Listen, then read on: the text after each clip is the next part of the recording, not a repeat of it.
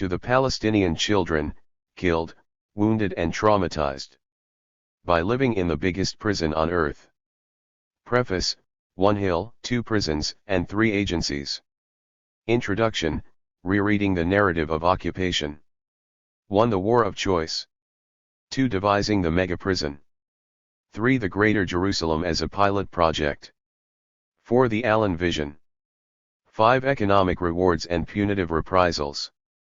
6. The ethnic cleansing of June 1967.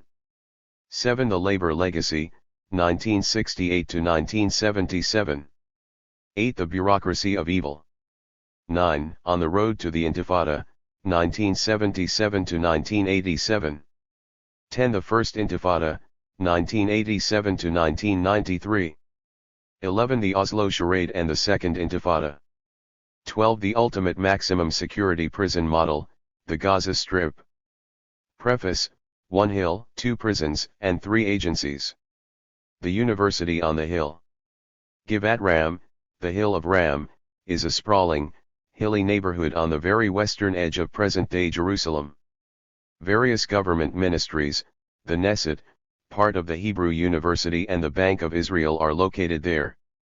Israelis of a certain age, ethnic origin, and socio-economic background have developed a great nostalgia for the place. The Hill makes a very brief and pastoral appearance in Amos Oz's first and most famous novel, My Michael, published in 1968. It is the place where a small herd of sheep graze alongside the Prime Minister's office. 1. There are no sheep to be seen these days, and the grazing fields of yesteryear are long gone. They have been replaced by an elaborate system of highways, metal gates, suspension bridges, and a rather beautiful rose garden. It is highly unlikely that sheep were to be found anywhere near the Prime Minister's office when Oz's book was first published. However, sheep did graze this hillside when the rural Palestinian village of Sheikh al-Badr was situated there. A few of its houses still remain, next to the American hotels frequented by Israeli members of the Knesset who do not live in Jerusalem. The village was gradually swallowed by the city, becoming part of the urban sprawl until it was ethnically cleansed by Israeli forces in 1948. It was a famous part of the city, as it overlooked one of Jerusalem's best-known landmarks, the Valley of the Cross. Tradition has it that the tree that provided the wood for Christ's cross stood there, and this is why it is said that on that spot Greek Orthodox monks built an impressive monastery, still there today, albeit surrounded by new Jewish neighborhoods and ring roads. West of the monastery lies one of the 2 main campuses of the Hebrew University in Jerusalem. It was built on land confiscated from Sheikh al-Badr and sold to the university by the Israeli custodian of absentee property too, allegedly held pending a decision about its future, but in reality sold to any Jewish individual or enterprise prepared to pay the ridiculously low price for it. Until 1948 the university was situated on Mount Scopus, which became a no-man's land, an island within the Jordanian party of the city, and therefore inaccessible. After the June 1967 war, many of the Givat Ram campus's departments were transferred back to the old campus on Mount Scopus, which was then expanded significantly over confiscated Palestinian land. North of the newly built campus, and at roughly the same time, a new home for the Israeli government was erected. Whereas the buildings of the campus were modest in appearance and laid out with pleasant lawns and accompanying greenery, the serene charm of this hilltop did not apparently inspire the architects who designed the government side of the Jewish state.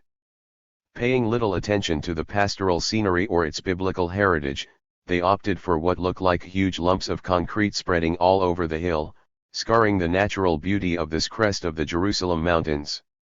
In summer 1963 a group of unusual students were enrolled on this campus for a month-long course. Almost all of them had a legal background of one sort or another. Some were members of the military administration that was controlling the areas in which the 1948 Palestinians, the Israeli Arabs as they were called then, lived under a strict rule that robbed them of most of their basic rights. Others were officers in the legal section of the Israeli army or officials of the Ministry of the Interior, and 1 or 2 were private lawyers. They had been invited by the Department of Political Science in the Hebrew University.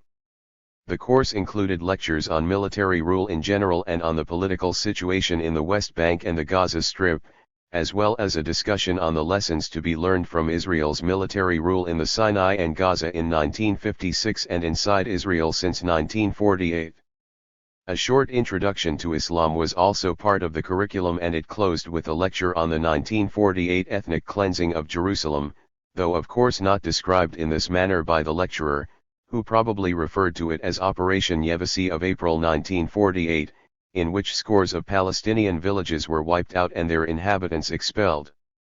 This, reported one of the participants, was followed by a celebratory meal and everyone was in an excellent mood. Point 3. Their presence on Givat Ram in 1963 was part of a new overarching military strategy initiated by the Israeli Chief of the General Staff. The strategy was presented by the Cogs to the army on May 1, 1963 and was meant to prepare the army for controlling the West Bank as an occupied military area. The West Bank, of course, was not yet occupied, but the fact that 4 years before the actual occupation the Israeli military was ready with a judicial and administrative infrastructure for ruling the lives of 1 million Palestinians is highly significant. Discussion in Israel of how to run occupied Arab areas began during the Sinai operation, when, in collusion with Britain and France, the Jewish state tried to topple the Egyptian president, Gamal Abdel Nasser, in October 1956. As part of the campaign, the Gaza Strip was occupied for a few months, and the sense among the strategists and army commanders was that the IDF, Israel Defense Forces, was ill-prepared for the mission. The lesson learned was that a more systematic approach was needed. The opportunity to devise a more structured strategy arose in 1963.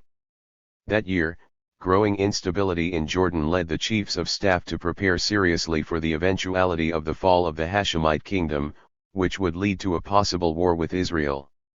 They began contemplating more seriously the occupation of the West Bank. Point 4. For this they needed a plan. In the first chapter of this book, this plan will be seen to have been located within a wider historical context that shows that since 1948, and even more since 1956, Israel's military and political elite was looking for the right historical moment to occupy the West Bank. The plan was codenamed the Shah-Chaim Plan, and it divided the West Bank into 8 districts so as to facilitate the imposition of an organized military rule. Misal Shah-Chaim was the general military governor of the Palestinian territories inside Israel, and one of the founders, together with Ariel Sharon, of Unit 101, a notorious commando unit that carried out daring, and brutal, retaliatory operations against Palestinian guerrillas and farmers attempting to smuggle their way into Palestine. The official name of the program was the Organization of Military Rule in the Occupied Territories. Point 5. There were 3 groups behind the plan: members of the legal section of the army, academics of the Hebrew University, and officials of the Ministry of the Interior. The latter were mainly people already serving in one capacity or another in the military administration imposed on the Palestinians in 1948, which was still intact in 1963. The plan included the appointment of a legal advisor to the future Governor-General of the occupied territories and 4 military courts. The appendices to the plan consisted of a translation into Arabic of the Jordanian law as well as the 1945 mandatory regulations. Although the latter were already used inside Israel, for some reason the Israelis did not have the Arabic translation. This may have been because theoretically, according to Israeli law, these draconian measures, of which more later, were imposed on Jews and non-Jews alike. In the case of the West Bank it was meant to apply to Palestinians only, and indeed when the Jewish settlers arrived they would be exempt from this legal regime. Zvi Inbar was a senior member of the military attorney general's team. He was the attorney general for Southern Command. In his memoirs he revealed for the first time the details of the plan, explaining that every term had to be transferred from the reality of the mandatory period, when these regulations were issued by the British government in 1945, to the prospective occupation of the West Bank and the Gaza Strip in 1963. Thus, the High Commissioner and His Majesty's government were irrelevant terms and were replaced by a general military governor and the IDF, respectively. Point 6. Other parts of the plan suggest that the compatibility of international law and the Geneva Convention with just such an occupation was also a matter of concern during these deliberations. Ominously for the Palestinians, the main concern was that the Geneva Convention did not permit executions. As this book will show, a year into the occupation Israel decided that the convention did not apply to the occupation and, as for executions, the Israelis would not adopt the death penalty but instead resorted to other equally lethal means of execution. Jordanian law was also studied to ascertain which of the Hashemite laws would need to be abolished immediately so as not to interfere with the Israeli strategy and objectives. It is impossible for us to leave a law which would contradict, or render illegitimate, Israeli laws, recollected in Bar. But in other respects the mode of rule in the Jordanian period fitted the Israeli conceptions of control well. It was as comprehensive as the Israelis hoped it would be. It even included a list of the books censored in the West Bank, especially for children. The Jordanian list included the Diary of Anne Frank, while the Israeli list named Thomas Kuhn's The Structure of Scientific Revolutions, presumably because it contained in the title the word revolution. Point 7. The Shah-Chaim plan also suggested the names of people who should be appointed to senior posts in the future occupation. Some of them would indeed be there in 1967, men such as Chaim Herzog and the plan's mastermind, Colonel Missile Shah-Chaim himself. In 1963 Herzog was released from active military service with the rank of a general. He was immediately appointed the future Governor-General of the West Bank.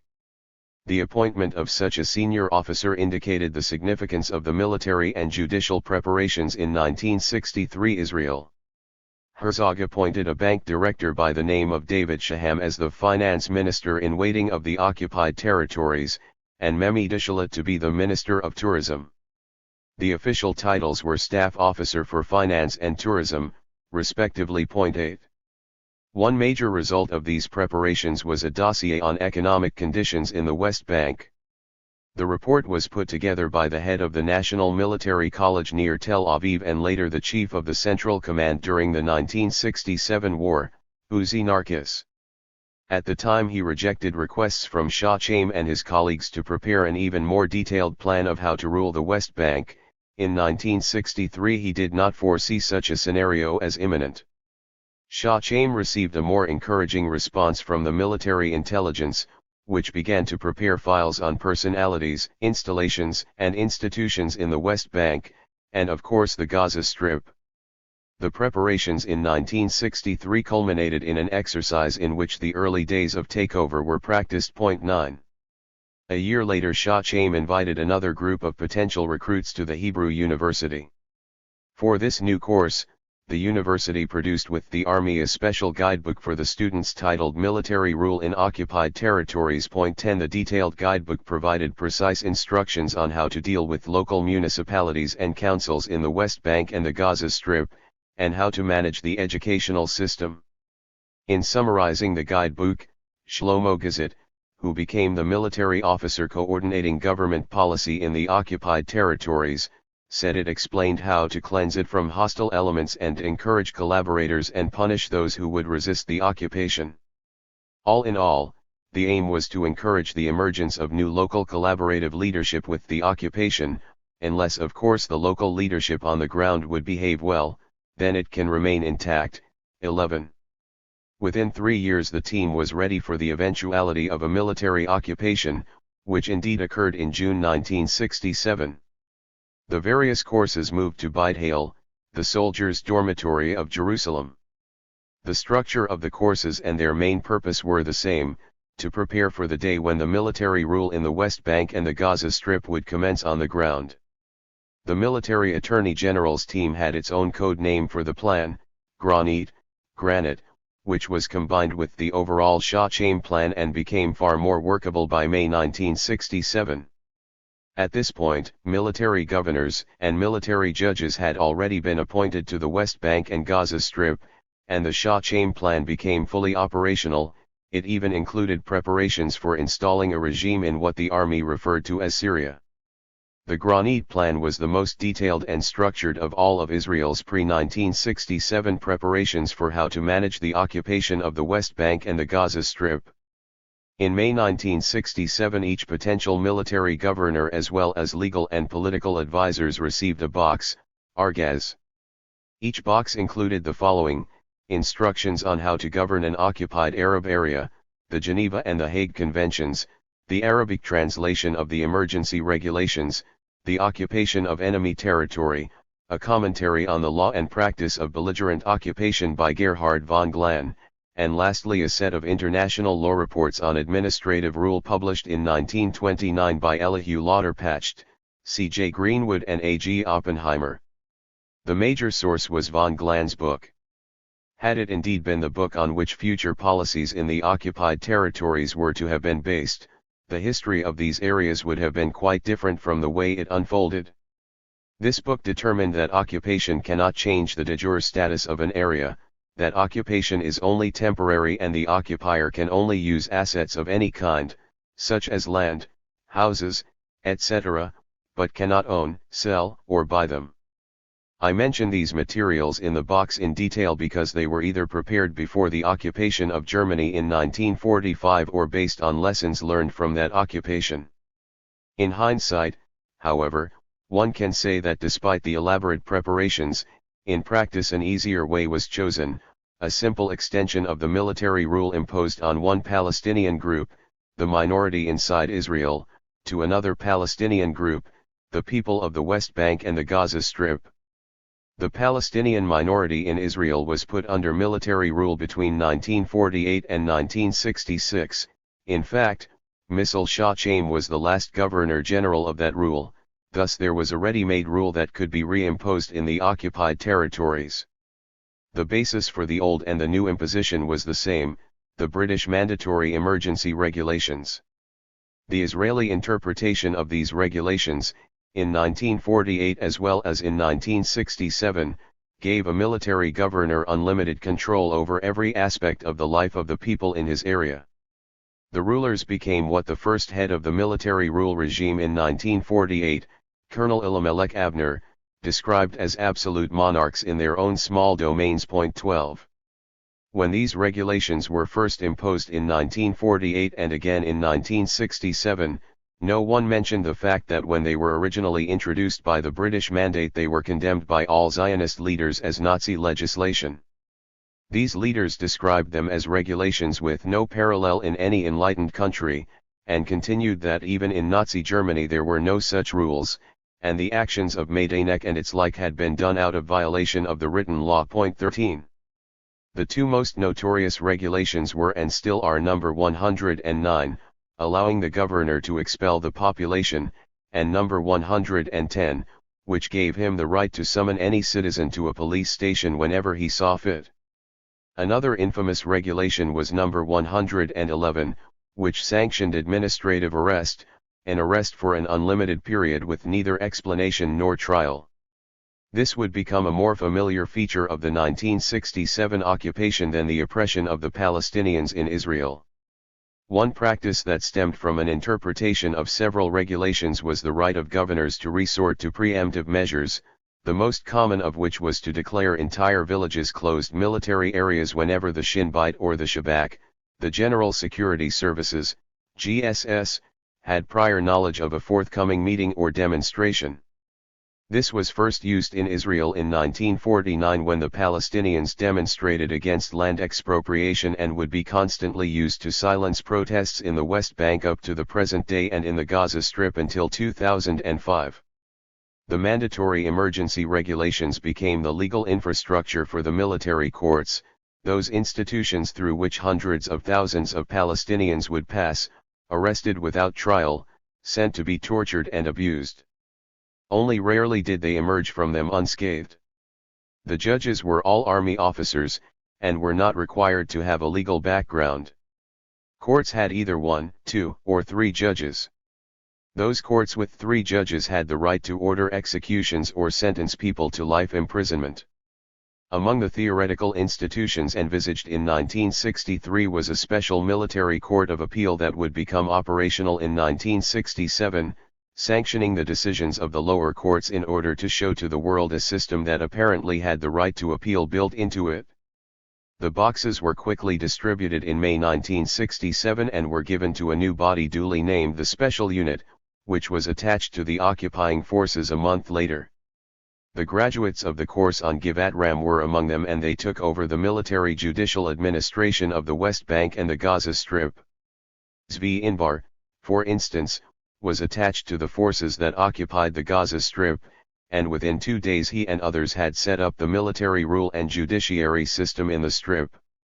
The 4 years of preparation facilitated a swift takeover and the creation of a regime that would in all but name remain in place for the next 50 years. What they contemplated and executed, and what successive generations of Israeli bureaucrats would maintain, was the largest ever mega-prison for 1.5 million people, a number that would rise to 4 million, who are still today, in one way or another, incarcerated within the real or imaginary walls of this prison. This book tells the story of the origins of this prison and tries to capture what life was, and still is, like within its confines. The government on the hill. The government complex erected in the early 1950s and completed just before the 1967 war consisted of 3 buildings. These huge cubic edifices tower above the summit of Givat Ram, and now comprise the Knesset, the Supreme Court of Israel and the Bank of Israel. The actual Prime Minister's office was, and still is, on the 3rd floor of the building closest to the university campus. On the same floor is the government boardroom, with an enormous rectangular wooden table in the middle. This table can sometimes be seen on television when a news item relating to the Israeli government appears in a bulletin. Since the 1960s and up to the present day, the government has used another boardroom built for it on the 2nd floor of the Israeli parliament, the Knesset. Here they sit around an oval table, another familiar image in the televised history of the Jewish state. The 13th government of Israel convened almost daily around both tables in the immediate aftermath of the 1967 war, debating intensively the fate of the West Bank and the Gaza Strip and the future of the people living in them. After almost 3 months of deliberation, they concluded their discussions with a series of decisions, all of which in one way or another condemned those living in the West Bank and the Gaza Strip to life imprisonment in the biggest ever mega-prison of the modern age. The Palestinians living there were incarcerated for crimes they never committed and for offenses that were never committed, confessed, or defined. As this book is being written, a 3rd generation of such inmates have begun their lives in that mega-prison. This particular government, the one that took that most callous and inhumane of decisions, represented the widest possible Zionist consensus. Every ideological stream and viewpoint was presented around those oval and rectangular tables. Socialists from the Mapam party sat alongside the revisionist Menachem Begin and shared the glory and the power with the various factions that made up the Zionist labor movement. They were joined by members of the most secular liberal and the most religious and ultra-religious political parties. Never before, or since, this government's term in office would such a consensual partnership lead the State of Israel in its future and critical decisions. Contrary to conventional wisdom about the history of the West Bank and the Gaza Strip, no one apart from the government of Israel has played a crucial role, then or now, in deciding the fate of these territories or the people living in them. What these ministers decided in the second half of June 1967, and in the following months of July and August, has remained the cornerstone of Israeli policy towards the occupied territories to this day. None of the successive Israeli governments have deviated from this path, and nor have they ever wanted to, in any shape or form. The resolutions adopted in that short period, between June and August 1967, clearly charted the principles to which future Israeli governments would religiously adhere and from which they would not diverge, even during the most dramatic events that followed, be it the First or Second Intifada or the Oslo peace process and the Camp David summit of 2000. One explanation for the resilience of this set of decisions is the extraordinary composition of the 1967 government. As mentioned, this government represented, as never before or since, the widest possible Zionist consensus. This can also be attributed to the euphoric mood in the wake of the total devastation of 3 Arab armies by the IDF and the successful blitzkrieg that ended with the military occupation of vast areas of Arab lands and countries. An almost messianic aura surrounded the decision-makers in those days, encouraging them to take bold decisions of historical consequence that their successors would find hard to refute or change. All these plausible explanations tend to see the policies as the direct product of the particular and extraordinary circumstances of June 1967. But as the first chapter of this book will try to show, these decisions were mainly the inevitable outcome of Zionist ideology and history, however one chooses to define this ideology or insist on its shades and innuendos. The particular circumstances made it easier to remind the politicians of their ideological heritage and reconnected them once more, as in 1948, to the Zionist drive to Judaize as much of historical Palestine as possible. The principles of how to adapt the dramatic events of June 1967 to the ideological vision were laid down in those frequent meetings at Givat Ram and in the Knesset. Because the decisions taken reflected the consensual Zionist interpretation of the past and present reality of Palestine as an exclusive Jewish state, none of the developments occurring thereafter appeared to undermine their validity for future Israeli policymakers. The only way of challenging the decision taken then was by questioning the very validity of Zionism itself. Two fundamentals of Zionist ideology were still unfailingly adhered to by the politicians of 1967, just as they had been by their predecessors. The struggle for the survival of the Jewish state depended, on the one hand, on its ability to control most of historical Palestine, and, on the other, on its capacity to reduce considerably the number of Palestinians living in it. Realpolitik in Zionist terms meant reconciling oneself to the possibility of not being able to achieve these two goals fully. There were times when leaders such as David Ben-Gurion attempted to quantify these two objectives, namely, how much of Palestine was needed and how many Palestinians could be tolerated in a Jewish state, but more often than not the conclusion reached was that the best options were more land in the first instance and fewer Palestinians in the second. When Palestine was clearly defined as a geopolitical entity by the British Mandate after the First World War, having most of the country meant possession of most of mandatory Palestine, Israel today with the occupied territories. In terms of population, the consensus dictated a wish for a purely ethnic Jewish state. Again, there were sometimes attempts to ascertain what would constitute a tolerable non-Jewish minority within a Jewish state, but the unspoken, and at times spoken, desire was to have only Jews in what was considered to be the ancient land of Israel. 1948 provided the historical opportunity to realize both goals, taking over much of the land and getting rid of most of the local population. Several discrete processes came together to allow the Zionist movement to ethnically cleanse Palestine that year: the British decision to withdraw from Palestine after 30 years of rule, the impact of the Holocaust on Western public opinion, the disarray in the Arab and Palestinian worlds, and, finally, the crystallization of a particularly determined Zionist leadership.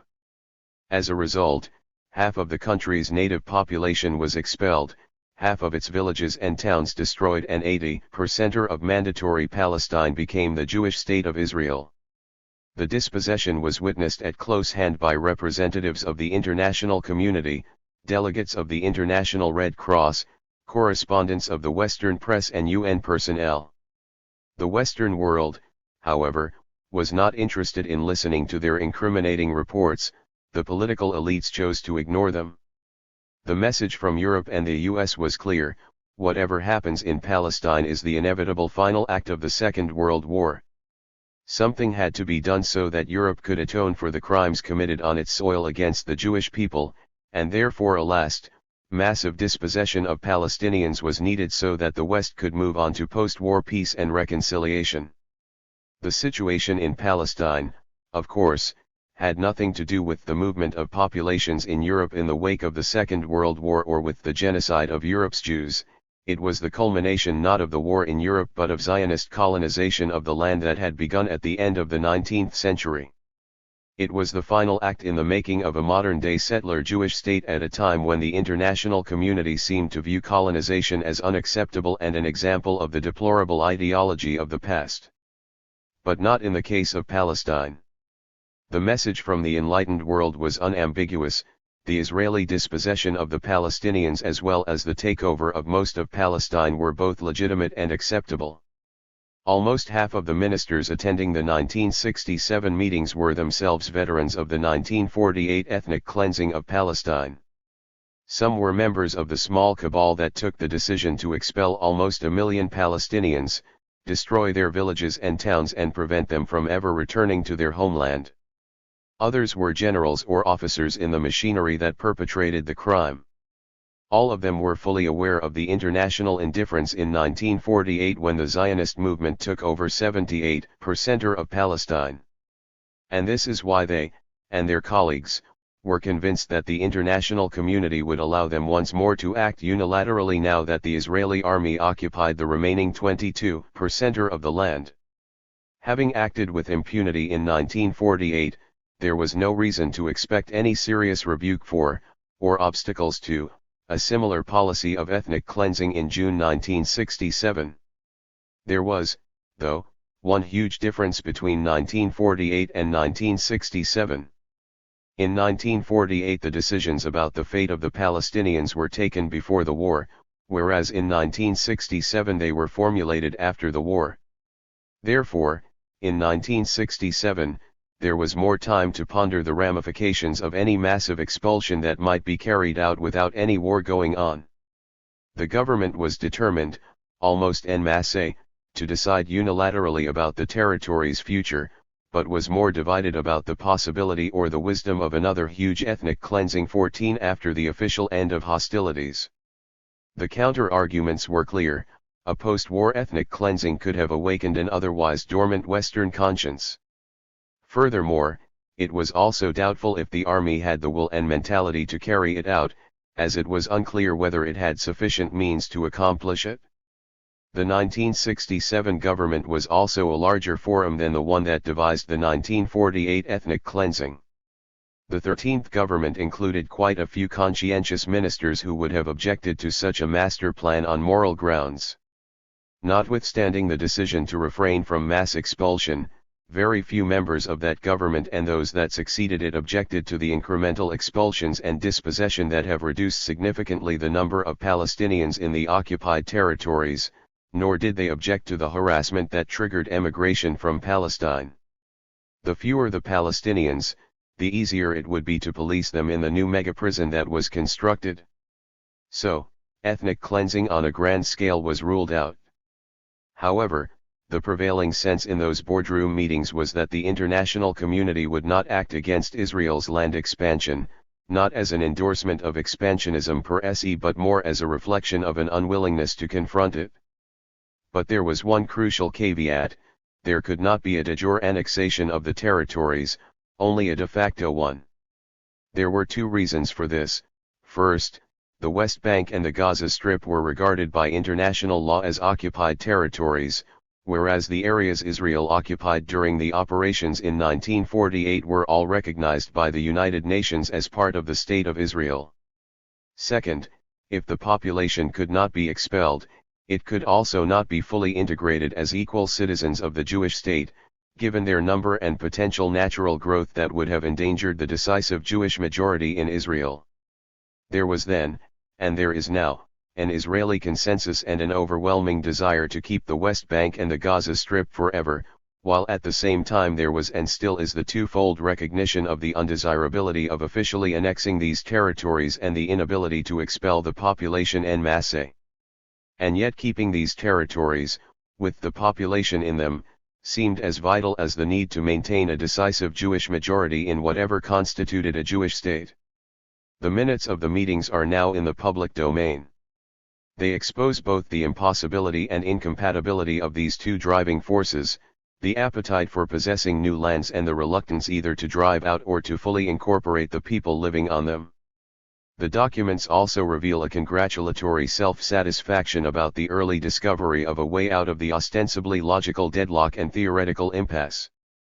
Ministers were convinced, as all the ministers after them would be, that they had found the formula that would enable Israel to keep the territories it coveted, without annexing the people it negated, while safeguarding immunity against international condemnation and rebuke.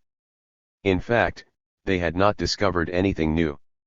Since 1948 they had faced a similar predicament when they and their predecessors had had to decide how to treat the Palestinian minority inside Israel.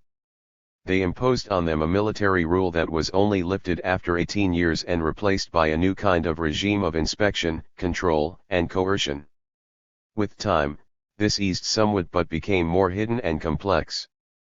But by now there were more people in the West Bank and the Gaza Strip, therefore, while the limited citizenship granted to the Palestinian minority in Israel seemed to tally with the aim of maintaining a decisive Jewish majority in the state, the same would not have been the case had similar citizenship been extended to the people of the West Bank and the Gaza Strip. Thus, there was a need to keep the territories, not to expel the people in them, but at the same time not to grant them citizenship. These three parameters or presumptions have remained unchanged to this day. They remain the unholy trinity of the consensual Zionist catechism. When three such goals are translated into actual policies, they can only produce an inhumane and merciless reality on the ground. There can be no benign or enlightened version of a policy intended to keep people in limbo, without citizenship, for long periods. Only one thing created by man operates in such a way as to rob, temporarily or long-term, the basic human and civil rights of the citizen, the modern-day prison. The prison, the penitentiary, and the correctional facility are contemporary institutions that impose exactly this, either as part of a ruthless dictatorship or as a consequence of a long legal process in democracies.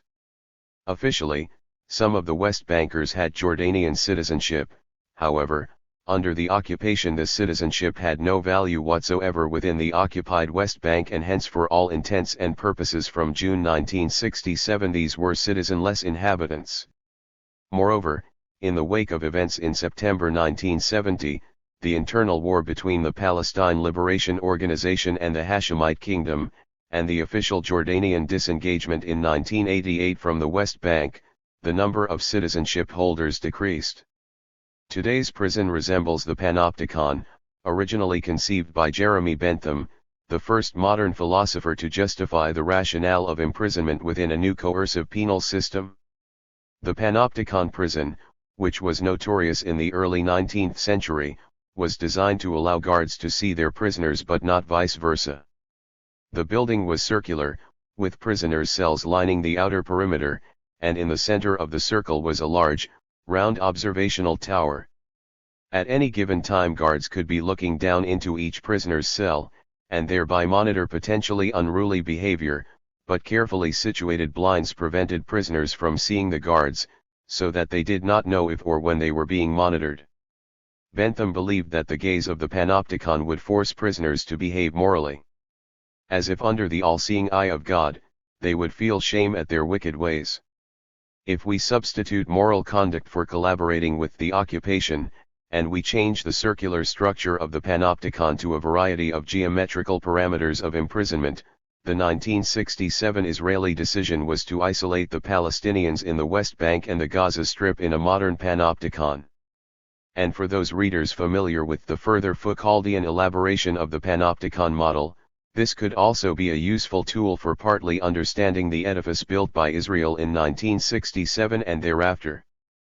But Foucault, like Bentham, stressed the nature of the panopticon prison as a system of control that had no need of physical barriers and where the guards are unseen. As we shall see, and as most readers probably know, this applies to only one element in the matrix of power that caged the Palestinian population in Israel's megaprison in the 20th century. Others were intentionally forcing the prisoners to look at the guards and to sense in the most physical way possible the barriers, the wall, and barbed wire surrounding them. In 1967 the official Israeli navigation between impossible nationalist and colonialist ambitions turned 1.5 million people into inmates of just such a mega-prison. But it was not a prison for a few inmates wrongly or rightly incarcerated, it was imposed on a society as a whole. It was, and still is, a malicious system that was constructed for the vilest of motives, but more than that. Some of its architects genuinely looked for the most humane model possible for this prison, probably because they were aware that this was a collective punishment for a crime never committed. Others did not even bother to look for a softer version or a more humane one. But the two camps existed, and therefore the government offered both versions of the mega-prison to the people of the West Bank and the Gaza Strip. One was an open-air panopticon prison, the other a maximum security one. If they did not accept the former, they would get the latter. The open-air prison allowed a measure of autonomous life under indirect and direct Israeli control. The maximum security prison robbed the Palestinians of all autonomy and subjected them to a harsh policy of punishments, restriction and, in the worst-case scenario, execution. The reality was that the open-air prison was harsh enough and sufficiently inhuman to trigger resistance from the enclaved population, and the maximum security model was imposed in retaliation to this resistance. The softer model was tried out twice between 1967 and 1987, and from 1993 to 2000, and resistance took place in 1987 until 1993 and in 2000 until 2009, and in the Gaza Strip to this day. The open-air prison also became Israel's peace plan, endorsed by the USA and European countries. This plan formed the basis of diplomatic efforts and the peace process.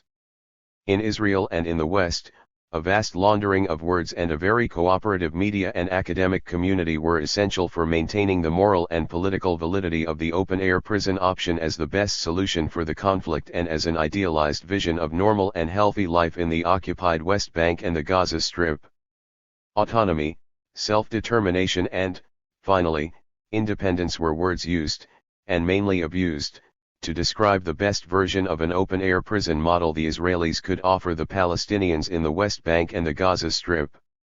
But this laundering did not cleanse the reality of the situation, and the hyperbole of peace and independence did not deafen the conscientious members of all the societies involved, in the occupied territories, in Israel, and the outside world. In the age of the Internet, an independent press, active civil society and energetic NGOs, it was hard to play the charade of peace and reconciliation on the ground where people were incarcerated in the biggest ever human prison witnessed in modern history.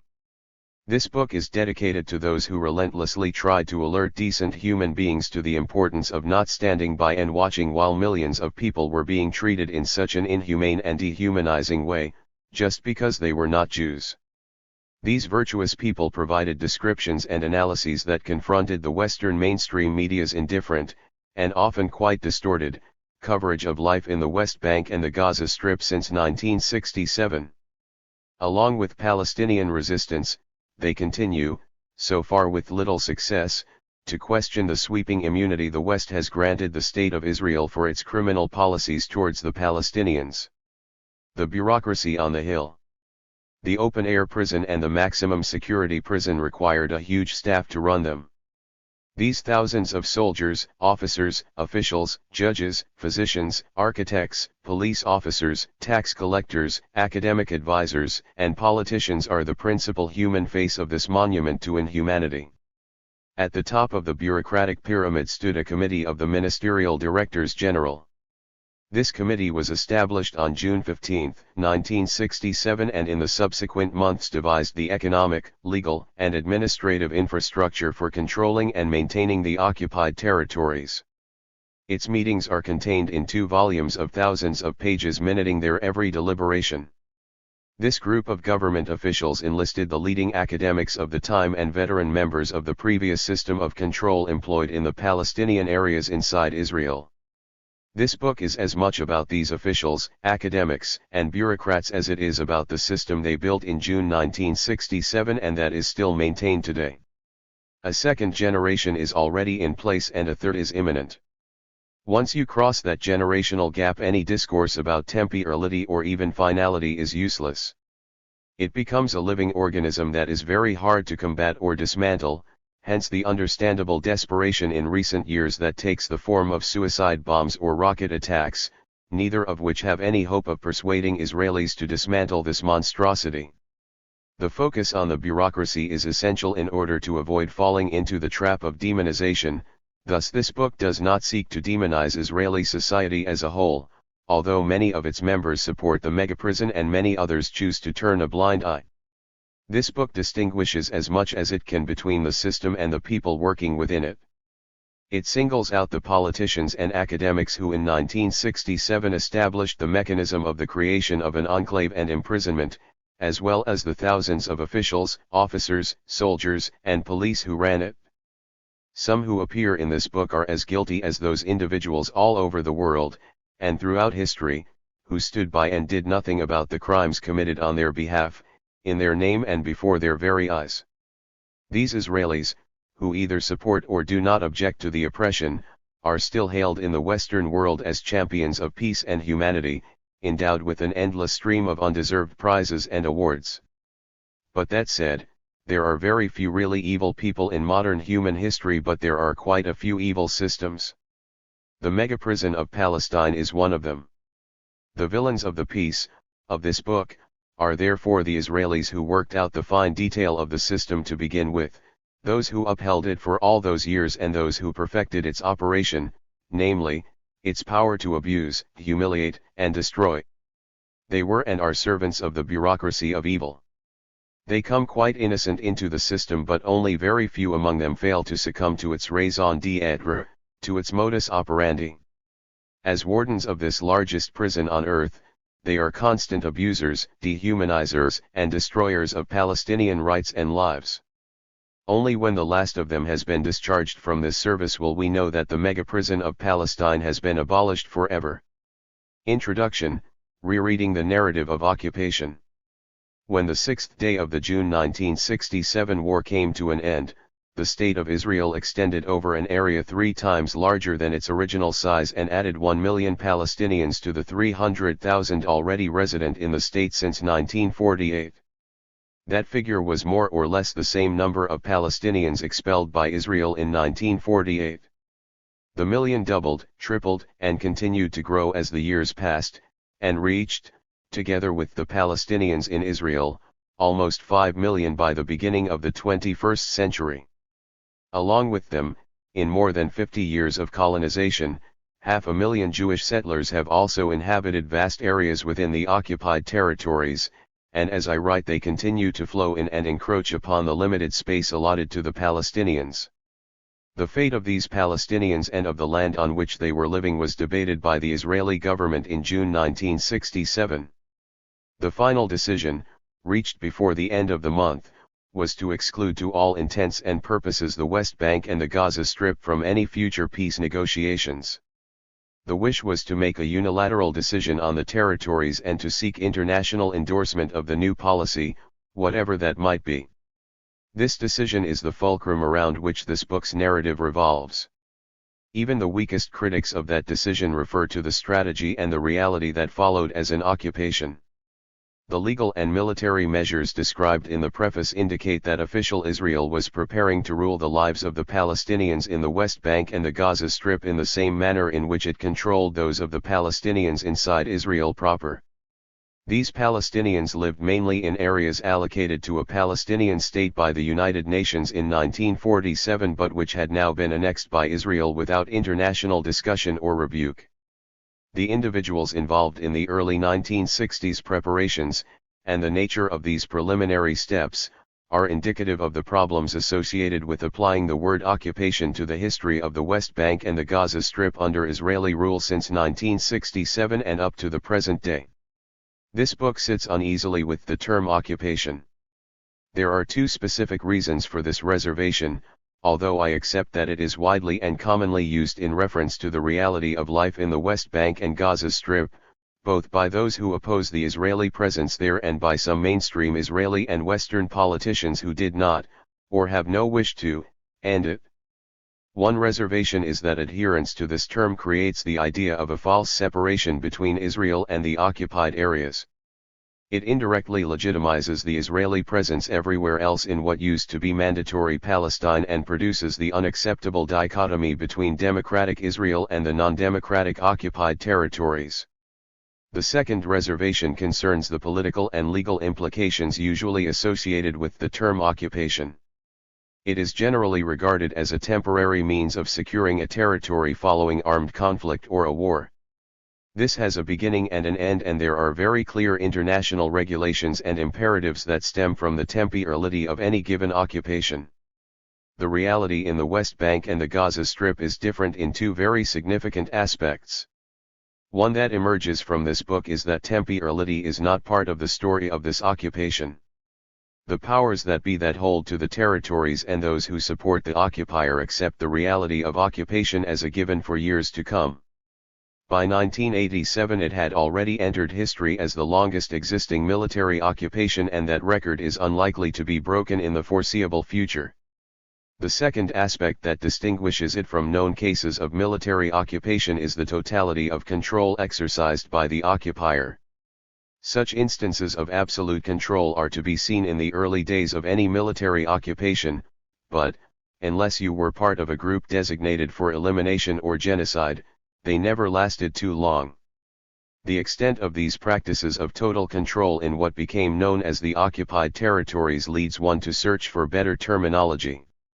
In fact, analysis provided here prompts the suspicion that the legal international meanings and associations with the term occupation are not only inapplicable to the reality on the ground, but also, in hindsight, allowed the State of Israel to evade any serious global rebuke or condemnation. In recent years, the academic world has applied the paradigm of settler colonialism to the case study of Israel and Palestine.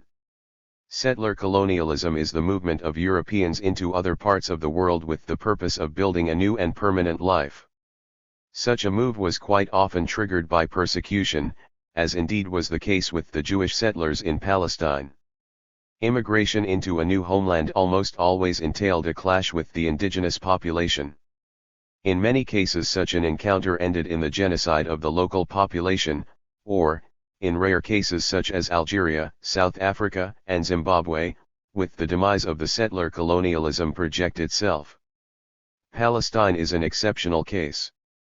We do not yet know how it will end.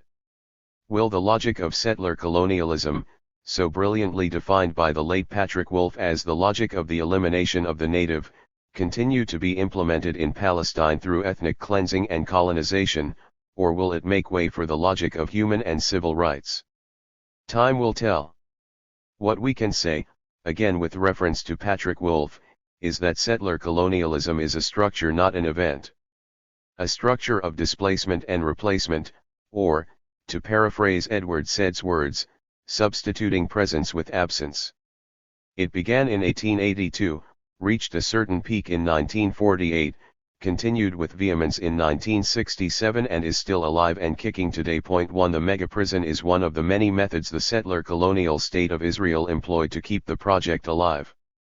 The megaprison was created in a matter of a few days and became a reality of a kind not seen anywhere else in modern history.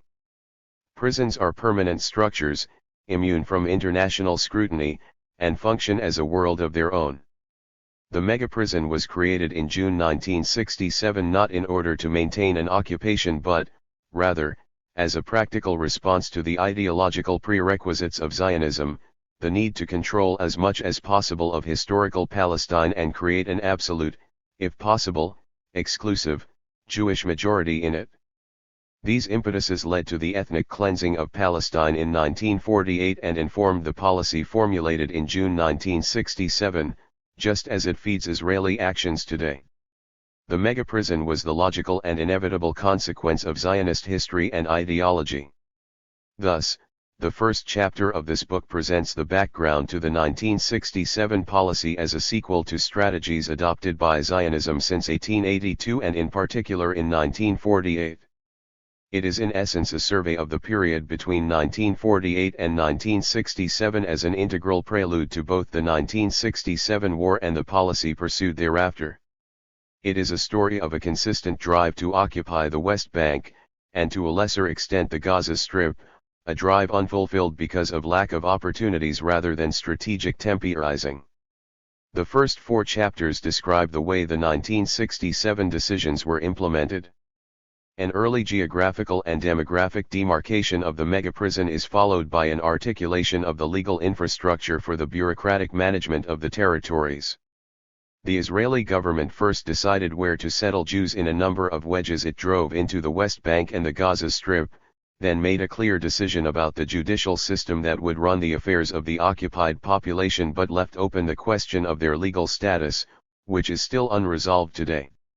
After examining the progress of demarcating the territorial and demographical boundaries of the megaprison, the book then takes a closer look, in chronological order, at the two models offered to the Palestinians. The first, the open-air prison, was in place between 1967 and the outbreak of the First Intifada in 1987. It was oppressive enough to engender significant resistance from the local population, later enhanced and supported by the Palestine Liberation Organization, PLO, in Tunisia. The Israeli response was ruthless, and between 1987 and 1993 the harsher model of a maximum security prison was imposed. International pressure led to yet another attempt to introduce an open-air prison. This lasted from 1993 to 2000 and was unveiled to the wider world as a peace process initiated and led by the USA. The basis for this process was a charade of an internal debate within the occupying power between two camps, peace and national, one wishing to end the occupation, the other to maintain it. So, in theory, you could push forward a peace process because of the presence of a large number of Israelis wishing to end the occupation. It was a charade not because there were no Israelis wishing to end the occupation, but because they were insignificant and marginal, and, as in 1967, so in the 1990s, the political and military elite continued to adhere to the same principles that led them to occupy the territories in the first place. In fact, the result of such a gap between a dialogue about peace and the absence of any change in the reality of occupation was far worse. On the ground, diplomatic endeavor has allowed Israel to solidify and strengthen its grip over the territories and the people living in them, while enjoying immunity from international pressure or rebuke. The paradigm this book offers requires a new dictionary and a new vocabulary. This is illustrated in particular by the way I approach the diplomatic efforts, which I have chosen to illustrate as part of the Israeli endeavor to solidify the open prison model, and how, in this, I reject the accepted notion that this was and is a genuine effort to reach reconciliation and understanding with the Palestinian people. Through the prism of the megaprison, internal Israeli debates about the territories are a narrative of sham and illusion. The primary Israeli strategic decisions on the occupied area's fate were taken immediately after the 1967 war, which rendered most of the political discussions that allegedly ensued between a peace camp and a war camp in Israel insignificant at best and dishonest at worst. If this is a fair assessment, then the peace process that evolved entirely around this debate was doomed to fail the moment it was launched. The book ends, as a historical narrative, with the reimposition of the second maximum security prison on the West Bank and Gaza Strip in the present century. Some observers believe that a new open prison version was once again on offer in 2006, but only for the West Bank, while the Gaza Strip, that same year, became an even more extreme version of a maximum security prison. These two assumptions are examined at the very end of the book. This is not a comprehensive or a full history of the West Bank and the Gaza Strip since 1967, as much as such a book needs to be written. It dwells on some crucial, and by now quite familiar, moments in this history, but, contrary to the usual narrative of these events, they are examined here as an adaptation of the megaprison model by the bureaucrats to the changing circumstances. It seems that nothing that has occurred since June 1967 up to the present day has diminished the determination of the Israeli authorities to keep the West Bank and the Gaza Strip under strict Israeli control, to cage the people living in it in a huge prison, and to disregard any international pressure to end its criminal policy. The model is a faulty one, since at the same time as caging the Palestinians, the controlling authorities do not mind if they leave and do not return to the prison. But if you are determined, or you do not want to join the millions of homeless refugees in the Middle East in the 21st century, your only option is the megaprison.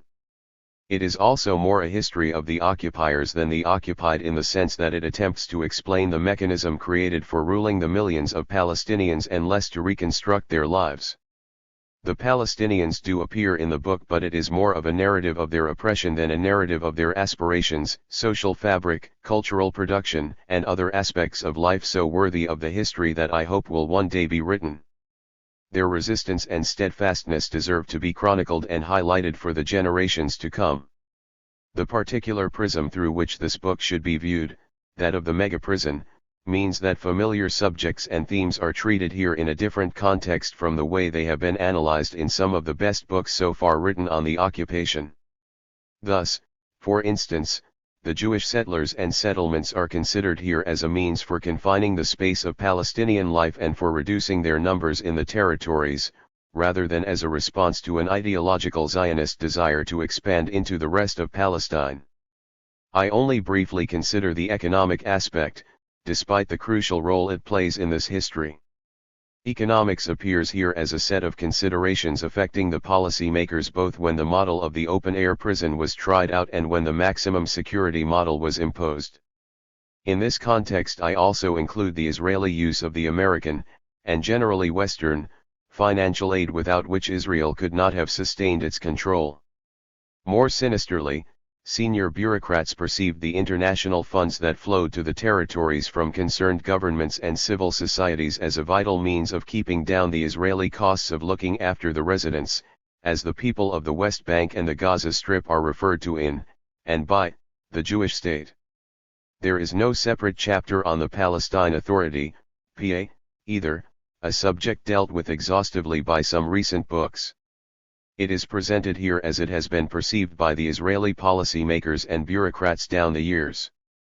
For them the PA was an integral and crucial component in the open-air prison model suggested in the 1990s, and one which the pragmatic elite of Israel still hopes to instate in the West Bank, at least in the near future. From the first page to the last this book describes a historical move that in many ways began in the late 19th century, continued in 1948 and is now in its third stage, one that began in 1967. Time will tell if this is a final stage.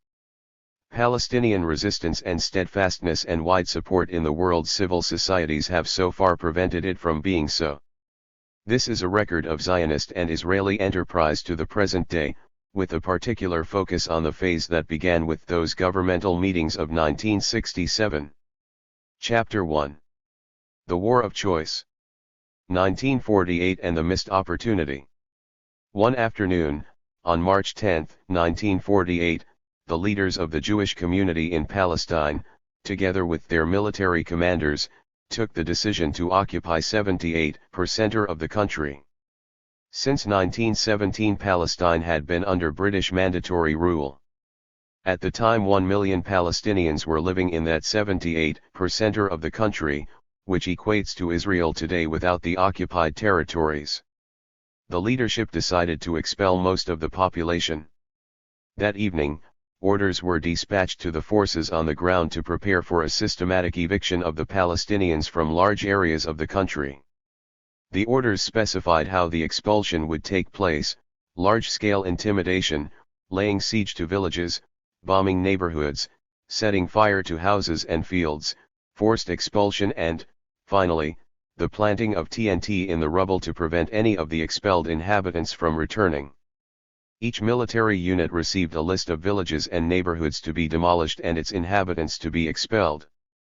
The plan and the means by which it was to be carried out were included in a clutch of documents called Plan Dalet, or Plan D, which followed Plans A, B and C, all prepared by the Zionist leadership from 1937 onwards, and which first broached the idea of ethnically cleansing Palestine. 1. This historical decision by the leaders of the Jewish community was the inevitable result of the ideological Zionist impetus to achieve an exclusive Jewish presence in Palestine. Zionism emerged as a movement seeking a safe haven from European anti-Semitism and looking for a territory where it could redefine Judaism as a nationality. Since the choice was an inhabited country, it became a settler colonialist project, and since the movement's founding fathers wished to create a democratic state, they were preoccupied with the question of the demographic balance, a preoccupation that led to the decision taken in March 1948. In other settler colonial projects, such as in the Americas and Australia, Such a demographic concern led to genocides of the indigenous population. In Palestine it triggered a never-ending process of ethnic cleansing. The month of March 1948, or so it seems in hindsight, was deemed by the Zionist leadership as the best time to implement their strategy of Judaizing Palestine. Several developments led to this ideal historical junction. The first was the British decision to leave Palestine and entrust its future to the United Nations. The second was the pro-Zionist constellation in the UN, which reflected the international balance of power. The Western political elites were hostile towards the Palestinian community and in particular shunned its leader, Haj Amin al-Husseini, whom they regarded as an ally of the Nazis during the Second World War. More importantly, they wished to bury the genocidal chapter of the Nazi extermination of the Jews by allowing the Zionist movement to dispossess Palestine. As a result, the UN rejected out of hand the Palestinian leadership's demand for a democratic process for determining the future of the country.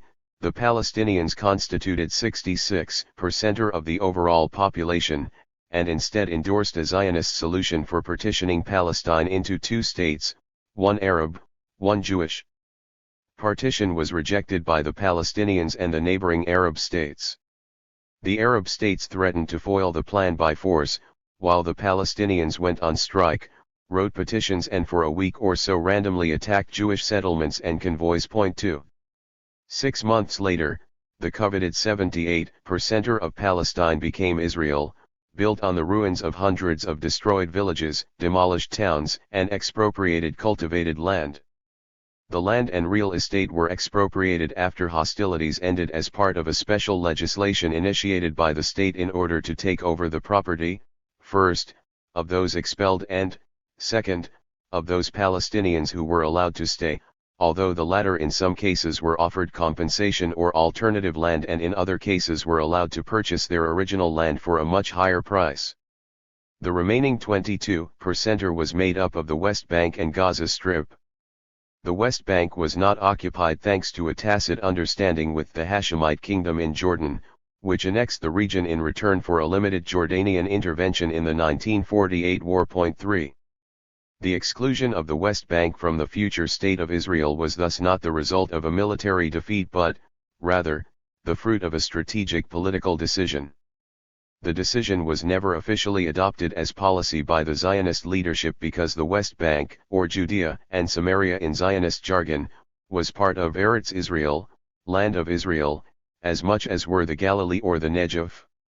When the deal with the Jordanians was exposed, many officers and politicians in Israel regarded the decision as a grave national mistake. In response, very early on they introduced into the Israeli public scene the discourse of the missed opportunity, later adopted by the mainstream parties and media, and which was to play a crucial role in the subsequent support for the 1967 occupation of the West Bank.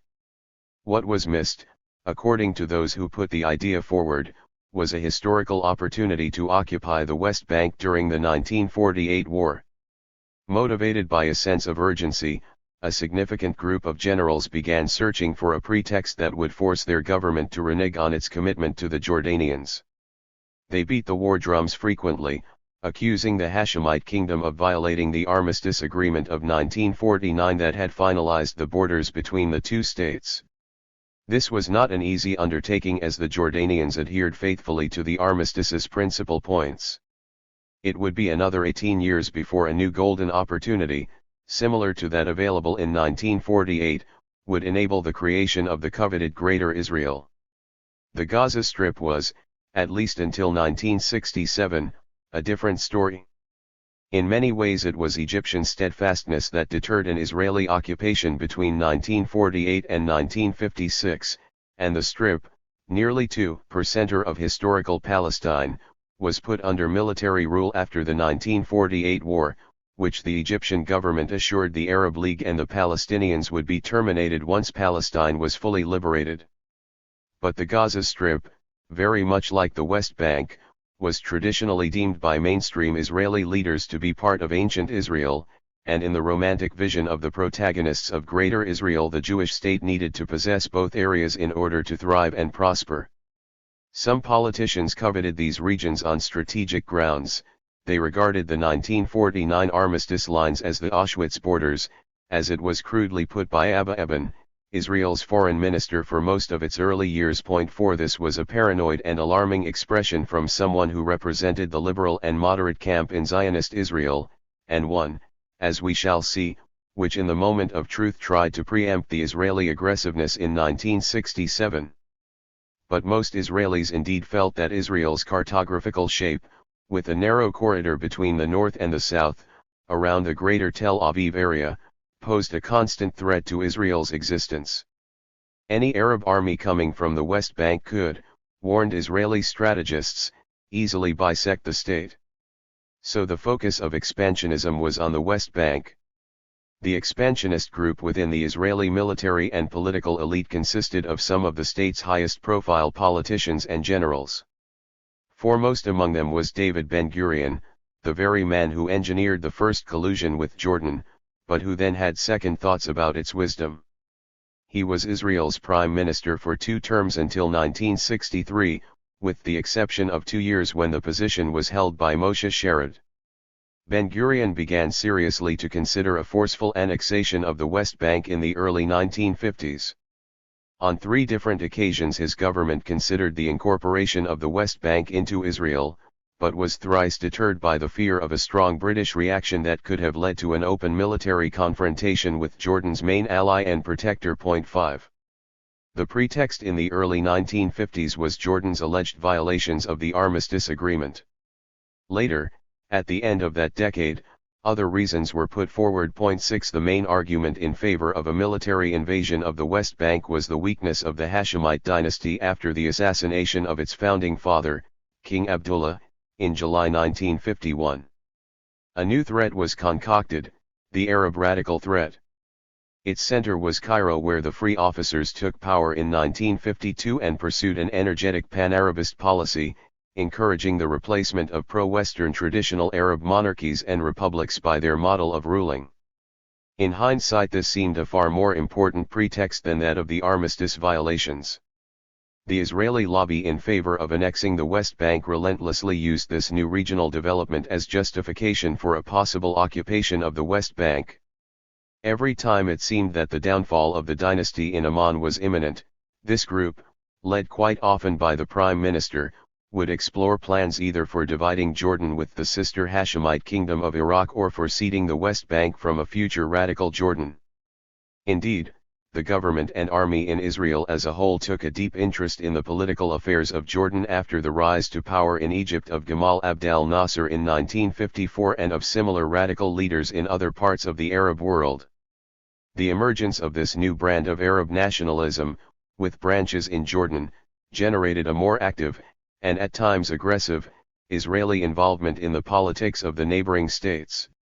The policy and orientation of those who were regarded as spokesmen for Arab nationalism, however, never warranted such a combative Israeli attitude. In the early 1950s, the acknowledged leader of this movement of change, Nasser, was willing to investigate the possibility of peace with Israel. Whether the chances for peace were real or not depended in part on Israeli domestic politics, more specifically on the outcome of the rivalry between David Ben-Gurion and Moshe Sharad, the 2 leaders of the ruling Pappe party, which represented the Zionist labor movement. 7. During Sharad's term in office as Prime Minister, 1953 to 1955, these opportunities for an alternative history seemed more genuine. Sharad, unlike Ben-Gurion, was keen to establish a substantial dialogue with Nasser. Unfortunately, the Egyptian side's most significant peace gambit came before Sharad was appointed Prime Minister and while he was still Foreign Minister. In mid-May 1953, Nasser wrote to Abdel Rahman Sadiq, the press attaché at the Egyptian embassy in Paris, indicating that he was willing to reach an agreement with the Jewish state. Sadiq had conducted secret talks with his counterpart in the Israeli embassy over the previous 2 years. Nasser addressed his letter to Sadiq but directed it to the Israeli government. In it he asked for Israeli understanding of his position in the area as a whole but particularly in Egypt. He stressed his commitment to peace negotiations between the 2 states, but asked for time. As a first step he was willing to refrain from making any aggressive declarations, and he asked the Israeli government to exercise its influence in Washington in Egypt's favor, particularly to persuade Washington to support the Egyptian demand for a total British withdrawal from his country. Whereas Sharad, as foreign minister, was willing to use the new channel, Prime Minister Ben-Gurion, as before at such historical junctures, showed no enthusiasm, and nothing came out of this initiative. 8. It seems that during those same months Ben-Gurion formulated his uncompromising attitude towards Arab radicalism, which he now saw as communism in disguise, or more accurately as an anti-Israeli and anti-Western version of communism. He feared its ideological orientation, but, more importantly, he was alarmed by the military capability that the USSR could offer the radical regimes. In early 1953 he was in favor of a preemptive Israeli action against these regimes. 9 He regarded them as more committed to the armed struggle against Israel than the inefficient traditional regimes, and believed the former would perform better on the battlefield, unless defeated by a preemptive Israeli attack. Unexpectedly, Sharad became prime minister in December 1953, and soon resumed negotiations with Nasser. Talks progressed from vague promises to concrete details. Egypt wanted part of the Negev in return for peace and asked Israel to acknowledge its principal role in creating the Palestinian refugee problem. But at this stage the peace process came to a halt. In February 1955 the Israeli army struck an Egyptian base in Gaza. Sharad was led by the army generals to believe that this would be a limited retaliatory action against continued Palestinian guerrilla infiltration from the Egyptian-controlled Gaza Strip. In the event, it proved to have been devised in such a manner that it could only harm Nasser's prestige rather than reduce the Palestinian guerrilla effort. Not surprisingly, Nasser abandoned his peaceful intentions and moved to a more aggressive policy towards the Jewish state. 10. While Sharad was prime minister, Ben-Gurion conducted an alternative government from a place he named My Voluntary Exile, a kibbutz in the south of the country called Sde Boker. From this desert location he preached an active Israeli policy, singling out as a crucial goal the need to contain the improvement of Egyptian-American relations, which he saw as a most harmful development. He was confident that such a relationship would impair Israel's ability to influence American politics. 11. Sharad had very little control over the military policies in Israel even before Ben-Gurion deposed him in 1955. It was Moshe Dayan who took most of the important decisions in this area, and he would remain a crucial figure in Israeli policy making in the 1960s, pushing the state into the 1967 war. In Moshe Sharad's personal diaries there is an entry from May 1955 in which he quotes Moshe Dayan. "We do not need a security pact with the U.S.A, such a pact will only constitute an obstacle for us. We face no danger at all of an Arab advantage of force for the next 8 to 10 years. Even if they receive massive military aid from the West, we shall maintain our military superiority thanks to our infinitely greater capacity to assimilate new armaments. The security pact will only handcuff us and deny us the freedom of action we need in the coming years. Reprisal actions which we couldn't carry out if we were tied to a security pace are our vital lymph. They make it possible for us to maintain a high level of tension among our population and in the army. Without these actions we would have ceased to be a combative people, and without the discipline of a combative people we are lost. We have to cry out that the Negev is in danger, so that young men will go there." 12. Livia Rocock, whose father was a pillar of the Zionist movement in its early stages in Palestine, but who herself gradually became anti-Zionist, commented on what that message conveyed, based in part on her intimate knowledge of the personalities involved. "This state has no international obligations, no economic problems, the question of peace is non-existent. It must calculate its steps narrow-mindedly and live on its sword.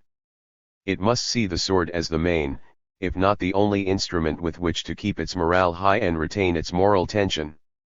Towards this end it may, no, it must, invent dangers, and to do this it must adopt the method of provocation and revenge.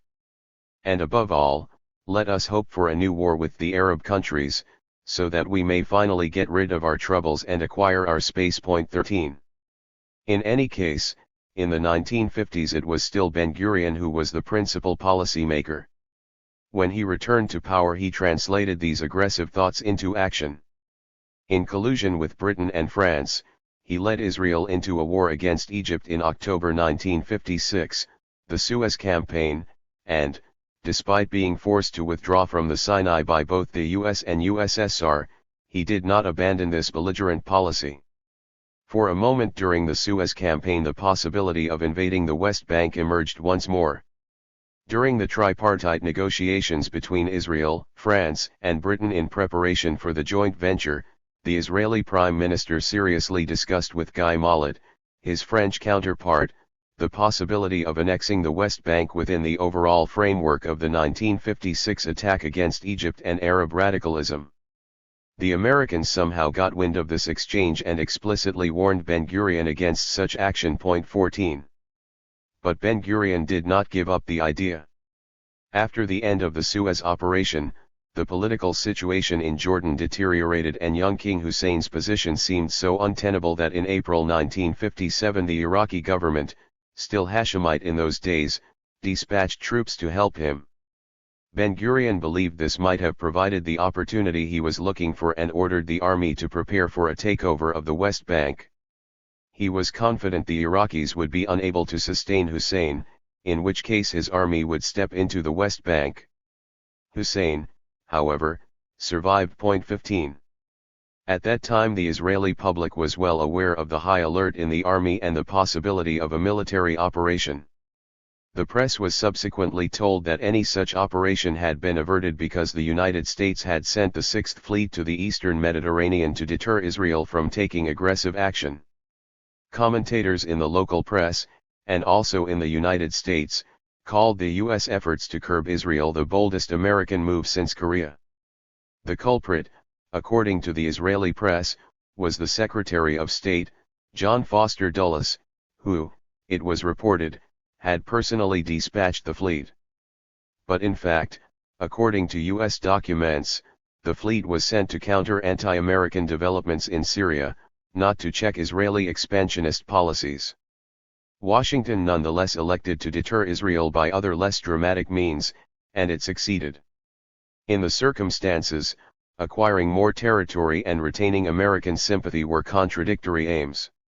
As we shall see, the reconciliation of these two initiatives enabled the 1967 occupation and annexation. 16. It is important to note that, although the USA did not recognize the Jordanian annexation of the West Bank, it was committed with France and Britain, through a tripartite declaration in 1950, to maintain the territorial status quo in historical Palestine. Despite basic American unease with Israel's aggressive policy, Ben-Gurion did not hold back and, in the immediate aftermath of the Suez Campaign, led his government into one of Israel's most intransigent and harsh positions towards the Arab world in general and its neighbors in particular. This uncompromising attitude was also translated at home into the further imposition of oppressive military rule on the Palestinian minority living inside Israel. By 1958, a decade of systematic military rule over these Palestinians had passed, long enough to build a method of control that 9 years later would be transferred to the West Bank and the Gaza Strip. At the same time Ben-Gurion strove to align Israel fully with the United States, with a particular emphasis on empowering the embryo American Israel Public Affairs Committee, AIPAC, the pro-Zionist lobby in Washington, to help in this goal. He also sent his army shopping around the world to equip the IDF with the latest and most up-to-date weaponry on Earth. 17. Ben-Gurion's attention was focused on both the southern and northern borders of Israel. The emergence of the Ba'ath Party as the ruling power in Syria was regarded in the same way as the rise of Nasserism in Egypt. The political upheavals in Syria that ended with the formation of the United Arab Republic in early 1958 were constantly cited as a possible cause for military action against Syria. The pretext for attacking Syria was the persistent friction and skirmishing between the Israeli and Syrian armies in the so-called no man's land, territory that, according to the armistice signed between them in the summer of 1949, belonged to neither of them. Since then, clashes in this zone were sparked by provocative Israeli policy. Israel encouraged its farmers to cultivate the land there, and the inevitable Syrian fire directed at those farmers escalated quickly into an artillery duel and at times into air raids from both sides. 18. In 1957 this border was still extremely unstable, with the Israelis and Syrians alternately violating the shaky armistice between them. The Israeli press was particularly anti-Syrian, and portrayed Damascus as an anti-Israeli stronghold from which only the worst could be expected. Few voices, however, pointed out that many of the border clashes were actually triggered by Israeli provocation. Martin Buber and Ernest Simon were among the few critics within Ben-Gurion's own party who took the prime minister to task in no uncertain terms, accusing him of acting against the interests of peace in the Middle East. David Ben-Gurion hoped that France would be Israel's principal ally for military action against Syria. In a conversation with General Maurice Challa, the French deputy to the Chief of Staff of the Air Force, he portrayed Syria as the problem of the world, not just of Israel. The danger was so acute, he said, that France should urgently work to include Israel in NATO officially, or at least encourage the organization to accept it as a privileged ally. France, of course, could not do this, but it delivered arms in large quantities. Moreover, in 1957 France supplied Israel with its nuclear infrastructure. One result of the French aid was that it provided Israel with a military capacity to expand and strengthen the political elite's self-confidence and uncompromising mood. 19. Worried about Syria's anti-French role in the Algerian War of Liberation, most French politicians accepted the necessity of this alliance, and France granted Israel $30 million credit, most of which was used to buy arms and weapons. The strong alliance with France never distracted Ben-Gurion from the search for an even stronger alliance with the United States. Appearing in front of his party's members at the Knesset, Ben-Gurion declared, "The most popular people in Israel are now the French. But this is not good enough. We need the Americans. We cannot rely on Britain, since unlike the United States, the Jews have no political influence over there. Thus, for instance, the British Labour Party are purely Goyim Gentiles." 20. In many ways, the success of solidifying the military alliance with the United States, which only came about in 1966 and 1967, seemed to be a precondition for the successful implementation of the dream of a greater, expanded Israel. You needed American might behind you, not for occupying more of Palestine, but for maintaining that occupation. This was particularly true in relation to the West Bank, which was regarded by the U.S. as Jordanian territory, even if its annexation was never formally acknowledged. None of even the most belligerent American administrations would have backed an Israeli occupation of the West Bank, but all of them supported it after it took place. Rehearsing the Greater Israel option. The unification of Syria with Egypt in February, the civil war that erupted in Lebanon in May, and, finally, the revolution in Baghdad in July 1958 were events that drew Israel's attention to its eastern border. But as volatile and precarious as the situation in those countries might have seemed to Israeli policymakers, a military operation against them was not on the cards, particularly where Syria, Lebanon, and Iraq were concerned. But Jordan was a different case altogether. In the eyes of this important group of Israeli politicians and generals, it possessed an integral part of the Jewish homeland. If radicalization in the other Arab countries spilled over to Jordan and toppled the Hashemites, it might provide the pretext and justification for the occupation of the West Bank. Consequently, while there was no will to invade a radical Syria or a potentially radical Lebanon in 1958, there was a strong initiative to occupy the West Bank, should Jordan become radicalized or, and this is extremely important in understanding the Israeli decision in June 1967, should it seem about to be radicalized. The problem in 1958 was that of timing and capabilities, not intention or will. As readers may recall, Jordan was not radicalized and the Hashemite dynasty remained in power, so when Israeli politicians and generals discussed the option of occupation, they did so before a radical takeover had occurred. In 1958 no one wanted to go to a war with the Hashemite Jordan, an embattled ally that was still valued as being able to play a positive role, despite the urge and desire to cede from it the West Bank. 21. Nonetheless, it was some time before Israeli policymakers were convinced that the opportunity to take over the West Bank had slipped. The radicalization of the political scene in the Hashemite kingdom was a process that was closely watched by Israeli intelligence and the research department of the Foreign Ministry.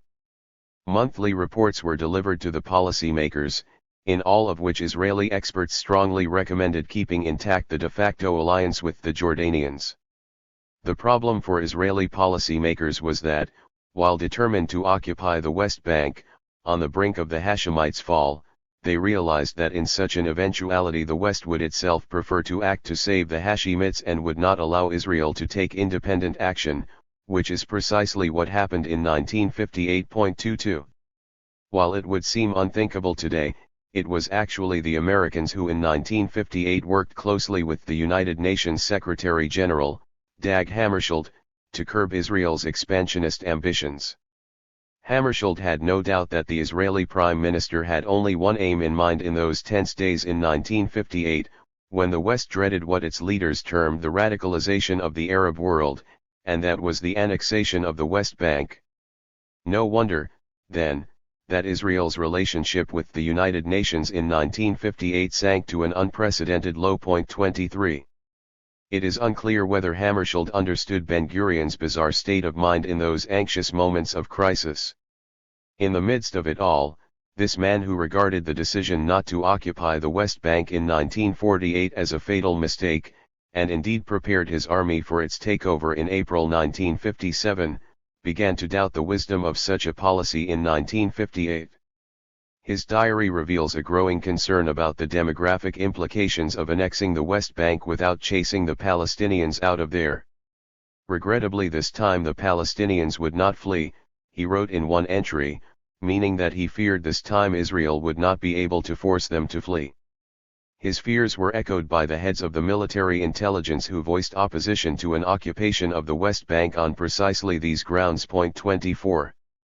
10 years later, in 1968, Ben-Gurion would recommend immediate and unilateral Israeli withdrawal from the West Bank, apart from Jerusalem, in order to maintain the demographic achievements of 1948, namely the ethnic cleansing of Palestine. But, of course, from 1963 onwards he was no longer part of the decision-making process. Back in 1958, when such hesitation was translated into military orders delivered to an Israeli army ready and willing for action, they revealed a blueprint for a very limited military operation in the West Bank.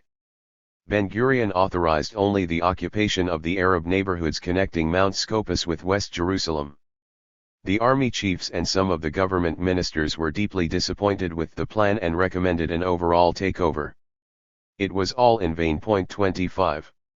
These generals and politicians were supported by an ultranationalist and aggressive press. Or, to put it another way, given the very centralized nature of the media, the press was precisely in tune with the jingoistic attitude these politicians were so keen to encourage. Both the press and leading members of the government discussed openly and enthusiastically the possibility of a greater Israel in 1958. The main reason for pushing the option then, according to the press, was that world opinion would tolerate such an expansion, quite apart from any other justification for redeeming the heart of the Jewish homeland. Such redemption was deeply integrated in the curricula and subtexts of the Israeli educational system and, as Tom Segep points out, could also be found in children's toy boxes, in games that included maps of an Israel stretching over the West Bank and consisted of its imaginary occupation. 26. But the Israelis failed in their attempts to exploit the 1958 crisis. They were frustrated, as they would be again many years later during the 1991 Gulf War, by the subordinate role the West had allocated to them. The Western powers were willing to employ every possible means available to them, including the most lethal and ruthless ones, to contain Gamal Abdel Nasser, the Iraqi officers in Iraq, the Ba'ath Party in Syria and the pro-Nasserite forces in Lebanon. They were all deemed, wrongly one has to say, to be proxies of the Soviet Union and a grave danger to the chances of building a strong American imperial hold over the Middle East and its rich natural resources. However, the leaders of this camp, the U.S. administration, did not trust the Israelis and did not want them to play a significant role in this effort. Israel was thus a junior partner on the scene, unable to pursue its own policy. Hence it was a Western solution to the threat of radicalism that was eventually implemented, keeping a Hashemite kingdom intact at any cost. Israel's solutions were not welcomed by the West and thus it had to bide its time. Rehearsing the 1967 war. After the end of the 1958 crisis, the desire to take military action against any of the radical countries seemed to abate for a while in Israel. In fact, it would be fair to say that for most of the time Israeli politicians were content to maintain the status quo, as most politicians would in such circumstances. But the generals and some other important figures never stopped looking for opportunities and searching for new pretexts to take action. One of those most active in a calculated and subversive effort was Yigal Allon. In 1960 he quite clearly charted the way forward in his autobiography, Mosage Hall, A Curtain of Sand. Point 27 in this book, Allon, a hero of the 1948 war and one of the prime ethnic cleansers of the Palestinians, listed a set of contingencies, each of which constituted for Israel a cause for war. One of them was the downfall of the Hashemite monarchy of Jordan. In such an event, according to Allon, Israel should occupy the West Bank and possibly parts of the East Bank of the River Jordan.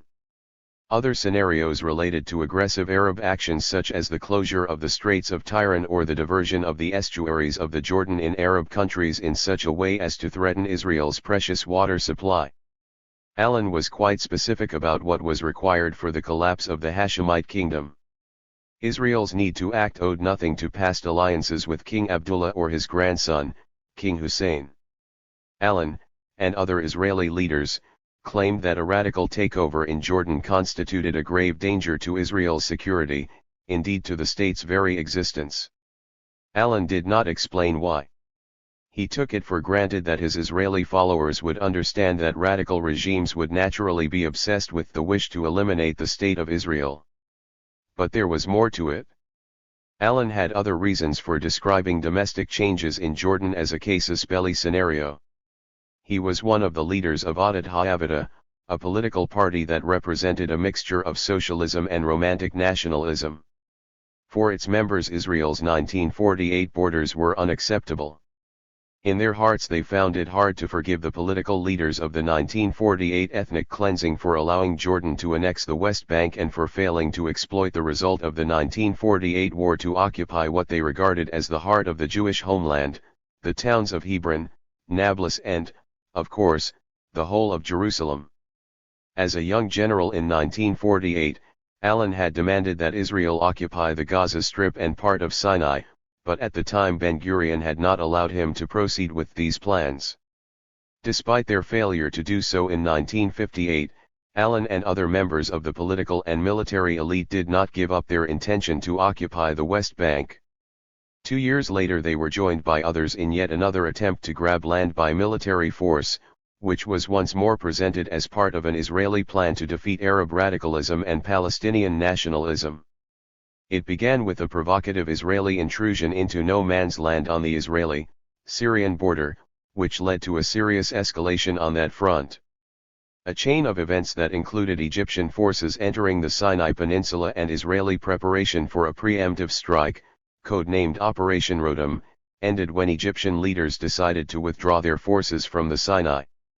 Had the military operation got underway it would have included a military takeover of the West Bank and the Gaza Strip.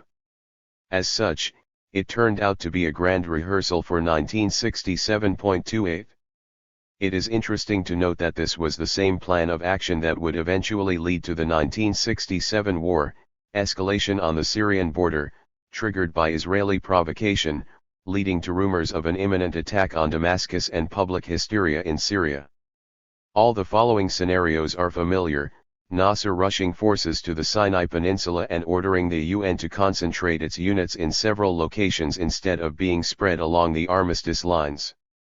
Then Israel in turn reacting by calling up reserves in preparation for an attack on Egypt. The last pieces of the jigsaw had to wait until 1967. An Israeli attack and a symbolic Jordanian retaliation were missing in 1958. There was no need at that point, as there would be in 1967, for the insecure king of Jordan to show that he was not entirely in the pocket of the Western powers and thus Jordan was not involved at all in the 1960 crisis.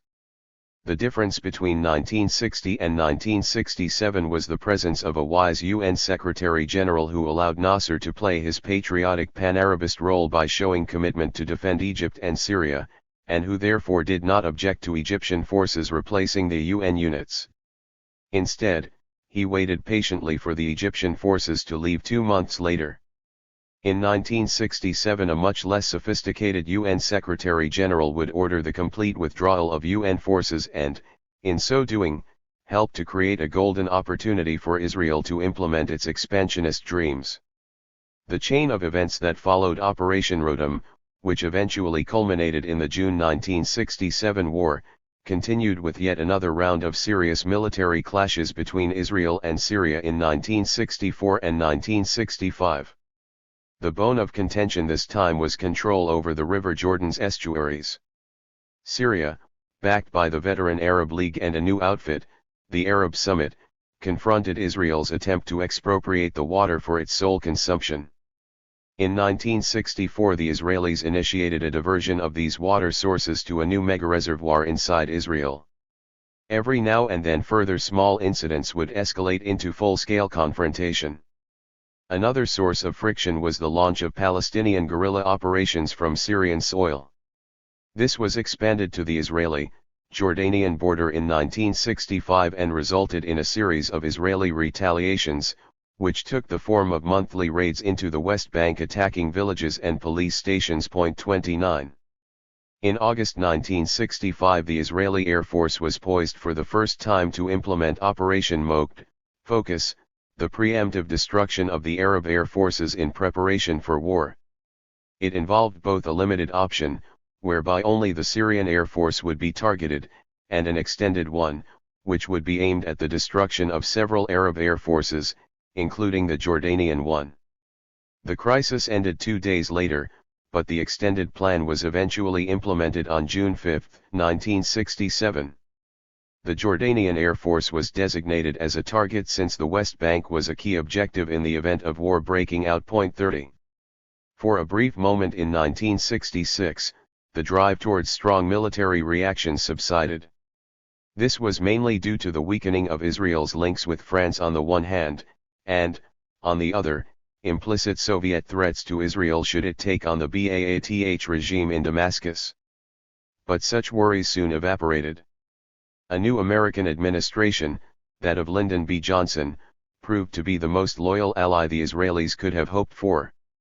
In his first year in office LBJ provided civilian aid worth $52 million, along with Skyhawk aircraft and Patton tanks, the most up-to-date and lethal weapons in the American arsenal, and more was about to follow. 31 The Israeli military achievements of the 1967 war were due in part to superior U.S. weaponry, including advanced fighter technology, which proved pivotal when Israel launched its surprise attack on the Arab armies during the morning of the first day of fighting. 32 Armed with new weapons and a mighty ally, the Israeli army stepped up its operations against the Palestinian organizations that occasionally infiltrated the Jewish state from the West Bank.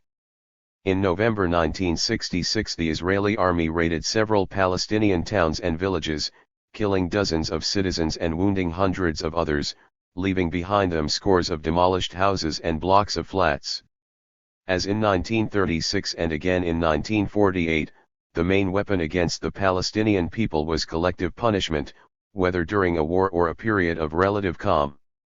The official reason for the punitive action was retaliation against intrusions and guerrilla actions by Fatah, the major Palestinian faction that founded and ran the PLO, but one cannot help recognizing the intentional brutality of the same leaders and generals who carried out the ethnic cleansing in 1948.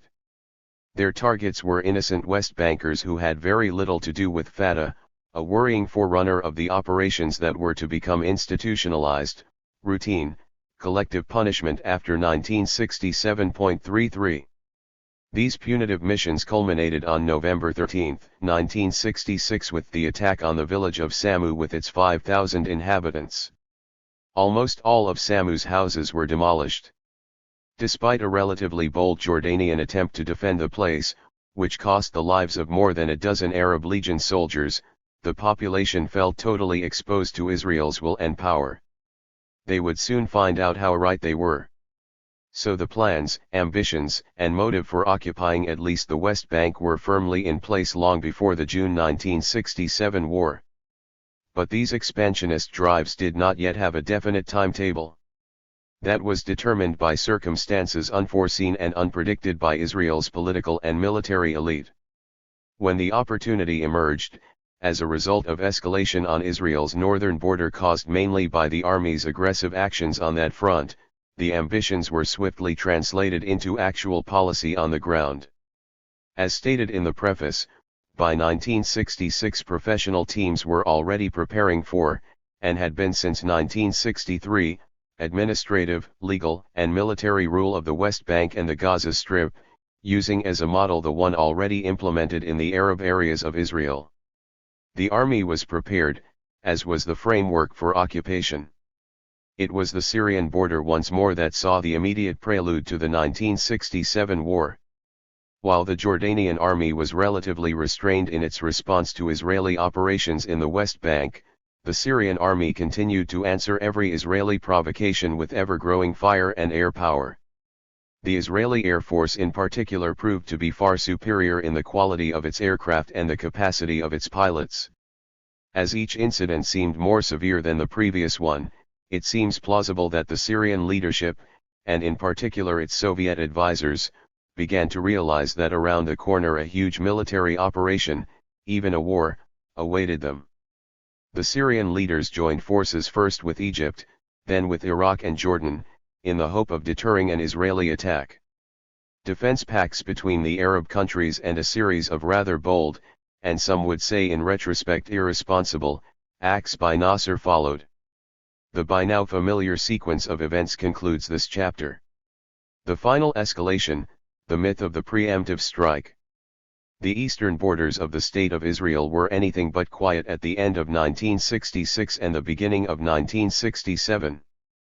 The reasons for the tension were the same as before, the unresolved question of control in the no-man's land between Israel and Syria and the Israeli attempt to divert the River Jordan and its estuaries into its own water system. Similarly, continued guerrilla activity by Fatah and other Palestinian groups prompted yet more Israeli reprisals and attacks. It was in the very first days of 1967 that new winds of war began to blow, first gently and then ferociously, from Israel's political and military headquarters. The language of the leaders, as later revealed in internal governmental debates, showed an inclination to describe the situation as being dramatically different from anything that had occurred before, even though the reality on the ground reflected a more cyclical wave of escalation and de-escalation since 1948. But those in favor of war and annexation suggested a new interpretation of reality and, more importantly, demanded an unprecedented response to problems that had clearly existed since the creation of the State of Israel. The first hints of this new mood came in one of the government's first meetings in 1967. It convened in the Prime Minister's office in Givat Ram on January 17. The Prime Minister, Levi Eshkol, told his cabinet that the escalation of tension on the Israeli-Jordanian border was unacceptable. Over the next few weeks, similar language was used to describe the situation on the Syrian border, followed by tougher action on the ground. Years later, in an interview with the New York Times, Moshe Dayan admitted that Israel's policy in that period was provocative and was pursued specifically to appease the Jewish settlers near the Syrian border. These settlers, explained Dayan, had since 1949 been demanding that Israel occupy the Golan Heights. Many of the firefights with the Syrians were deliberately provoked by Israel, pressed by the kibbutzim residents. In hindsight, Dayan did not put down the settlers' main concerns to a desire for greater protection from Syrian bombardment, but, rather, to their appetite for more farmland. They did not even try to hide their greed for the land, he stated. 34. The result was a far more aggressive policy on the part of the Israeli Air Force. Israeli pilots were brought into the picture by extending their routine maneuvers and exercises beyond Israel's border and into Syrian airspace. This, some of the pilots recalled years later, was a policy intended to escalate the tension. The inevitable dogfights that erupted between the two air forces culminated in the shooting down of 6 Syrian aeroplanes on April 7, 1967, the anniversary of the founding of the Ba'ath Party in Syria, and thus the actions were meant to humiliate the Syrian regime. 35. In Egypt, Gamal Abdel Nasser was convinced that Israel was intent on toppling the Ba'ath regime in Syria and threatened Israel with military action. A few weeks later, on May 19, Israel called up its reserves, and 3 days later Nasser responded by closing the Straits of Tiran, so blocking access to Israel's secondary southern port of Eilat. Most Israeli government ministers saw it as a casus belli, but the consensus was that the US should have a go at lifting the blockade by other means. This was contrary to the assessment by the army about these Nasserite moves. The chief of the general staff, Yitzhak Rabin, reported to the government on May 21, 1967 that he regarded it all as a propagandist move and not yet an aggressive one, as the Egyptians have not moved tanks into the peninsula. 36 At that meeting Rabin correctly analyzed the situation, or so it seems in hindsight, and accurately predicted the next move. He still believed Nasser's intention was not to go beyond words, but he would be entangled in events beyond his control. Namely, Israel would exploit the situation better than it had in 1960. We are now ready to hit him, if we want. There is no preparation for a war in Iraq or Jordan. I do not believe they are preparing an attack. The north is quiet, no dramatic developments there. We are equal in number of troops and tanks to Syria and Egypt together. In fact, until the day Israel launched its attack, June 5, 1967, Rabin consistently reported that the Egyptian force in the Sinai was not sufficient for staging a war against Israel. In his book Fateful Triangle, Noam Chomsky cites several quotations to show that in retrospect Israeli generals and politicians admitted having been the aggressive party in the 1967 war. One of them was Yitzhak Rabin, who told Le Monde as early as February 28, 1968, "I do not think Nasser wanted war. The 2 divisions he sent to the Sinai would not have been sufficient to launch an offensive war. He knew it and we knew it." 37. This is a crucial point of historiography.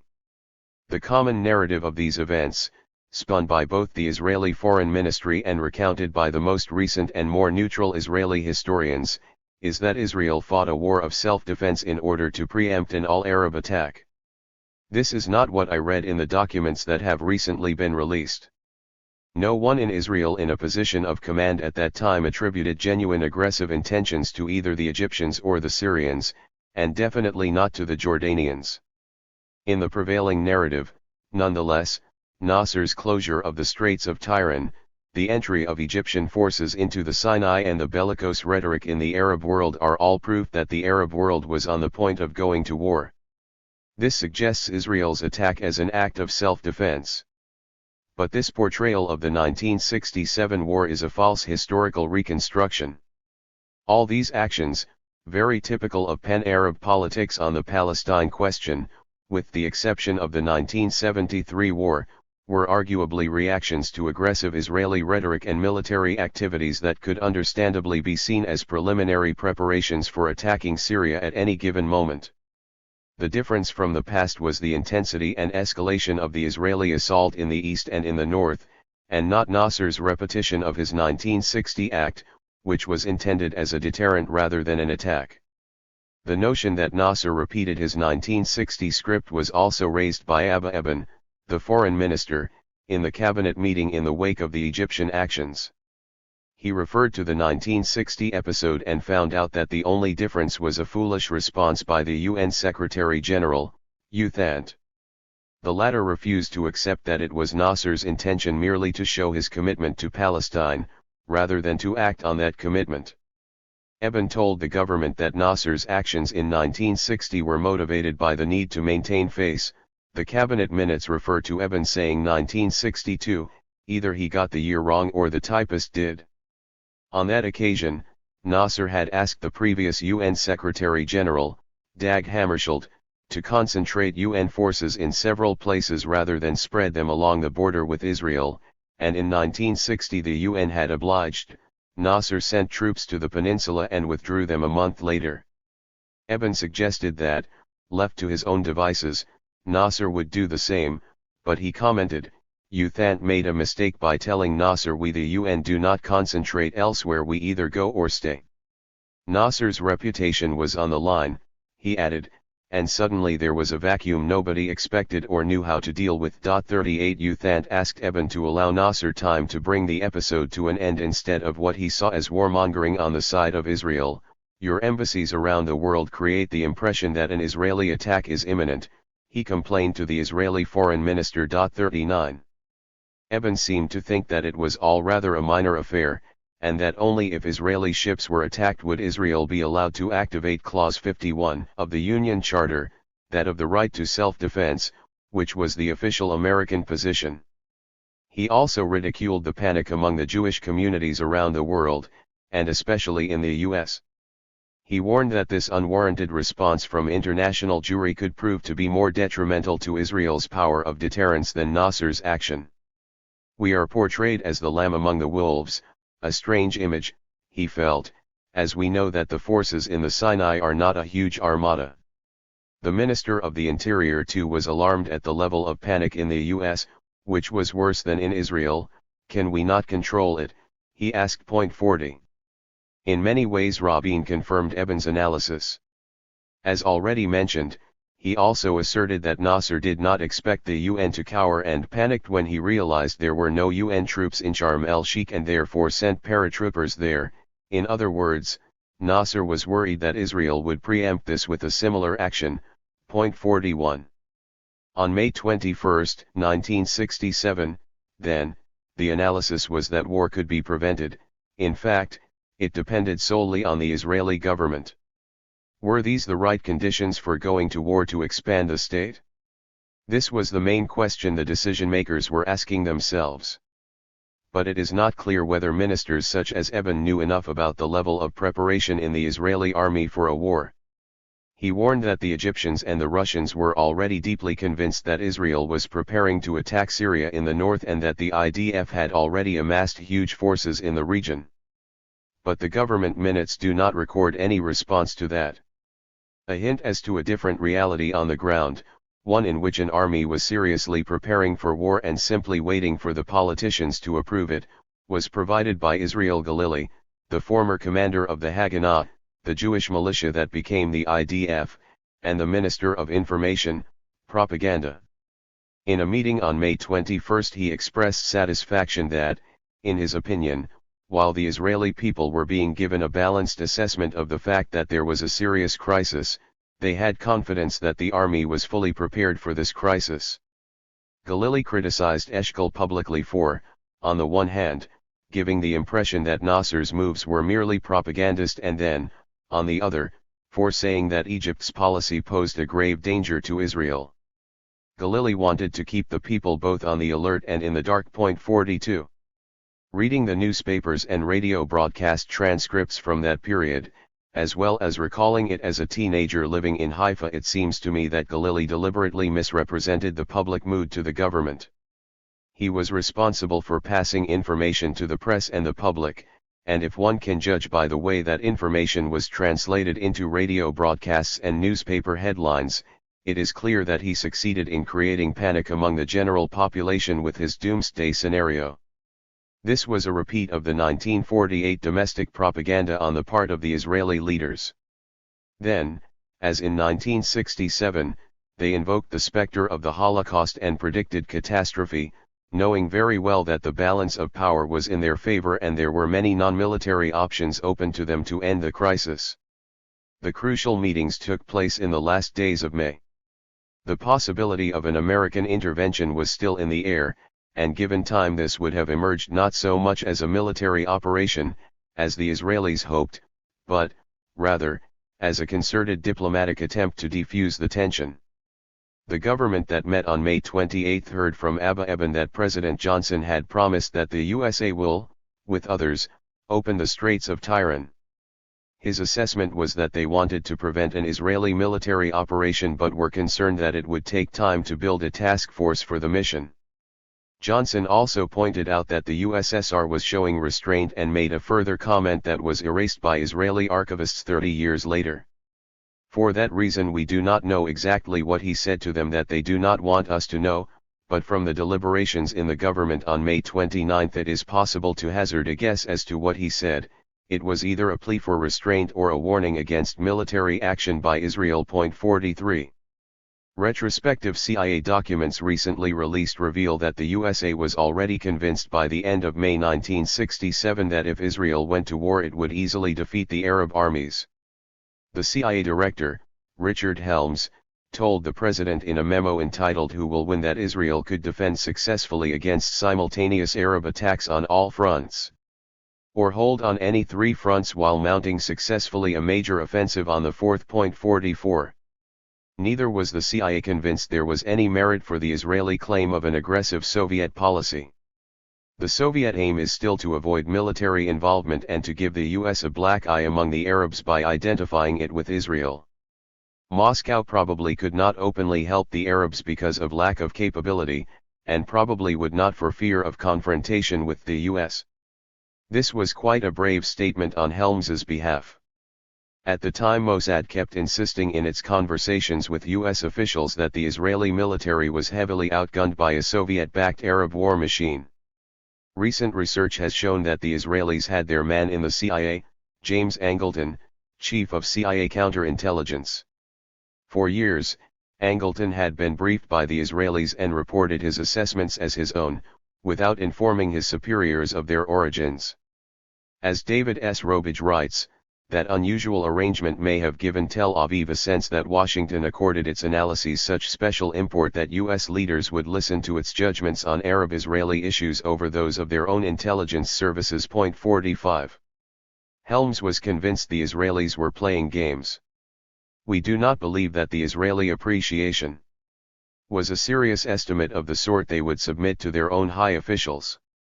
Rather, it is probably a gambit intended to influence the U.S. to provide military supplies, make more public commitments to Israel, approve Israeli military initiatives, and put more pressure on Egyptian President Nasser. 46. In hindsight, it seems the CIA was spot on in predicting the results of the war. Informed by these assessments, President Johnson declined to airlift special military supplies to Israel or even to publicly support it. He later recalled bluntly telling Israeli Foreign Minister Pappe, "All of our intelligence people are unanimous that if the UAR Egypt and Syria attacks, you will whip hell out of them." 47. Someone who was misled by Mossad was Israel's Prime Minister, Levi Eshkol. In those final meetings before the war he voiced fears that put him in a very poor light in terms of the Israeli ethos of war, as a man both timid and therefore a danger to Israel's security. At the time, his hesitation enraged the Israeli generals and their principal spokesman in the government, Moshe Dayan. Both publicly and privately Eshkol regarded war primarily as a targeted operation in the north to halt Fatah infiltration, but it seems that by the end of the May 29 meeting he was already reconciled to the idea that the Israeli army would go to war in 2 weeks' time. He tried to convince the government to wait that long as the military preparations were already very costly and he thought more foreign military supplies were needed before any such action should take place. 48. We do not know if he actually believed this or if he was playing for time. This is irrelevant, in fact, since the army chiefs were already determined not to wait longer than a week before launching an attack on all fronts. Eliyahu Sasson, the Minister of Police, previously an office that oversaw the affairs of the Palestinian minority in Israel, one of Ben-Gurion's advisors on Arab affairs in 1948 and a member of the cabal that devised the ethnic cleansing program in that period, asked that the army not wait for 2 weeks because this would give Nasser time to strengthen his position. Israel had already amassed a huge force, he said, and yet acts of sabotage continued to be perpetrated in the north. The public, he argued, wanted action. 49. The decision was taken to mislead the US by announcing that the Israeli government was willing to wait 3 weeks. The US's position at that point has been analyzed by other sources and is not the subject under discussion here. 50. But what concerns me here is how Israeli policymakers reached this decision, given that they had been informed by both the CIA and US Army intelligence that they believed Egyptian policy was in essence non-aggressive. What the Israeli government did not know was that the CIA was already aware on June 1 that Israel had decided to go to war. Helms predicted it would be a few days into June. 51. Curiously, in response to the news from Washington, the Minister of Justice, Yaakov Shimshon Shapira, argued, "We should demand from the Americans that they would ensure the end of terrorism, opening of the straits and the eviction of the Egyptian forces from the Sinai." This was interesting as it represented a considerably expanded list of expectations and demands from the Americans.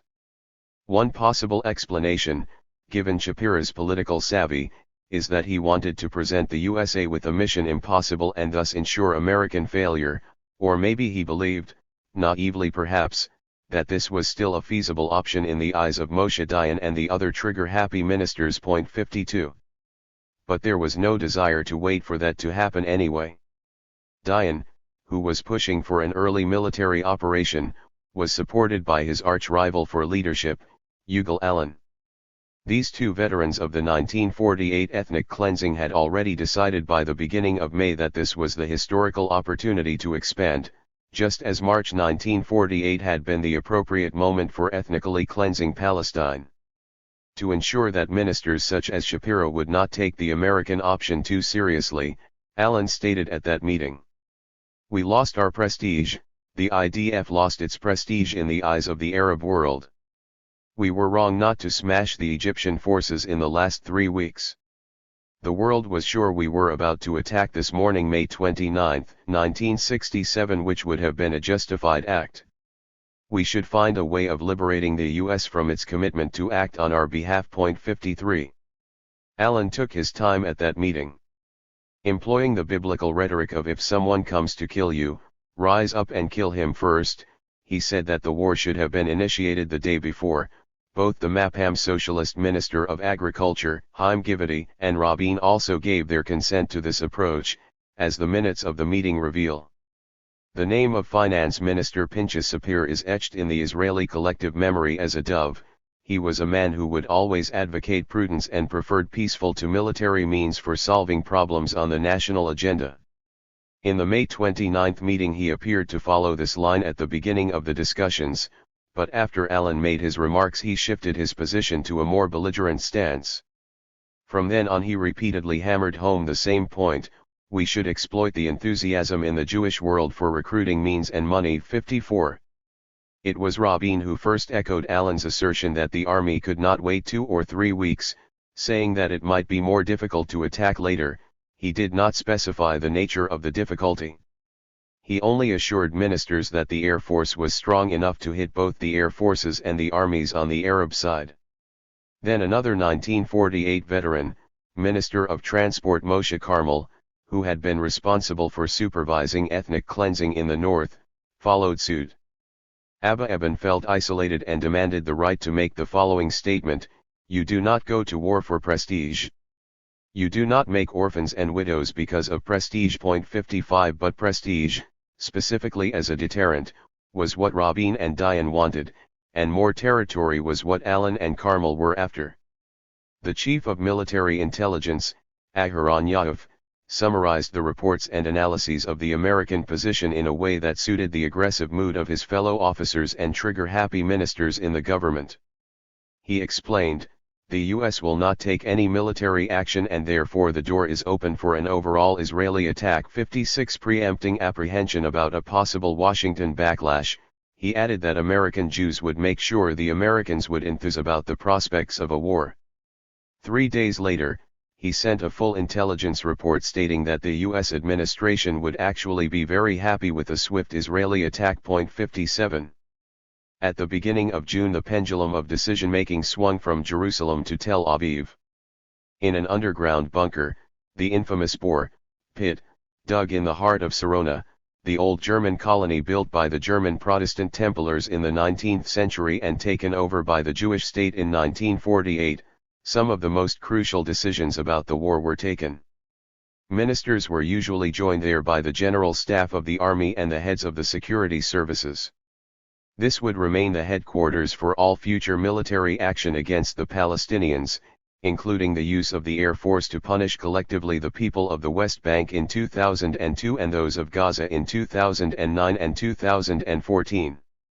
It was in the Boer that the heads of the army made their famous outburst against Levi Eshkol on June 2, 1967, attacking him for failing to take military action as he waited until the 5th of the month.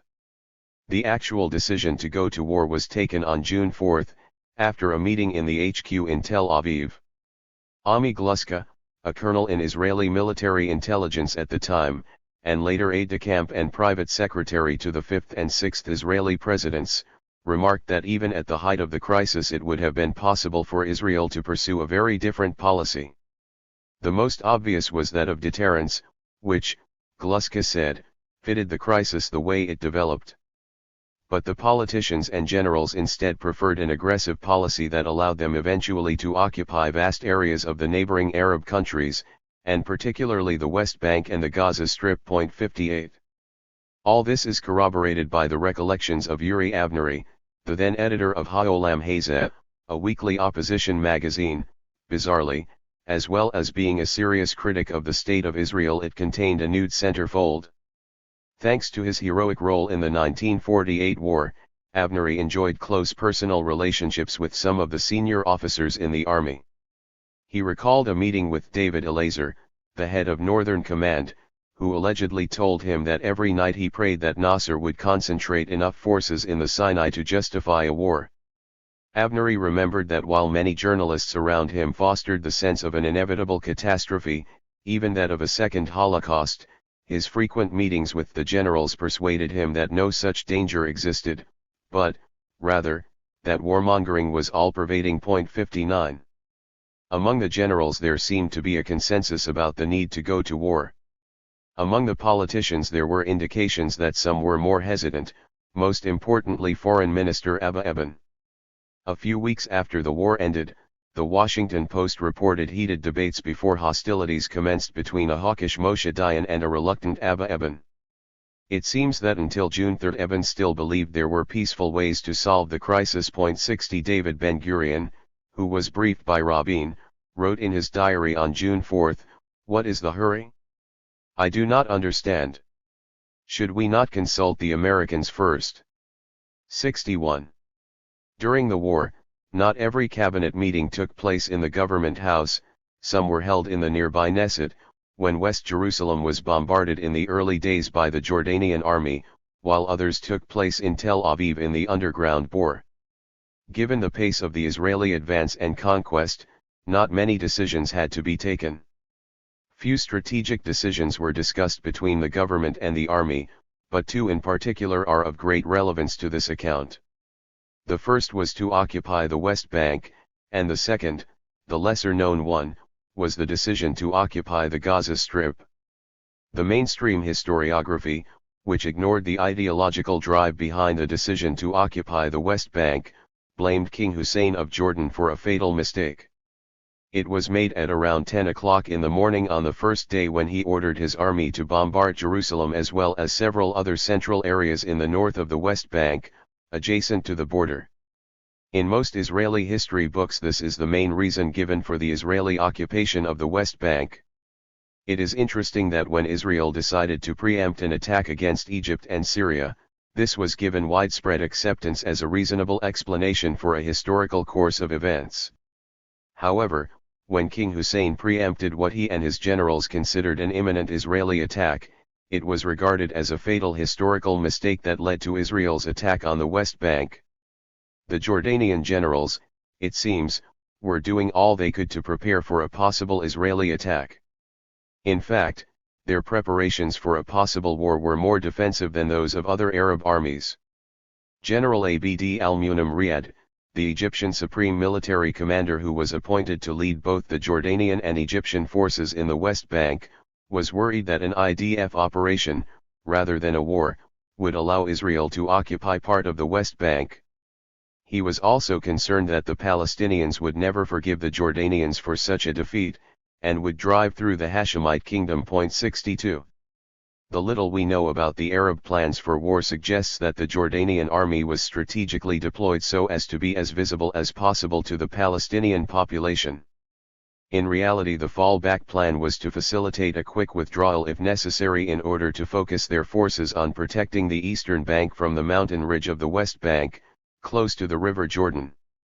This would mean giving up Jerusalem, as noted by the Jordanian Chief of Staff, Habis al-Majali, but such a strategy was authorized by King Hussein himself, though in the end to no avail.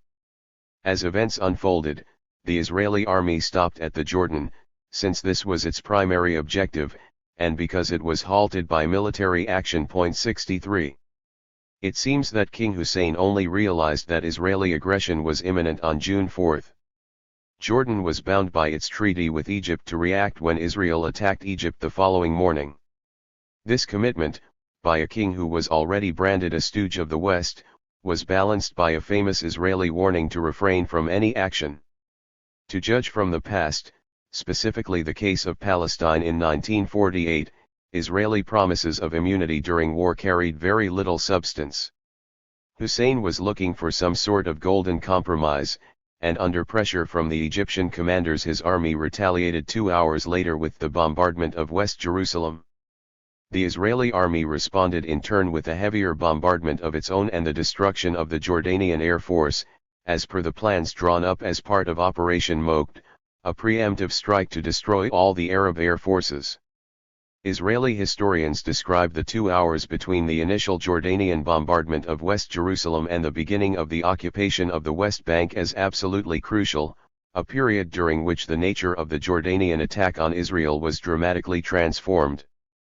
In reality it was not. There was no time for any change or, for that matter, much sophistication or planning on the Jordanian side. But it was already a real war. And yet on June 5, Eshkol and even Rabin, for tactical reasons, procrastinated about whether or not to occupy the West Bank. In fact, when news came in throughout the day about the successful destruction of the Jordanian Air Force, Rabin asked aloud, "Why do we need to occupy territories now?" But his views were overturned. He was seconded for a while by Levi Eshkol, who was not convinced that the options for keeping Jordan out of the war had been exhausted. But these two were not calling the shots. Moshe Dayan and the general commanding the Central Front, Uzi Narkis, were. They left it for historians to ask the question just how flexible the situation still might have been, even then. For a long time they had wanted to use every possible opportunity to create Greater Israel, and in the end they accomplished it within 2 days. This does not mean it was easy or involved minimal costs to the army and the civilian population of Jerusalem. These costs were mainly down to the Arab Legion's desperate defense, but, all in all, in the cynical calculation of generals the price was low, very low. 64. The U.S. administration was, as noted, hardly surprised by the Israeli success. Within the administration there were those such as the ambassador to the UN, Arthur Goldberg, who worked closely with the Israeli government in trying to win Israel time to complete the full occupation of the West Bank before a UN intervention could be effected. 65. For the purposes of this book, it is worth adding another comment on the nature of the Israeli response theory, one already made very convincingly by Tom Segev and Norman Finkelstein. If the Israelis wanted to tame the king of Jordan, or even to punish him severely, why occupy the entire West Bank? As Finkelstein put it, you could have just defeated Jordan without taking over the West Bank. You simply knock out its air force and disable its army. 66. As established, on June 5 Rabin shared this opinion. The decision to occupy the Gaza Strip was discussed at government level, and the same few voices that were hesitant about a full-scale war here too failed to accept the wisdom of occupying the Strip.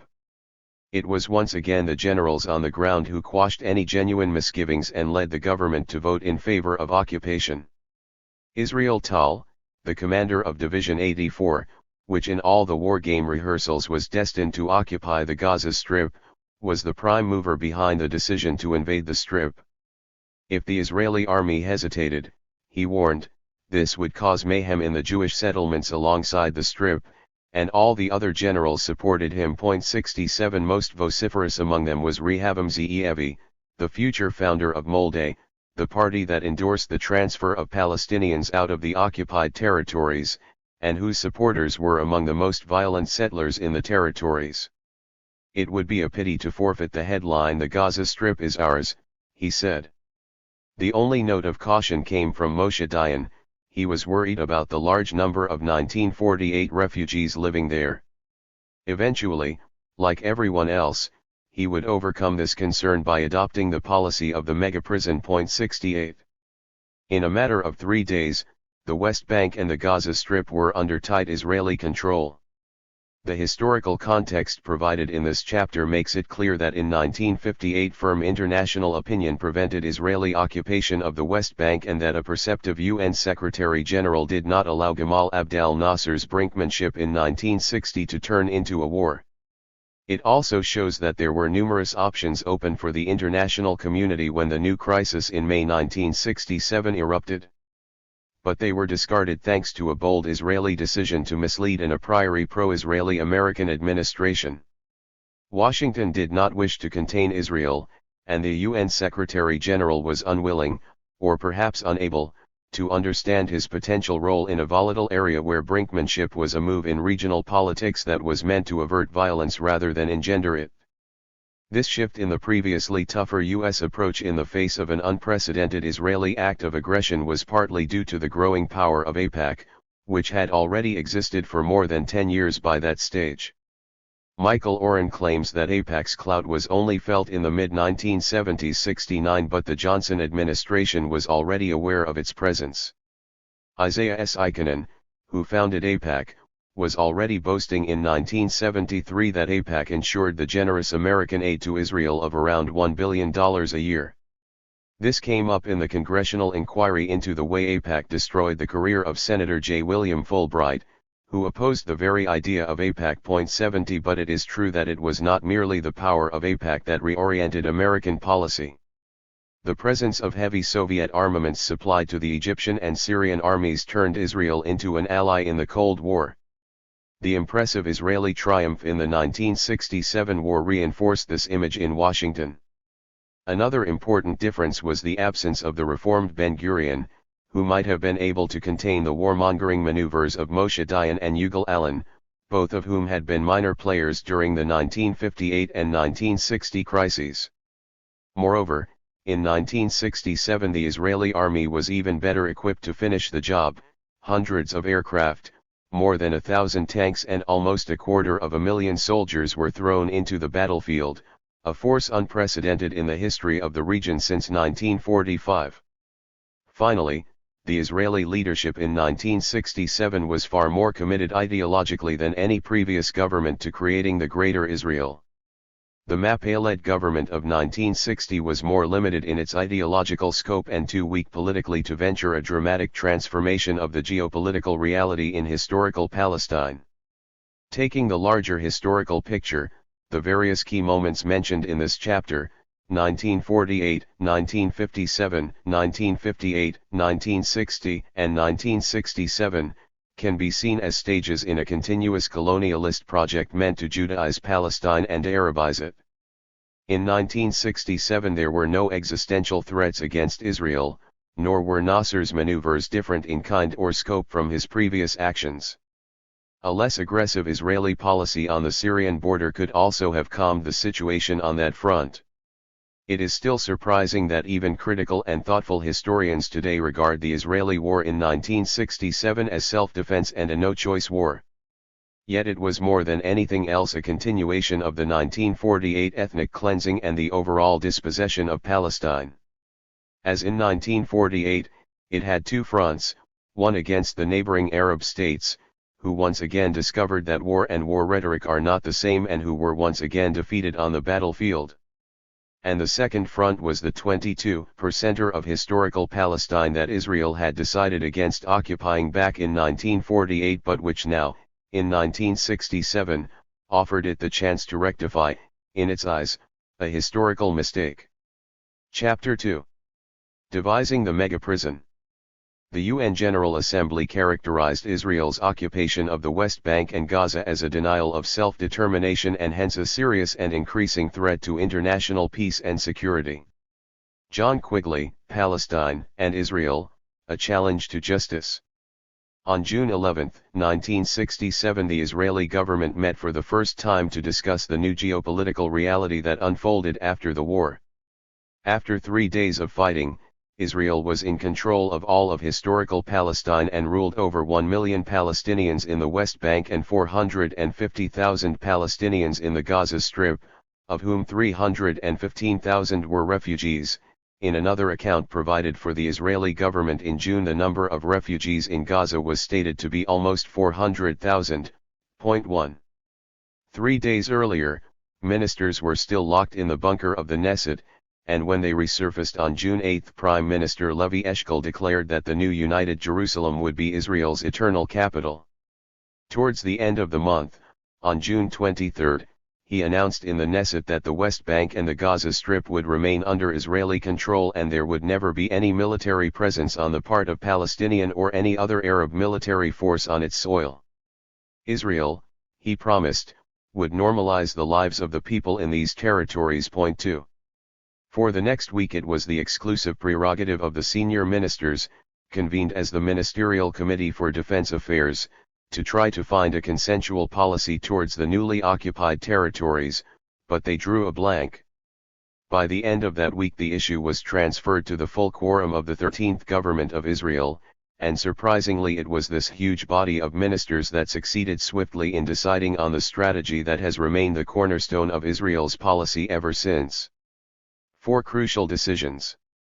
Within a week of the occupation, the Israeli government had to answer 4 fundamental questions about the future of the remaining 22% of Palestine that Israel had failed to occupy in 1948, which was now under its full control. The first was what would be the fate of the territories. Should Israel retain the territories or contemplate only a limited stay there, pending a political agreement with Jordan, the former sovereign authority in the West Bank, and with Egypt, the former ruler of the Gaza Strip? Since this question was answered early on in favor of a permanent stay, it was discussed in conjunction with the second question, what was to be the fate of the people living in the West Bank and the Gaza Strip? Since it was decided not to opt for a massive expulsion, the policymakers discussed the various ways of ruling the people without expelling them and without granting them citizenship. Early on, a distinction was made between areas that would be ruled directly and those that would be monitored indirectly. So in a way the solution to that problem was to partition Palestine once more, always a favorite tactic of the Zionist movement with regards to Palestine, and thus the West Bank and the Gaza Strip were divided into a Jewish space and a Palestinian one. As the years passed, and as this book and others show, Israel exerted pressure and pursued a policy that caused people in the West Bank and the Gaza Strip to leave. Thus, when I articulated the second decision as opting against ethnic cleansing, I meant that the resolution was not to enact a massive expulsion on the scale of 1948. Even when it transpired that there are ways of downsizing the population, and these methods were implemented intentionally, it was clear that a significant number of Palestinians would remain under Israeli rule. Whether directly or indirectly, as will be seen in the following chapters, you could be punished by not being allowed to leave and, equally, you could be punished by being expelled. The decision depended on what the inmates wanted most. If they wanted to leave they would be barred from doing so, and if they wanted to stay they were threatened with expulsion. Such a methodology was nothing new, it was a rehash of old practices that were extrapolated from the past. A carrot and stick policy was suggested, reward and punishment, for those accepting or rejecting whatever Israeli rule would be imposed on them. The language taken from the world of husbandry is not mine. Carrot and stick is how Israeli policymakers have described their options since 1967.3. The main demand placed on the local population was to accept that they had no say whatsoever in determining their future, and, should they reject these new circumstances, they would find themselves incarcerated in a maximum security prison. However, should they cooperate, they could enjoy an open prison run autonomously by them. As we shall see, this policy was already being carried out in June 1967. A third question was how to market this generous idea of an autonomous open prison as a peace proposal while hiding the unilateral establishment of facts on the ground. This question was insistently put by the foreign minister, Abba Eban, but seemed to concern other members of the government much less. Finally, there was the question of domestic consumption, how to market the new reality to the Jewish public, which at least at that stage was not entirely convinced that the occupation would work as a long-term strategy. Let us now look at how the Israeli government addressed these four issues in the months of June and July 1967. Deciding the future of the territories and Jerusalem. This discussion began with a consensual point of departure.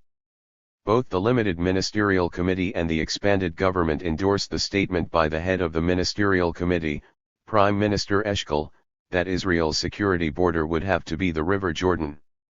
A week later, on June 18, this subject was raised again by Ilan, who stated that not only the river but also the Jordan Valley alongside its banks on the western side should always be part of Israel.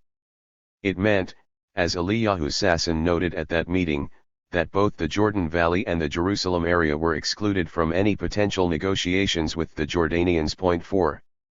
Anyone visiting the river today would have a hard job imagining how this creek could be considered a natural obstacle to a bunch of Boy Scouts, never mind a modern army.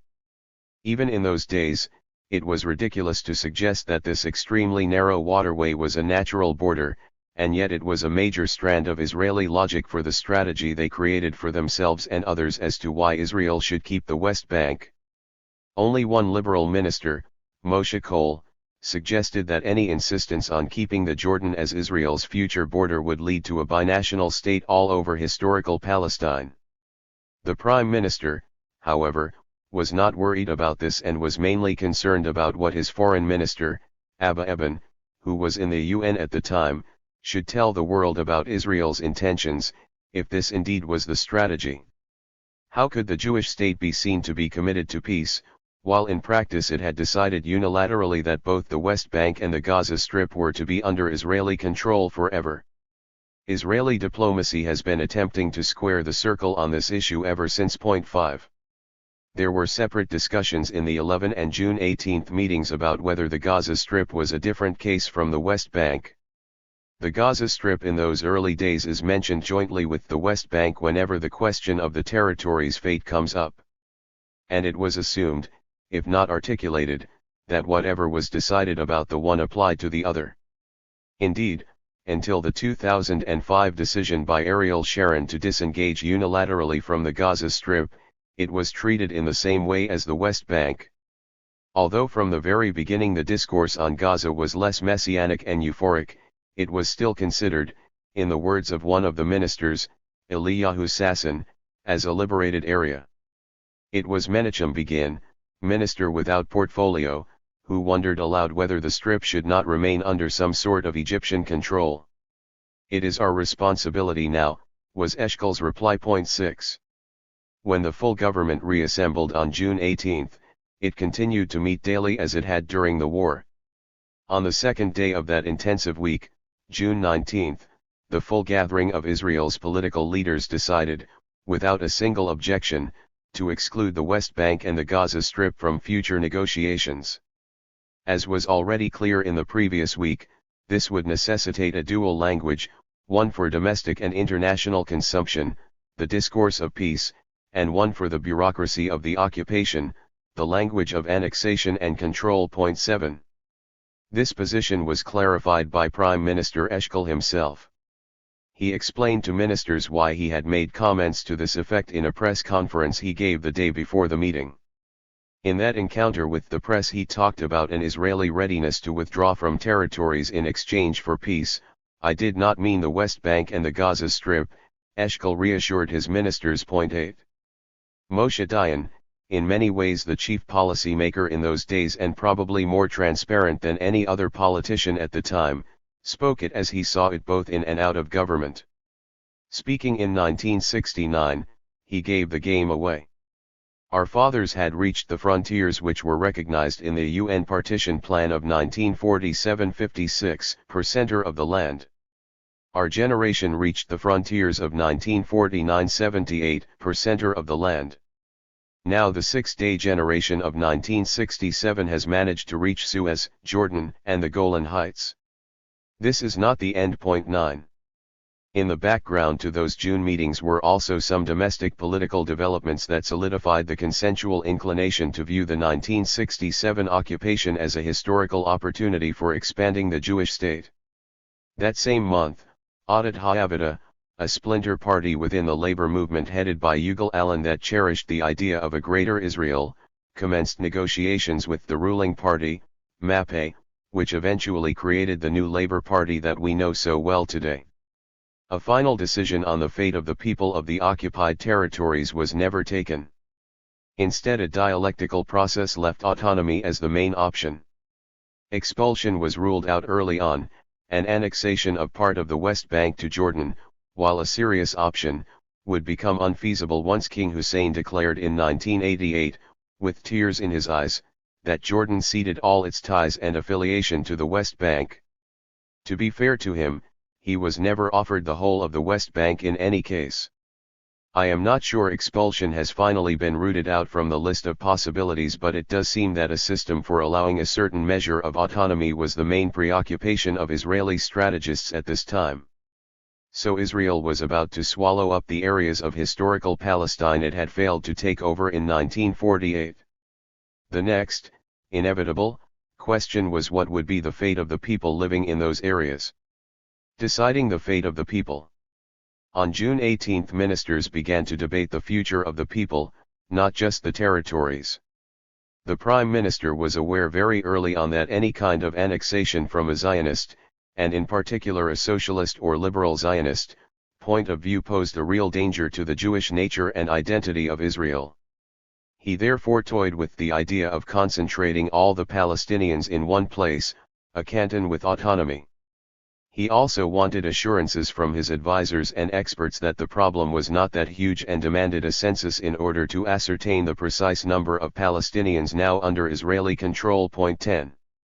All the ministers were acutely aware of the interplay between geography and demography. This is why in those early days of the occupation the idea of transferring the population was also considered.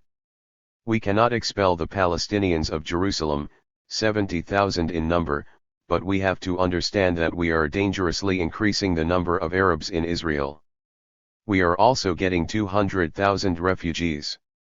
There are 400,000 Palestinians in the Gaza Strip.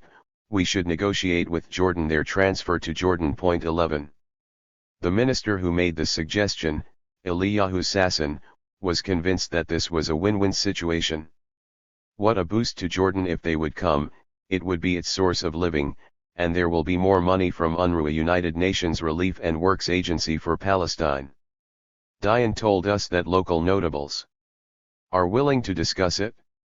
We can only do it if Jordan is willing, if not we will have to solve it. 12. If need be, added Sasson, the Jordanians could be tempted with certain parts of the West Bank. As long as the River Jordan remained the border of Israel, this would have been an ideal solution. As it transpired, the Jordanians did not play along, but it is interesting to note that only Menachem Begin objected to the very thought of transferring people. 13. Begin, however, succumbed quite easily to the ingenious solution of non-annexed annexed territories. He would stick to this formula even after his term in office as a Likud prime minister in 1977 and, despite his public commitment to annexing the territories, while he was the leader of the opposition. Thus, those who supported him loyally on the Israeli right, and wished for a historical de jure annexation of what they deemed the heart of the ancient homeland, conceded that annexation in practice, but not in theory, was a brilliant idea. Others with reservations would follow suit. If they had reservations about the wisdom of annexing the territories, they nonetheless liked the idea of saying little while in fact incorporating the West Bank, at least through a sort of creeping annexation. This is how one of the most vociferous opponents of direct annexation, the Pappe party's Minister of Education, Zalman Aran, believed he could solve the problem. He is recorded as demanding that the government avoid any step that would be regarded as indicating an Israeli desire to stay permanently in the occupied territories. When he was assured that no such official declaration would be made, on the grounds that the territories would be quietly absorbed, he accepted that the new formula was obscure enough to satisfy him as well. In any case, Aran was not consistent in his position, and for some bizarre reason he also demanded the de jure annexation of the Gaza Strip. 14. Pinchas Sapir, the Minister of Finance, was more consistent in his rejection of any act of annexation, but he never bothered to explain how the problem could be solved. To the end of his life, he seemed to be troubled by the demographic reality that an everlasting temporary occupation created on the ground, and over the years he argued that either total separation from the territories or their full incorporation were really the only two viable options. In practice, he tried to prevent the integration of Palestinian workers into the Israel labor market, but as he did not offer an alternative, his views were ignored.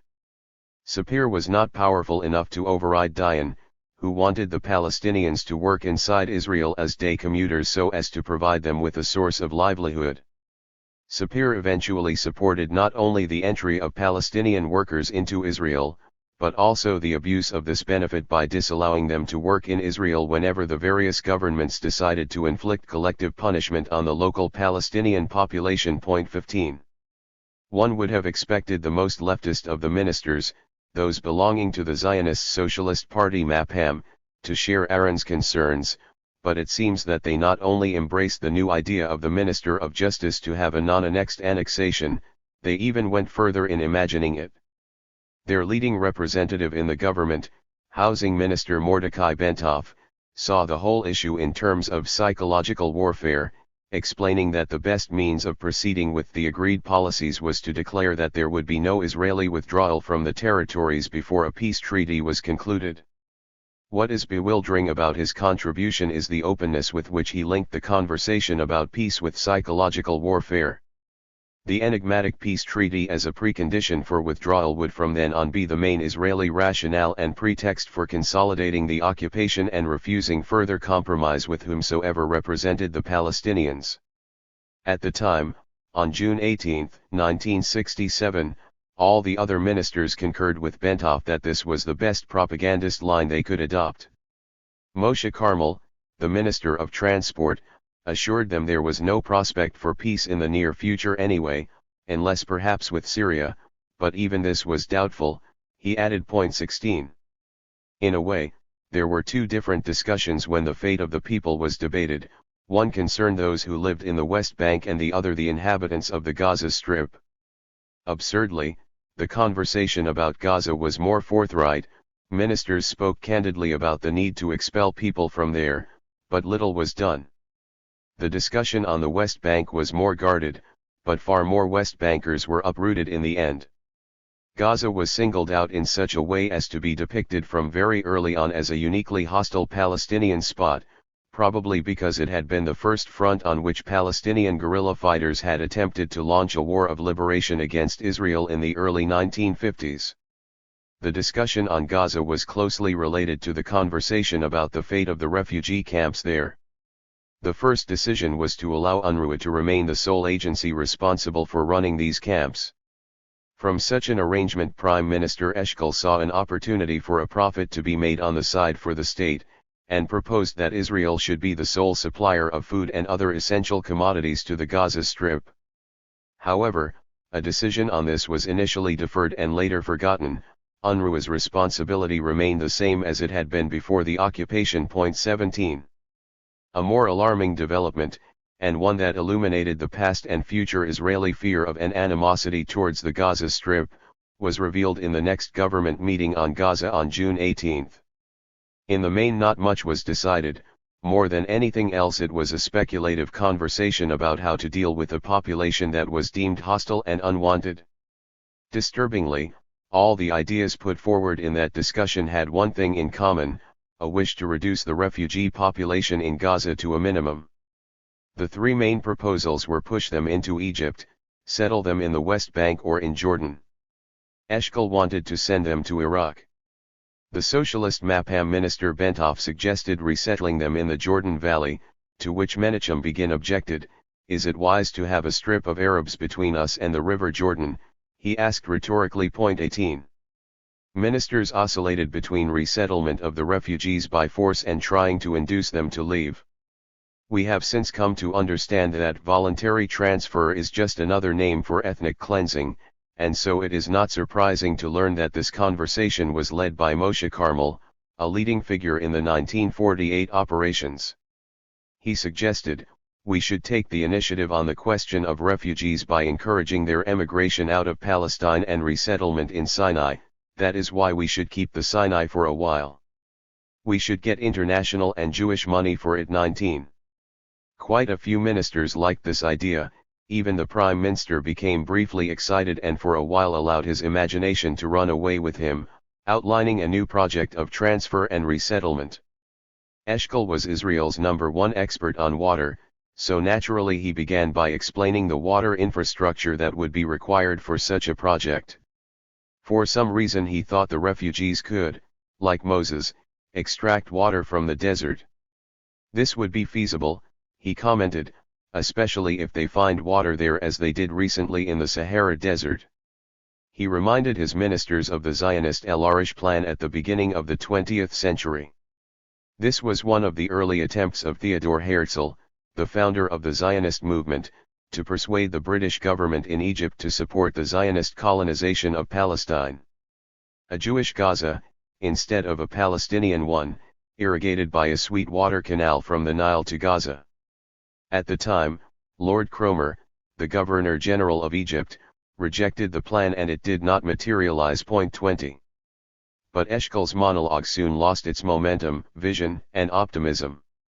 Israel needed the territory, he agreed, somewhat despondently, but what if resettlement did not prove feasible? What could be done? He asked. Israel needed the territory, but the heart sours, Mar Balef, a Hebrew saying that connotes a most troubling and unpleasant sensation, that these coveted territories should include 400,000 Palestinians.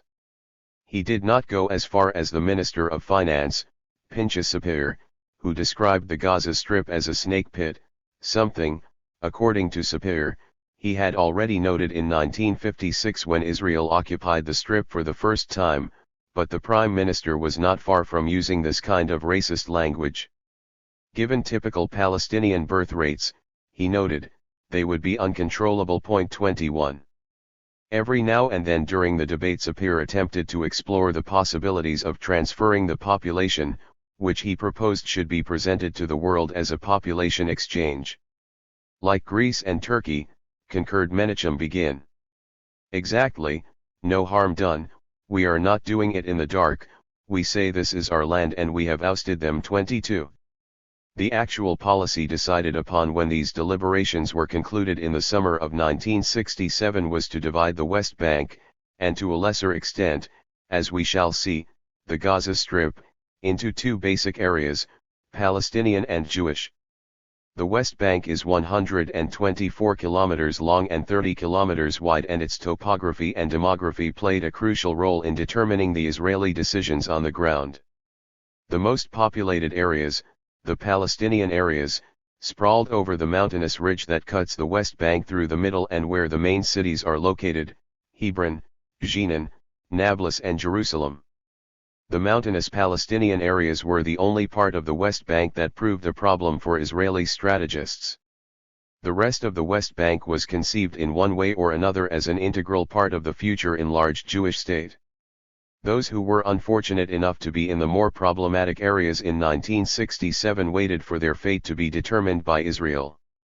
This cartographic vision of the West Bank as an area divided between annexed regions and populated spaces informed the colonization and Judaization policies of Israel from 1967 onwards. Thus, as early as 1967, the drive was to determine by a fait accompli which areas would be directly annexed to Israel and which would form Palestinian enclaves. At that point, and as remains to this day, the Jordan Valley, Greater Jerusalem, Hebron, and Gush Etzion were deemed, and developed, as part of the greater future Jewish state. 10 years later, there were already 32 well-established Jewish settlements in these areas, not including the so-called neighborhoods of East Jerusalem that are still designated as settlements even by the U.S. State Department. Settling Jews was the main method of redefining what was ours from what was theirs, and it was first tried out in the Greater Jerusalem area. The fact that this operation in Greater Jerusalem is still going on today, even as I write, testifies to the Palestinian steadfastness in the face of a very determined and systematic policy of Judaizing their lives and surroundings. This Greater Jerusalem colonization effort consisted of 3 rings, each one of them a Palestinian space targeted as an area for Jewish settlement. The inner ring was the Old City of Jerusalem, the middle one was the pre-1967 Palestinian suburbia in the east, and the outer was West Jerusalem. It was the inner ring that first received the attention of Israeli strategists in 1967, and the specific aim was to downsize the number of Palestinians inside the Old City. Within a few days of the occupation, the Old City was covered with posters inviting any Palestinians willing to be transferred to Jordan to register at the city's courthouse. There, anyone interested enough to find out more was given 5 days to volunteer for transfer. They could not know then that some of them would be forcefully evicted, even if they decided to stay. They were the first to learn that parts of the West Bank were already deemed to be purely Jewish, even if Palestinians still lived there. 23. Whether it concerned territory or demography, the rhetoric in those early meetings was messianic and euphoric, but the outcome was nonetheless very practical. The balance between the decision to remain in the territories and Israel's need to be regarded internationally as a peace-loving nation was immediately put to the test in the case of Jerusalem. Marketing the new reality, voluntary American blindness.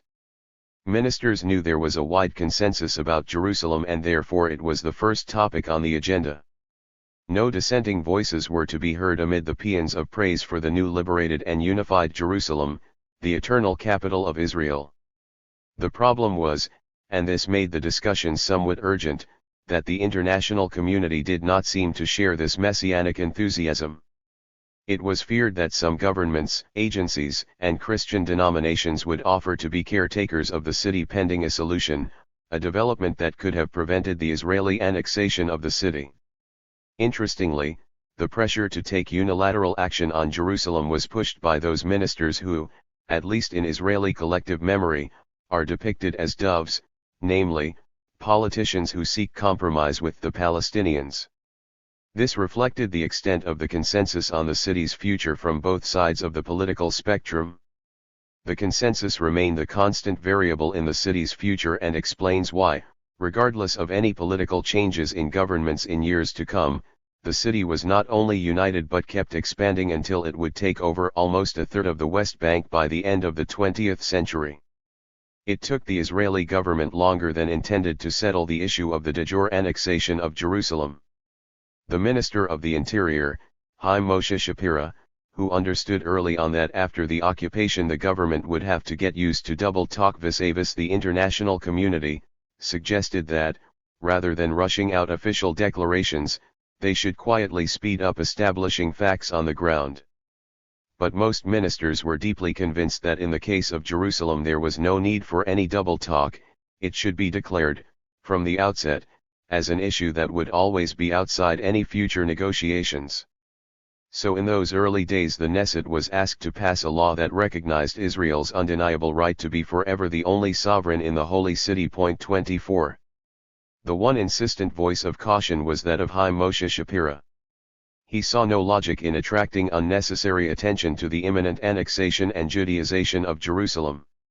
He particularly failed to understand the urgency of legally formalizing the process. Shapira, not to be confused with Yaakov Shimshon Shapira, the Minister of Justice, saw no difference between the way Israel had annexed and Judaized the areas of Palestine originally designated as an Arab state in the UN 1947 Partition Resolution 181 and the forthcoming project. A veteran politician, he had supervised the 1948 takeover of dozens of Palestinian towns and hundreds of villages forcibly evicted during the ethnic cleansing of Palestine. In the meeting he claimed, "I annexed Jaffa to Tel Aviv without any law." 25. These legal deliberations, which continued, as we shall see, until the end of the month, did not in any way slow down the annexation of the 1967 Palestinian part of the city. Jerusalem's airport was already used for domestic flights, streets were renamed, either by Hebraizing Arabic names or by honoring famous and not so famous Zionist leaders. This was not a new praxis. Similar renaming had taken place in Palestine after the 1948 ethnic cleansing. Now, in 1967, the old Palestinian, Muslim and international street map disappeared within a day, and history was instantly rewritten with the help of that quintessential local ambassador of Zionism, the tourist guide. Soon after the occupation, Israeli tourist agencies began encroaching on the territory of their competitors in the Old City. Everyone chipped in. The atmosphere was such that there was not a single dissenting voice from the public about turning Jerusalem into Israel's eternal capital and an essentially Jewish city. 26. Even those who early on, and there were some, doubted the wisdom of keeping the territories demanded that Jerusalem remain under Israeli control. One of the unexpected voices of assent was the founder and foremost leader of the state, David Ben-Gurion, now out of touch and with no political influence. "We should keep Jerusalem and create an autonomous Palestinian state, under the UN trusteeship, with strong economic ties to Israel," he suggested. 27. But despite such confidence, caution was still called for with regard to Jerusalem since the American position on the city had not yet been clarified. The U.S. had still not accepted the way Israel had abolished the international status of the city after 1948, and hence located its embassy in Tel Aviv. These were in fact quite tense days as far as the bilateral relationship was concerned. In the background was the unprovoked Israeli air assault on the American Navy intelligence and surveillance ship USS Liberty. This is not the place to dwell on the Liberty incident in full, only within the context of Israeli apprehension about American retaliation for the unilateral policy in Jerusalem. The USS Liberty was flying the Stars and Stripes and its identification was clearly indicated in large white letters and numerals on its hull when it was destroyed by Israeli torpedo boats on June 8, 1967. 28 George Lanchowski assumed that Israel clearly did not want the U.S. government to know too much about its dispositions for attacking Syria while it was clear that Syria was about to accept a ceasefire. 29 Another scholar believed that the idea was to kill everyone on board to make sure that this ploy would not be discovered. 30. This episode meant that the Israeli government needed to proceed cautiously when it decided to mislead the Americans further, this time concerning Jerusalem. But that concern did not last long, because even then ministers were quite confident in their ability to orient American policy towards unconditional support for the State of Israel and its policies of occupation. This is not as obvious as one might think. As recently as 1964, just a few years earlier, it was not at all clear that Israel was America's blue-eyed boy in the region. But this changed after the assassination of President Kennedy and the appointment of President Johnson. In a stroke, a new era began that continues to this day, in which Israel is regarded as a member of a unique club of states in whose policies the USA does not as a rule interfere but instead offers only polite protestation when, in the eyes of the rest of the world, they have gone too far. 31 Or, put more diplomatically by the Jewish state superdiplomat, Abba Eban, he anticipated a non-critical policy to develop in Washington. He predicted even then that in the long run the U.S. would endorse, or at least would not reject, the unilateral decisions Israel took about the territories in general and Jerusalem in particular. 32 With the hindsight of 50 years, it is quite astonishing to see just how accurate his prediction was. The American policy towards Jerusalem over the years had three particular features: there was and is no American embassy in Jerusalem, there is a separate American consulate in East Jerusalem, and there is an ongoing commitment by senators and presidential candidates to one day move the American embassy from Tel Aviv to Jerusalem. These three contradictory positions conveniently obfuscated for all concerned any principled U.S. stance on the issue. But this is our understanding only in hindsight. The question is, why did Abba Eban feel so confident in 1967, given that the U.S. administration made it clear on every possible page that it opposed these policies, first when they were announced on June 19, 1967, and then when they began to be applied on the ground on the 28th of that month? President Johnson said on June 19 that in our view there must be adequate recognition of the special interest of three great religions in the holy places of Jerusalem. On this principle he assumed that before any unilateral action was taken on the status of Jerusalem there will be appropriate consultation with religious leaders and others who are deeply concerned. 33. The Department of State was even clearer when it declared on June 28, the United States has never recognized such unilateral actions by any of the states in the area as governing the international status of Jerusalem. And the American ambassador to the UN, Arthur Goldberg, informed the General Assembly on July 14. With regard to the specific measures taken by the government of Israel on June 28, I wish to make it clear that the United States does not accept or recognize these measures as altering the status of Jerusalem. My government does not recognize that the administrative measures taken by the government of Israel on June 28 can be regarded as the last word on the matter, and we regret that they were taken. We insist that the measures taken cannot be considered as other than interim and provisional, and not as prejudging the final and permanent status of Jerusalem. 34. One possible explanation for Eban's foresight and powers of prophecy, or at least for his confident position, was the pivotal role he played in establishing AIPAC in the 1950s when he was alarmed, as Israel's envoy to the UN at the time, by the anti-Israeli shift in the Eisenhower administration. By 1960 the lobby, as it became known, could boast its first significant success, the political destruction of the powerful Senator J. William Fulbright, who wanted to expose the illegality of AIPAC's activity and paid dearly for his efforts. His political career was permanently ruined. 35 The American ambassador to Israel, Walworth Barber, would be one of many ambassadors in Tel Aviv who were completely ignored by Israeli governments, and consequently Washington would send a succession of pro-Israeli ambassadors a priori who played only marginal roles in shaping the bilateral relationship between the two states. A telling remark by Eban at the meeting indicated just how double-edged was the message the Israelis were trying to convey both to the American people and administration. The people were being urged to support a small Jewish David living constantly in grave, existential danger of another imminent Holocaust, while the administration was led to accept the invincibility of Israel as an asset in its Cold War, and later in its 21st century war against terror. Eban complained about what he called an unwise demonstration of 40,000 Jews in Washington crying about poor Israel, after we defeated 7 Arab armies and drowned an American warship. President Johnson, reported Eban, was very upset by this demonstration. 36. Small successes increased the appetite for territorial gain and emboldened the state's willingness to test further American tolerance towards a policy that in the main was indefensible on the international stage.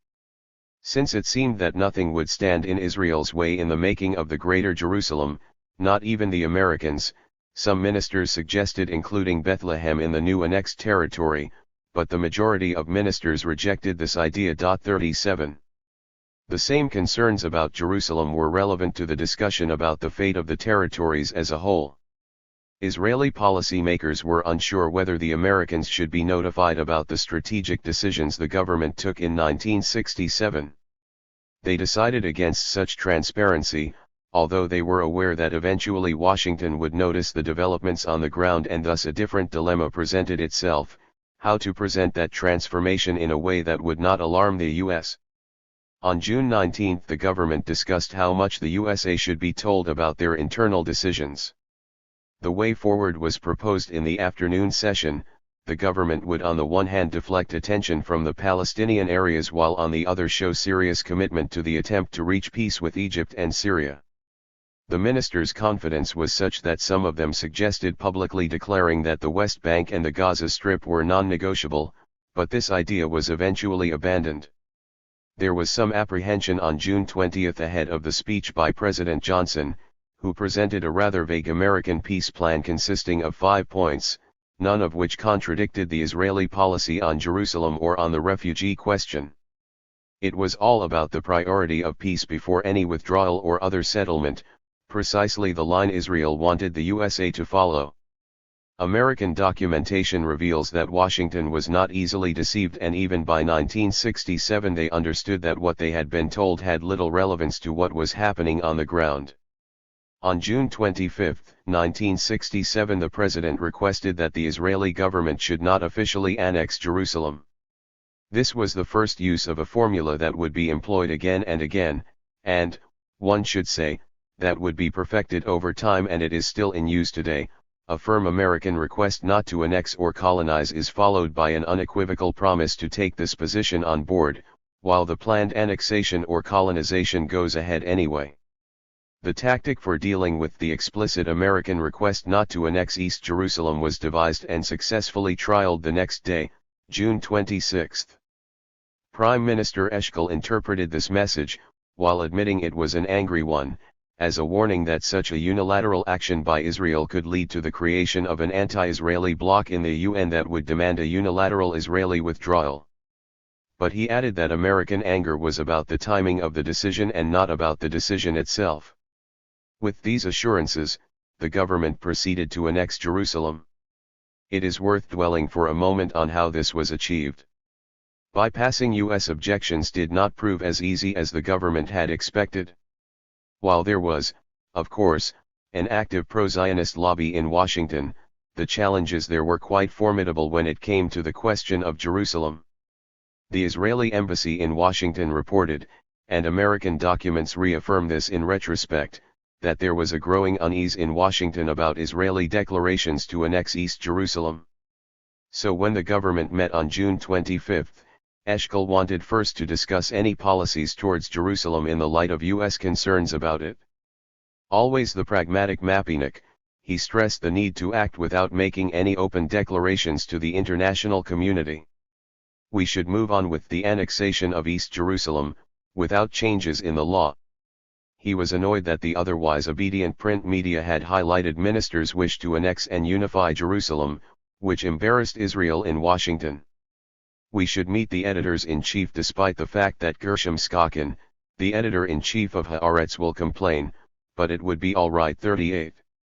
There was an urgent need to meet with these senior editors because with the wish to annex Jerusalem came the simultaneous desire to suit the Americans, thus necessitating a delay between the actual decision and its implementation.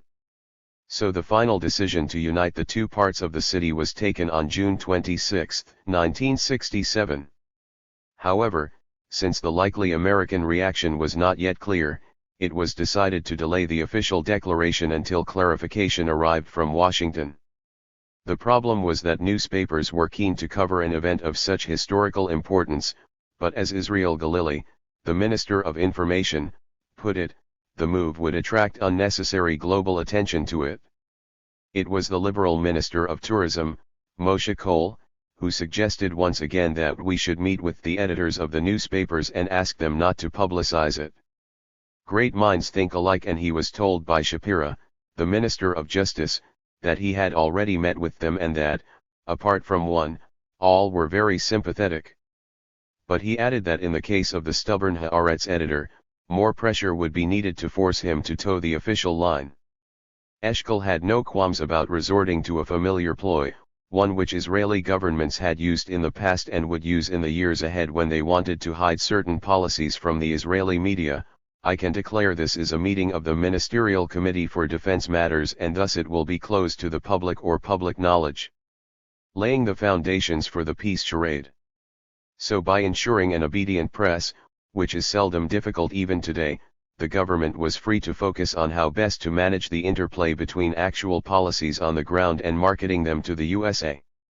In a meeting on June 27, Abba Eban assessed that the Americans would prefer that any announcement on the intended law of unification be delayed.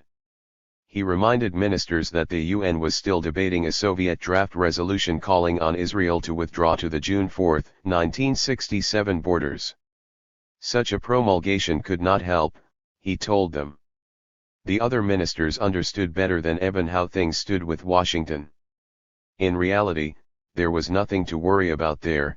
It might be a nuisance, they said, but not a crucial issue, and despite the foreign ministers' protestations they gave the green light to the members of the Knesset to activate the process of legislation that would unify Jerusalem as one Israeli city and Israel's official capital. The only concession they made was promising Eban that they would ask Knesset members to tone down the debate. What that meant exactly nobody bothered to explain. Eban was not satisfied. The following day he told the government that the Americans, including the President and the Secretary of State, Dean Rusk, were furious. In addition, he was worried, needlessly it may be said in hindsight, that the UN could still exert pressure on Israel, since there was now yet another attempt, a joint Yugoslav-Indian initiative, to pass a resolution that would call on Israel to withdraw unconditionally to the June 4 borders. The debate in the Knesset could therefore severely undermine efforts to counter this initiative. In retrospect, it would appear that the Knesset was more important than the UN in determining the fate of the Palestinian territories. But no one was alarmed, not even Prime Minister Eshkol, who called it a small misunderstanding of timing and pre-information. In fact, if there was still any uneasiness in American-Israeli relations, this revolved around the aforementioned Liberty Affair. It seems that the U.S. administration did not accept the Israeli version of events. It established a commission of inquiry that concluded that the Israeli Air Force had clearly identified the ship as a U.S. Navy vessel but attacked it nonetheless.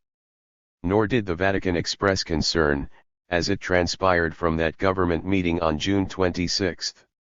According to Eban, the Israelis were told by Pope Paul VI that he no longer insisted on the internationalization of the city, and only wanted the Vatican to have a say in the running of the holy places for Christianity, something the Israelis had themselves suggested in 1952. It was over those 2 days in June therefore that the dichotomy between what official Israel said and what official Israel did was clearly laid out as policy. Not everyone in the government engaged with this issue in the same way, but, all in all, the consensus was that the Americans, and certainly the Western world as a whole, could be ignored. The Minister of Defense, Moshe Dayan, comes across as the most arrogant minister in this respect, and did not seem remotely concerned about the packaging and marketing of a policy that, prima facie, would be unacceptable to the West. For me, the important issue is our internal decision, not what we are going to broadcast outside. We have to operate on the basis of principles. Jordan River is the border. The 1,250,000 in the West Bank are not going to be Israeli citizens, and Yerushalayim Hashlema, unified Jerusalem in Hebrew, he meant it should always be unified. They, the inhabitants, should be administered by a military rule until further decision. After that they should run their lives in an autonomy, and if this does not work, I would rather have them as Jordanian citizens than Israeli ones. Running their lives under military rule, as long as the River Jordan is our border, is also not a bad option. It was more than not a bad option, it became the only policy in town for the next 50 years, and it was transformed into stark reality on the ground. In a similar vein, Dayan summarized the debate about the refugees and how to market Israel's stance on this question. We have a problem, he stated in the closing minutes of the meeting on the afternoon of June 19, 1967, 800,000 refugees are now under our responsibility, after years of the world shouting at the Arab states to do something about it. But this did not mean, Dayan asserted, that Israel had to initiate any constructive policy. It is not an issue now, let us not raise it. We shall deal with it later. We should be thankful for the fact that UNRWA still takes care of them. This stance by Dayan put an end to further attempts by Eliyahu Sasson in those meetings to persuade the government to prepare a comprehensive Israeli plan for the resettlement of all the refugees in various Arab countries. Ilan's objections to Dayan's position, which were rooted more in personal animosity than ideological differences of opinion, were also easily overcome. Ilan asked, "If the USA asks you what will you do with the refugees, what do you answer?" Dayan responded, "That we will in due course take care of it." The last words on the issue were more like a conversation between the two grumpy old men in the Muppet Show than a serious discussion. Eshkol, I wish the whole world and the Arabs would take them. Dayan had the last word, finishing in his usual nonchalant way, "This is a problem beyond peace agreement with the Arab states. After peace with them, we will still have the problem," predicting an Israeli policy that over the decades would altogether exclude the refugee problem from any peace negotiations. His words would be the bedrock for the future Israeli stance on the issue.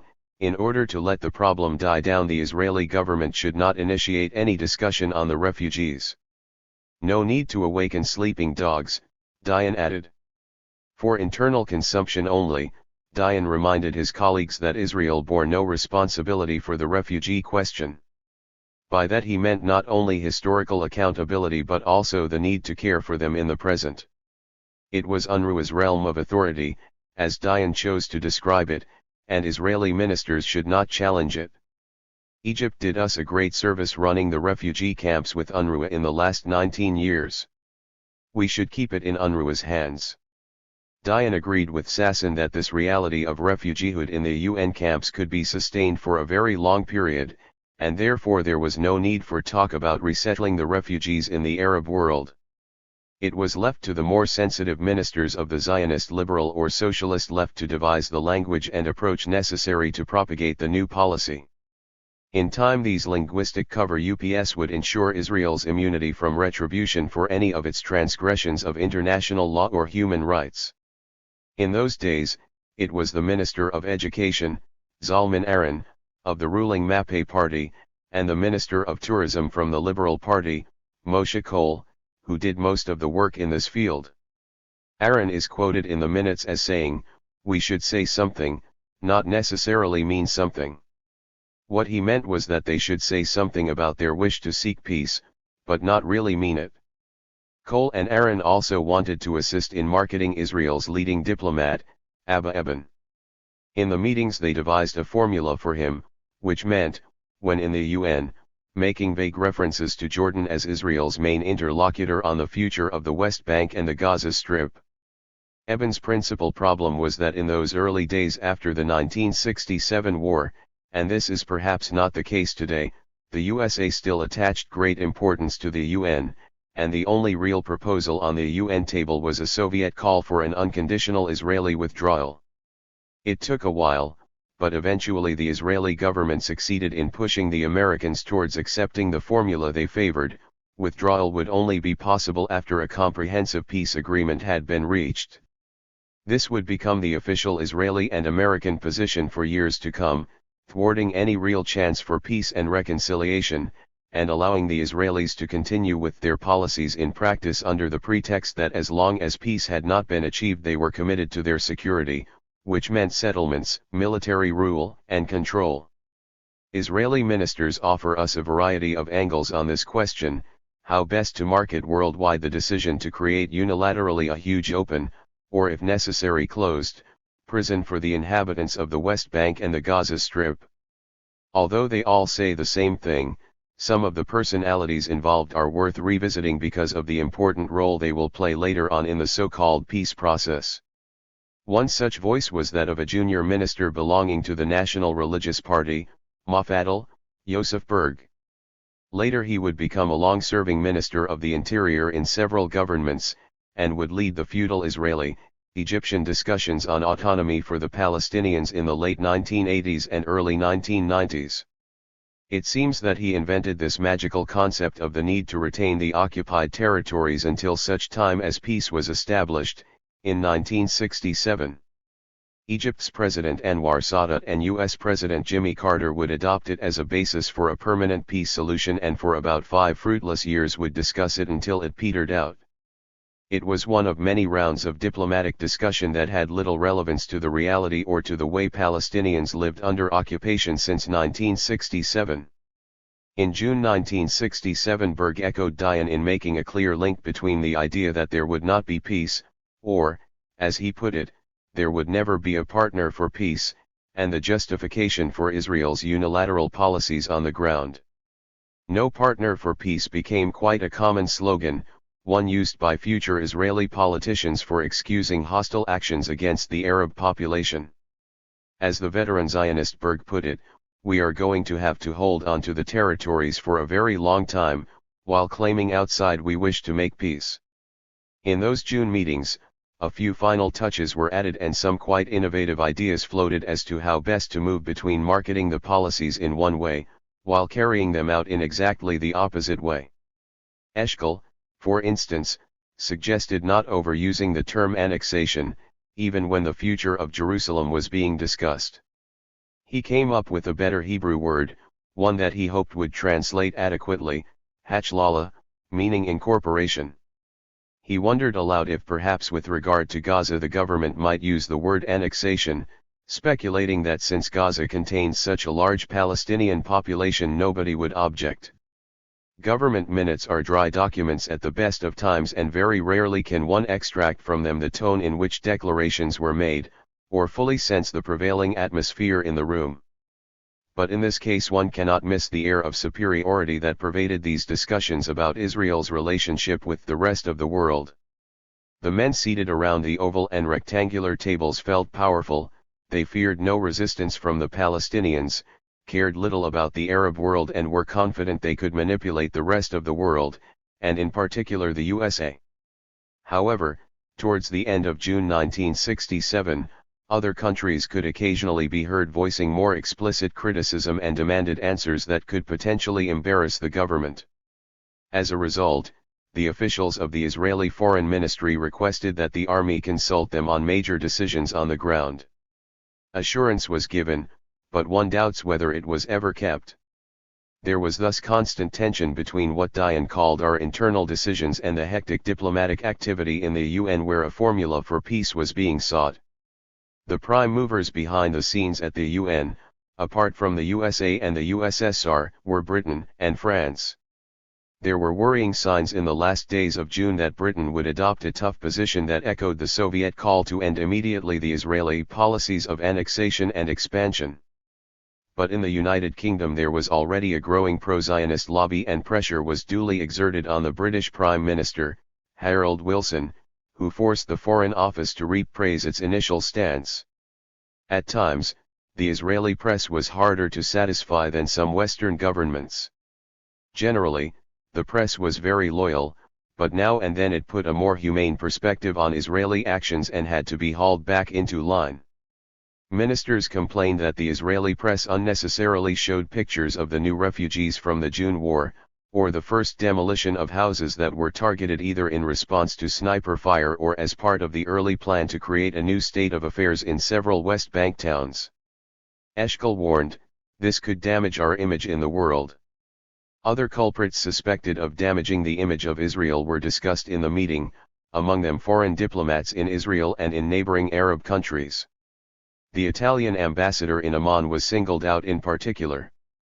He reported constantly to his foreign ministry that the Israelis were expelling people or that others were forced out because they had no food or work in the West Bank, and that an alarming new refugee problem was developing.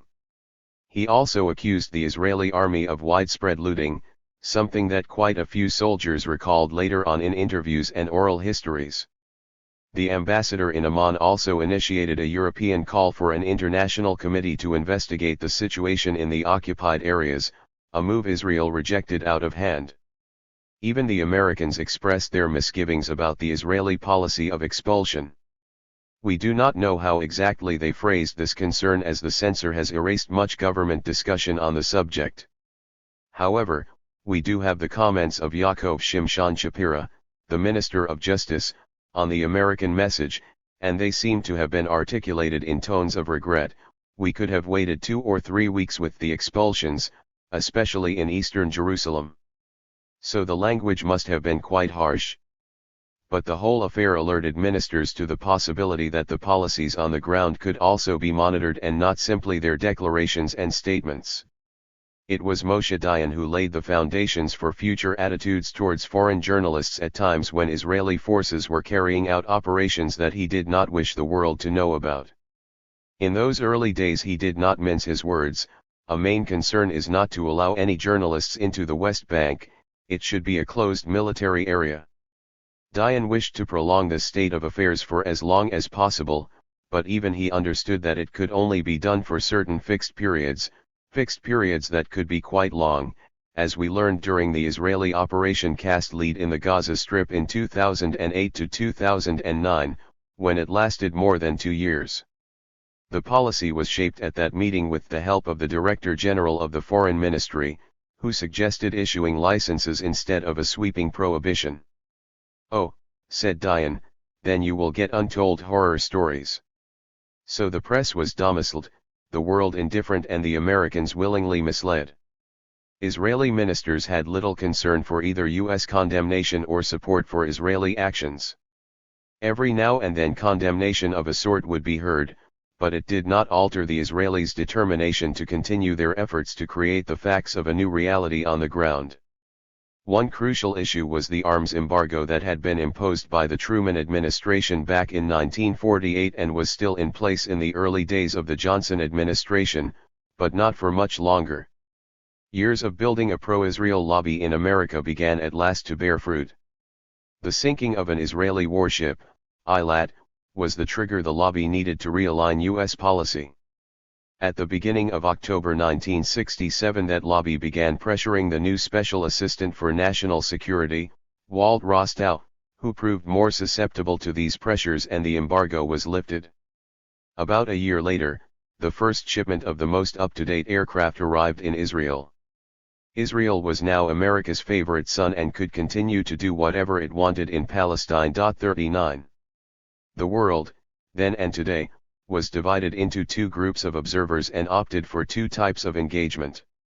The political elite in the West and in most of the rest of the world accepted the two models Israel offered between autonomy and imprisonment as a necessary evil in order to preserve Israel's national security, at least until the conclusion of a final peace solution that would allow some sort of Palestinian independence in some parts of the West Bank and Gaza Strip. In principle, this legitimized the Israeli structure of control for as long as the Israelis deemed it necessary. The more conscientious segments of global civil society saw the Israeli policy very differently, as a protracted and long-term program of colonization. At first only a minority subscribed to this view, but in this century an increasing number of people have also come to adopt it. Some were affected by a particular Israeli policy, most of them formulated their views after visiting the places concerned.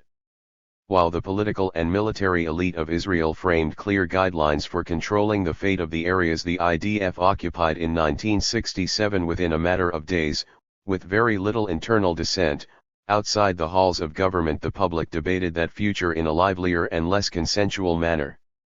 But this had very little impact then, and later, on the policy actually implemented.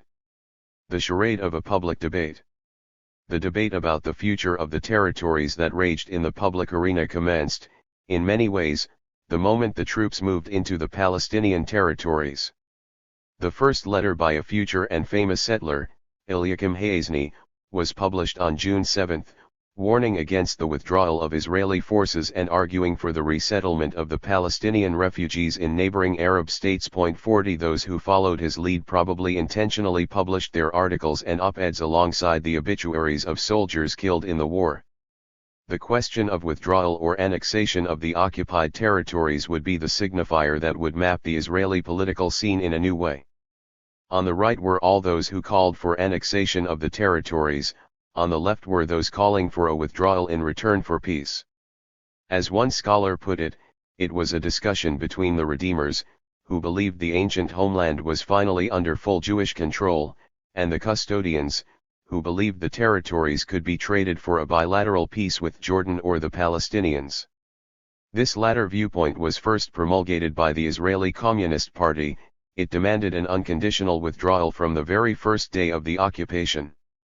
Non-communist members formed their own lobby led by a new outfit named the Israeli-Palestinian Federation, which included luminaries such as Amos Ilan, Yuri Avnery, Abi Nathan, Dan Ben Amos and Yuri Zohar, the last two were the best-known Bohemians in the state of Tel Aviv. Their means were limited, which is why they aired a few, infrequent advertisements in favor of an immediate withdrawal. At the very margins of Israeli society, anti-Zionist groups such as Motzman were hoping, in vain, for an even more profound discussion on the essence of Zionism and the outcome of the 1948 war. 41.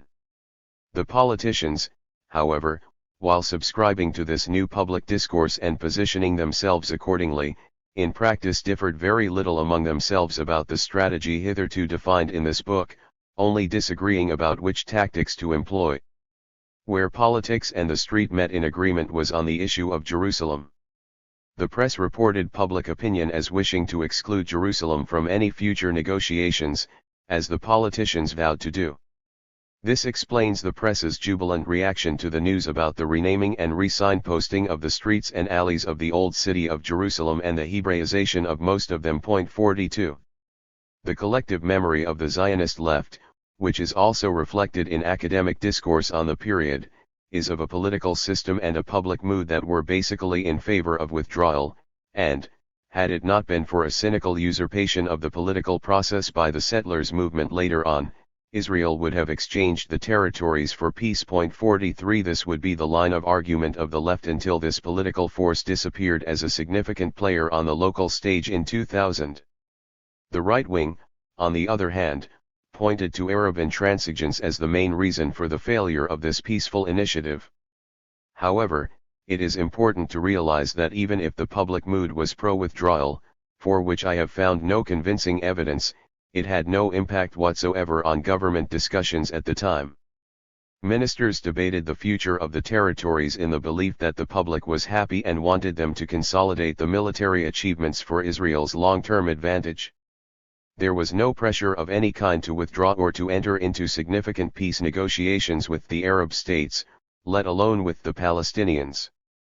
The international community, and more importantly the American administration under President Johnson, and later under Richard Nixon, behaved as if such a debate was ongoing, but never provided, internally or externally, any explanation as to why this debate had not produced a genuine Israeli peace effort. The idea of a complete Israeli withdrawal only appeared in American documentation, whether these were official government initiatives such as the Two Rogers schemes, or support for the UN initiative, the Gunnar Jarring mission. It was sometimes mentioned when individuals in the USA were trying their luck with peace, as in the case of Senator Fulbright's peace initiative in the first 3 years after the war. As mentioned, his standing and career were already significantly undermined when he was targeted by AIPAC. He advocated a total Israeli withdrawal.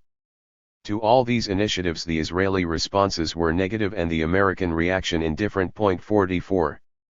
So there were no domestic expectations of any dramatic decisions in the first 2 months after the occupation, but there was international activity, especially in the UN, that demanded government reaction.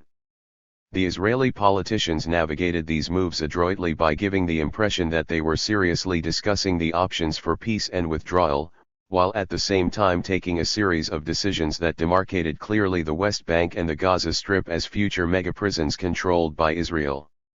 One section within Israeli society, however, was stirred into action and was profoundly affected by the new reality created by Israel. This was the Palestinian community inside Israel.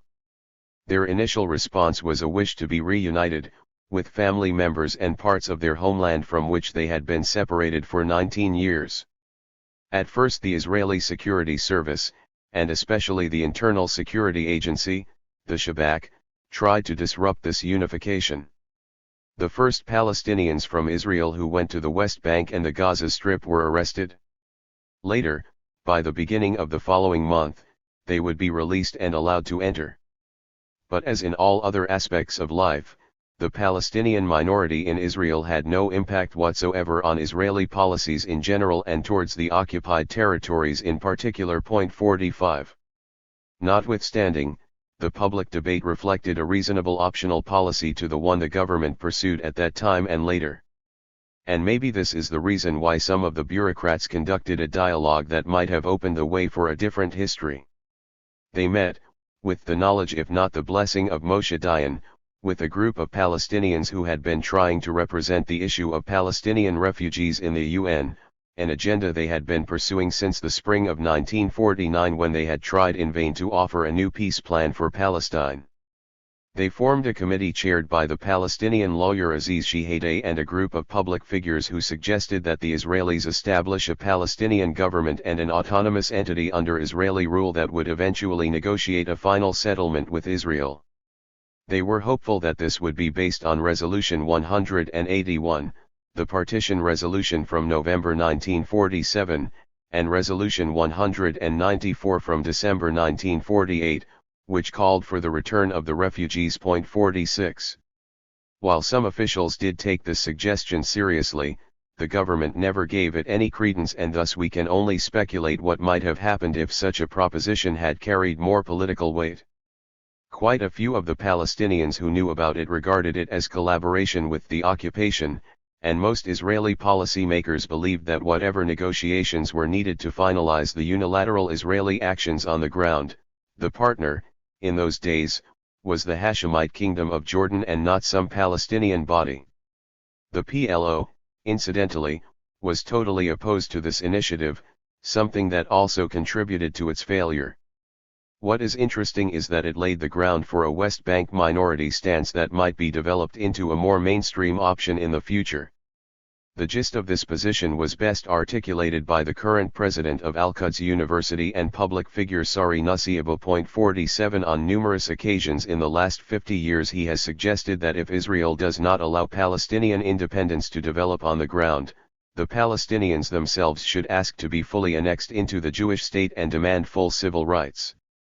But, as noted, Palestinians in the occupied territories had so far made no such impact on their fate. The best they could do was resist, or at least, as was suggested by Aziz Shihadeh's son, Raja, remain resolute and show sumud, steadfastness, staying put on a land Israel coveted and envisaged without any Palestinians on it. 48. As a general rule, the lives of people in the occupied territories would not greatly concern the Israeli Jewish population at large until the First Intifada in 1987 brought it to their attention. In June 1967 the consensual government of Israel could rely on the widest possible support for any decision it took. The euphoric mood lasted for the entire month, but in one way or another it actually lasted until October 1973 when the army was almost defeated by the Syrian and Egyptian forces. The victory of 1967 was seen by many Israeli Jews in much the same way as Haaretz described it at the end of the short war, an event as monumental as the creation of the State of Israel in 1948. The paper itself played its part in this euphoric legitimization of the occupation of another people and their lands. In a bid for new subscriptions, the newspaper reminded its readers that it had pressed the government to go to war as early as the middle of May, and even supported the occupation of the Golan Heights. 49. By the end of June an overall policy towards the new reality was agreed upon, a debate which sealed the fate of the territories, the status of their inhabitants, the question of their expulsion and the future of Jerusalem. What the government did not discuss, or at least it does not appear in the records, was the actual setting up of the mechanism to control the lives of the people in the West Bank and the Gaza Strip. It was left to the army to manage these people, who at a stroke became stateless and without any recognized international legal standing that could protect their basic civil and human rights. In many ways, this is still the case today.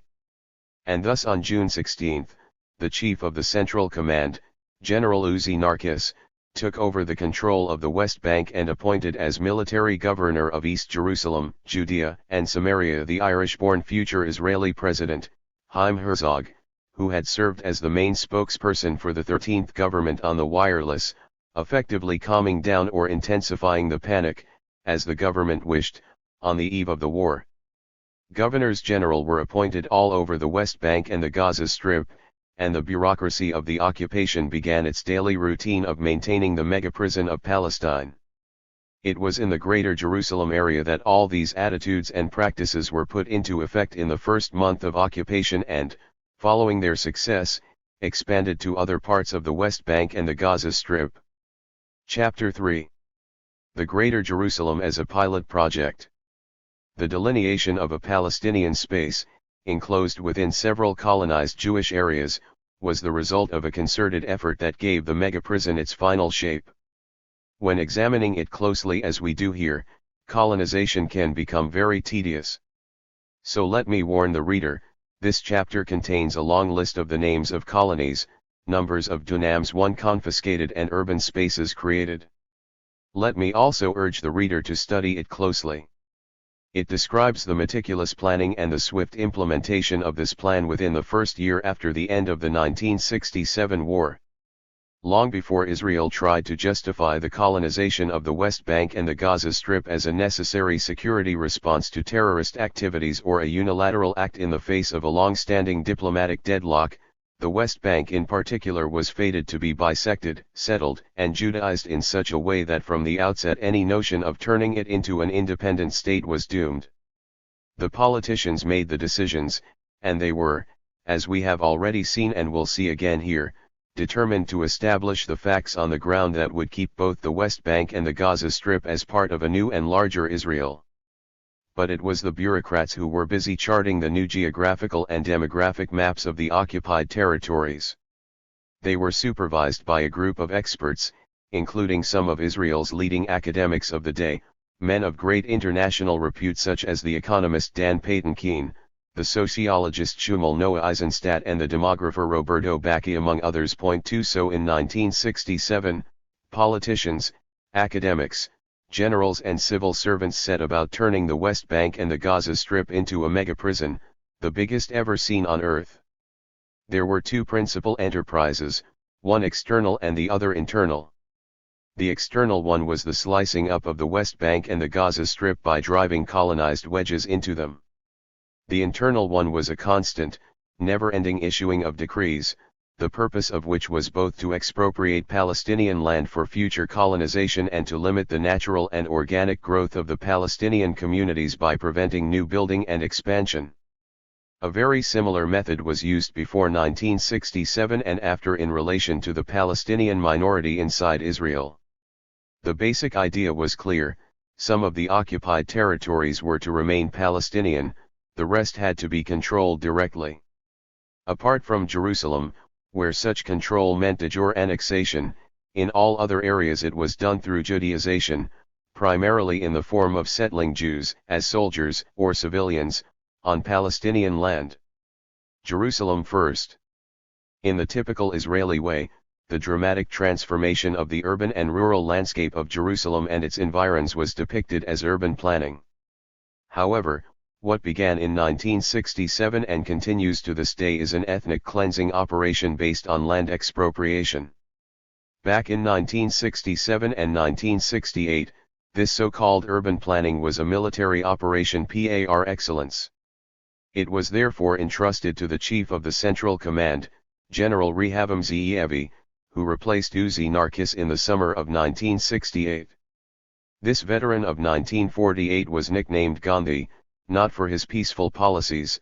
In every respect his philosophy was the exact opposite of the Mahatmas, but due to his dark complexion. He would later form the first political party in Israel that openly advocated the transfer of the Palestinian population to Jordan. He was assassinated during the Second Intifada by the Popular Front for the Liberation of Palestine, PFLP, 3 in the Hyatt Hotel in Jerusalem, built on land he had helped to expropriate in 1967. The boundaries Ze'evi helped to establish as a municipal space for Greater Jerusalem are the current boundaries of the city.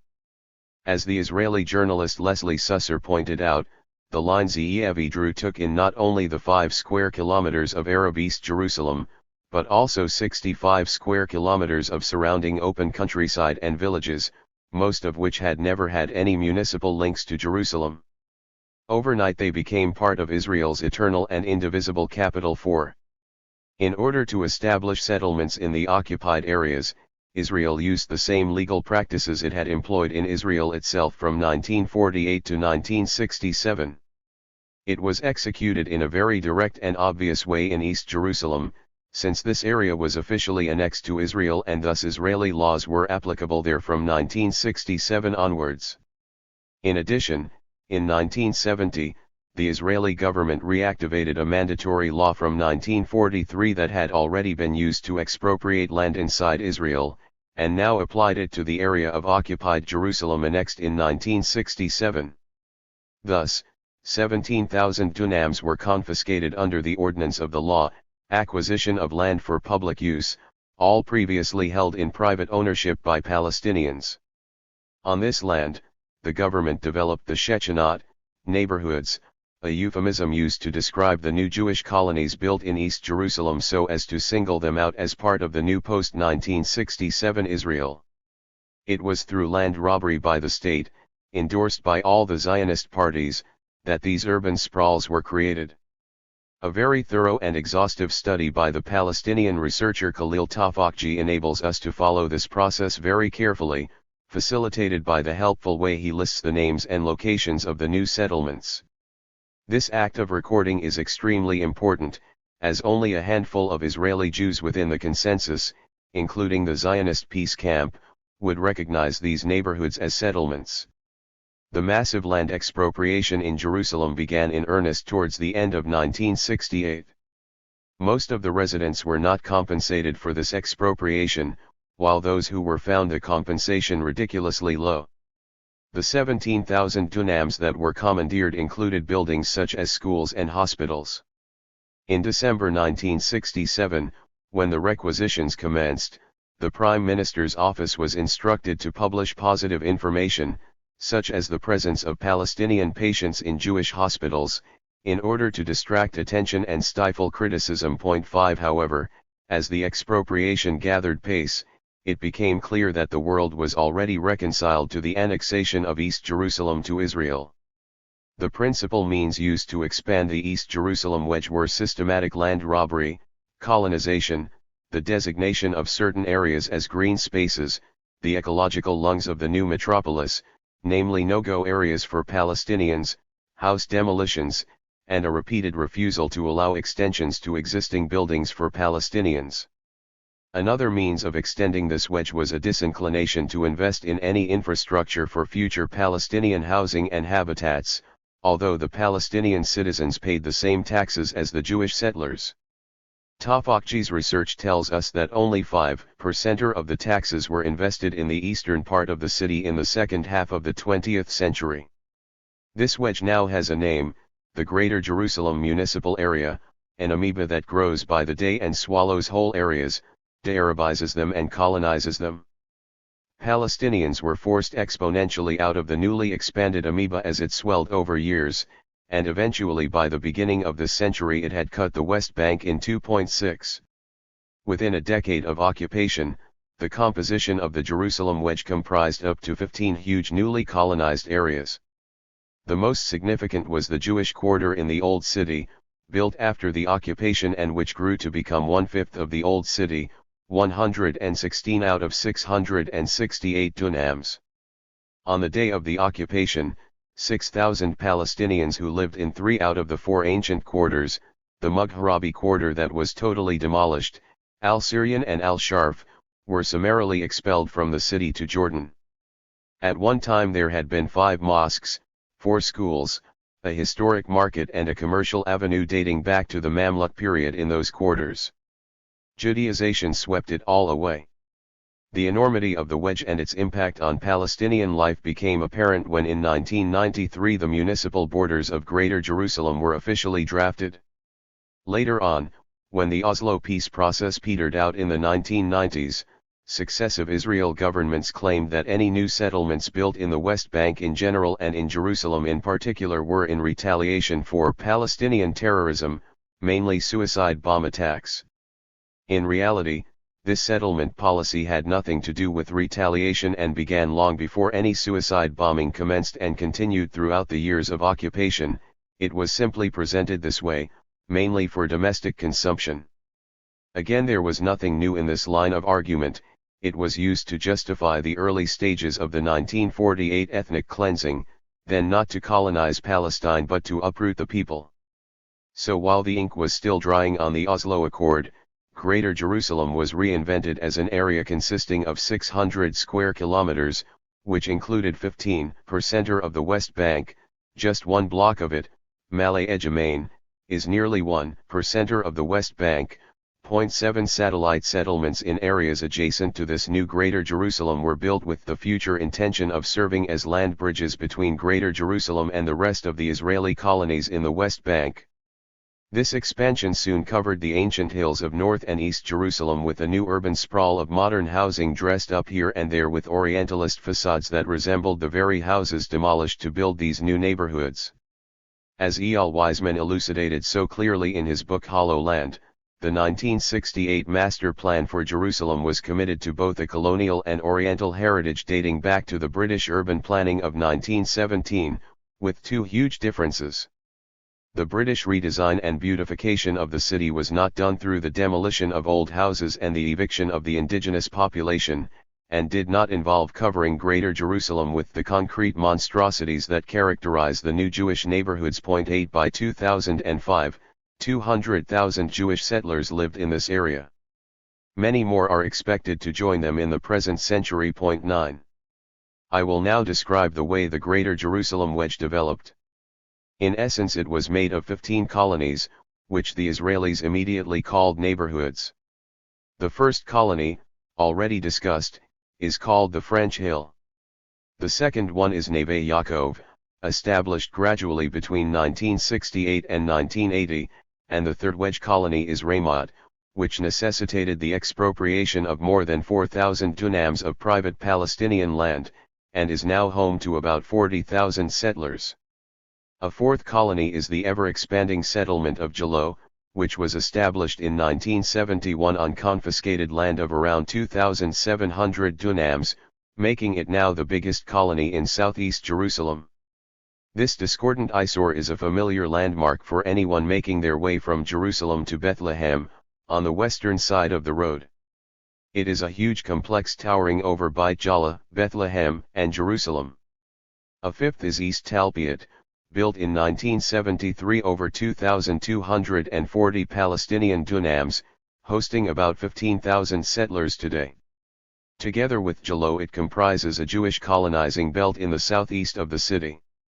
Part of the land was designated no man's land prior to 1967, and it was the UN that gave up an additional 2,000 dunams to allow the expansion of this colony, which, like all the others mentioned here, is referred to by all Israeli Jews as a neighborhood.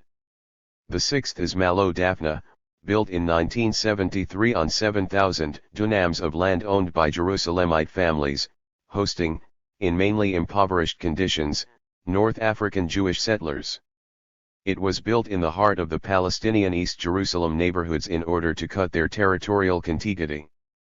The police and border police headquarters moved there to emphasize the Jewish presence. The next is the Hebrew University, built in 1924 on land bought from the village of Isaiah. More land from that village was then expropriated by the university in 1967 for a new campus. Now a mammoth labyrinth, it took me hours to find my way from my class to my office when I taught there for a short while. The Hebrew University is now part of the complex of what is called the French Hill and Mount Scopus neighborhoods, colonies established in 1967 along with an eastern extension added later comprising Givat Hamivtar and Ramat Eshkol, both discussed below.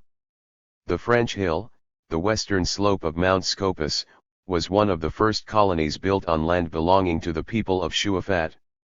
It covers 800 dunams, hosting today 12,000 settlers in 5,000 units. The university stretches over 740 dunams, built as a modern-day fortress towering above North Jerusalem with its Palestinian villages. The eighth colony is Ramat Shlomo, first established as a green zone on 1,000 dunams expropriated in 1970. The trees planted by the Jewish National Fund, JNF, in 1970 were raised in 1990 to make way for a settlement of more than 2,000 houses for Orthodox Jews. This colony has now expanded so much that it enjoys territorial continuity with Neve Yaakov and two new colonies that complete the colonizing belt, Piskat Zeev and Piskat Omer. These two new colonies were built on land belonging to the villages of Beit Hananah, Shuafat, Hisma, and Aneda. Comprising altogether 3,800 dunams of Palestinian land and ultimately hosting about 100,000 settlers, it completes the northeastern strangulation of Greater Jerusalem.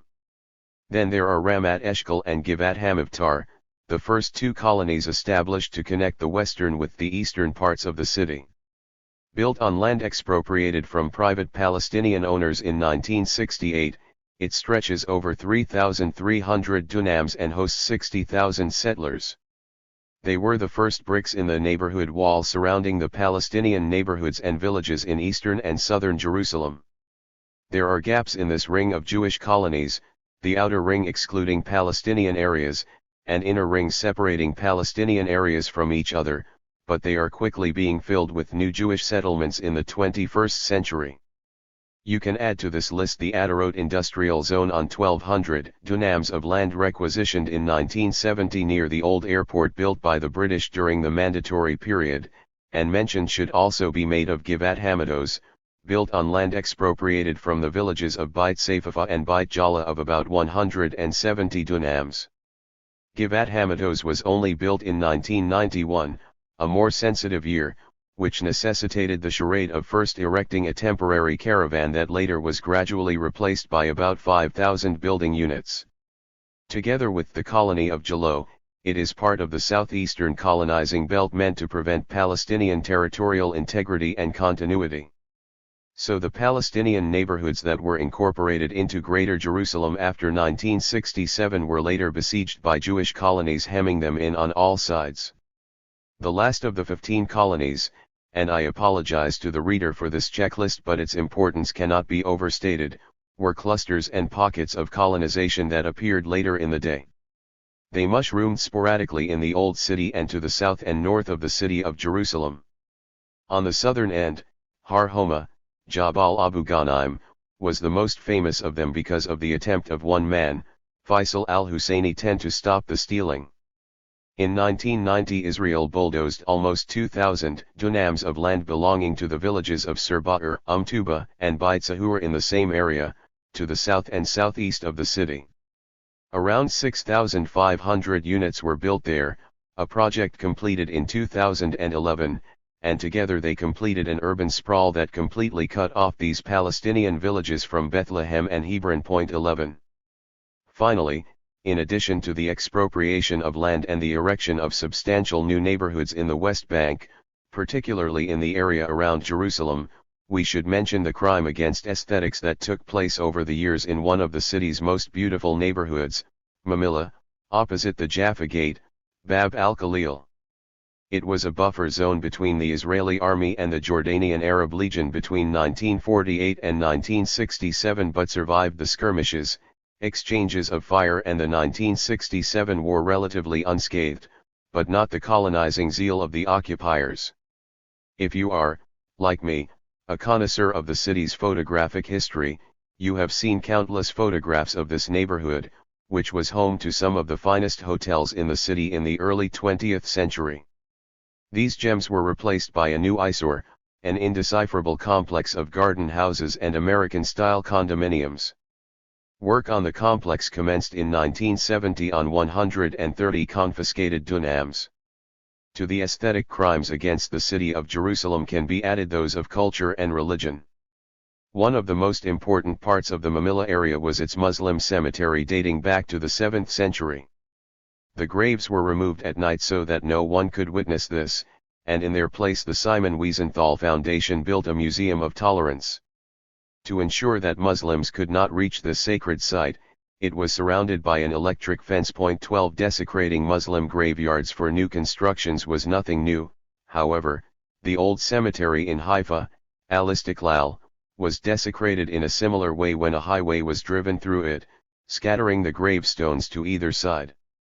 The municipal master plan set for completion in 2020 includes filling the gaps in the colonizing outer ring by the takeover of the village of Walaja's land of 2,000 dunams and the building of a new colony, Givat Yael, west of Jalo, comprising 13,000 houses for 55,000 settlers, which will create a huge wedge from Gush Etzion to Jerusalem.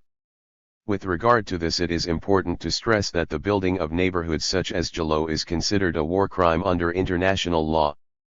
The Rome Statute of the International Criminal Court of 1998 defines the transfer directly or indirectly of the occupying power of parts of its own population into the territory it occupies as an indictable war crime. Point 13. Now might be a good moment to look at the Israeli violations of international law that were already evident in the first year of occupation but were ignored by the international community. Acquiring land by force after hostilities have ended is illegal under international law. Military action and occupations are legal only if they are for self-defense, or for the direct benefit of the indigenous population. From the very beginning it was clear that Palestinian land was acquired for the purpose of de facto annexation. In this Israel violated the second article of the UN 1945 Charter. The first settlement built on the occupied territories was a violation of the Fourth Geneva Convention, Article 49, 6, 1949. It is illegal to colonize occupied land or transfer a non-indigenous population to that land. All these colonies are regarded, even by most liberal Zionists, many of whom live in these colonies, as Israeli Jewish urban neighborhoods that are completely excluded from any future negotiations. In terms of the law, the international community does not distinguish between legal and illegal settlements, but it seems that quite a few Western governments, and most certainly the various American administrations, accepted such a division and included in the former category these new neighborhoods. They had become part of Israel and had been excluded from the West Bank during the 1950s in a process similar to when Israel annexed areas allocated to the Palestinians in the 1947 UN General Assembly Partition Resolution, without seeking international approval. The world was simply presented with a fait accompli. So these neighborhoods became part of small Israel, which for many liberals in Israel and in the West represented the moral and ethical state, prior to the occupation of the West Bank and Gaza Strip. Such areas, even in the eyes of the Israeli peace camp, were non-negotiable, as would transpire with the Oslo Accord when their fate was discussed for the first time. So while, in the eyes of more enlightened observers, 78% of Palestine was non-negotiable prior to 1967, after the occupation this exclusion spread over 85% of the land. By this I mean that while the West Bank and the Gaza Strip were 78% of Palestine, the parts of the West Bank that all the Israeli governments declared as non-negotiable had left only 10% of Palestine. American Samoa a possible territory for Palestinian rule. This 10% was spread all over the West Bank, divided by settlement blocks and military bases.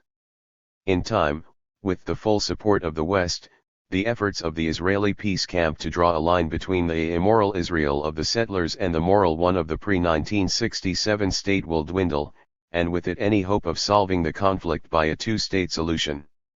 While the government delineated the boundaries of the New Jerusalem, one politician in particular took it upon himself to draw more clearly the boundaries between a future Jewish state and the Palestinian West Bank and Gaza Strip.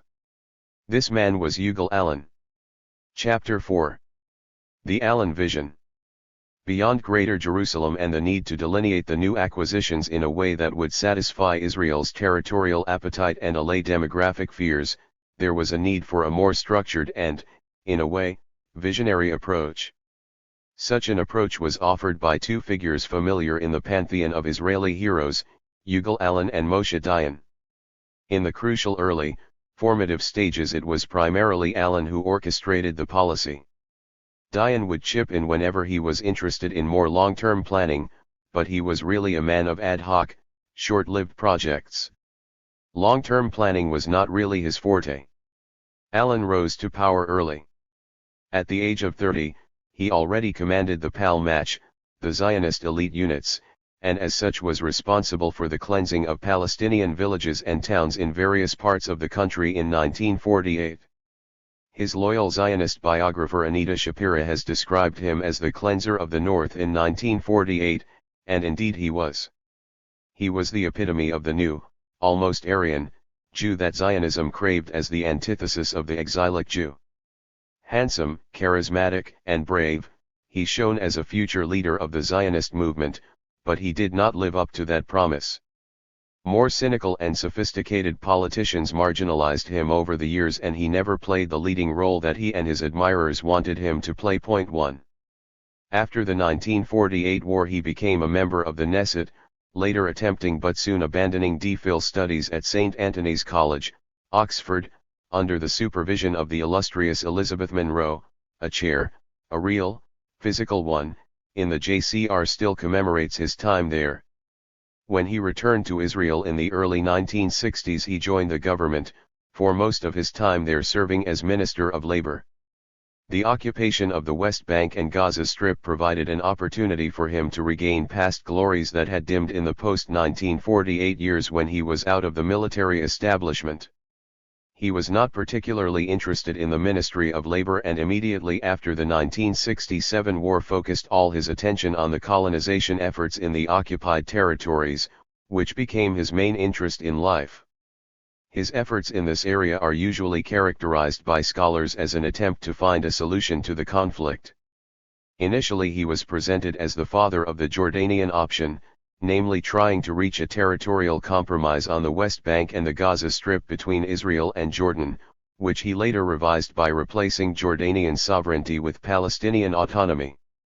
In July 1967 Ilan had presented to the government his famous Ilan Plan, the future of the territories and of the refugees. It was never officially adopted but became more a blueprint for where to colonize and less a template for a peace agreement with Jordan. Apart from blocks of Jewish settlements, the rest of the West Bank would be autonomous or under a Jordanian demilitarized sovereignty. The first principle of the plan was that the River Jordan would form the eastern border of Israel. Jordan would possess a sliver of land near Jericho that would give it a land bridge to the mountainous areas of the West Bank. Ilan singled out the areas around Hebron, Jerusalem, and the Jordan Valley for future Jewish colonization. To the credit of the Jordanian government, it was among the first to recognize that this was intended to ease Israel's preoccupation with demography and had nothing to do with preventing another conflict, which did indeed come a few years later. The American embassy in Amman succinctly summarized the Jordanian take on the Ilan Plan. The Israelis seem unable to grasp that the Ilan Plan and its variations are not only unacceptable to Jordan but that it also represents the kind of arrangement that would perpetuate hostility. Similar arrangements elsewhere during the 20th century have demonstrated they are more likely to breed subsequent trouble and irredentism than to guarantee security. 2. This is to my mind a distorted historiographical picture of the man and his deeds in 1967 and onwards. He was not seeking a compromise but expansion. Ilan was the first to think of how best to use Jewish colonization in a way that would secure the space without incorporating the people, which became the eternal Israeli problem and preoccupation since the inception of the state in general and with regards to the West Bank since 1967 in particular.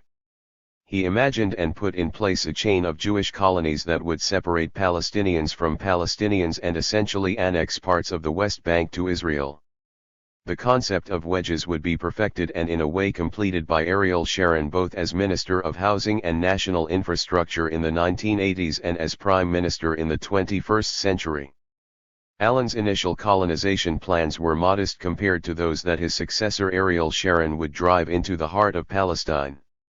As early as July 1967 Ilan had devised a plan for the colonization of the Jordan Valley and of the slopes of the eastern mountains of the West Bank, effectively slicing out part of the mountains of Jerusalem, Bethlehem, and Hebron that were adjacent to the pre-1967 border. From very early on it was clear that creating the colonized spaces in the West Bank or Gaza Strip would cause a de-Arabization of these particular areas. For a very short while, in the first years after the occupation of the West Bank and the Gaza Strip, Yigal Ilan dominated the Israeli government's strategic thinking and left his mark on the cartography of the occupation.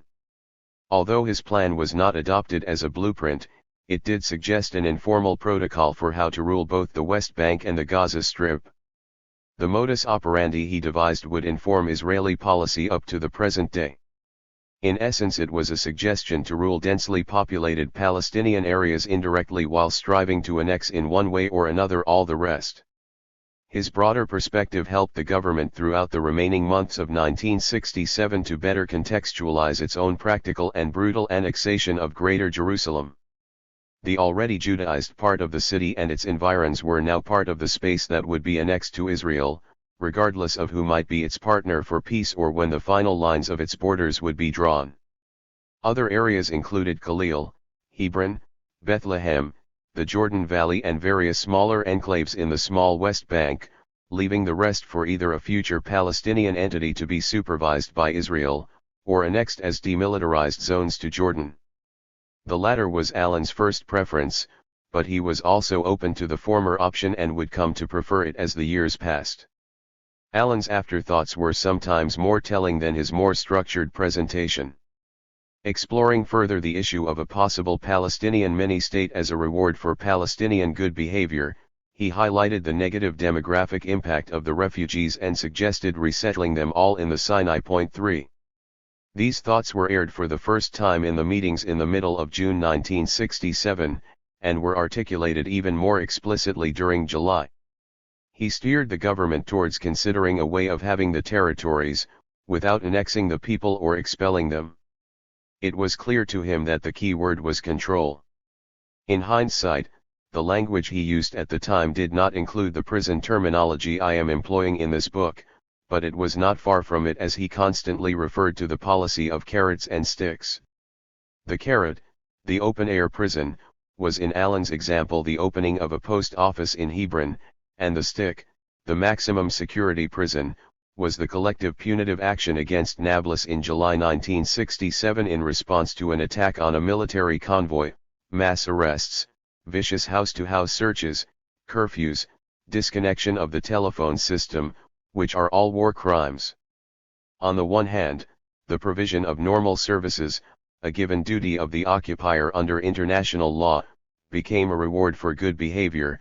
On the other hand, resistance, even nonviolent forms, was met with collective punishment of which, as Tom Segev rightly commented, humiliation already played the most crucial part in the Israeli repertoire in 1967.4. Alan focused entirely on the West Bank, and like all the other ministers hesitated to express clear-cut opinions about the Gaza Strip. But a certain pattern of thinking developed, and although it took time to mature, it can be seen that Alan's vision also applied to the Gaza Strip.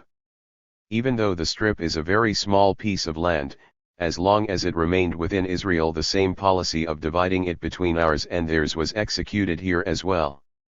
Alan's vision was translated into two major strategies that would shape life in the occupied territories for years to come: a physical strategy that demarcated clearly which parts would be Judaized and colonized, and an administrative reality that determined the rewards and punishments for either accepting or rejecting Israeli rule. Alan was assisted by a group of bureaucrats who were veteran colonizers. Given both the disregard they all had for the basic imperatives of international law and their religious adherence to the consensual Zionist impulse to integrate the occupied space, but not its people, these colonizers found it easy to associate their 1967 endeavors with earlier Zionist colonization efforts going back to 1882. The chief bureaucrat was the Prime Minister himself, Levi Eshkol. In previous stages of his political career he had been a junior Zionist activist during the mandatory period, when he was immersed in colonization projects. He later rose to more prominent ranks in the state through party politics and hard work as an efficient technocrat. 5.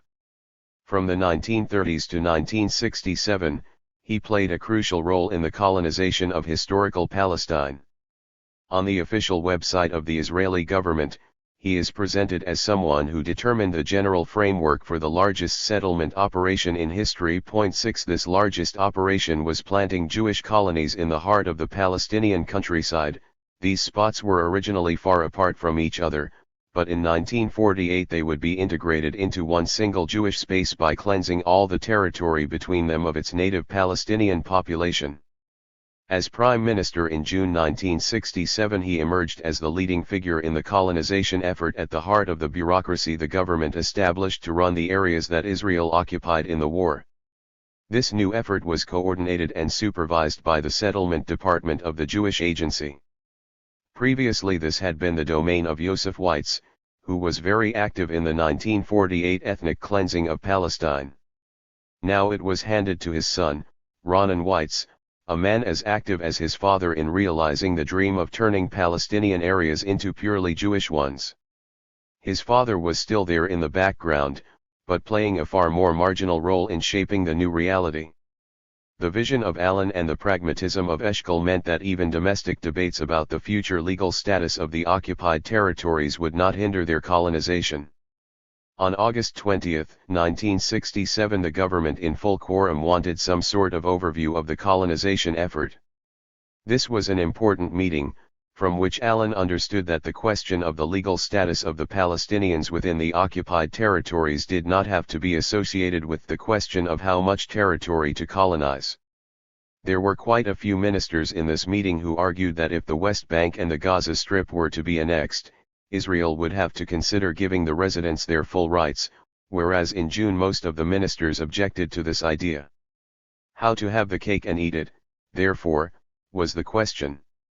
The answer was to decide on continued colonization while leaving the question of the status of the Palestinian residents open for a future meeting, which never happened. 7. The colonization effort was a triple enterprise: the constant grabbing of land, moving Jewish settlers into new colonies, and limiting by force any natural growth of the Palestinians inside the occupied territories. The grabbing of land began with a series of decrees, within the context of the emergency regulations. They were issued in 1967. The first was Decree No. 25, which declared that every land transaction had to be authorized by the official authority. The next significant decree, No. 59, proclaimed the same year, stipulated that any land owned by the Jordanian government, 160,000 dunams in total, was now to be transferred to the State of Israel. State pillaging within the context of this decree was based on an 1855 Ottoman law whereby any uncultivated and non-private land would become state land. 8. The Ilan wedges. The concept of Jewish wedges that would bisect and prevent Palestinian spatial continuity and geographical integrity was not confined to Greater Jerusalem, it was applied to the West Bank in general, and it was Yigal Ilan who oversaw the implementation of this enterprise in the early years of the occupation. Ilan's first wedge was made up of scattered Jewish colonies that spread the length and breadth of the Jordan Valley, coupled with the annexation of additional parts of the eastern West Bank. This wedge was completed by 1971. It was executed in exactly the same way that Zionist colonization had operated in Palestine since the very beginning of the project. The first step was to colonize a distant point and then claim all the area between Israel and that new Jewish settlement as exclusively Jewish, as well as applying the same exclusionary rule to the roads leading to it. The new stretch of land had to be protected. This was achieved by the erection of military camps that were hurriedly built on yet more expropriated land. The last such point in Ilan's wedge was Mitzpe Shalem on the Dead Sea. Built by the socialist kibbutzim movement, it began the production of Ahava Dead Sea cosmetics, which even today, when the European Union prohibits the buying of products from the occupied territories, are displayed in many fashionable shopping malls in the West. This wedge expanded to the north and the west, and by 1977 consisted of 21 colonies Judaizing the Jordan Valley of the West Bank. These colonies today remain at the heart of the Israeli consensus, and are never referred to by the Israeli media as Hitnakliyu, namely colonies beyond the 1967 borders, as liberal Zionists would, for instance. In 1976 Yitzhak Rabin, then Prime Minister, declared on a visit to these colonies in the Jordan Valley, "These settlements will be here for a very long time. We do not build settlements to evacuate them." Almost 2 decades later, in a speech to the Knesset on October 5, 1995, he stated, "Israel would always remain, with the fullest meaning of the verb in the Jordan Valley. 9 Any space that could be carved out by aligning the initial isolated colonies with one another was to be included in the Jewish state in any prospective peace deal."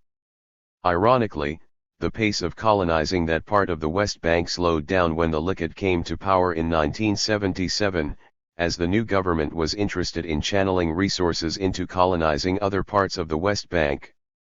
Ilan's map for colonization, dictated largely by demographic considerations, namely, not to annex densely populated Arab areas, was replaced with a colonization plan motivated by the ideology of Greater Israel, which allowed for the annexation of any area coveted by Israel. In truth, there was little left for the Likud government to bite into. The eastern and western parameters of the megaprison were already Judaized and annexed in one way or another to Israel by the time Eshkol's successors, Golda Meir and Yitzhak Rabin, had completed their terms in office, 1969 to 1977. The western border consisted of blocks of urban settlements that the international community would accept as part of Israel in any future negotiations. The eastern one was clearly announced by Prime Minister Levi Eshkol in 1968 as part of the Jewish state when he declared, "The River Jordan is the security border of Israel." The colonization of this wedge intensified throughout 1968, and the Minister of Propaganda, Israel Galili, begged the Prime Minister that summer not to make public announcements ahead of the colonization program for fear it could cause international uproar. He was wrong, of course. 11. Ilan's second wedge drove right into the heart of the West Bank. It engulfed the city of Nablus and centered on the two colonies of Kedumim and Ilan, and later on the town of Ariel. The third wedge connected Jewish Jerusalem with the northern tip of the Dead Sea and the city of Jericho. It developed incrementally and began with the establishment of Ma'ale Adumim, a colony that attracted the less fortunate Jewish dwellers of Jerusalem, and grew to such a size that it strangled Abu Dis and other neighborhoods of East Jerusalem.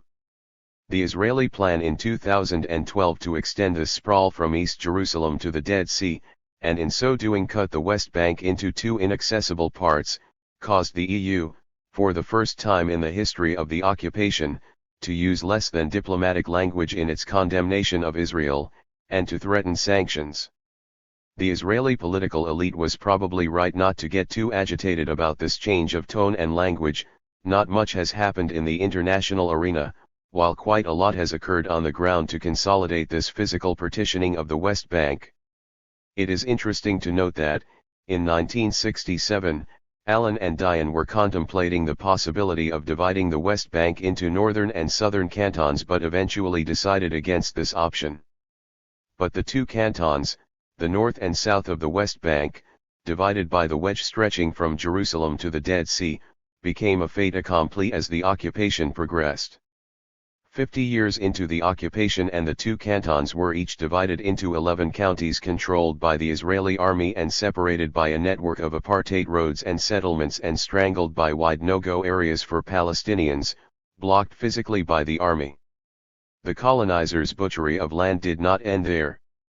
Early on in the occupation, on June 26, 1967 to be precise, a different kind of bisection took place, the separation of Jerusalem itself from the West Bank.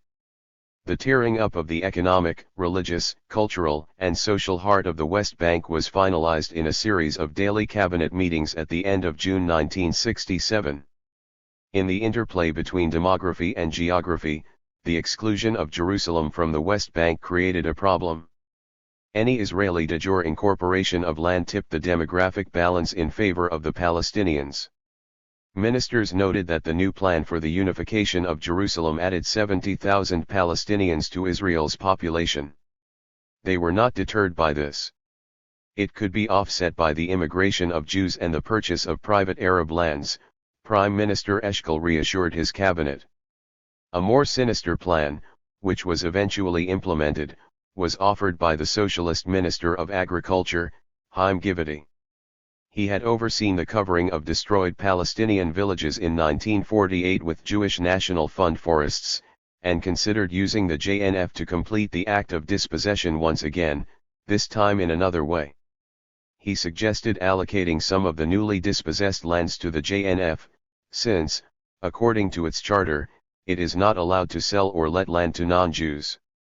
He must have been delighted when Eshkol responded by saying, "Ergo, we should give money to the JNF to also buy the private Arab land." 12.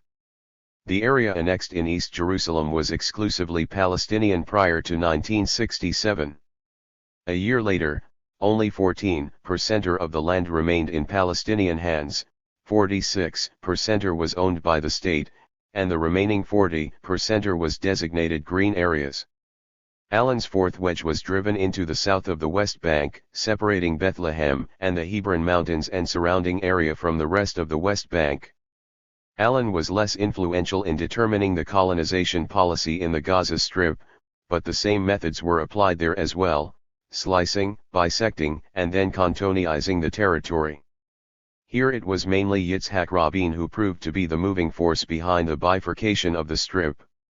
He called it the Five Fingers Plan. The Five Fingers materialized as the Gush block of Jewish colonies that remained until their eviction by Ariel Sharon in 2005, known later as Gush Katif. From May 1968 onwards, Rabin and Ilan persuaded the government of the day to establish two colonies as a wedge between, as Ilan put it, Gaza City and the south of the Strip, and added that it is highly important from a security point of view to have a Jewish presence at the heart of Gaza. Prime Minister Eshkol retorted that Gaza had belonged to the Jewish people since the days of Samson. 13.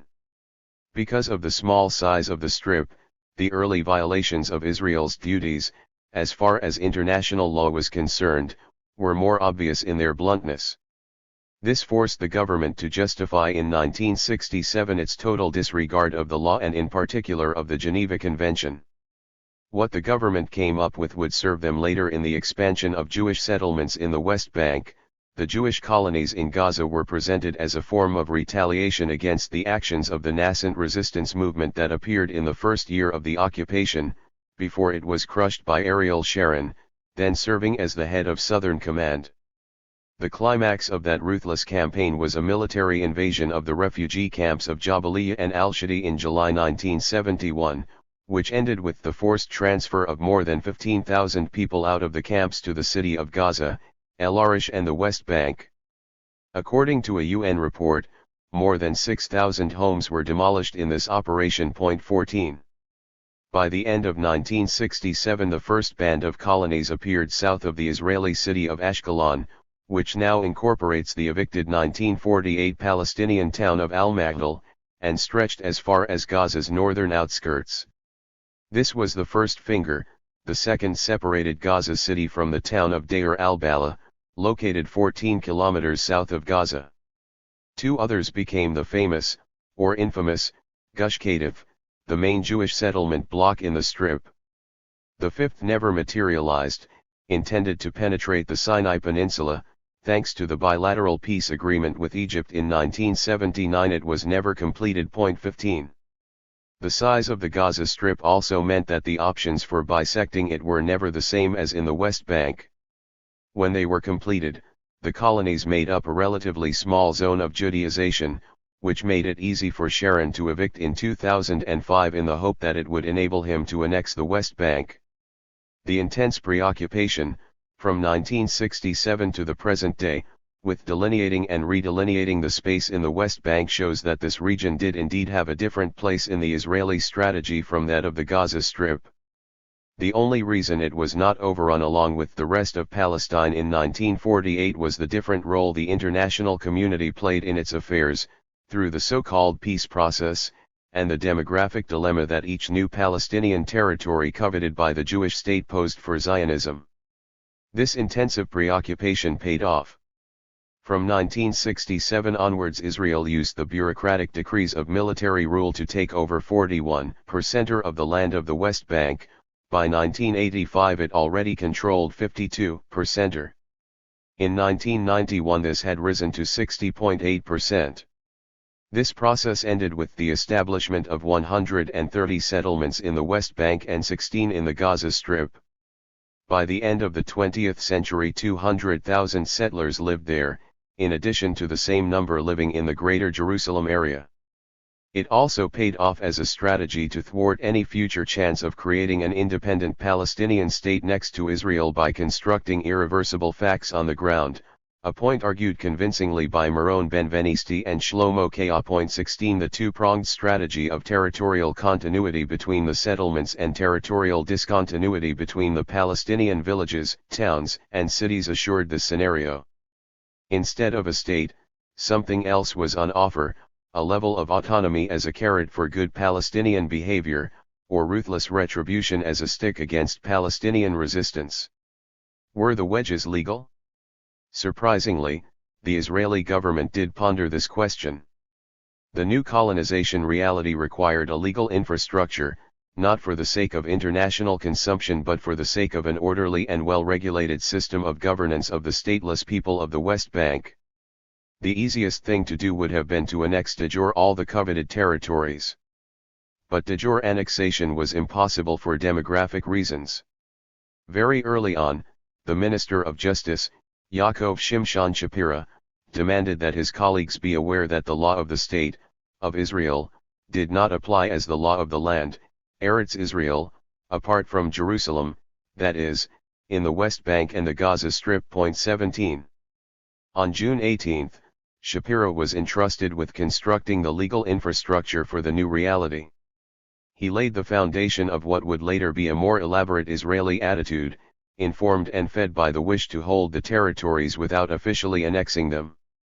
He told the government on that date that Israel would have to declare military rule over the West Bank and the Gaza Strip in accordance with the demands of international law, but he assured his colleagues that this is only platform not substance.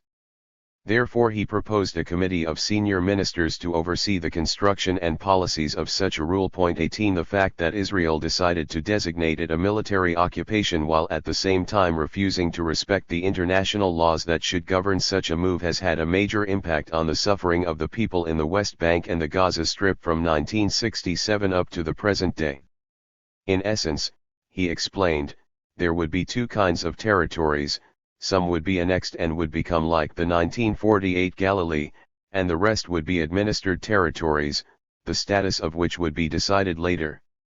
Moreover, he noted, at this point the government could basically choose to annex essential areas, and as an example he pointed out the possibility of annexing the city of Kalkalia to the nearby Jewish city of Kfar Saba. 19 This proposal never materialized, but the power of the new masters could not be mistaken.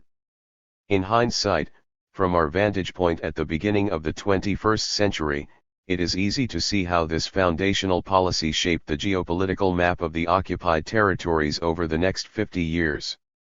It was in the meetings of 18 and June 19 that the government discussed more specifically how this division between annexed and non-annexed areas within the West Bank would work, and what would happen to the areas not directly ruled by Israel.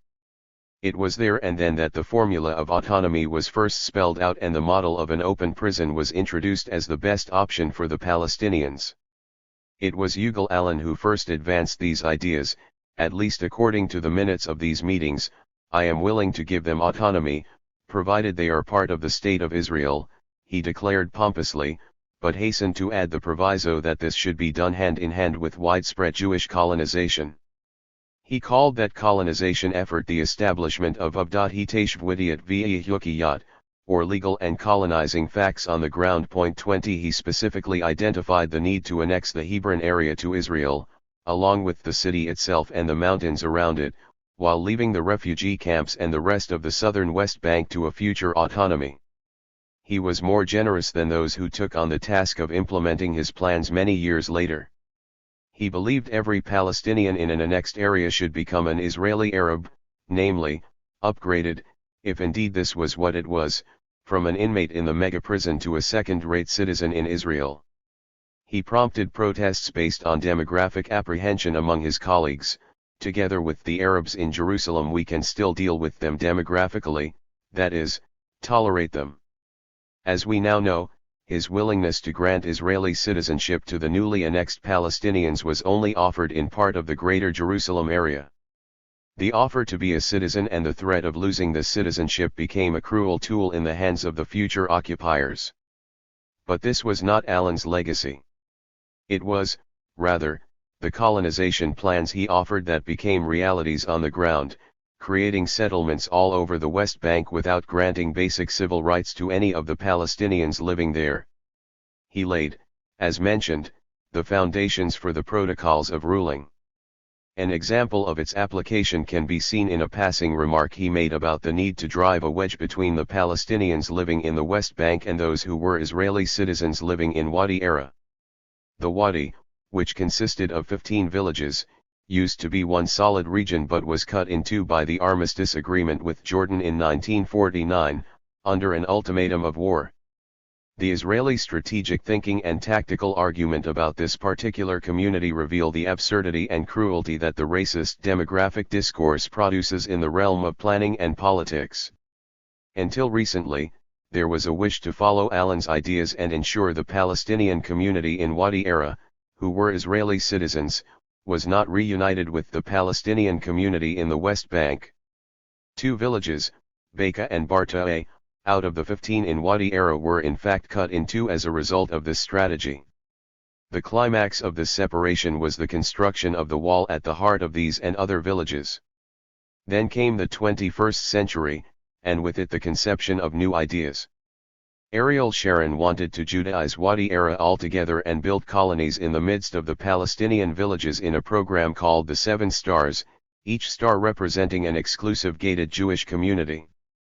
Avigdor Lieberman went further and repeatedly suggested the annexation of Wadi Era to the West Bank, very much as his colleagues in the government did for much of Greater Jerusalem in the 20th and 21st centuries, demoting people who enjoyed Israeli citizenship back to the non-citizen status of a West Banker. 21. Ilan was also at the forefront of discussions about the prospects of life for Palestinians under Israeli control. By pointing to the Jordan Valley and Hebron as possible annexed enclaves, he began to flesh out the differences of life within areas directly and indirectly ruled by Israel. Indirect rule, he clarified, meant autonomy, an almost magical word that would be used until the onset of the Oslo Accord in 1993 as the best the Palestinians could hope for. Direct rule meant the prospect of being forcefully transferred in the future into indirect rule areas. The reframing of the West Bank and the Gaza Strip as an Israeli space did not go unnoticed by the local population. The policymakers and those on the ground offered inducements to stifle resistance and reacted harshly when resistance indeed appeared immediately after the occupation. This economic carrot and punitive stick policy is examined in the next chapter. Chapter 5. Economic rewards and punitive reprisals. Within a single month, June 1967, Israel laid the foundation for a new reality in the West Bank and Gaza Strip that would last until today. Within that month, the economists among the politicians hoped to facilitate a smooth transition by also creating a new economic reality that would benefit the new colonizers and appease the indigenous population. The main discussion, as we shall see, was how the new territories could benefit Israel, but the basic assumption was that a byproduct of a sound economic policy would benefit the local population as well. The difference between the two sets of interests was that from the outset the policymakers treated the economic needs of the local population as a reward for good behavior and means of punishing it as retaliation for bad behavior. The economy of occupation. The first aspect discussed in June 1967 was the economic dimension of the occupation, although the debate within the government was not economic per se. The ability, and the need, to create a new economic reality was discussed as part of what Israelis called, falling back on their distorted imagery of ruling the Palestinians as husbandry, the carrot and stick policy towards the people of the West Bank and the Gaza Strip.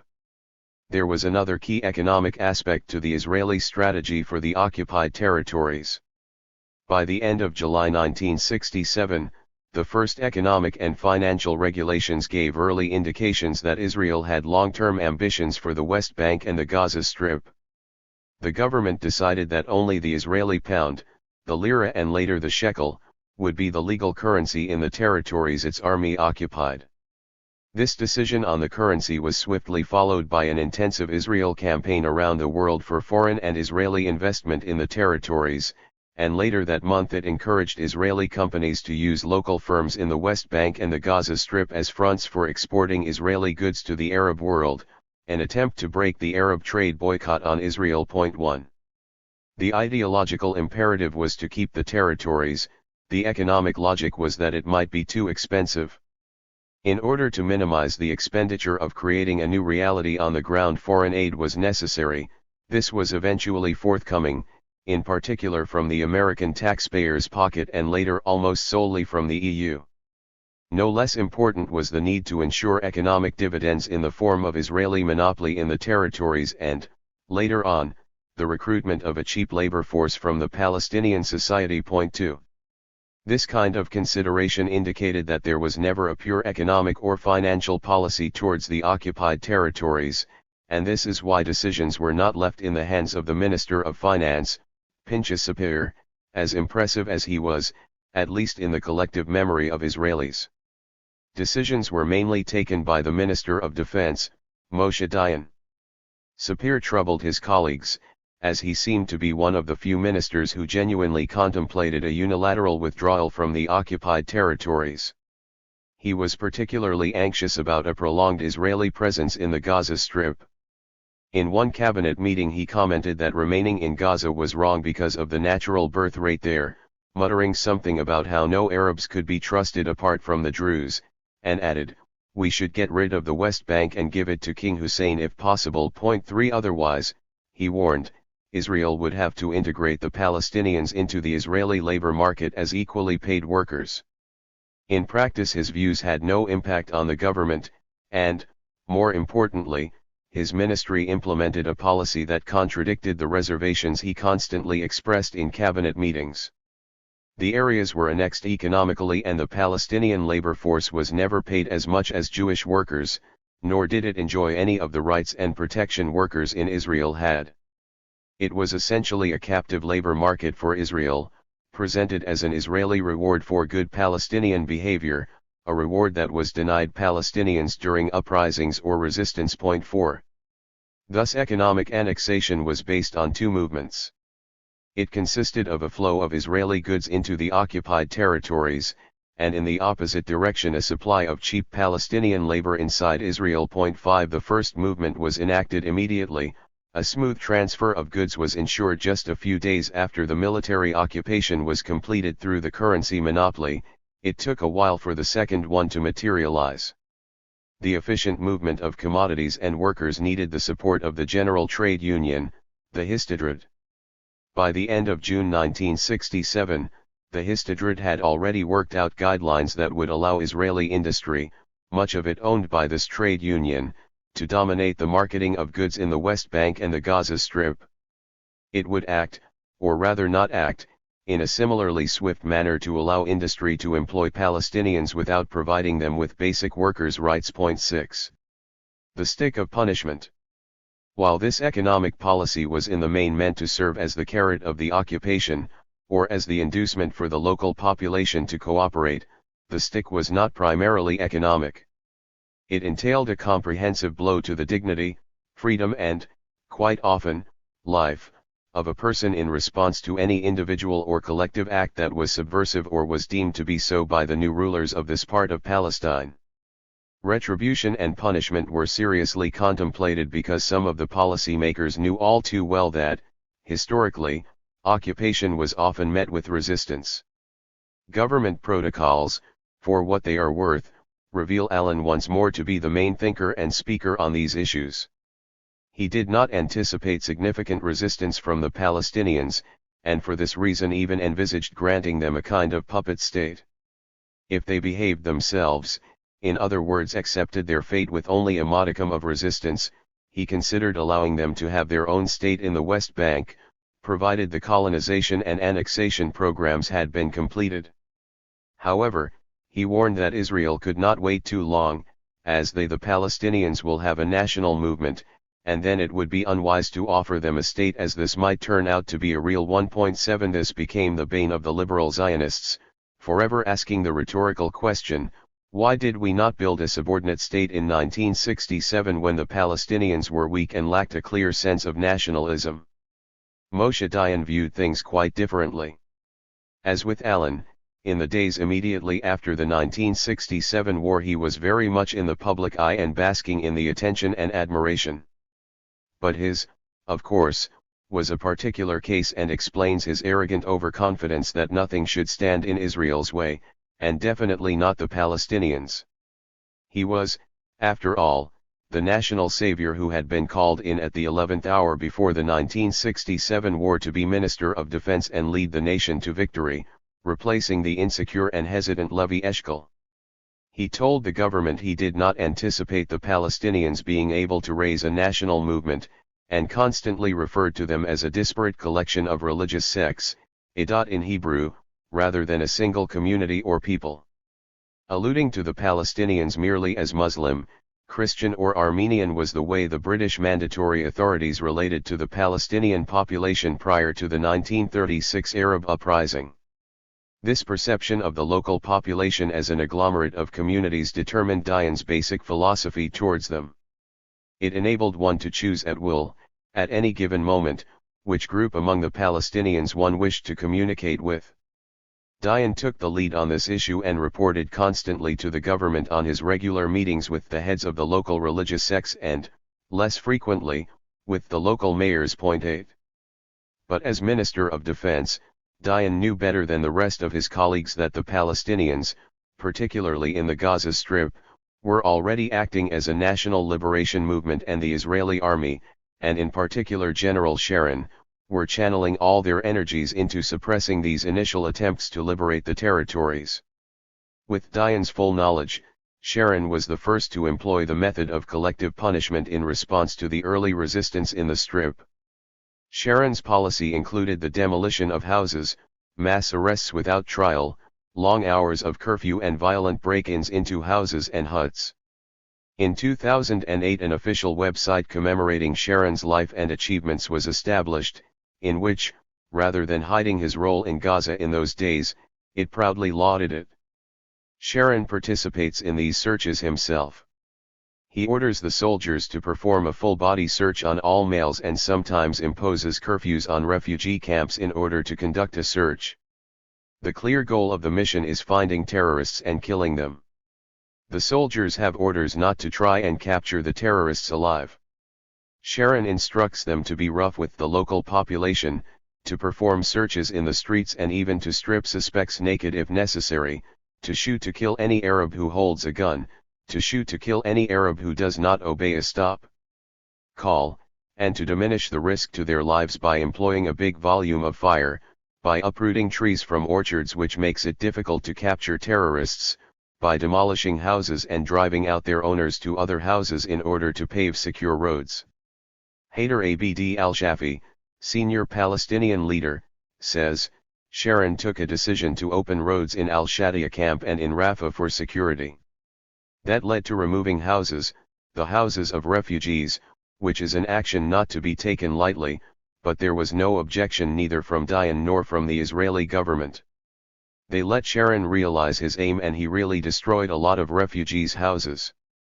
Ilan, political ally and a friend of Ariel Sharon, says, he was a very senior officer going with the troops from house to house, from bunker to bunker, from Orange Grove to Orange Grove, to explain what he meant. 3 months later, Gaza was quiet. The terror was crushed with an iron fist, with a vicious hand. He cast fear in Gaza, he was feared. 9. The manner and detail of the retaliation were based on British military counterinsurgency methods employed against the Palestinians during the Arab Revolt in the 1930s. It seems that the new rulers of the West Bank and the Gaza Strip were highly impressed by this ruthless methodology. In the case of the British, this pattern of inhumanity was in place for 3 years, in the case of the Palestinians it has lasted for more than 50 years. 10. On a smaller scale, the army was testing the punitive options in the West Bank as well very early on. A ruthless policy of searching Fatah suspects was carried out in the very first week after the military occupation, more as a show of strength than a strategic move to undermine Fatah, which was not regarded as a force to be reckoned with at that time. Less than a year later, in April 1968, Fatah stepped up its resistance significantly, launching a series of terror attacks on civilian targets in Israel. As a result, the Israelis expanded their actions in what the military correspondent of Haaretz, Zev Schiff, called counter-terrorism, which, he wrote, increases the damage done to innocent people, but it is worth considering as the right policy. 11. The Hashud, suspect, came to refer to any Palestinian the Israeli disliked, he was the bad Arab. Being a suspect already meant guilty until proven otherwise even in those early days, and therefore a suspect was someone who was likely to be arrested without trial and then remain listed on a kind of criminal register that would then bar him or her later on from working in Israel, passing through checkpoints, getting permits to open a business and all other normal aspects of life. The only way of avoiding this, or of being taken off the register, was by becoming an informer for the internal Israeli security service, the Shabak. The main mission of Israel's elite units in those days was to capture suspects, even when in many cases they turned out to be either innocent civilians or young boys whose crime was throwing stones.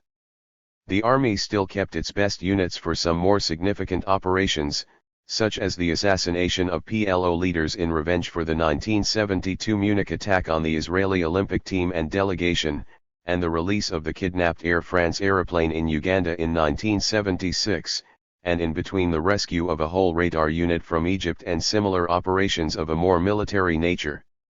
But after 1976, being an elite soldier in the IDF meant spearheading the occupation's most vicious policies. One of these elite units was the commando group Harav, Karab. Its heroism was celebrated in a famous song from the 1970s that topped the popular music charts. It is a love song to a soldier in the unit, and his lover describes his daily assignments. Monday and Tuesday he did reconnaissance work. This is a secret and say no more. But we can say that because of his love of Zion. He caught many suspects in the Shomron Samaria in Hebrew. 12. The brutality of the Israeli army in the early 1970s escaped the attention of the Western media, for these were supposedly years of intensive peace initiatives that went on in parallel with these operations. These initiatives began with the dispatch to the area of Gunnar Jarring, a UN special representative, followed by 2 missions carried out by the American Secretary of State, William Rogers. However, the fate of the occupied West Bank and the Gaza Strip were very marginal to these agendas, which were mainly focused on the Sinai Peninsula and the Golan Heights. 13. This frantic and ultimately fruitless diplomatic activity created the illusion to the world at large, and inside Israel itself, that the fate of the West Bank and the Gaza Strip was still negotiable. But what this futile activity achieved for Israel was the immunity to continue with its unilateral bisection of the territories in such a way that would ensure Israeli control over it for decades to come. So far we have seen that within 1 month, June 1967, crucial decisions were taken demarcating the possible partition of the occupied territories into Jewish and Arab spaces, with the help of wedges and a belt of Jewish colonization. In addition, the methodology of how to deal with resistance and how to try to preempt future resistance were experimented with in that month. Finally, it should be noted, and as the next chapter illustrates, that month was seen as the last chance to downsize the population before becoming reconciled to the idea that the Jewish state would now control the lives of millions of Palestinians. Chapter 6. The Ethnic Cleansing of June 1967. Downsizing the population.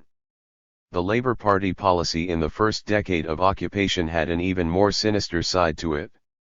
Before 1967, the settler colonial project of Zionism, very much like other similar projects, displaced and replaced the indigenous population. There was no reason not to contemplate and even implement this method as well after 1967. As noted in the preface of this book, large-scale ethnic cleansing was ruled out because of the particular circumstances unfolding after the war.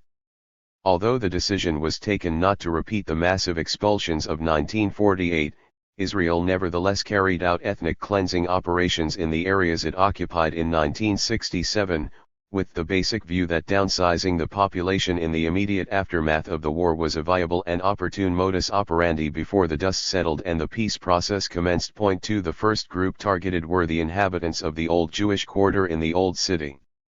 They were ordered to leave, and on June 18, 1967 those who did not leave the quarter voluntarily were forcibly expelled. Here is how Haaretz reported it on that day, in its inside pages. One should note many Arabs living in the Jewish quarter were ordered to leave. Many women, children, and men were seen, with their belongings, moving out of the quarter. They carried clothing and furniture on their shoulders. Most of them are 1948 refugees or their descendants. This should not be mistaken for a lament or a sign of compassion, it was an objective piece of reportage. This report was not noticed by the chief military correspondent of the paper, who stuck to the government's propaganda line of denying all such acts when he wrote about a massive voluntary flight of Palestinians out of Jerusalem over the damaged Allenby Bridge on the River Jordan. Such double-speak was to be a feature of Israeli media coverage that still pertains today, correspondents on the ground reporting one reality, that of wrongdoing and abuses, while the editorial summaries of the same events describe them as acts of self-defense, as benign policies. Introspective, critical Israelis have become more aware of these fallacies, but this praxis still continues. It was particularly prevalent during the Second Intifada, as was fully exposed by a former deputy editor of one of Israel's most important dailies, Yedioth Ahronoth, in a book he wrote a few years later. 3.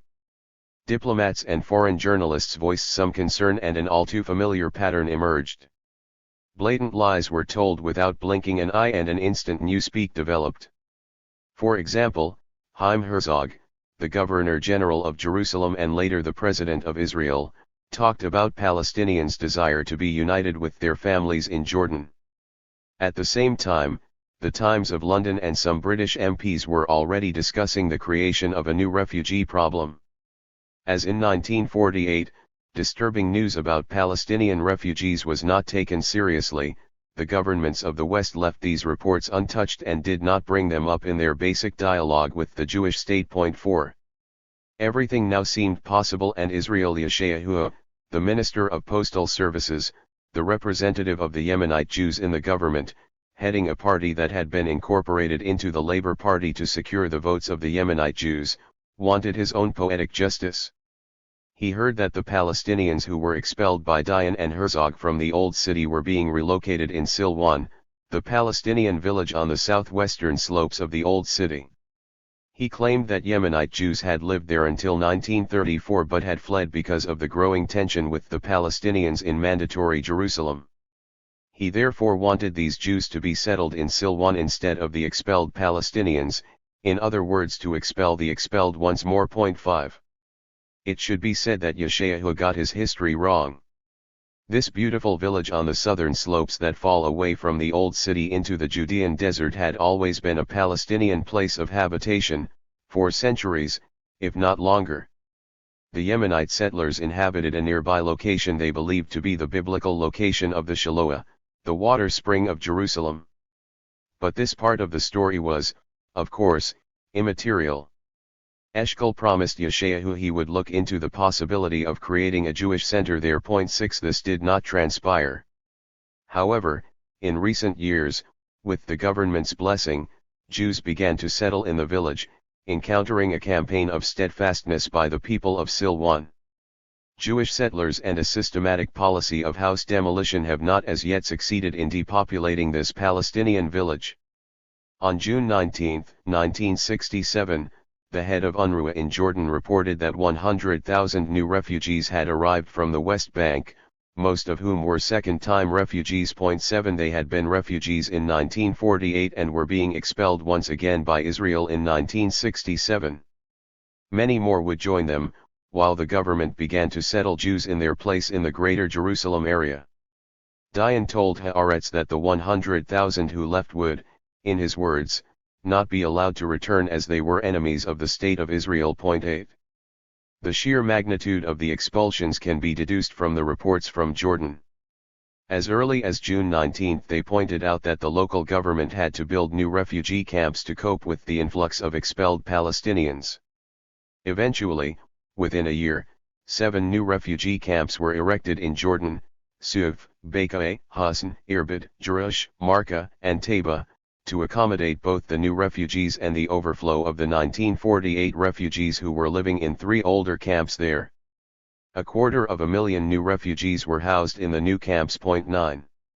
In the Gaza Strip, as in the West Bank, the combination of depopulation and colonization as initial shapers of a new geopolitical reality took place, but on a smaller scale. It took a bit longer for the Israeli colonization pattern to take shape in the Strip, but the construction of an infrastructure of control over the Strip entailed expropriation of land and the transfer of people even before 1967 was out. June saw hundreds of people forcibly moved to Egypt by the Israeli army. 10. The discussion over Gaza took up only a small part of the government's meetings. Most of their consultation was devoted to the fate of the refugee camps in the West Bank as a whole, but the same approach and method was applied to Gaza. Here, too, ministers seemed convinced that mighty Israel could send and resettle these refugees whenever and wherever it wished. Iraq was the preferred destination, as it was in 1948. However, Yaakov Shimshon Shapira, the Minister of Justice, rejected the idea, because they are the inhabitants of this country, you cannot take them out to Iraq. When Jordan was controlling the West Bank, it was something else. 11 In other words, in 1948 you were entitled to push them from Palestine into the West Bank. He did not believe that a mass expulsion was an option in 1967 as it had been in 1948. Something had changed in the Israeli political elite. In 1948 there was not one voice objecting to the ethnic cleansing of the land. However, in 1967 it was not a small cabal that discussed the ethnic cleansing but a fully attended cabinet. And yet people were expelled in Gaza, even though it was on a smaller scale. The operations there were not limited to evicting people from their homes but, as in 1948, included other atrocities and brutalities as described in the previous chapter. This repertoire of barbarity would be repeated whenever the Palestinians rejected the open prison model offered to them by Israel. In the newspeak of this century the Israeli military and political elite would call it Bank HaMatarot, the bank of targets. I leave it to the reader to work out this particular metaphor. However, the government's discussions on June 25 are particularly revealing in this respect. This was, ironically, the same date on which the government eventually decided to leave the West Bank refugees in their camps. We have very few other sources that record the inhumanity that raged in those early days, both in Gaza and the West Bank. The human rights organizations that would industriously and faithfully collect such evidence would only appear on the scene much later, and Palestinians did not, in those days, write books and articles about the early years of occupation, and thus the government minutes are an important and almost exclusive source, together with the UN 1971 report, for these criminal policies. From the government and the UN archival treasure trove 5 horrific cases stand out: the massive demolition of houses in Kalkalia, the deportation of large numbers of people from Tulkarem, the mass deportation of around 50,000 people from the Jericho area, the destruction of 3 villages in the Latron area, and finally the demolition of 2 villages in the Hebron area. In addition, other villages were expelled, such as Beit Awa with its 2,500 inhabitants and Beit Mirsim with a population of 500. These atrocities and others are listed in a unique UN report prepared by the Secretary General's office in October 1971. This was the result of a special committee established to investigate Israeli violations of human rights, which included deportation, annexation, colonization, demolition of houses and the eradication of villages. 4 years into the occupation, the international organization accumulated enough evidence to deem it necessary to summarize them in a report titled Report of the Special Committee to Investigate Israeli Practices Affecting Human Rights of the Population of the Occupied Territories. 12. The American consulate in Jerusalem reported the expulsion of 7,000 Palestinians from Tulkarem, and the UN reported that, under Dayan's orders, 850 of Kalkalia's 2,000 houses were intentionally demolished. 13. The destruction we wreaked in Kalkalia can destroy us, we should change our conduct, retorted the Director General of the Foreign Ministry when the issue was discussed in the government for the first time. 14. He usually addressed such statements to Dayan, who quite often ignored him. As foreign diplomats and journalists continued to ask questions about the demolition of houses in Kalkalia, All Dayan was willing to say in the government meeting was that it was not clear who gave the order to demolish the houses and that the General Chief of Staff, Yitzhak Rabin, was looking into it. It was possible, he said, that half of Kalkalya's houses were destroyed, and in this case the town was now empty. He also conceded that this had happened elsewhere in the West Bank, such as in the villages in the Latron area. Altogether at that time in June, there were, Dayan estimated, 20,000 displaced persons as a result of Israeli eviction policies. 15. It is not clear why in that particular meeting Dayan was somewhat discomfited, to judge from the dry records at least, and even, at times, unnerved by the criticism directed at him. Perhaps a probing question by one of his colleagues or an inbuilt defense mechanism led Dayan to say, "Look, we did not execute anyone, we did not rape anyone, and some of them would not be allowed to return because this was a war." 16. In Kalkalya, he explained, this was a punitive action in response to sniper fire directed at soldiers. As for the reported disappearance of young men from Tulkarem, Dayan was again only willing to focus on the question of who done it and reported that he still did not know which unit took the men.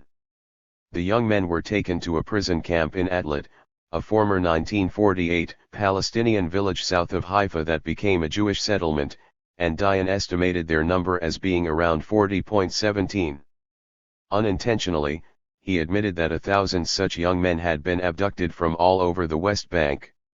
They would, he assured ministers, be returned after interrogation.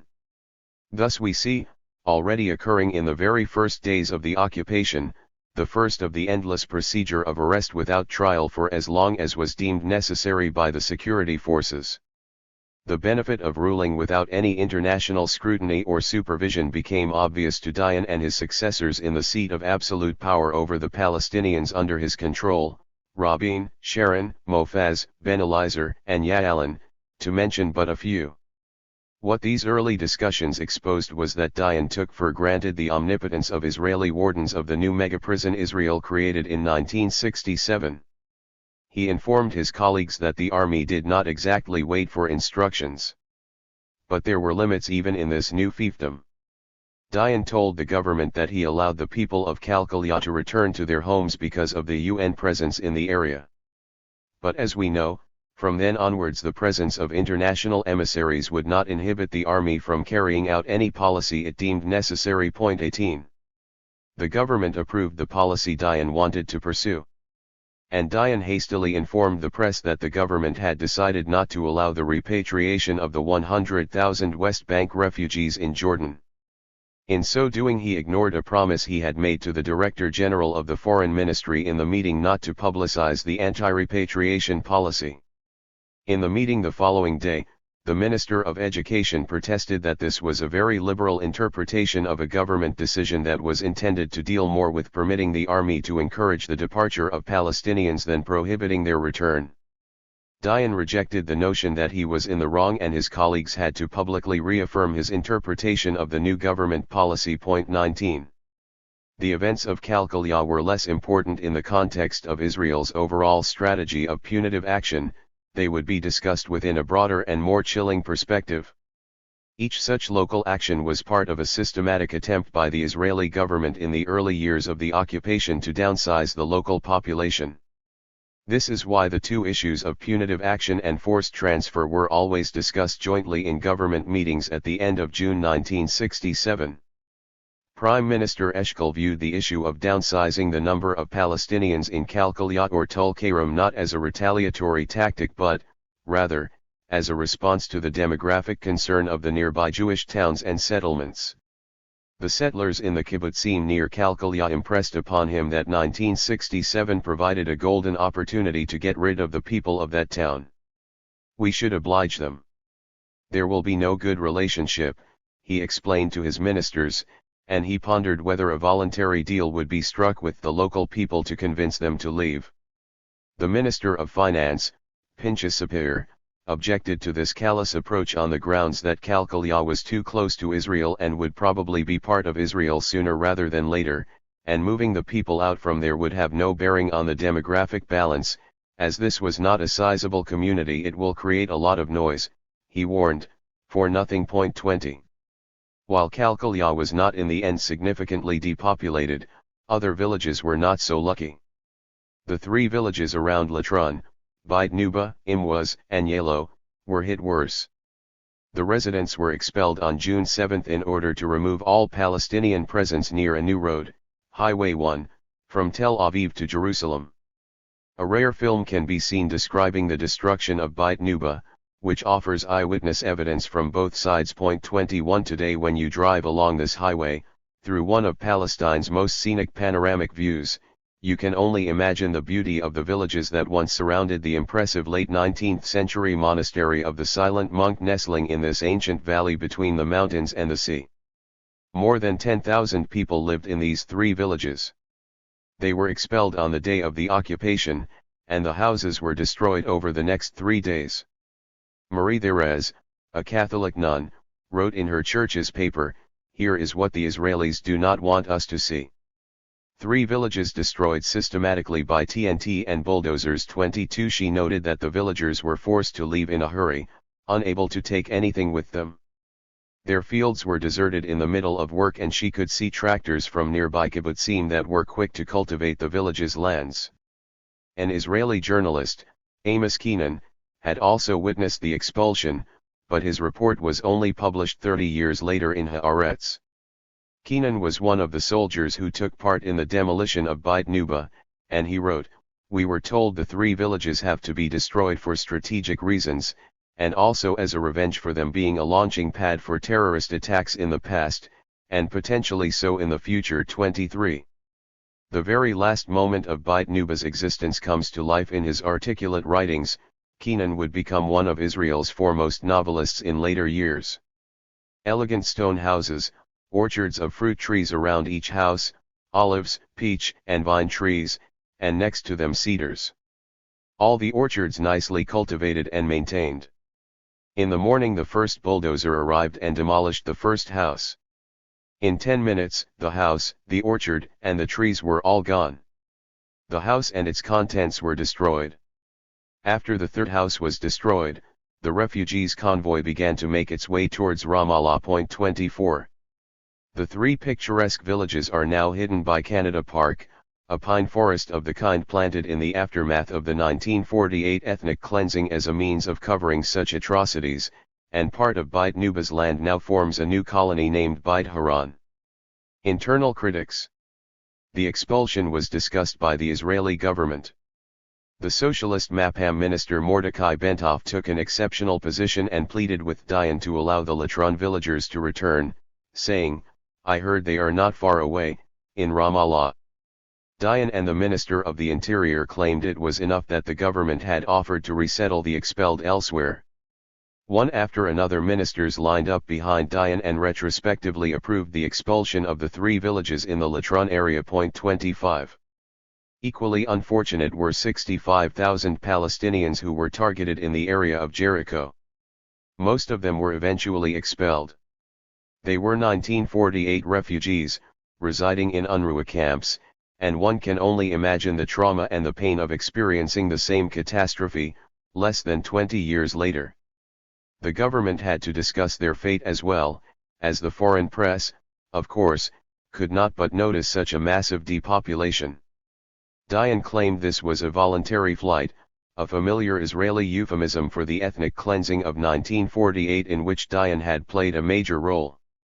The censor has erased from the protocol an afterthought of Dayan's in which he refined this categorical rebuttal.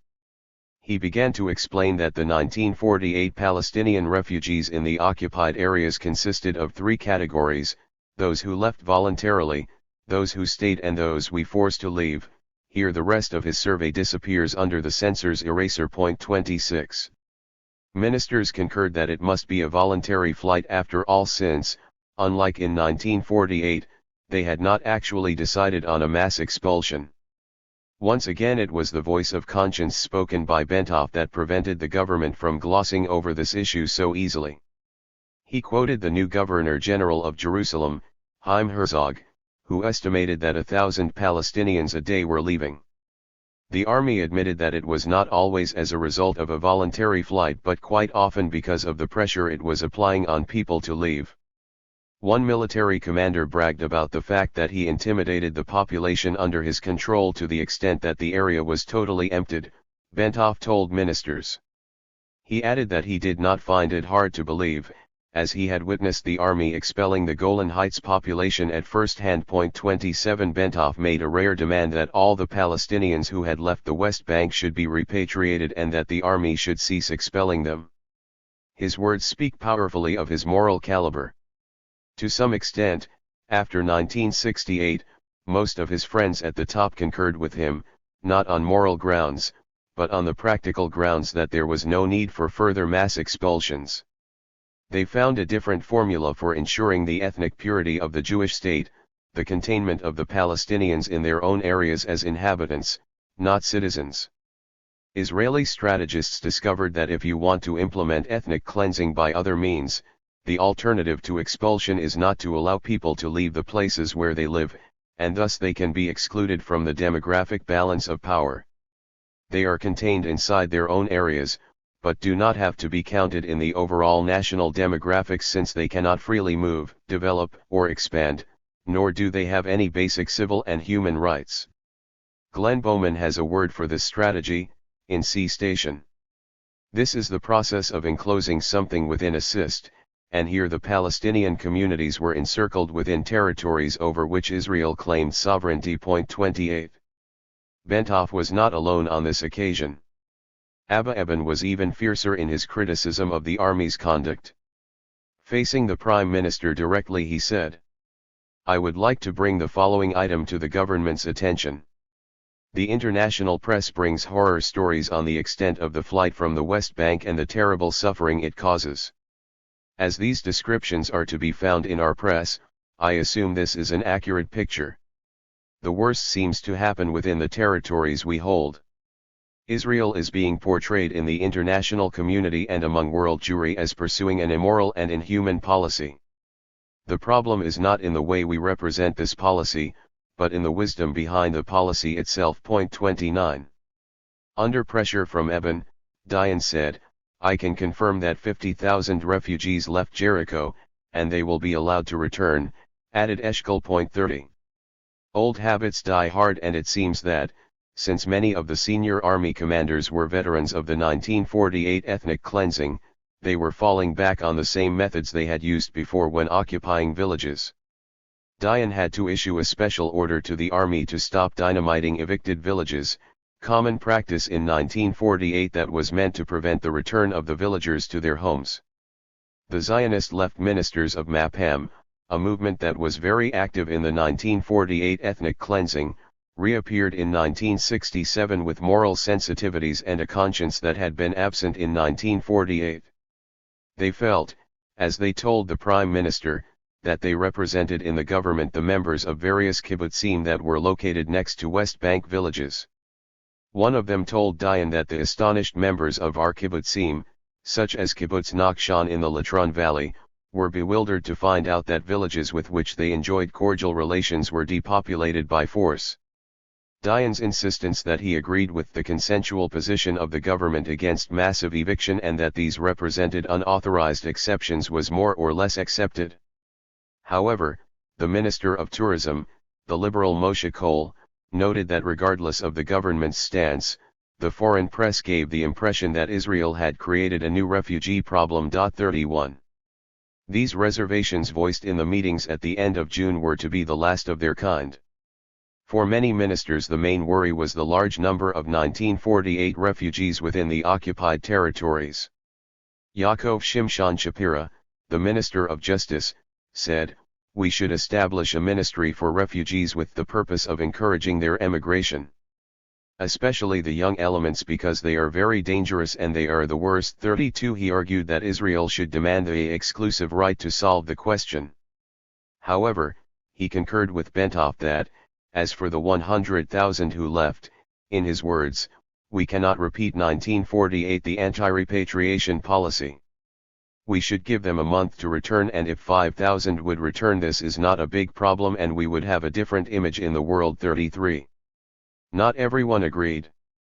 Israel Yeshayahu, the Minister of Postal Services, objected to repatriation. Chaim Moshe Shapira, the Interior Minister, suggested allowing repatriation only for those who were expelled, but the Justice Minister did not want to see such a distinction being made. Bentov, very much aware of the way the military mind in Israel worked then, as it does today, stressed that the only way to ensure that the enthusiastic expellers among the officers ceased their operations would be to let them know that everyone who was expelled would be allowed to return. Dayan was also unable to relinquish completely his desire to downsize the population. He objected to repatriation and wondered just how terrible it would be if the army expelled Palestinians here and there. This is a good process, we convince them to leave, we give them transportation, and Jordanian cars wait for them on the other side. 34. The problem, said Menachem Begin, was that it did not quite work like that. According to the London Times, he said that, in almost all cases, when people were seen leaving their houses the army fired in the air. This, he insisted, had to stop. Dayan defended the army, saying that in most cases the soldiers assisted the people to cross over to the other side of the River Jordan. We were both there and saw it, he said, turning to the Minister of Tourism, Moshe Kol, for confirmation. Kol concurred, but, unlike Dayan, he began to qualify this with "but it was shocking." But then stopped. Did he mean it was better when they acted barbarically by firing above people to encourage them to leave rather than pretending to help them? We will never know. What we do know is that there was unease about the enforced transfer of people that took place.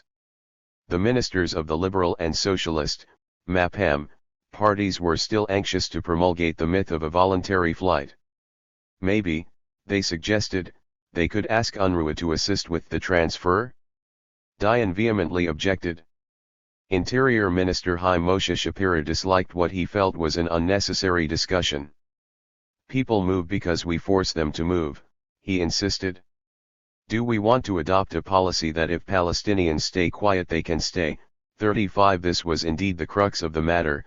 The most elementary rights of human beings, protected by international law, were conditional on an Israeli approval of the enigmatic term good behavior.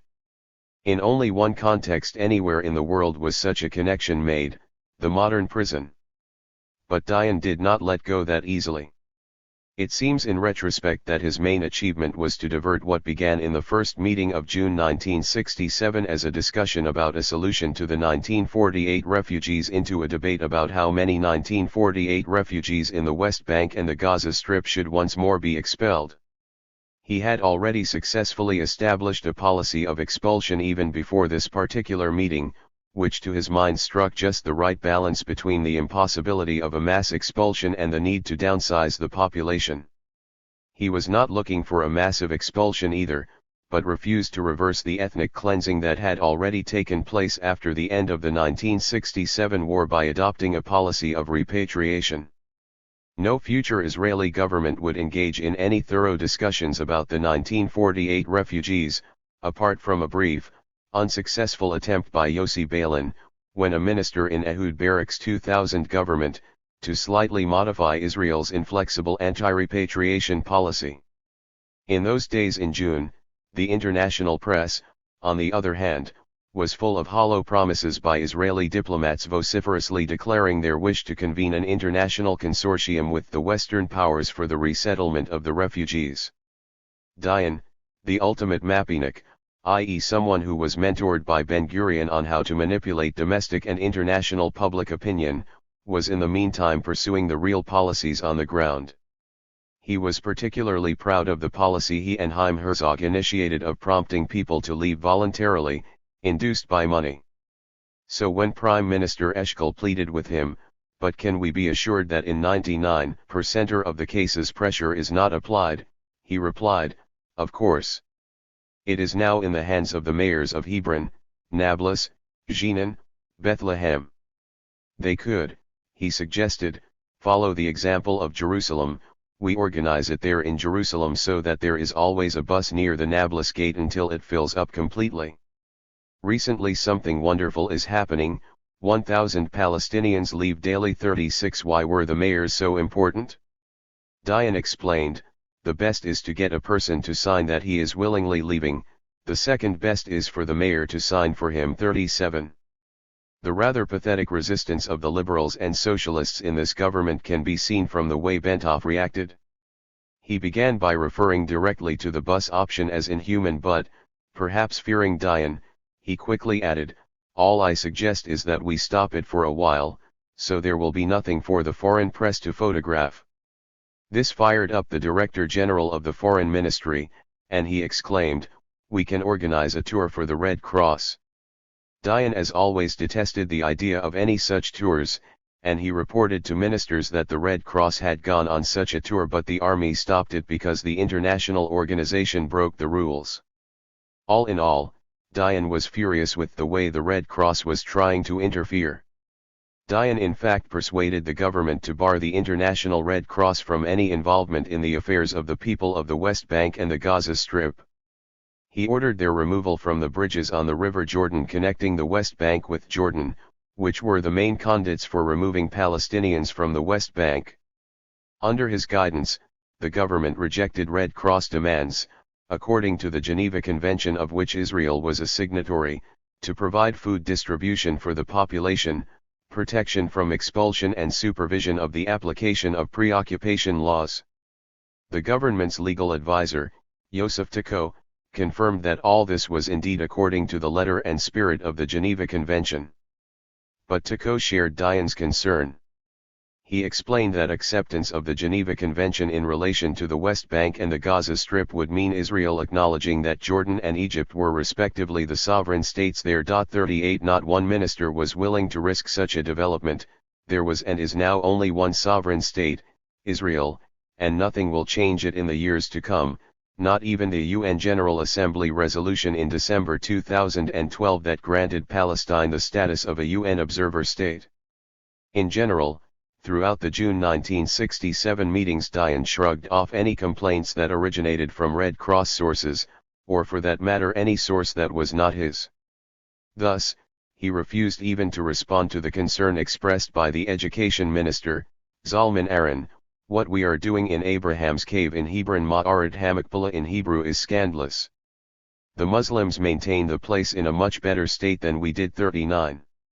All in all, according to UN sources, Israel expelled nearly 180,000 Palestinians in those early days. 40 In summing up this period in Palestine's ethnic cleansing, I want to return to some of the plans that were not executed, or at least to one that might, unfortunately, still be relevant in the future should Israel ever have the power, the will or the need to massively depopulate the occupied population in order to satisfy what it would deem its strategic and existential requirements. This is the idea of moving the people of the Gaza Strip, or at least the refugees there, into the West Bank. This was discussed seriously for the first time in July 1967 by one of the Army's most respected and senior officers, Mordecai Ger, who was invited by the government to present his plan. He proposed to absorb the Gaza refugees in the West Bank. We need to create the circumstances that would induce the people to leave. We need to pressure them, but in such a way that would not cause them to resist, but to leave. This should be encouraged among both refugees and permanent residents so that they would feel there is no hope in the Gaza Strip from an agricultural aspect. Furthermore, when UNRWA would complete a new census, it would become clear they would not have enough food portions for the refugees. These could have severe security implications. We should freeze all development there so as to encourage transfer. The proposal for such a transfer was raised once more in November 1967. It came from the head of the settlement department of the Jewish Agency, Yosef Weitz, who wrote in the Daily Davar, the mouthpiece of the ruling Labor Party, then still Pappe, of a proposal to transfer, the word he used, the refugees from Gaza to the West Bank. He was then invited to meet the Prime Minister to discuss this. The government then considered his plan and it was endorsed by the Director General of the Ministry of Agriculture. We can move a large number of refugees to the Jordan Valley. The military officer coordinating the government's policies in the occupied territories, Colonel Shlomo Gazit, suggested a more selective and gradual process, i.e. not to include everyone, that might end in their final removal from Palestine altogether. Moving them to the Jordan Valley can lead to their move to the east. We should create an atmosphere of population transfer. The legal advisor to the occupation, Zvi Dinstein, added to this, we should move them to places where they can have work. The main question being, can one transfer a population in the open? There is no record as to how this question was answered. Apparently you could not undertake such an operation in the open, and hence that particular scheme collapsed. 41. So a sizable population remained, and, when the 13th government ended its term after the war, the fate of the territories and its people depended now on Pappe, the Labour Party, which would rule them for the next 10 years. Chapter 7. The Labour Legacy, 1968 to 1977. This first decade in the history of occupation, 1967 to 1977, has been portrayed in more than one Israeli publication as the Enlightened Decade, 10 years of opportunities for peace and progress for the Palestinians that they themselves later destroyed. 1. A more focused look also reveals another reality, that of consolidating a unilateral rule that incarcerated the people of the occupied territories as inmates for life, them, their children and their grandchildren. From the first day of this decade, their life was governed by a bureaucracy that would deem them a potential threat and source of danger unless they succumb totally to its whims and demands. The responsibility for deceiving the world during that decade lies solely with the Labour Party, and, within it, also the late Shimon Peres, who after his death in 2016 was hailed as the champion of peace. The 13th government shrunk somewhat after the euphoric years of 1967, and decision-making was transferred back to where it was before the war, in the hands of the labor movement, where it would remain until 1977. On February 26, 1969, Levi Eshkol died and was succeeded as Prime Minister by Golda Meir. Meir led the party to a decisive victory in the 1969 general election. The new leader was as committed to continuing the settlement policy as her predecessor. Meir was a Jewish American politician who cut her political teeth in the United States, where she had become a committed labor Zionist, and later as a long-serving minister, first of labor and then of the foreign ministry in Israel. She would take very little interest in the fate of the occupied territories, leaving that to the bureaucratic inertia of military rule. Peace was not an option for Meir. By 1969 the labor movement, still called Pappe, had had a facelift and was given a new name. It became the Ma'arak Alliance. It was a union between Pappe, Rafi, a parliamentary group headed by David Ben-Gurion, and Yigal Alan's party, Adat HaAvoda. The last group to join it was the Zionist left group, Mapham. The alliance remained intact until its defeat in the 1977 elections to Menachem Begin's own alignment, the Likud. 2. As previously noted, the unified government had already agreed in 1967 to establish settlers and soldiers in certain areas of the West Bank and the Gaza Strip in order to maintain a strategic hold on the occupied territories. Two developments complicated this plan. One was the emergence of the Messianic Gush Emunim movement, which sent its disciples to colonize what they considered ancient biblical sites, quite often at the heart of the Palestinian population in the West Bank. The government wanted to settle Jews in less densely populated Palestinian areas. The core group of decision-makers had a very significant number of 48 ERS among them who believed that in 1967 they had redeemed the ancient land of Israel forever. As government ministers they turned a blind eye when the first group of Jewish settlers moved into Khalil, Hebron, in the West Bank, on the night of April 12, 1968. The group settled in the Park Hotel at the heart of the city, and a few weeks later the government authorized the creation of the Jewish city of Kiryat Arba, overlooking Hebron. There was no international reaction, and the U.S., it seems, moved at that particular historical juncture into a new and upgraded stage in its relationship with Israel. It decided to arm the Jewish state with the most advanced and state-of-the-art weaponry it possessed. 50 Phantom jet fighters were shipped to Israel at the end of 1968. 3. The endorsement of the first settlers by the Labour government, which remained in power until 1977, was ignored by a world that, 50 years later, would regard the Jewish settlements as the principal obstacle to peace. Every Zionist political party supported the settlement of Jews from the very beginning, at least in limited parts of the West Bank. The first public voice in favor was that of David Ben-Gurion, who wrote in Haaretz, on June 9, 1967, that Jews should colonize the old Jewish possessions of 1948, deserted in the 1948 war, and East Jerusalem. He knew when he wrote this that, 9 days later, on June 18, the government would officially decide to re-establish Gush Etzion, and at the beginning of July the first settlers were invited by the government to build Kfar Etzion, the Jewish colony in the West Bank.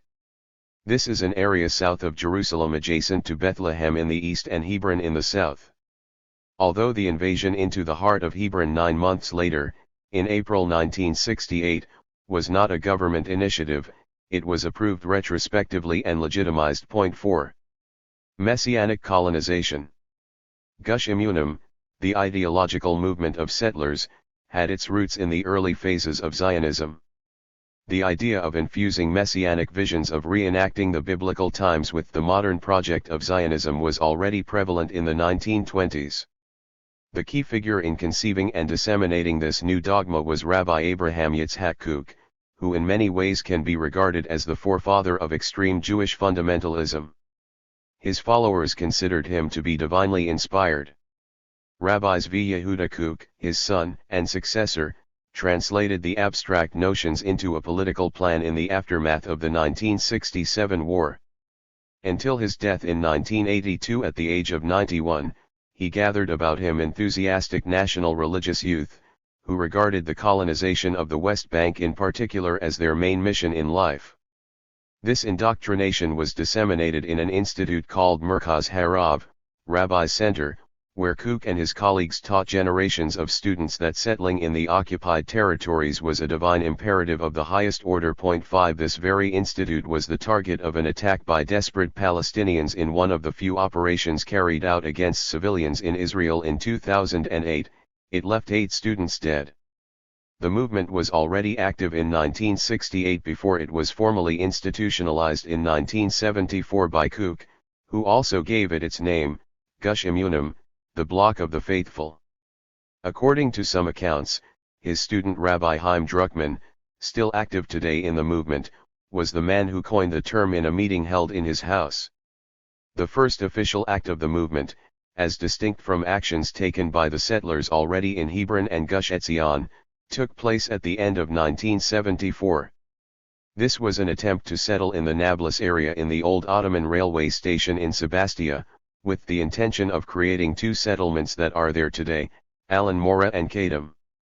Although initially evicted several times, they were eventually granted permission to stay by the Labour government in an agreement that signaled the integration of government efforts with those of the settlers. 6. Thus by 1974 the settlers movement had turned into an ideological lobby influencing government policies on colonization and enjoying an increasing presence in the Knesset and in the public domain in general. But while they were not only manipulating, they were also being manipulated. These settlers were used as a weapon, and quite often an excuse, for justifying the confiscation of land and were employed as a demographic tool allowing the state to carry out ethnic cleansing by other means. This movement was a convenient conduit for implementing those aspects of the colonization policy with which the Labour government did not wish to be directly associated, especially policies that bluntly contradicted international law and conventions. It shifted responsibility from the state to allegedly partisan groups. So after the mega prison, in whichever version, was delineated geographically and dynamically by the land pillage, it was further tightened and shaped by the map of Jewish colonies. Life within the proximity of the 2 communities, the occupied Palestinians and the settlers, only emphasized the image of a prison. Each colony, and each colony's block, was encircled by an electric fence and walls that closeted the settlers within them, but when combined they enclosed the Palestinians in scores of mini prisons within the huge complex of the West Bank and the Gaza Strip. It is here that I take issue with the best book written on the subject of these people, Lords of the Land by Edith Zertel and Akiva Eldar, which claimed that the movement invaded every state apparatus and authority in Israel in order to implement its ideology of a greater Israel. I think it was the other way around, that the ideology and its upholders, affecting and transforming Palestine ever since 1882, needed the post-1967 colonies to expand and implement its vision. The main thrust of the colonization was carried out as part of the government's strategy of settlement. During Golda Meir's government, 1969 to 1974, it was Shimon Peres who became the principal patron of the settlers and who worked steadfastly to legitimize their widespread colonization. It was thanks to his efforts that two future epic entrees of settler activity, Ofra and Kedem, were established at the heart of the West Bank. Ofra was finally established in 1975, when Yitzhak Rabin succeeded Meir as prime minister and Peres became the minister of defense, and it overlooks Ramallah from the northeastern corner of the city. Kedem was authorized as the first Gush Emunim settlement near Nablus. 7. The official decision to colonize was a grave violation of international law. The Geneva Convention requires an occupying power to affect the existing order in the occupied territory as little as possible during its tenure. One aspect of this obligation is that it must leave the territory to the people it finds there. Another vital obligation, decreed in Article 49 of the Geneva Convention, states, "The occupying power shall not deport or transfer parts of its own civilian population into the territory it occupies." 8. Later on, the colonization project continued under the Labour government, and, of course, intensified under the Likud after 1977. The Meir government could, if it chose, limit the messianic colonization, but it failed to do so, either because some of its members, such as Yigal Allon, identified with the colonizers, or others, such as Shimon Peres, for cynical and opportunistic reasons, saw them as potential allies in the political game. Resisting the colonization. The second potential obstacle for the colonization was Palestinian resistance to it. This was not a meaningful resistance as its success depended on a regional hinterland in disarray. The borders of the Jewish state were anything but quiet throughout 1968 and 1969. On the shores of the Suez Canal that year, a daily war of attrition between the Egyptian and Israeli armies raged.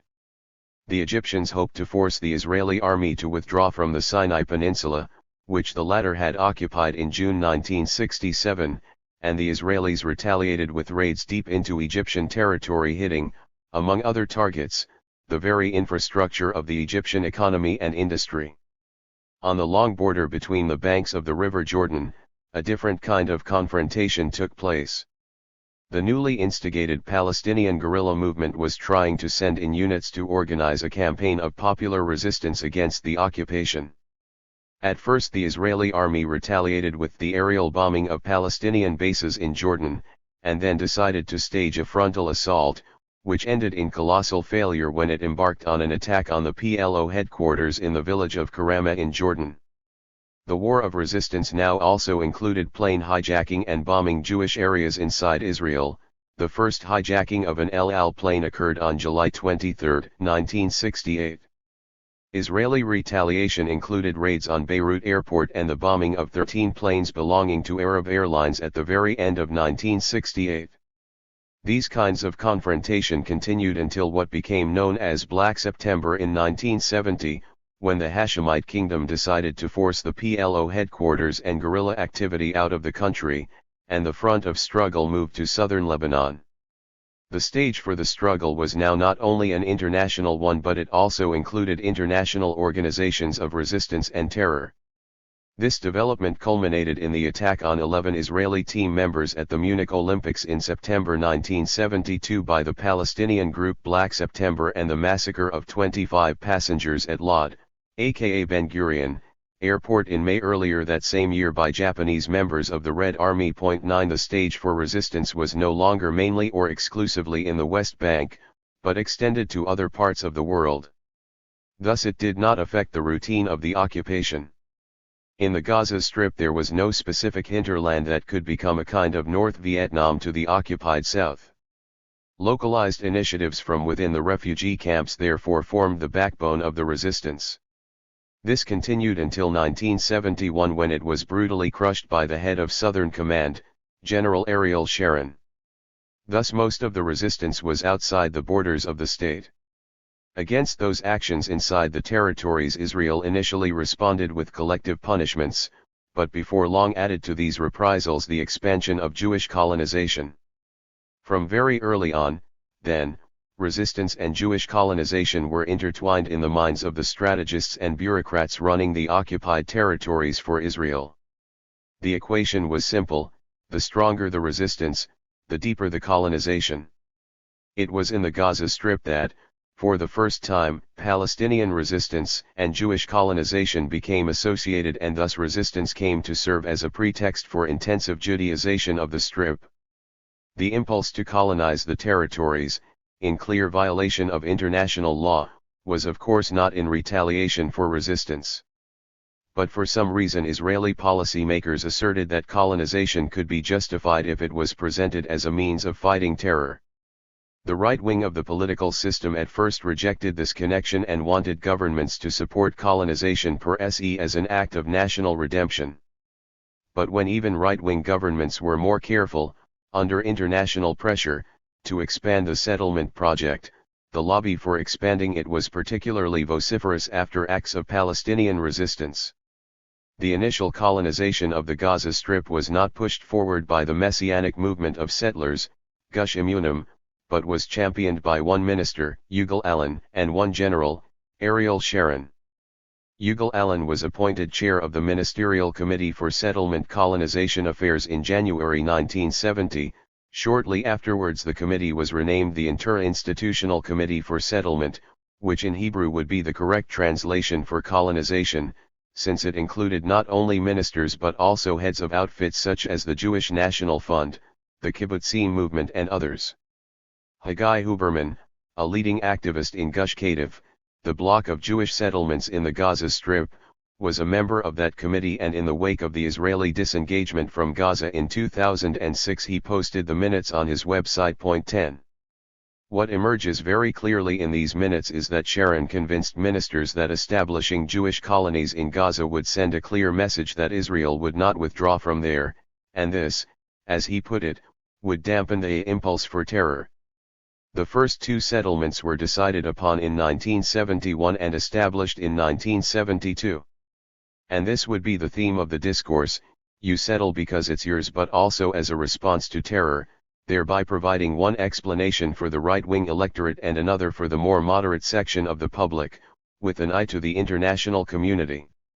While the outlines for future Jewish colonization were established by the labor politicians in the first decade of occupation, the life of the occupied people was in the hands of the bureaucrats. Politicians take decisions at historical junctures, bureaucrats translate them into reality both according to the political guidelines as well as according to their personal judgment, aspirations, and foibles. Chapter 8. The Bureaucracy of Evil. The Rule of Bureaucracy. When the essential cabinet meetings were over in June 1967, they ended with the resolution to exclude the West Bank and the Gaza Strip from any peace agenda, to transfer their rule to the army, to authorize some but not massive expulsions, and to incorporate the territories into the Jewish state without formally annexing them, thereby leaving the people there in civil and personal limbo. It was now up to the bureaucrats to take over. At the top of the pyramid for the initial stages of building the infrastructure for the imprisonment of so many people was the Committee of Directors General, the CDG, in Hebrew Vadat Hamankalim. 1. These were the Directors General of all the ministries that were relevant to the occupied territories, and it was established on June 15. There are 2 volumes comprising thousands of pages recording their meetings. 2. The first meeting of the committee was chaired by Yaakov Arnon, the Director General of the Ministry of Finance. Others present included Zvi Zur, a former chief of the IDF General Staff and in those days a special advisor to Dayan. Others were the Directors General of the Ministries of Trade and Industry, Agriculture, and the Interior, along with representatives of the Ministries of Defense and of the Army. Diplomacy was not a consideration, hence there was no one from the foreign ministry, but, on the other hand, the coordinator of the committee was a colonel, Yehuda Nitzan, who was replaced by General Shlomo Gazit in 1968.3. From the first meeting the need for absolute secrecy regarding the discussions was stressed. It was decided there and then that each military governor would have a mini-cabinet representing the various ministries, and these civilians would be given both military uniforms and ranks. They would be converted to civilian uniforms once again when military rule was replaced in the 1980s by the civil administration, one of the many indications that the transition from military rule to civil administration, hailed by Israel as a move intended to make life easier under occupation, did not cause any dramatic change in the life of the occupied territories. Each cabinet minister was asked to recruit local Palestinians to work with them. In the days of the British Empire, in countries such as India and Egypt, a very similar structure was employed whereby the governor had a local advisor shadowing him. The colonial nature and face of the occupation became more and more visible by the day. The committee produced, as we shall see, two models for the manner in which life would be managed in the territories. One was an open-air prison, which assumed the Palestinians would regard Israeli control as an improvement on the former arrangement and would at least enable them to survive. And should the Palestinians resist that model, it would be replaced by the second, a high-security prison.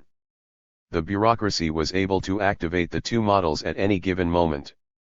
Already by September 1967 this group of officers and officials knew that the occupation would be resisted. In that month, the first cadre of Palestinian informants had eavesdropped on their compatriots and reported the existence of an embryonic resistance movement. Colonel Rehavia Vardi was the officer who reported this to the CDG. Vardi and another colleague were the prime movers in the CDG, and their main task was to make clear to everyone concerned about the totality of control granted to the military governors in the lives of the Palestinians. 4. Legalizing the occupation. Zvi Inbar, who was part of the legal side of what the Israeli military called belligerent occupation, tells us how he and his team became the legislative, executive, and judicial authority in the Gaza Strip within a few days. Due to problems of communication and a multitude of other problems arising from the occupation, the military attorney general gave us a free hand. In practice we could legislate any law we wanted and we deemed necessary for managing the occupation. In due course we established military courts and a complete judicial system. 5.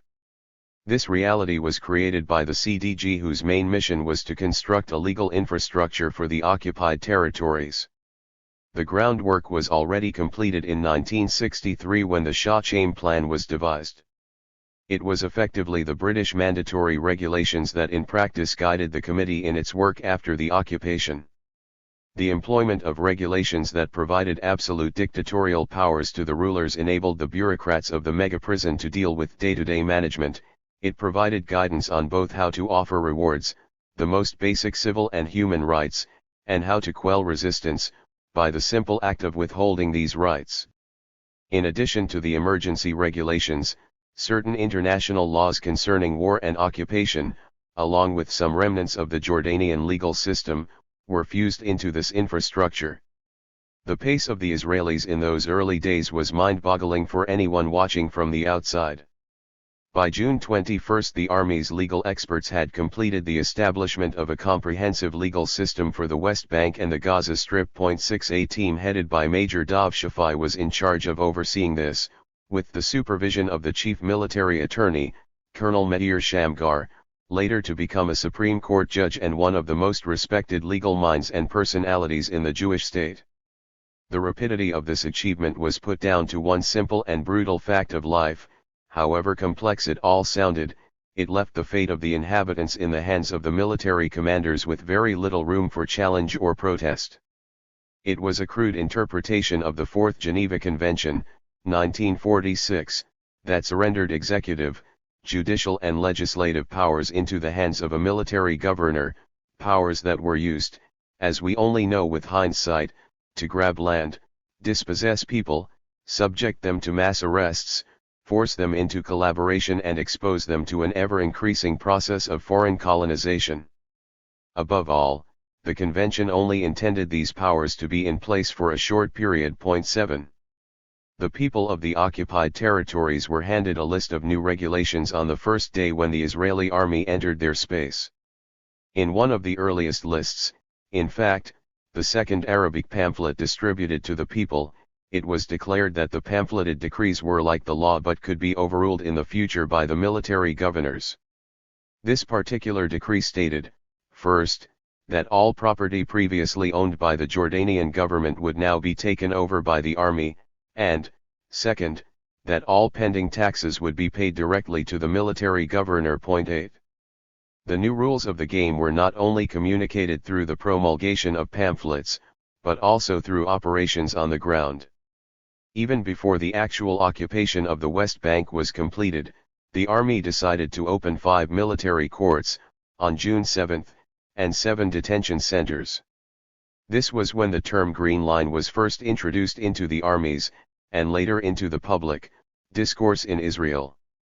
On the face of it, the Green Line was the armistice line drawn between Israel and Jordan in the spring of 1949, which delineated the boundary between Israel and the West Bank. However, in reality it was gradually moved eastwards and over time came to define the Israeli/Jewish space that included pre-1967 Israel and any territory that was colonized and Judaized since 1967, up to half of the West Bank's territory by 2017. Within this space Israeli law mattered, but not beyond the Green Line. In the Palestinian spaces of the West Bank and the Gaza Strip, the military, and later the pseudo-civil administration, controlled the lives of the people often by draconian methods and according to the whims of the military governors. From the very beginning, the lawmakers of the occupied territories adopted a functional, and cynical, approach to international law. These areas were alternately treated as part of the Israeli legal system and also outside that system in order to serve best the strategy of colonizing them. The imposition of the non-democratic military law was justified as emanating from the duties and privileges that international law granted Israel as an occupying force. However, whenever international law threatened to interfere with the colonization effort, such as preventing Jewish settlers moving into the area and the expulsion of Palestinians from them, then Israeli law was invoked. This elaborate dual system was finalized by the mid-1970s. The policymakers, in consultation with the senior legal civil servants of the state, decided to put the military court system, set up to run the territories, under the supervision of the Supreme Court. The message to the world was clear: although we do not need to do this, we are taking extra measures to keep an eye on the military handling of justice in the occupied territories. Years later, a famous Israeli jurist would write that it would have been better if this decision had not been taken, since it obfuscated and hid the atrocious military court system that abused the lives of Palestinians of all ages throughout the years of occupation. From a radically different perspective, it may be argued that the main function of the Supreme Court has been to legitimize government actions in the territories.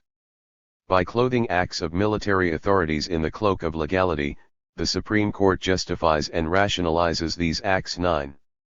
Indeed, it created the charade of an enlightened occupation. Theoretically, and at times also practically, the door was open for Palestinians affected by the military judiciary to complain and appeal to the Supreme Court in Israel.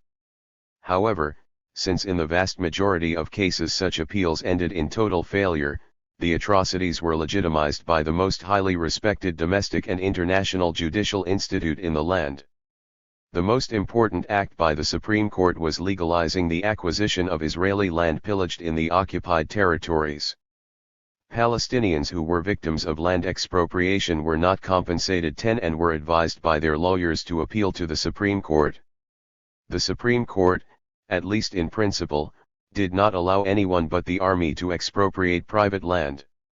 When the settlers founded companies that negotiated directly with Palestinians who were asked first to buy coveted land, and then sell it to them, in several cases the Supreme Court declared such transactions as illegal and ordered the destruction of the settlers' building, which happened in a handful of cases in the last 50 years.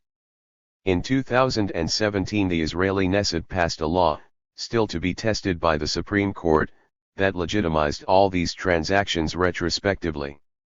On other issues of abuse it was skeptical enough not even to bother, apart from collective appeals such as those concerning the use of torture in the Secret Service's interrogations, which led the Supreme Court to legalize what it euphemistically called the right of the security services to employ reasonable pressure in interrogations. Point 11. One aspect of the land seizures was observed seriously by the legal system. In principle, only land deemed public in the occupied territories could be confiscated. Until the early 1970s, expropriation did not distinguish between private and public land, but when one such case was brought to the Supreme Court in the early 1970s, it ruled that only state land could be taken in such a manner and designated for Jewish colonization. This ruling inhibited the colonization efforts for a short while, but the legal barrier was removed with the appearance of Ariel Sharon on the political map after the 1973 war, and in particular, as we shall see, after the Likud rose to power in 1977. However, even under the Labor administration the pillaging of land was quite widespread and intensive. After all, the mainstream Zionist party had shown great expertise in navigating the legal complexities that allowed them to take over the dispossessed and abandoned property of the Palestinians in 1948. In the occupied territories the CDG was in fact quick to implement the same principles of land robbery applied to the huge areas Palestinians left behind when they fled in 1948. This was the principle of custody. In the aftermath of the 1948 ethnic cleansing, the evicted properties in both urban and rural areas were transferred into the hands of a custodian according to a Knesset law from 1950.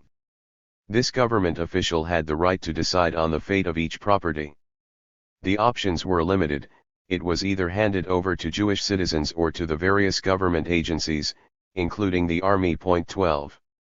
The application of similar practices to the land looted in the West Bank and the Gaza Strip was not carried out openly.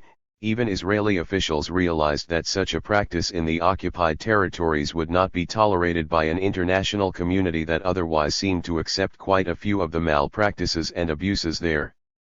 So Meir Shamgar, who was soon to become Attorney General, openly declared in November 1968 that Israel's absentee property law was not applicable to the occupied territories.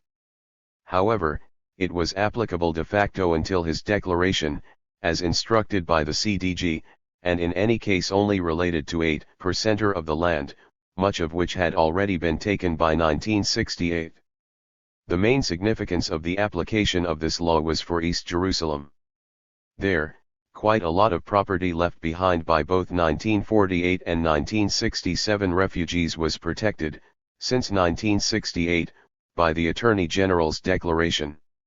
However, in 1977, a limited version of the absentee property law was applied to Greater Jerusalem, and fully applied in July 2004.13. With the arrival of the first Jewish settlers in the West Bank and the Gaza Strip in 1968, the decrees authorizing the expropriation of land and the delineation of the Palestinian spaces increased in number and frequency. It began with Decree 291 at the end of that year, which froze any procedures of land registration and rearrangement of water resources so as to prepare for a vast Jewish colonization. 14 This was in many ways a closure for the frustrated Zionist colonizers who in the pre-state period, the last time massive Jewish colonization had taken place, had been heavily restricted by mandatory laws and supervision. Now they could resume their activities without any interference. These early land decrees were also used to establish an extensive military presence in the heart of the Palestinian areas.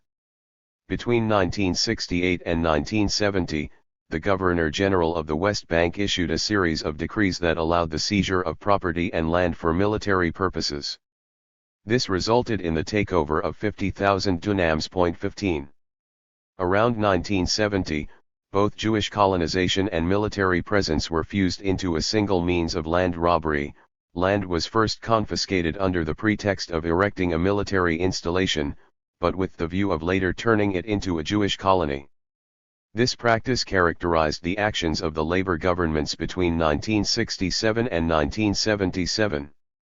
When the Likud came to power in 1977, this subterfuge was abandoned and land was expropriated with the explicit purpose of building civilian Jewish colonies on it.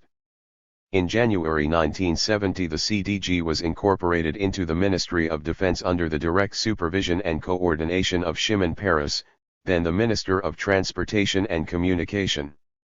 He would later receive the Nobel Peace Prize, as if he had played no part in the colonization of Palestine. So 2 years into the occupation, the legal infrastructure was firmly in place, and the last buds of Palestinian resistance seemed to have withered and died. When nothing of note occurred in the West Bank and the Gaza Strip during the 1973 October War, such as a local uprising that could have aided the military efforts of Egypt and Syria, the captains of the Israeli policy were confident they had found the right formula for running the newly acquired territories and the people living in them. The Palestinians were expected to accept the new reality from the very beginning of the occupation. Resistance of any kind led to immediate imprisonment, as did assisting or hiding anyone involved in resistance.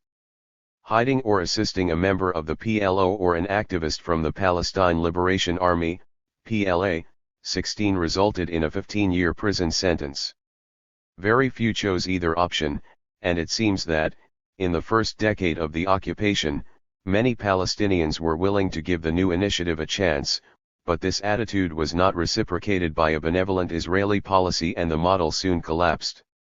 Towards the collapse of the open prison model, 1973 to 1977. Most local people survived this ethnic cleansing and remained in the West Bank and the Gaza Strip under the new rule. That rule in the years leading up to the 1977 change of government in Israel was now entirely in the hands of a bureaucracy that assumed the people living there were reconciled to the new reality and that Israeli interests, however the political elite chose to define them, could be furthered unilaterally without any consultation with the local people or consideration of the sensitivities and laws of the outside world.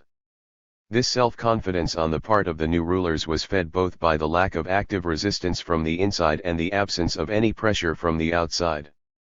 As long as this was the perceived reality of the Israeli military and political elite, this system was deemed to be working well, and this situation lasted until the first signs of resentment and resistance appeared in the years leading to the First Intifada. In this book I choose to refer to such a reality, where there isn't major Palestinian resistance and an Israeli crackdown, as the open prison model. Dwindling resistance from 1969 onwards contributed to the more positive aspects of the open prison model. Now that the pattern of Jewish colonization and supremacy was finalized and in place in the occupied territories, it was possible to reward the Palestinians for their lack of active resistance. The first reward was delegating authority to the local municipalities and councils so that the occupation would be felt but not seen. The second was absorbing the surplus manpower into the Israeli labor market and, finally, keeping the bridges over the River Jordan open to facilitate the exchange of commerce and population, mainly in order to exploit the West Bank as an indirect gateway for exports to the Arab world. It is not surprising that the dynamics described here are of an economic nature. The focus of the open prison model in its initial stages in the early 1970s was economic more than anything else, as it would be in its most recent incarnation under Benjamin Netanyahu in the 21st century when he would talk about economic peace. It was not the Ministry of Finance that took the lead on this question, but, rather, the Ministry of the Interior. This division of labor is another telling indication that the territories were not occupied or temporarily taken, in the official Israeli perception, but were regarded very much as an internal affair. Indeed, the economic reality of the occupation was meant to be the hallmark of the open prison model. However, when economic benefits are offered to silence potential resistance to further colonization, their long-term impact is as destructive as some of the features of the maximum security model Israel imposed whenever resistance did occur. And, indeed, the deep involvement of the finance ministry was one indication of how permanent the Israeli presence in the occupied territories was in the eyes of state policymakers. The discussion was never about the economic implications of a possible Israeli withdrawal or of that of a peace. Rather, the issue constantly being debated was how to integrate the West Bank economy into Israel without undermining its Jewish demographic majority. Two personalities at the top clashed on this issue, the Minister of Finance, Pinchas Sapir, and the Minister of Defense, Moshe Dayan. Sapir was a large man and a bald politician whose image is still engraved in popular memory in Israel as something of a peace-loving economic genius, thanks largely to the poor performances of those who succeeded him. He did not like the idea of integrating the two economies, and maybe for this reason he was justifiably cast in the role of the 1967 dove who, unlike his colleagues, genuinely wished to relinquish any links to the West Bank and the Gaza Strip, and between Israel and occupation. But his suggestion that the government should encourage Palestinians to work in the Arab world instead, induced by the prospects of sending money back home, was quite ominous. I do not know if he anticipated that his bureaucracy might use this temporary emigration as a means of ethnically cleansing the Palestinians from the occupied territories, but, in reality, for residents of the occupied territories who chose that option, such a move entailed a calculated risk that they would not be allowed to return. 17. But in the early 1970s Sapir was not calling the shots. The man in charge was still Moshe Dayan, until he was forced to resign in 1974 after the fiasco of the 1973 war, only to return to Menachem Begin's government in 1977, though in a far less influential position. However, Dayan held power long enough to imprint his ideas in an irreversible manner on the ground, and not even a shrewd and powerful politician such as Sapir could stop him. He shaped the territories as an economic dependency. The Palestinians would now have to rely for their survival on Israeli goods and for their welfare on Israeli permits to work in Israel.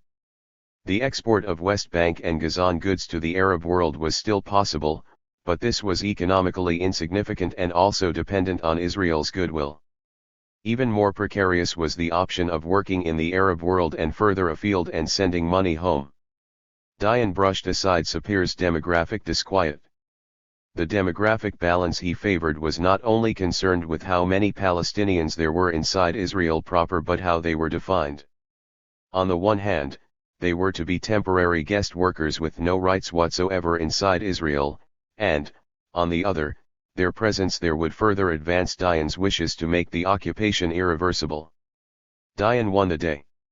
During the 1970s, a decade celebrated by Israeli historians as a period of Palestinian prosperity under Israeli guidance, the systematic economic colonization was accompanied by neglect of the development of the local economic infrastructure in the occupied territories. The reality was far from a prosperous one. The West Bank and the Gaza Strip were only a source of cheap labor and a captive market for Israeli goods. The official Israeli version marketed a tale of a primitive Arab society that was now being given a golden opportunity to turn over a new leaf in the economic history of the Middle East through the mutual movement of goods and labor between the Jewish state and Palestinian areas. In reality, the movement was in one direction only. It created a one-sided dependency. 18. Again, despite the sinister long-term policy objectives and the overall negative effect on the local economy, it should be understood that some of these processes would take time to mature and their full effects to materialize. This is why quite a few Palestinians remember the early years as offering opportunities that were not available before, not only economically, but also, for instance, in the realm of education, the Israelis allowed colleges to become universities. And, indeed, the standard of living of the Palestinians who were allowed to work in Israel in that decade rose significantly, and the flow of Israelis into the local markets brought business with it. The open prison seemed to work. From that moment onwards there was no need for direct involvement of the Committee of Directors General or the Ministry of Defense. The army exerted its rule over every aspect of life, but it was assisted from the very beginning by other Israeli agencies. One of these was the General Trade Union, the Histadrut. This pre-state outfit had already been very effective in ousting Palestinians from the mandatory labor market, and yet it was accepted in the Western world, including by the British trade union movement, as a paragon of socialist organization devoted to the welfare and well-being of the workers. It was incorporated into the mechanism of the occupation from the second week of June 1967. The government granted it monopoly over trade and industry, and it acted there not as a trade union but, rather, as a mammoth industrial complex. 19. But it provided employment, and thus the recollection of that decade, even among Palestinians, is of years that were not all doom and gloom. More importantly, perhaps, the early years might have held the promise and potential for a very different reality to develop, but this was not the intention of the policymakers. Any kind of improvement in their living conditions depended on total Palestinian consent to living in the secluded areas in the occupied territories, whose space would constantly be reduced by Judaization and land grabbing. Interaction with Israelis who were not part of the bureaucracy was less dramatic. A few days after the end of the war, Moshe Dayan visited Uzi Narkis, the Governor-General of the West Bank, and noticed a long queue growing outside his office. "What is this?" he inquired. "These are Israelis who want to enter the West Bank and need licenses from the military governor." "No need," said Dayan. "Open the gates." Thousands of Israelis, including myself as a young boy of 12, swarmed into the West Bank, as if traveling abroad was possible now without boarding a ship or a plane. 20. The Israelis were attracted by the concept of visiting a foreign land with new goods to buy and the archaeological richness of the West Bank to explore. Or at least the richness that was still to be excavated, not out of intellectual curiosity, but, rather, as part of the attempt to prove that this was the heart of the ancient and biblical Jewish kingdom. By June 22 the Israeli Archaeological Authority had already taken over all the sites in the West Bank and the Gaza Strip. Intentionally or otherwise, they would map out for future settlers the early sites they should colonize. 21. In July 1967 I went on just such a trip to see the archaeological sites. Like others, I did not notice the roads churned up and destroyed by tanks, the burned out cars beside the roads, the convoys of refugees, most of them expelled, heading hungry and thirsty towards the shelled bridges crossing the River Jordan. We went in the early days, when one could, if one wanted, still see the human corpses that had not yet been evacuated or buried. In 1997 a journalist in the Daily Ma'ariv recalled that the local military governor reported that thousands of livestock, donkeys, cows, sheep, and goats, were roaming the cities after losing their owners or fields. Many of them were taken by the Israelis, others died, and the governors were worried that the cadavers would spread diseases that could not be controlled. 22.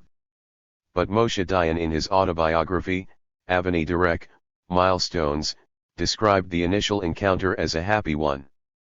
Some Palestinians added to this picture with similarly positive recollections, as did the first mayor of Bethlehem, Elias Fridge. 23 The better off Palestinians, such as mayors, rich traders, and lawyers, may well have experienced some measure of relief at not having been expelled, as had happened in 1948, and they were also allowed to trade and conduct business with the Israelis, and consequently they reaped material dividends. But these were the exceptions, and their numbers diminished as the years went by. Most of the people had to choose between the open prison model or risk the maximum security one. These early years of relative calm were the prelude to the First Intifada. And, just as the late, devoted Palestinian historian Sami Farsound described the mandatory period in Palestine as the road to the Nakba, the 1948 catastrophe, so one can also describe these first 10 years as the road to the Intifada. 24 The model collapsed first of all because of the Labour government's inability to sell the open prison as a peaceful process of reconciliation. The government instead opted to collaborate with the new messianic movement of settlers, Gush Emunim, and the twofold pressure ignited once more with a Palestinian resistance that would increase once the Likud took office in 1977. Let us examine these factors more closely. From Labour to Likud. 2 decades passed between the occupation and the outbreak of the First Intifada. Each decade was influenced by whoever was in power in the Israeli government. The first decade was a Labour period and the second a Likud one. Dan Bavli, who served as a senior officer in the early days of the occupation, published a book summarizing his years as part of that Labour bureaucracy. he provided the principal explanation why the labor years were as crucial in explaining the first uprising in December 1987 as were the harsher policies by the Likud in the next decade. Bavli stated in his retrospective view, "In all the years of Mappe's labor reign in power, with all its dovish and hawkish wings, and up to the 1977 upheaval, peace, or the desire for peace was not a prominent political goal on Israel's agenda. Military might was the only option offered vis-a-vis the Palestinians. And the increasing employment of military power, accentuated even more Israel's intransigency." 25. Bavli belonged to a group of officials who were attempting to search for Palestinian collaborators in the labor project of building a mini-autonomy instead of the occupation, an effort described at the end of the previous chapter, and he assumed that, had it been adopted, history would have developed in a better way for both sides. To me this seems doubtful, but, of course, we know what happened, not what could have happened. In any case, his assessment is very valuable. His overview of the Mappe, or labor, impact and responsibility for the uprising is valid and convincing, as I tried to show in the previous chapter. The Israeli agenda in the occupied territories during labor's 10 years in power was totally disconnected, as it would be up to the present day, from the international agenda. The former was a blueprint for how to maintain the biggest prison on earth for as long as possible. The latter wished to end the conflict between the Israelis and the Palestinians on the basis of a two-state solution. As labor was considered the left, or the peace, party of Israel, it was not exposed to much international pressure. For a while there was some impact from the outside. The 1973 war produced some new interest, if not in the fate of the territories, then at least in the so-called peace process. The principal initiative was a peace conference that was convened in Geneva by the USA and the USSR at the very end of the year. Israel, Jordan, and Egypt were invited to what was described as a historical event, one which, like so many before and after, had no bearing on the lives of the people under occupation. As if to mock history, while, and this may have been genuine, Western diplomats, including President Jimmy Carter, talked about comprehensive peace, the Israeli official reaction was to deepen the occupation even further. The discourse of Geneva was totally alien as far as official Israel was concerned. On the ground, if anything, the irreversibility of the unilateral Israeli colonization and demarcation became even more evident with two major developments. One was a more systematic planning of colonization from above, and the other a more lenient and supportive attitude towards the new movement of Jewish settlers, who began by settling in Gush Etzion, south of Jerusalem, with the blessing of the government, and in Hebron, without its blessing, in the first year of the occupation. It was alien since the Ministry of the Interior, from the first decade of the occupation, regarded the occupied territories as economically and administratively part of the State of Israel.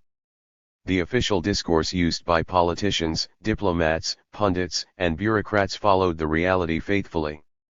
At first, Israeli diplomats talked about the occupied territories, but soon started to follow the language of the officials in the Interior Ministry and called it Judea, Samaria, and the Gaza Strip, a reference that would become obligatory under the Likud in 1977, and imposed on radio and television broadcasts as well. 26. Every passing day made the disentanglement of Israel from the West Bank impossible, and while Israeli diplomats in yet another peace conference convened by President Carter in 1977 would talk about territorial compromise with Jordan, facts on the ground rendered anything like this both insignificant and irrelevant. This was 7 years too late. What mattered was a master plan prepared in 1970 by the Ministry of the Interior entitled A Blueprint for Physical and Regional Planning for the Occupied Territories, a plan that considered the next stages in the colonization of the Palestinian territories. The geographer Elisha Porath was asked by the ministry to work on the plan, and he eventually published it as a scholarly work. 27. The blueprint explained how areas such as the Dead Sea and the Jordan Valley would be incorporated into Israel without their de jure annexation. It also suggested a new means of expanding the land robbery, agricultural expansion that would include not only land pillage but also taking over water resources, the option of connecting new Jewish colonies to the water system in Israel was specifically ruled out. Not everything it proposed was eventually implemented. Such was the fate of the recommendation to evict the refugee camps and push the refugees into larger villages, and by that developing the periphery of Judea and Samaria so that they could be integrated into the rest of the country. Point 28. In order to make sure that unexpected agencies or bodies would not interrupt this land pillage, a crucial step was taken in 1971 when a special decree on the law of urban, rural and building planning, Judea and Samaria, number 418, was passed.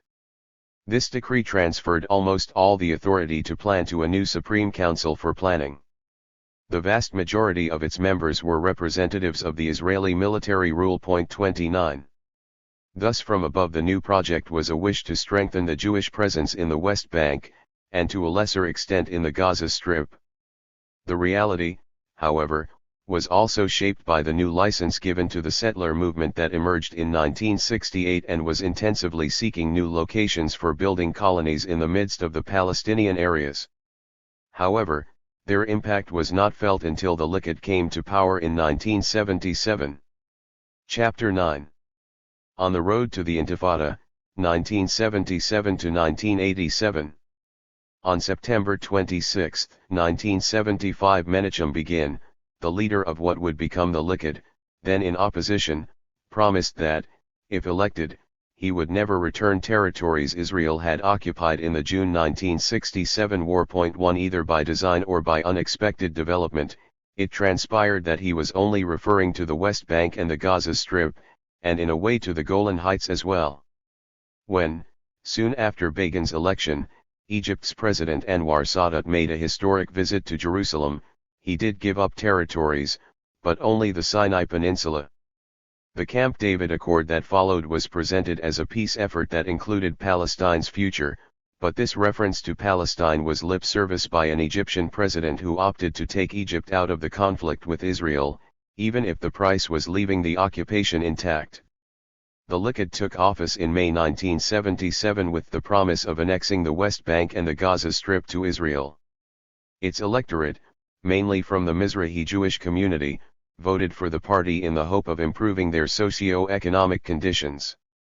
This is probably why most of them did not much care when it transpired that, all in all, the Likud continued the same policies, of control without annexation, of the previous government.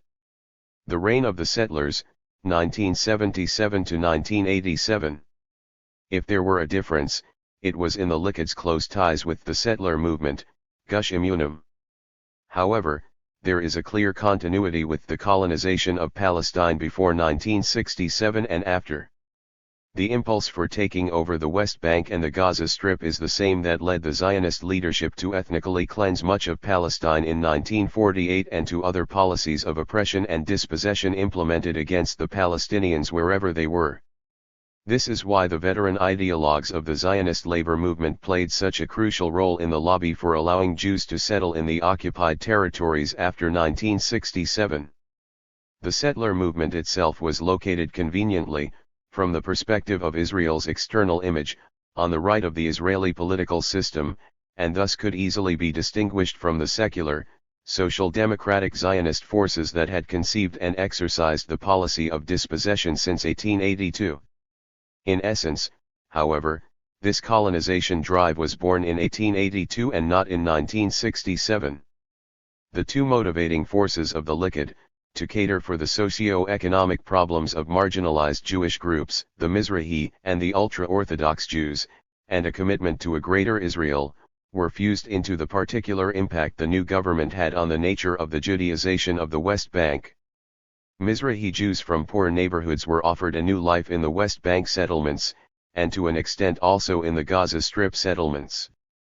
They would later be referred to as economic settlers, namely those who, so the Israeli left hoped, in vain, might be returned to Israel with financial compensation. Their younger generation would be indoctrinated by the settler movement. One such graduate was Yigal Amir, who assassinated Yitzhak Rabin in November 1995. The ultra-Orthodox who had been crammed into inhabitable slums in Jerusalem and Bnei Brak near Tel Aviv moved to new exclusive ultra-Orthodox towns in the West Bank. Apart from serving the demographic strategy of the Likud government, they were also allowed to create for themselves autonomous theocratic enclaves, immune from Israel's legal practices or cultural norms. Thus, ultra-Orthodox non-Zionist Jews created their devout entities that were not tolerated in the more secular Jewish state and could impose the rule of exclusion and inclusion, which was impossible within the pre-1967 borders. If you want to know what the ultimate theocratic Jewish state looks like, you should visit one of these enclaves. The isolated colony of Kadumim, one of the veteran post-1967 settlements, still exists today as an Orthodox enclave where women wearing trousers are not welcome and men dress like early American settlers in the Wild West, down to their beards and guns in their holsters, like Al-Qaeda fighters. In such colonies the synagogue is the center of the community and the rabbi's sermons are a mixture of anti-Arab racism and Jewish messianism. The colonies also developed as the equivalent of offshore tax havens. Cheap Palestinian labor was employed, taxes were cut, as the Likud government regarded these colonies as deserving preferential treatment since they were located in security risk areas, which granted them special tax concessions and allowed for subsidy in every aspect of life. Point 2. A kind of dualism developed. On the one hand, the colonization became the main tool for downsizing the Palestinian presence in the occupied areas and the settlers became an integral part of Israeli rule in the occupied territories. On the other hand, some sections of this community created a state within a state, which was both challenging and affecting the more secular nature of the Jewish state inside the pre-1967 borders. However, the main change from the previous decade was the license to act freely given by the Likud government to the more ideological religious national settlers. The integration of the more violent settler activity within the overall structure of control was not a feature everyone in the bureaucracy of the occupation welcomed. But the hooligans and vigilantes among the settlers who frequently carried out their own punitive actions, such as uprooting trees, burning fields, or in general harassing Palestinians, were tolerated, as their activity added to the accentuation of Israel's control and presence, especially on the liminal boundaries between the pure Palestinian enclaves and the newly defined no-go areas for anyone who was not a Jew. In 1982 Yitzhak Mordecai, the Central Region commander, decided that a reserve company of settlers would be employed in the Hebron area as a regional defense unit. This model was taken up elsewhere, with settlers serving as soldiers near their colonies, quite often empowering them to intimidate and abuse the local population even more. Point 3. The Sharonization of the megaprison, the first phase, 1977 to 1987. As noted at the end of the previous chapter, there were clear signs that the Palestinians would not surrender totally to an Israeli dictate. Nonetheless, the Begin government, 1977 to 1981, continued to act as if the formula of an open prison would be attractive to most Palestinians.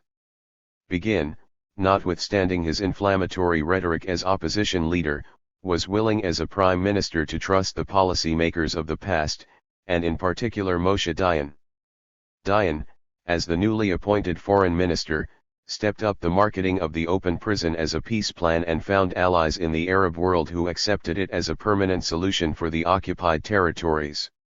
This was the autonomy plan Dayan brought to the Israeli-Egyptian peace talks in 1979, which included 26 points. All of them in one way or another assumed that the territory's sovereignty, control, and resources were to remain forever in the hands of Israel, while the Palestinians, apart from those living in areas designated for Jewish colonization, would enjoy autonomy. Point 4. The PLO did not remain idle in the face of these developments and intensified its struggle outside Israel, announcing its rejection of this Egyptian, Jordanian, Israeli engineering of the Palestinian issue.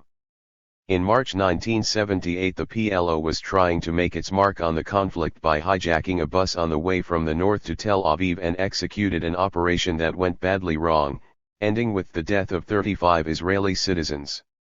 This botched operation gave the Israeli army the ostensible reason to occupy southern Lebanon and meddle in the Lebanese civil war, which had broken out 3 years earlier, by creating its own militia there, the Southern Lebanese Army, SLA, after completing the occupation of southern Lebanon up to the Litani River. 2,000 Palestinians and Lebanese lost their lives in this operation, 20 Israeli soldiers also died, and yet another 250,000 Palestinians and some Lebanese were expelled and had to move north of the river. 6 A new UN body was created, UNIFIL, which observed a shaky truce after the operation and involved the international body in the murky waters of Israel's northern front, with more complications yet to unfold in the future. As a precursor of things to come, shortly after the first UNIFIL soldiers appeared, their barracks were shelled by the SLA, killing 8 members of the UN Peace Force. 7. The Litany operation, as it was called, was a prelude to a new piece in the overall strategic Israeli puzzle in Palestine. Its aim was to persuade domestic and international public opinion that there was no credible alternative, or force, to Israel's unilateral management of the occupation, and that only the Jewish state could determine the future of the West Bank and the Gaza Strip. The new piece in the puzzle was translated into an active war against the PLO with the aim of eliminating this alternative voice. The architect of this part of the strategy was Ariel Sharon. The 1973 war hero had, by 1977, become a shrewd politician. The muscle man had turned into an obese, bulky leader whose uncontrollable appetite for good food matched his craving for more land and settlements all over historical Palestine. His first appointment was Minister of Agriculture, which came about when Ezer Weizman resigned as Minister of Defense. As long as Weizman was in office, the Begin government pursued more dovish policies towards the occupied territories based on the autonomy plan agreed with Egypt. In 1980, Weizman felt that he did not receive genuine backing for this policy from Begin and left office bitterly. Sharon hoped to replace him, but Begin, wisely at that time of his life, resisted the temptation and refused to appoint him to this powerful position. Yet, a different Begin would emerge after the elections of 1981, a weaker and more disoriented man, easily manipulated by those around him. The door was now open for Sharon's appointment to the coveted Ministry of Defense. Begin claimed in retrospect that he appointed Sharon as he needed him to dismantle the Jewish settlements in the south and north of the Sinai Peninsula in order to fulfill Israel's obligation under the peace treaty with Egypt, which required Israel to withdraw fully from the peninsula. 8 This might also have paved the way for Sharon to reach the top. It should be said that Sharon delivered the goods, and the eviction of the settlers there was completed in April 1982. Sharon now had license to kill the PLO in whichever way he deemed necessary. His first aim was to disconnect as much as possible the Palestinian territories from their national leadership and movement. Together with his generals in the army, he escalated the tensions on Israel's northern border, preparing for a full invasion of Lebanon in order to eliminate the PLO presence there. 9. His strategy in Lebanon was compounded by a similarly harsh policy in the West Bank and the Gaza Strip. One of Sharon's earlier moves was to disband the national bodies that emerged after the 1976 municipal elections, and the first one he dismantled was Lajanat al-Taja, an organization that attempted to coordinate activities during the First Intifada. 10. Since 1977, Sharon had been trying to deepen the level of collaboration and lower the resistance by founding what he believed would be his kind of leadership, an old Zionist, and generally colonial, tactic of finding the leaders of your own choice. It is not clear whether the personalities to whom he gave his blessing saw themselves as his agents or acted in ways that satisfied him. In any case, it was a short-lived episode. The outfits he was encouraging were the brainchild of his Orientalist advisor, a professor from the Hebrew University, Menachem Milson. Milson was brought into the picture as part of another piece in Sharon's overall strategy of trying to establish the open prison as a permanent solution. Sharon abolished military rule in an act that should have enraged the international community, since it signaled the end of the Israeli charade of temporality of the occupation. If there was no military rule, it meant that there was no military occupation, and hence the areas Israel had taken in 1967 were now part of Israel to all intents and purposes. But the world, in particular the USA, maintained the attitude of don't ask, don't tell. The military rule was replaced by a civil administration for Judea, Samaria, and the Gaza Strip, and Milson was appointed its first head. 11 Part of this body's authority was transferred to the Palestinian Authority in 1995. So if one day there is a sovereign state in Palestine, namely, in the West Bank and the Gaza Strip, perhaps this step will be regarded as a positive landmark on the way to Palestinian statehood. I have serious doubts about this as an appropriate narrative, the narrative of an incremental politicide of the Palestinians, which is how the late Barak Kimmerling described Sharon's strategy, seems a more appropriate way of looking at things at this moment in time. 12. Milson's main interlocutor on the ground was the former Jordanian Minister of Agriculture, Mustafa Dudin. Together they founded the Village Leagues, ostensibly an attempt to improve local life in the rural areas, but in essence a ploy to create an alternative leadership to that of the PLO. The leagues were hated by most, but enlisted tens of thousands of members. The head of the league in Ramallah, Yusuf al-Khatib, was assassinated. The alleged personal corruption of the major personalities involved in the leagues did even less to endear them to the occupied people. The height of their activity was a meeting in 1982 in which they created a movement for democracy calling for peace with, and according to the terms of, Israel. Among other issues they declared giving up the right of return for the 1948 refugees. When Milson was replaced as the head of the civil administration, his successors, in particular Fuad Ben Eliezer, later on an Israeli minister of defense from the Labour Party, disbanded them and banned their activity altogether. He described the league members as quislings. 13. Sharon's strategy was not only based on destroying the PLO inside and outside or building alternative leadership, intensifying colonization was also an important part of the puzzle. With Sharon's encouragement, the settlers adopted more aggressive colonization tactics. One of the most notorious groups, the settlers of Beit Hadassah in the heart of the old city of Khalil, Hebron, was already making its mark as one of the more fanatic and aggressive bunch of settlers. At the very beginning of May 1980, the harassed Palestinians had had enough and in reprisal killed 6 settlers. The punishment was quick in coming and was a typically stark violation of international law and human rights. The mayor of Khalil, its qadi, judge in a Sharia court, and the mayor of the nearby town Halhul were expelled at the end of that month. Typical of this method of official punishment, it was accompanied by vigilante retaliation by the settlers themselves who planted bombs in the cars of Bassam Shakeh, the mayor of Nablus, and Karim Khalaf, the mayor of Ramallah, both of whom were badly injured. This turned out to be a step too far for the government, who feared this could become a Jewish underground, which is indeed what happened. It transpired that a group of vigilantes was operating under the name the Jewish Underground. They were caught while preparing a terrorist attack on Haram al-Sharif, the Temple Mount, with the intention of blowing up the mosques there. 14 and were eventually outlawed by the Secret Service and the Army. While the right-wing government was unhappy about having such vigilante terrorist activity carried out in its name, it looked for other and no less brutal ways to unilaterally solidify the new reality that Israel had created in the West Bank and the Gaza Strip in the aftermath of the 1967 war.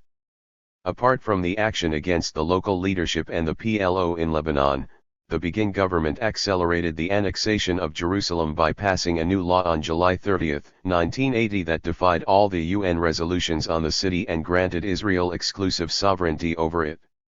When powerful voices of condemnation from the Vatican, the Muslim world and European powers had no impact on the reality on the ground, it showed once more the immunity from criticism that Israel enjoyed. Sharon's principal activity, however, was in dramatically expanding the Judaized areas in the occupied territories, and in particular in the West Bank. The image of his bulky figure, hopping from one hill to another, usually with the aid of a helicopter and a huge bundle of rolled-up maps under one arm, were engraved on the Israeli public consciousness, a testimony to his determination and commitment to the colonization project. More specifically, Sharon was looking for ways of overcoming the hurdle put in his way by the Israeli Supreme Court, which ruled that only public land could be confiscated. Under his guidance, and with the help of the legal experts of the military rule in the occupied territories, the civil administration, land ownership there was redefined in a way that allowed Israel to claim that much of the land was, or would become, state, public, land. One of the leading bureaucrats in the military administration came up with the idea in a meeting Sharon had with all of the relevant officials following another clear decision by the Supreme Court not to allow confiscation of private land. This individual was what one might call an Orientalist, an expert on such subjects as Ottoman law, and he suggested that certain land in the West Bank could be defined as mawat, or dead land, in accordance with the Ottoman land law of the 19th century. According to that law, land that was not cultivated for 3 years could pass into the hands of the Ottoman Empire or state. The next day, Sharon flew off in his helicopter, and in an apparently endless exercise pointed out to his subordinates from the air land that looked deserted, before flying back to instruct his staff toiling away at the drawing board to include it as mawat land on the map. It goes without saying that the Ottoman experience was entirely irrelevant to the colonization of the West Bank and the Gaza Strip, but it was part of the tacit agreement between the Supreme Court and the existing bureaucracy as to how to kosherize, within a respectable legal infrastructure, the colonization of more and more areas within the West Bank. 15. So the judicial system legalized the land robbery a priori and retrospectively. Such a powerful tool enabled the bureaucrats to grab any land it wanted from either the West Bank or the Gaza Strip for Jewish settlement, military bases, or anything else that was needed to swallow the territories, and without the people. By 1979 the area that was first confiscated for urgent military requirements had been transformed into colonies, such as Matityahu, Neve Zuf, Rimanim, Beit El, Kochav Hashahar, Alan Shavat, Elazar, Ephrat, Harjalo, Migdal-Oz, Gitti, Yaitov, Kiryat Arba, and others. Some of them had grown into little towns and others remained small communities. This new urban sprawl served not only the purpose of territorial expansion of the Jewish state, but also provided major observation and monitoring centers in the midst of the mega-prison the Israelis had built. The Likud government did, in fact, obey one injunction by the Supreme Court that had pronounced the transformation of military bases into colonies illegal. But this first ever ruling of the court in accordance with international law did not protect the Palestinians from further pillage, it only caused a change in the method, not in the purpose, of the Israeli policies. By 1985 Israel had taken over 2,150,000 dunams, 39% of the West Bank. 16 Almost all of it was public land as previously defined by the Jordanian authorities. The next step was the takeover of private land to complete total spatial control of the West Bank. The expropriation of private land was something never attempted by the Jordanian authorities, nor before that by the British Mandate. Moreover, even the seizure of public land by the Jordanians was limited to the establishment of a few military bases. The appropriation of private land was carried out through Ariel Sharon's trickery, devised by the legal apparatus of the military rule of turning private land into mawat, in an absurd interpretation of the mid-19th century Ottoman law. Contrary to popular belief, the later Oslo Accord was not a game-changer in this respect. The accord, even during its more optimistic phase, introduced only minor changes to this Israeli spatial control. A new wave of energetic decrees followed the peace process, continuing the settlement expansion. What was new was the addition of dozens of bypasses and roads for Jewish use only, for which private land was expropriated, as all the public land had already been taken. A more complex, but equally effective, spatial takeover occurred in East Jerusalem, which was officially annexed to Israel early on, and therefore the same legal practices that were employed in Israel itself from 1948 until 1967 were intact here. So while Ottoman and Jordanian laws were used to justify the takeover of land in the West Bank and the Gaza Strip, in East Jerusalem, as they had been since 1970, the Israeli government activated mandatory laws for expropriation of land, as it did in the Galilee and the Negev. There was very little state or public land there, as most of the land stolen in Jerusalem was private. In both Greater Jerusalem and the rest of the occupied territories, limiting Palestinian space was achieved not only through expropriation of land and Jewish colonization. Other means included decrees and regulations that prevented extensions of building and license fees for new ones that were beyond the ability of the average Palestinian to pay. All these initial efforts of de-Arabizing and Judaizing the occupied space were fused into a more systematic policy with the appointment of Ariel Sharon as the Minister of Housing in the wake of his removal from the Ministry of Defense, in circumstances that will be discussed presently, following the public inquiry into his role in the Sabra and Shatila massacre in 1982. He would remain in this and similar ministerial posts, such as the Minister for the National Infrastructure, which gave him ample resources and license to expand the Jewish colonization of the occupied territories. It was only when he became Prime Minister in 2001 that he and his deputy and successor, Ehud Olmert, in their newly founded party Kadima, would slightly change Israeli policy. They would remove the Jewish settlers from the Gaza Strip and expand even more the Jewish presence in the West Bank. Sharon's principal contribution to the solidification of the mega-prison was a systematic approach that removed any ambiguity in the implementation of the 1967 strategy. He brought colonization to every corner of the West Bank. One significant change was the exclusion of Palestinians from planning bodies and committees. Finding, for instance, that there were token Palestinians in the Planning Council, Sharon replaced it with a new one called the Chamber of Planning, which had hardly any Palestinian members. The Chamber of Planning was an incredible exercise in cynicism and deception. Officially, its remit was to help with the future development of the 400 Palestinian villages in the West Bank in the next decade, the 1980s. When the Chamber announced it would look into planning issues concerning such a large number of villages in the West Bank, what it meant in essence was that it would search for further ways of confining and containing these villages in order to limit their natural expansion and growth.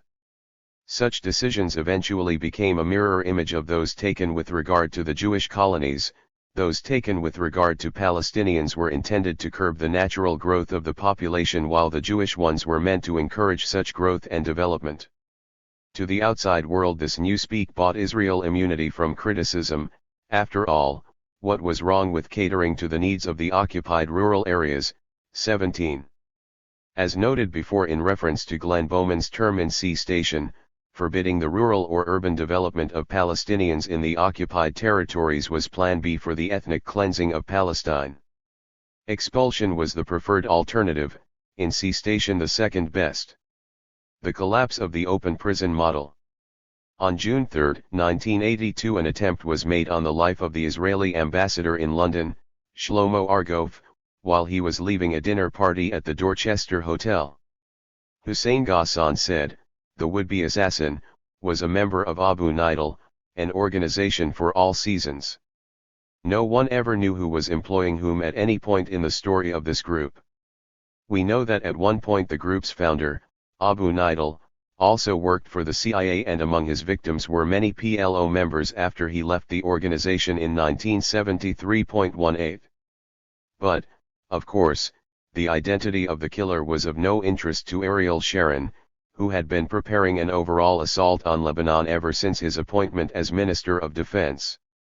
The next day, he ordered a massive aerial bombardment of PLO bases in Lebanon and used the PLO response to activate a plan he had already prepared in 1981. Most accounts say he presented the government with a minimal plan for invasion while enacting a wider one that included, ultimately, the occupation of Beirut and beyond. 19 Israeli atrocities in that war were recorded in Sean McBride's report to the UN in 1983. This Irish statesman, then chair of the UN General Assembly, documented, with his other committee members, the war crimes in great detail. The report was shelved and was completely ignored by the international community. The only global outrage the invasion triggered was the Israeli collaboration with the Maronite Christian militias in the Sabra and Shatila massacre in September 1982. So great was the outcry that it forced Begin to remove Sharon from the Ministry of Defense. 20. Tragically, these horrific events in Lebanon, and this is always true about the correlation between regional developments and Palestine, did not affect Sharon's strategy in the occupied territories. Out of that particular ministry and in command of other ministries, Sharon intensified the strangulation policies in the occupied territories well into the mid-1980s. The facts he established on the ground drove home the message of what life would be like in years to come. If the occupied people looked for guidance to their principal representative body, the PLO, they would have found very little response. Since the destruction of its headquarters in the 1982 Israeli invasion of Lebanon, it was too far away in Tunis and too disempowered to assist. In the immediate years preceding the First Intifada, it was busy looking for a rapprochement with Jordan, but to no avail, as the Hashemite dynasty was distancing itself from any involvement in the West Bank, as were most of the member states of the Arab League. 21. Inspiration came from elsewhere, from the resistance in Lebanon, by both Palestinian and Shiite fighters. At the beginning of 1985, policymakers in Israel were deeply involved in the Lebanese quagmire. Although the occupied territories were relatively calm, the constant interchange of Israeli troops on duty from occupied southern Lebanon, where there was active fighting, to the West Bank and Gaza Strip, where they just had to police the areas, has blurred the boundaries of the two arenas. The time was ripe in both occupied areas to try a more active resistance. The armed one in Lebanon was more successful, the nonviolent one in Palestine was less effective. From 1985 to 1987, the Israeli army treated the two occupied areas in the same way. Even before the First Intifada, the Israeli army employed what it called an iron fist policy towards any sign of resistance. The open prison model was slowly collapsing. The iron fist policy was executed not by the Likud alone. In 1984, the Likud and Labour formed a unity government that would hold power until 1989. The callous, punitive policy of that government preceded the uprising.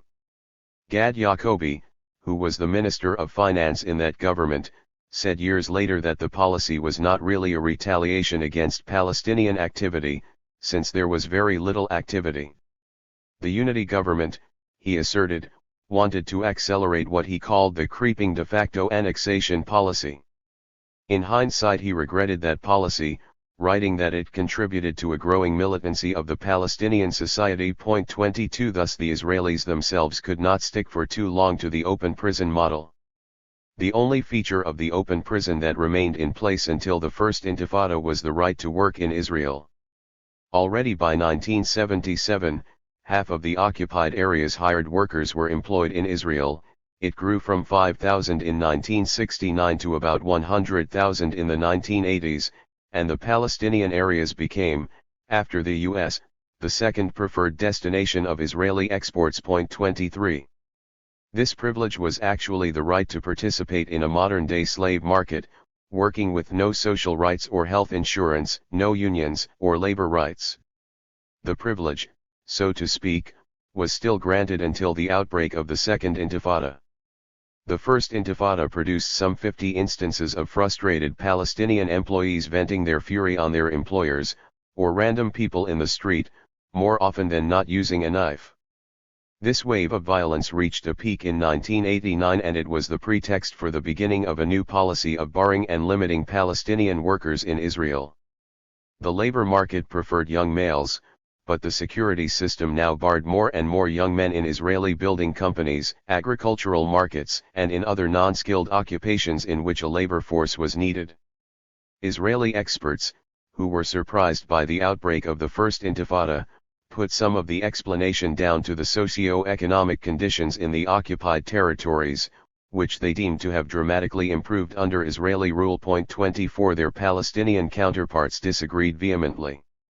They claimed that the occupied territories' economy was run very much like that of a colony during the colonial period. Such policies created a total dependency of the colony on the colonist, and in the case of the Palestinian areas led to the ruination of both agriculture and industry. Even if wage earners briefly had a 15% rise in their monthly earnings, compared to the pre-occupation period, with no infrastructure for investment or savings and the rise of the cost of living, this did not mean much at the end of the day. To this can be added the lack of access to traditional Arab export markets and unrestricted competition from cheap Israeli products. Israeli restrictions on Palestinian economic activity and the Israeli claims for land and water resources during the expansion of settlements rendered the additional income insignificant in the long run for most Palestinians. 25.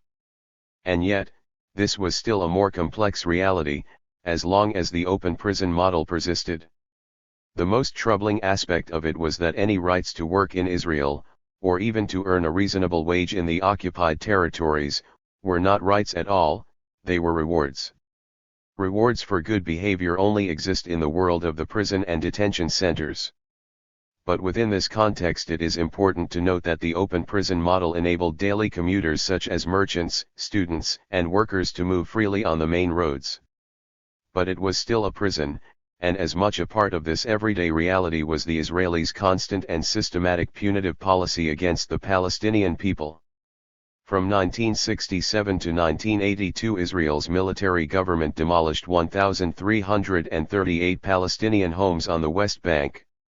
Also over this period, more than 300,000 Palestinians were detained by Israeli security forces without trial for various lengths of time. 26. It is indicative of the official Israeli mindset that the oppressive side of the open prison model never seemed to register in the Jewish state's overall strategy. In the analysis of the First Intifada by both mainstream politicians and academics, the collapse of the open prison model was almost exclusively attributed to what were deemed to be faulty prisoner exchanges back in 1985. This was a deal struck with Ahmet Jibral's PFLP organization in the wake of the successful Palestinian abduction of Israeli soldiers in Lebanon. The theory, put forward in the most widely read book in Israel about the First Intifada, by Zeev Schiff, the late Haaretz chief military correspondent, and Ehud Yaari, Israeli television's leading Orientalist, was that those released in the deal incited the population and instigated violence. 27 One reason for the Israeli retrospective attempt to explain the uprising on the Jibral deal, was a genuine inability to grasp the level of Palestinian suffering and the evil nature of the Israeli oppression, as the main causes for the uprising. This is why the Minister of Defense at the time, Yitzhak Rabin, did not bother to interrupt his visit to the USA and return home when the Intifada broke out. He assumed it was a routine disruption that would soon be over. Finally, in this period it is possible to provide a fine distinction between the West Bank and the Gaza Strip. Human rights organizations took their time in providing a better idea of the living standards and conditions under the occupation. The first report suggested that overall conditions in the Strip were incomparably better, and this is confirmed by a kind of oral history of the Strip that one can intuitively refer to. There were, in the words of one report, lesser levels of distress. This could be attributed to stronger traditional structures of society and a greater sense of cohesiveness and solidarity. 28. In August 1987, the Israeli military in the West Bank and the Gaza Strip published a booklet proudly announcing how successful its rule in the last 20 years had been. Color photographs of happy Palestinians were juxtaposed with black and white pictures of gloomy Palestinians from the pre-June 1967 period. The main reason for such pride was the increased standard of living in comparison to the 1950s. Who is to say it would not have grown under Jordanian rule as well, but that was hardly the point. When, 4 months later, the First Intifada erupted, it was clear that the improved standard of living, if indeed this is what it had been, was part of the open prison concept against which the Palestinians rose. The booklet was withdrawn hastily from bookshops at the beginning of the Intifada. 29. But anyone with an eye for the future, and there were a few, men such as the former deputy mayor of Jerusalem turned independent researcher and observer, Meron Benvenisti, understood that the facts on the ground policy dramatically changed the West Bank and the Gaza Strip to such an extent that one uprising could not turn the clock back. As it turned out, 2 uprisings could not do it either. 30 What changed most was the physical landscape of the occupied territories in a way that fundamentally limited the living space of their inhabitants. It wasn't just the geography that was altered beyond recognition, the demography was transformed as well. Intensive Jewish colonization was accompanied by the stealthy transfer of Palestinians who left and were not allowed to return. The number of people deported for political activity, quite often without any official charge, was, in 1987 alone, around 1,500.31. Ostensibly, the reason for issuing a deportation order was to preempt any terrorist activity from the individual being deported. In practice, however, deportation more than once served as a punitive action. Deportation of residents from their homes in occupied territory, whether to another place in the occupied territory or to somewhere outside the territory, is prohibited by international humanitarian law.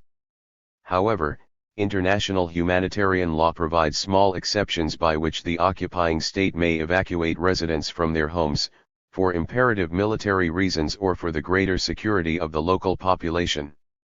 In such cases, the evacuation must be temporary and, during that time, the occupying power must ensure the basic needs of the evacuees.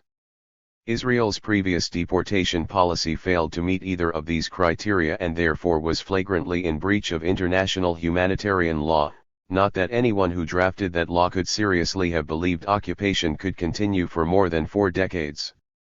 On top of that, quite often deportees had no idea why they were being treated in such a way. 32. With the coming to power of the Likud, the Labour Party would become more vociferous about such violations.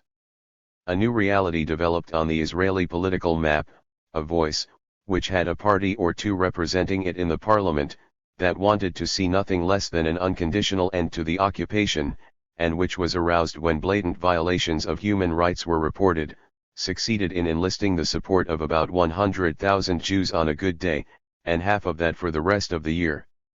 This was the anti-occupation Zionist left, as ineffective then as it is today. It never associated the occupation with the ills of Zionism itself and therefore could not provide an alternative policy to the center and right of the map, the one that faithfully implemented the strategic decisions described in the opening pages of this book. A few of them did make the connection. The most Zionist among them was Boaz Evren, who left his comfort zone of power and influence for the sake of fighting the occupation. His was one of the lone voices crying in the Zionist wilderness. I make no mention of the others here because I feel they are already well known, but for some reason Evren does not appear among those who deserve to be recorded as part of a more genuine, and less Zionist, dissident movement. 33. Evren was a senior journalist who wrote for a number of newspapers, including Haaretz, and a well-known publicist. What made him cross the line should have alerted many others, but alas it did not.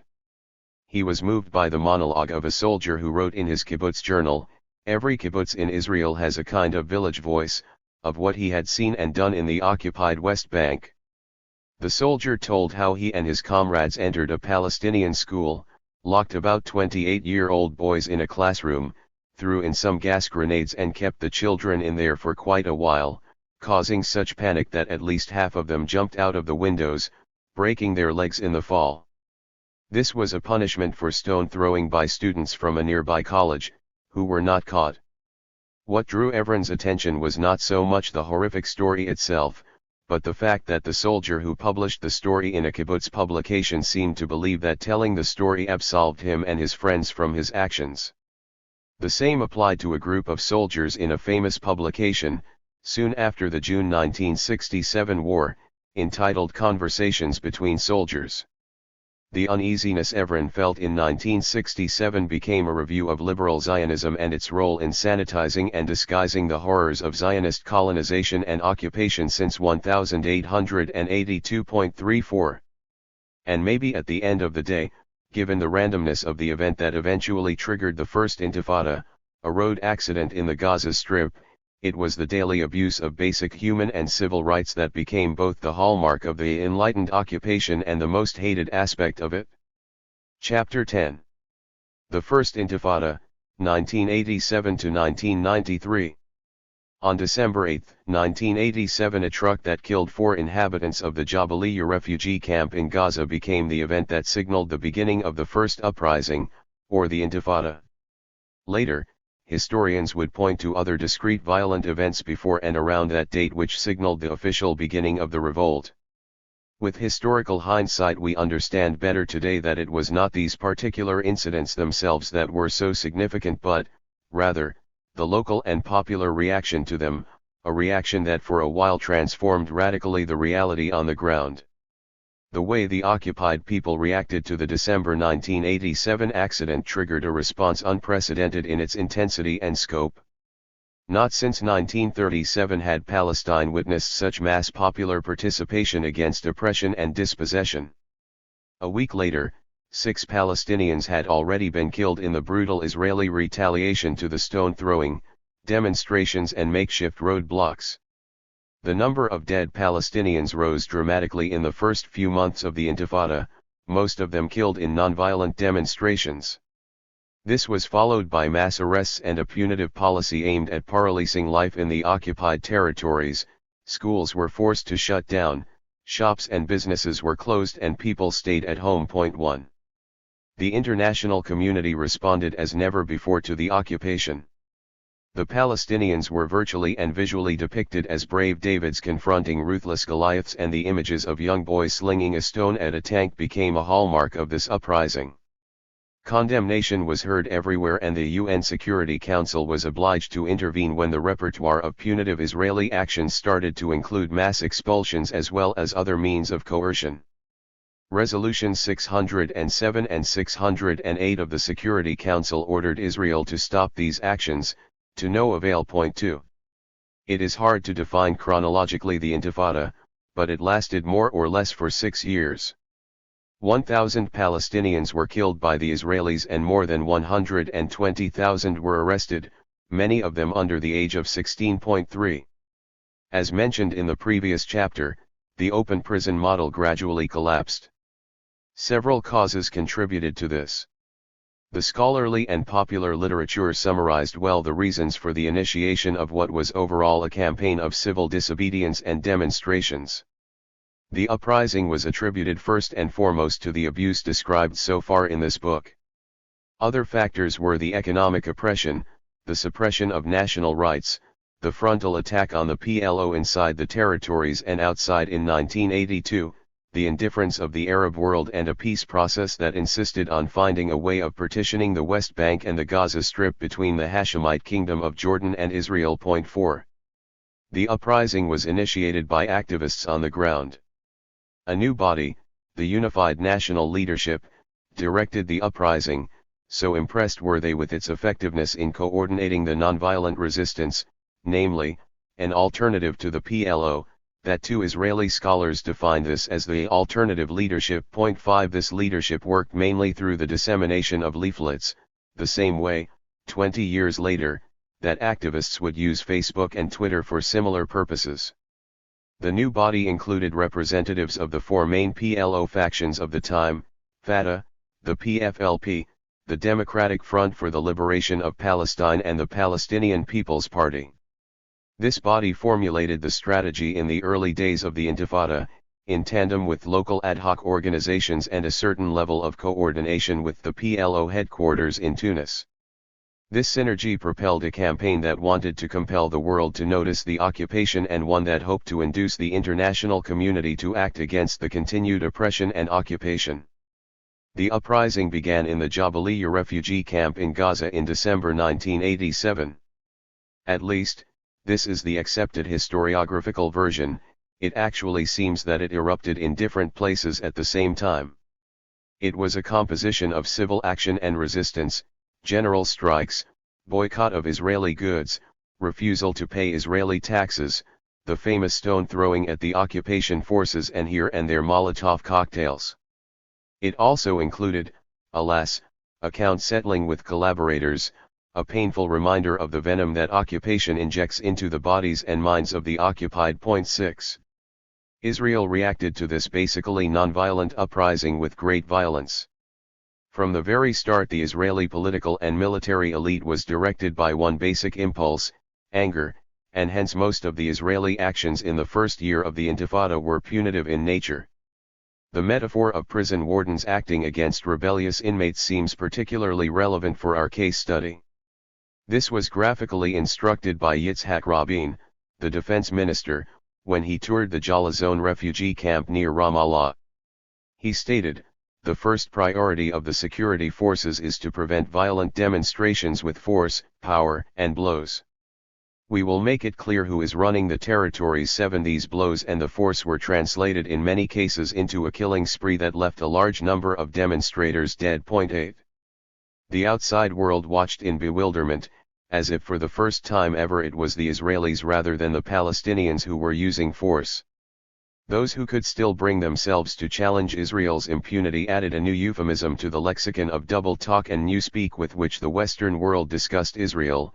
Israeli policies became manual management of the occupation, and therefore, as shocking as their actions may have been deemed, what they did was merely to employ excessive use, which could be condemned.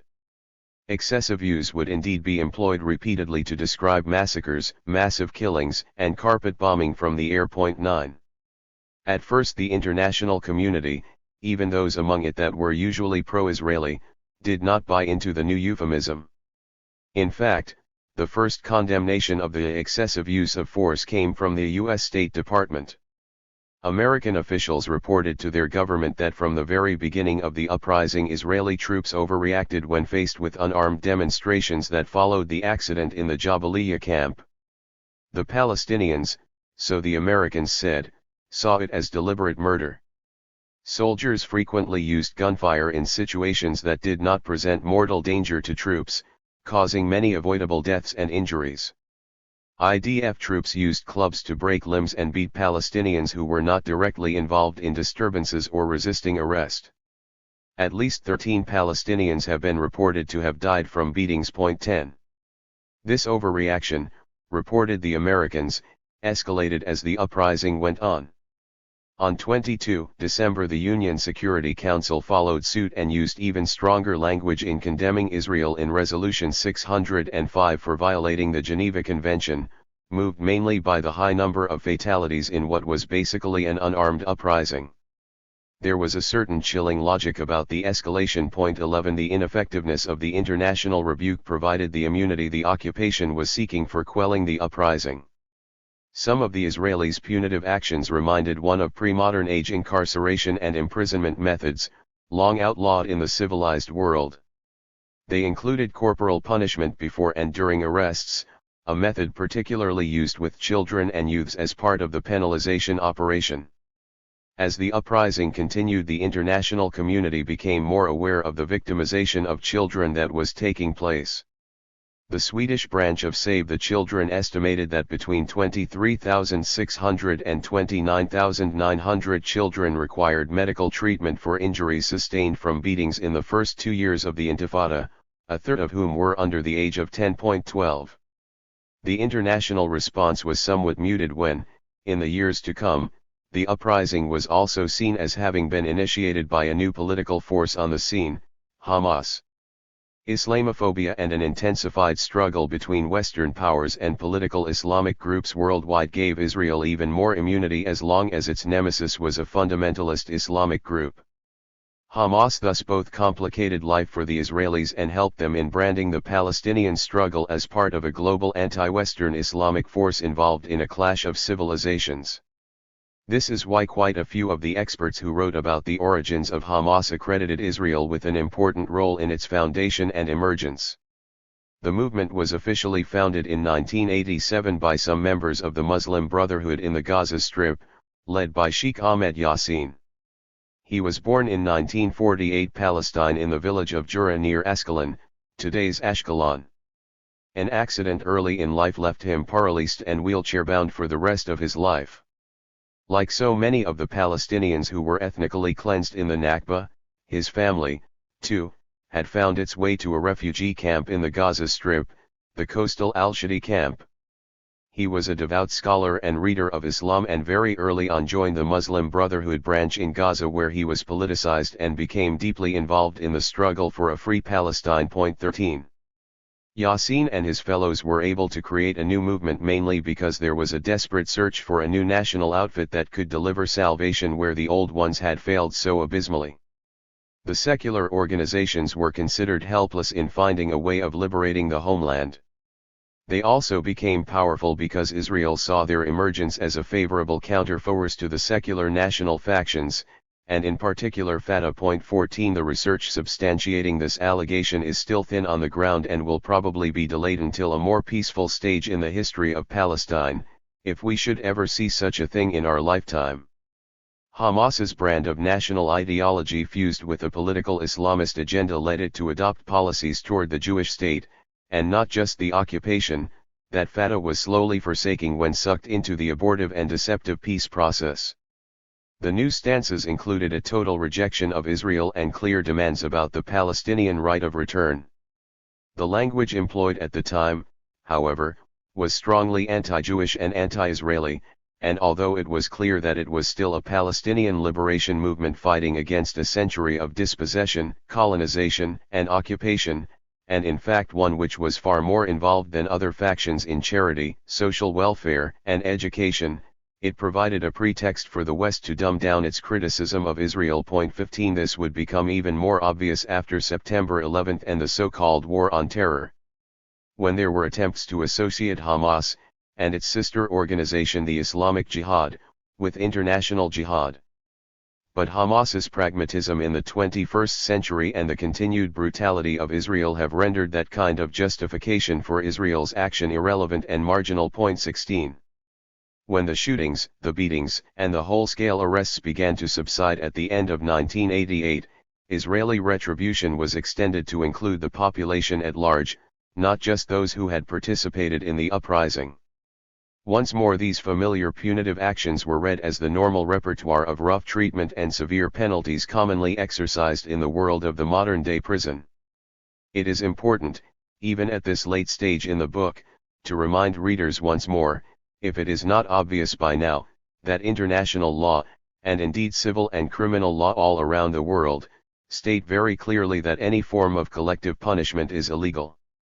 Clause 50 of the 1907 Hague Convention stated unequivocally the international community's rejection of such policies, and this was reiterated by the Fourth Geneva Convention in Clause 33 of 1949.17. Needless to say, the fact that the Hague Convention was incorporated into Israeli law by legislation, although the Geneva Convention was not, had no impact whatsoever on Israel's punitive policies. Nor did it matter that in 1981 Israel had established the civil administration as a body that allegedly replaced the internationally condemned military rule. Officially, this body was meant to manage the life of the people in the West Bank and the Gaza Strip in all matters that were not security-oriented. However, every action of this civil administration had to be approved by a general in the army who was appointed as active coordinator in the territories. So, in essence, this was just another arm of the Israeli military continuing to inflict the same abusive and punitive actions against the local population. The army was quite inventive when it came to collective punishment against the local population. The civil administration had turned this repertoire of evil into a daily routine. Civil administration.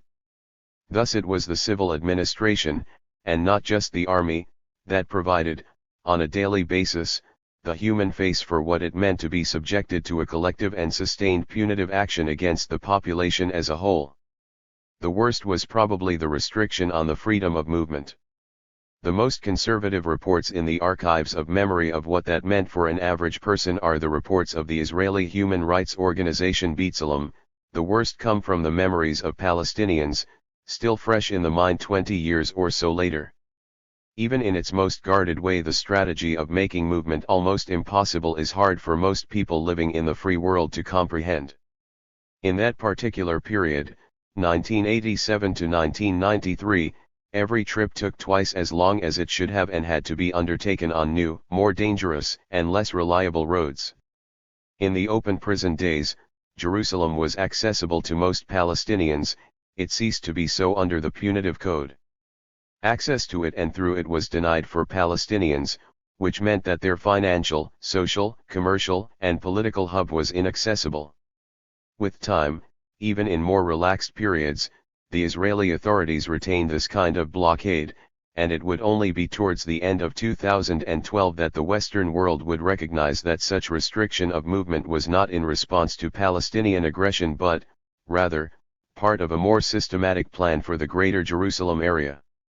When these restrictions were accompanied by massive Jewish colonization in that area, they preempted any chance of implementing a two-state, or any other similar political, solution. It was too late for those in the EU who believed they could contribute towards the implementation of such a solution. It was also, as always the case with the EU, a matter of stating the obvious but doing nothing to change it on the ground.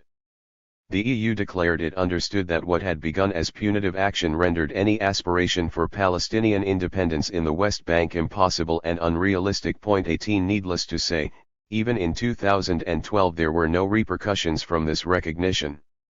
Movement was now governed by permits. A particular nuisance was the need to be physically present when these permits were requested. The civil administration had several headquarters. One of them was located on the northern border between the new Jewish colonies of Greater Jerusalem, Peskat Zeev and Neve Yaakov.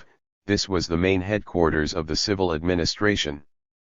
All major decisions about people's lives were taken there between 1981 and 1993. The civil administration not only regulated the freedom of movement, it also had the power to rob anyone it wished of the right to work, to study, to build, and to trade. Any such elementary activity required a permit that would be withheld or denied. 19. The very location of this headquarters was one of the main obstacles to freedom of movement for anyone living there. As time passes and our memories become blurred, I should emphasize that I am describing here a pre-Oslo reality. It would, of course, become worse when the Oslo cartography bisected the West Bank and the Gaza Strip into official no-go areas for the Palestinians. I am describing a siege reality, long before the Israeli authorities could justify it under the pretext of defending themselves against suicide bombs and terrorism. This was a response to the 1987 attempt by the Palestinians to shake off peacefully a 20-year-old occupation. In those days Palestinians were not allowed to drive in this vicinity. In fact, Palestinians were prohibited from using cars in roads close to settlements, army bases, or offices of the civil administration. The headquarters in the northwestern side of Jerusalem seemed to be the source of all evil, the magnet of brutality. The closer you lived to it, the less normal your life became, to the point of it being unbearable. This monstrous headquarters on the hill truly reflected the cynicism and inhumanity of the administration. This was a location that had to be visited frequently but could not be reached easily. You could not get there by car. Nor could you easily walk there. There was no footpath to the civil administration, since there was no paved way, and the only passable route was dangerously close to the Peskat Zeev and Neve Yaakov settlements.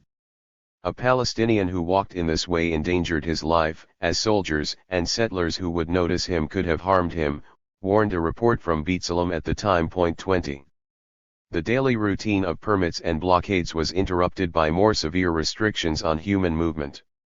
The worst was the frequent closures. The pretexts for such closures varied. They might be in response to Palestinian protests, a peaceful demonstration or a terrorist attack, to Jewish holidays, public events, or a religious celebration in one of the many settlements. All such events were considered equally justifiable reasons for enforcing a closure. This was the pretext, but not the usual reason, for closures. In most cases, the purpose was to tighten the supervision, and the closures were used to round up people, suspects as the Israelis called them, accompanied by the confiscation of inciting material and the search for arms. Such actions were usually conducted with violence, leaving a scene of havoc and destruction in the homes visited. The members of the household were beaten, abused, and their furniture destroyed. These victims of brutality should be given names, and I shall do this presently. The calendar of the occupation. A more reduced form of closure was the curfew imposed by the army for a few days on towns and villages and during Jewish festivals on the West Bank and the Gaza Strip as a whole. This kind of action began in 1967 in the early days of the occupation and continued daily. I have chosen one year in particular, 1993, on the very eve of the Oslo Accord, to illustrate what kind of a reality the Accord promised, and utterly failed, to achieve. As one NGO monitoring the curfew policy noted, Every Palestinian living in the occupied territories had spent an average of 10 weeks under house curfew. 21. The worst period in the calendar of the occupation, apart from the aftermath of a particularly daring or violent operation by one of the Palestinian factions, was the 3 days around Israel's Day of Independence, celebrated according to the Hebrew calendar, which in 1993 occurred in April. The town of Khan Yunis in the Gaza Strip, like all the other towns and villages in the West Bank and the Strip, was placed under military curfew for 3 days. This short period was enough for the army to perform its routine devastation. Muhammad Ahmed al-Astal, who was then 24 years old, recalled how the soldiers burst into the house where his friends usually gathered, about 10 Palestinian men in all. The soldiers took 4 of them to another room. He remained with 3 other members of the family. 2 of them were taken by the soldiers to a corner of the room and beaten with rifle stocks. They were also punched, slapped, and kicked. He and another family member were ordered to empty the cupboard of its contents, clothing, and other household items. In his own words, the soldiers called me over, slapped me on the face and told me, "You are Hamas." I returned to empty the cupboard, but I was called over again. This time they told me, "You are Islamic Jihad," and slapped me again. There was a third round of abuse in which he was told, "You are PLO." Another man in the room was treated in a similar way. Then they were both summoned. One soldier held me by the neck and banged our heads together. It turned out that in the next room the same abuse was taking place, and then they were united with 2 men from the other room and ordered to stand facing the wall with their hands up in the air. The soldiers gave us back our ID cards to hold up in the air and told us to remain like this. After half an hour the older members of the family told them the soldiers had left. 22. Hassan Abd al-Sayyidi Abu Labada, 29 years old and married with 2 children, also a resident of Khan Yunis, was woken up by soldiers at 2 in the morning with a blow in the face from a soldier's rifle, followed by more blows. His brother Manor, 23 years old, was taken out of his bed and thrown onto the family car, parked in the yard. The soldiers asked about the whereabouts of Jamal Abu Samhadin, 23, a man he did not know. He was punched in the face and then forced into the routine emptying of cupboards. The soldiers cut up the sofa with a knife. And in his own words, "They found a kitchen knife in the kitchen." "What is it?" "It is a bread knife," I answered. The soldiers punched me on the nose with the knife. I was wounded and bled. The soldier took a sack of rice and demanded that I empty it on the floor. I said it was only rice, so he emptied it himself and then took an oil can and poured it on the cloths and the rice. They left. Nobody was arrested and nothing was taken. 24. Fatma Hassan Tabashay Sufyan, 61 years old, married and a mother of 4, was woken up on April 6, 1993 at 3 o'clock in the morning. Soldiers broke into her house, pushed her up against the wall and asked her where her children were. "They are asleep," she replied. They woke up her son Saad, 30 years old, kicking him and beating him with their hands and rifle stocks, until he was spitting blood all over the place.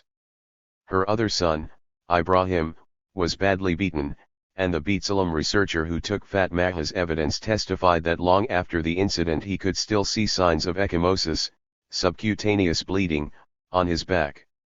Both sons were taken out to the yard and put against a wall. The soldiers found 2 toy guns and began slashing the 2 men with them until the toys broke. Then they gathered everyone in the complex, 27 people, into one room and threw in a shock grenade. Saad and Ibrahim were ordered to empty the cupboard while they were continuously beaten by the soldiers shouting at them, "You are Hamas and we are Golani," the name of the military brigade to which they belonged. Nor did they spare Fatma's old, blind brother who was 100 years old. He too was abused by the soldiers, who threw mattresses and blankets at him. 25. Thus, every April from 1987 until 1993 this was the routine of the collective punishment. But it was not only these 3 days that mattered.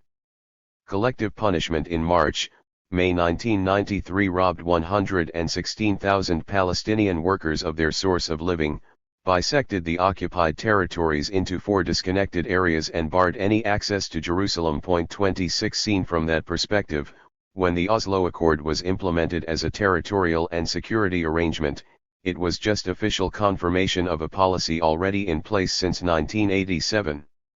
Consolidating methods of oppression. The years 1987 to 1993 were indeed a formative period during which some of the realities of today in the West Bank, and in the Gaza Strip until 2005, were formulated.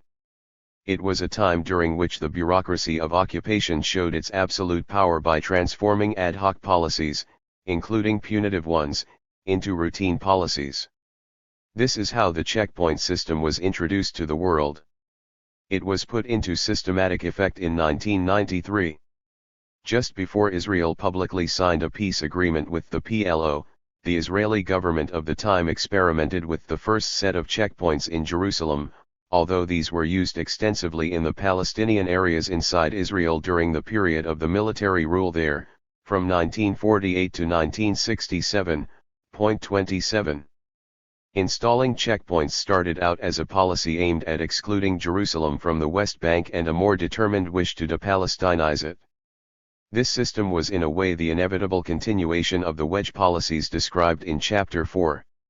The planning of the wedges and the installation of the checkpoints would later be followed by the actual and final physical construction of the wedges. So it was around 1987 that a chain of checkpoints and physical barriers appeared around the city entrances, hindering access to places of worship, employment, education, institutions, and families. When the Oslo proposal was put on the table by Israel, its leaders already knew they had established irreversible facts on the ground in Jerusalem that would defeat the very notion of peace.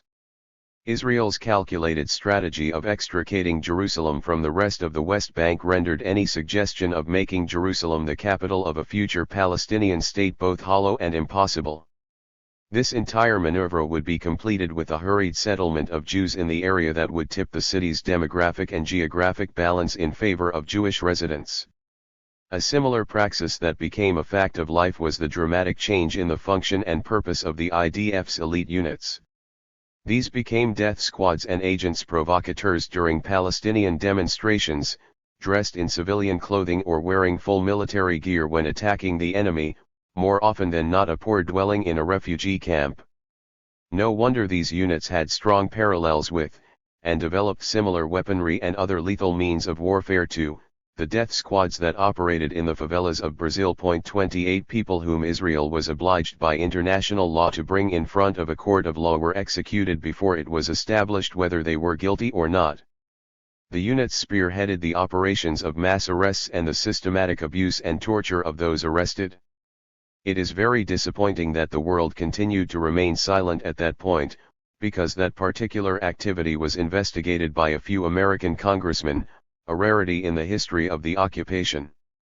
Paul Findlay reported in 1991 that human rights groups had published detailed credible reports of torture, abuse, and mistreatment of Palestinian detainees in prisons and detention centers. 29 Although this was totally ignored by Western governments, it did generate for the first time a far wider response from what one might call Western civil societies. A more genuine and widespread movement of solidarity emerged, to this day still unable to impact the policies of the governments and hence the reality on the ground.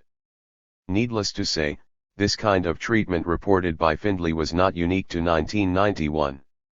The people arrested during the punitive years were added to the thousands who had already been in jail since June 1967. Maybe what was different was the growing media transparency and exposure of information which allowed people around the world to see for themselves, without relying on Israeli narrative and propaganda, the daily reality, a process that would be reinforced with the arrival of the first young volunteers of the international solidarity movement in the occupied territories. The first shocking aspect for a world that could now see with its own eyes what it meant be on the receiving end of Israeli cruelty was the high number of children and women among this never-ending community of suffering.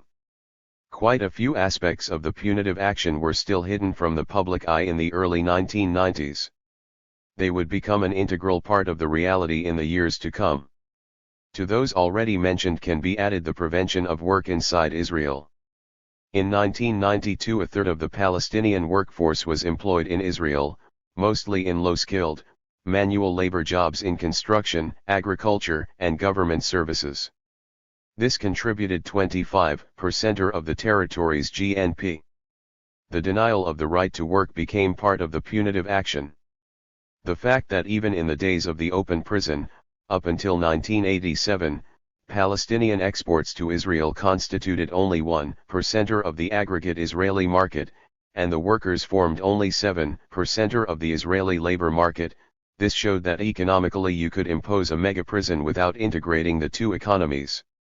The Israeli success in this respect transpired clearly only in the 1980s, and thus the fears of Pinchas Sapir, the former finance minister of the 1967 government, described in Chapter 3, proved to be unfounded.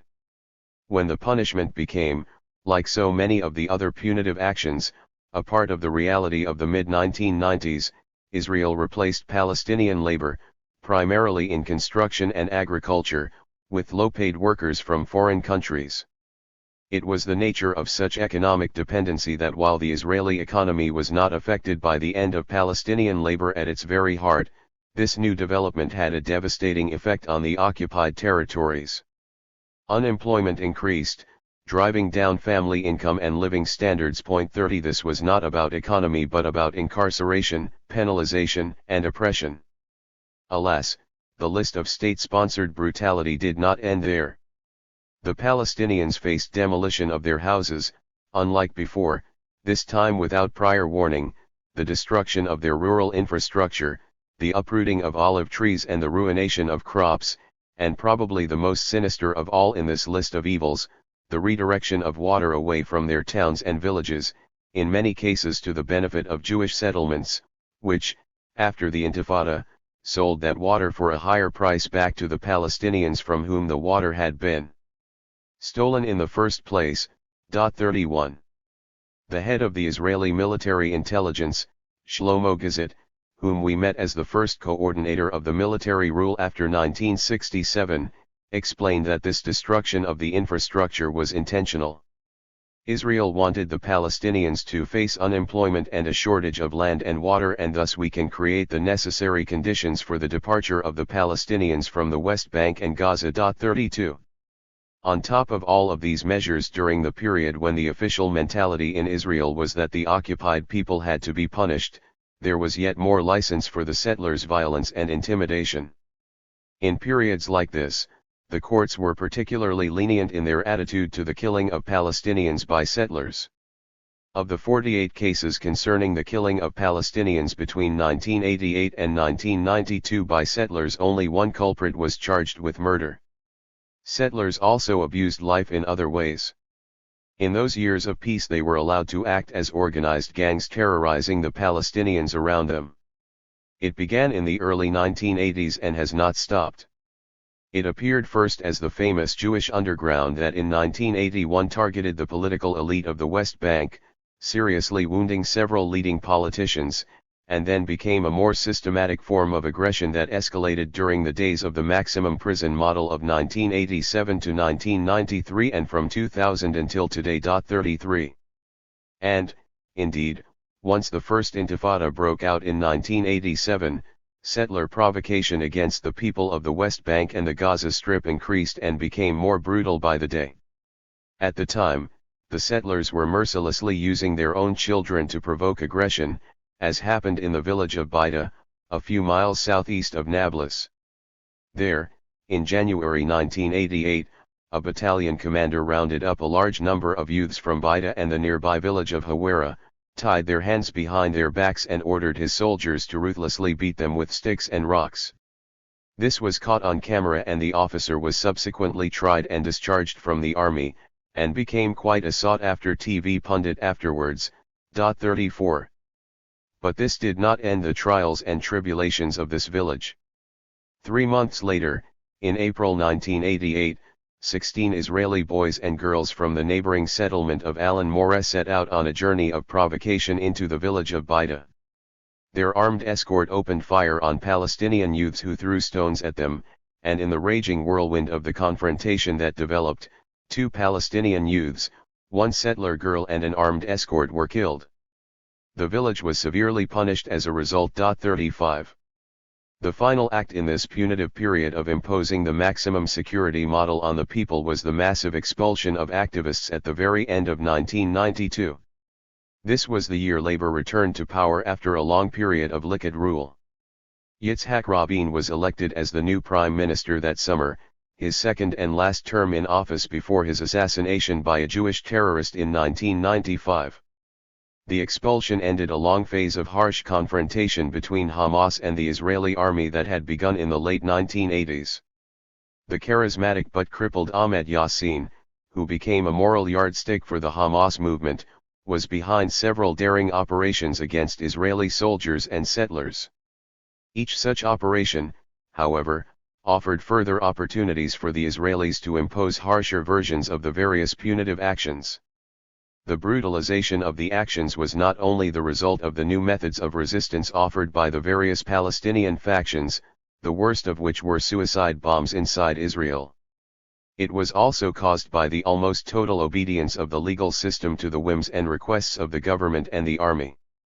This enabled the politicians and generals to go beyond the red lines the Israelis had created for themselves. Around the mid-1990s, the Israeli judicial system became unconditionally and organically integrated into the running of the mega-prison, even in its most vicious and ultra-high security version. The legal charade. The bureaucrats who run the legal side of the mega-prison are some of Israel's finest. Since 1967, Israeli law faculties have produced annually, among other graduates, one particular group of proud licentiates, the jurists who would grace the Israeli judicial system with their wisdom and expertise. This system was, and still is, very active as a governmental tool against the Palestinian population in the occupied territories, both as part of the web of military courts in the territories themselves and as a system of civil courts inside Israel proper. It is in these law schools that the future members of Israel's legal system, the ultimate manifestation of Israel's claim for being a liberal democracy, acquired the qualifications needed to operate the massive machinery of arrests and detention in action ever since 1967. Thousands of Palestinians passed along the legal Via Dolorosa paved for them by the State of Israel. The stations on that road are familiar by now: arrest, interrogation, detention for many days without telephone contact or access to a lawyer, appearance in court several times for the extension of the detention, and then a long period in jail without trial as part of administrative detention. The numbers were already staggering in the early 1990s. Until the outbreak of the Second Intifada, it already looked like a huge campaign of arrest that systematically violated the Fourth Geneva Convention on Human Rights adopted in 1949. Up until 1992, some 14,000 people had been subjected to this process. 36. Israel's immunity from prosecution is best demonstrated by judges' blind application of this inhuman method to any Palestinian action, be it a violent attack or a Gandhi-like nonviolent protest movement. In 1989, local committees in the village of Beit Sahur initiated a nonviolent movement that called upon the people of the West Bank and the Gaza Strip to join a tax rebellion, their slogan being "No taxation without representation." 37. The response came quickly, and typically, from the then Minister of Defense in the Labour, Likud Unity government, Yitzhak Rabin: "We will teach them there is a price for refusing the laws of Israel." 38. When incarceration in prison failed to stop the activists, Israel crushed the boycott by imposing heavy fines and seizing and disposing of equipment, furnishings and goods from local stores, factories, and homes. But you could be subjected to the same treatment for less.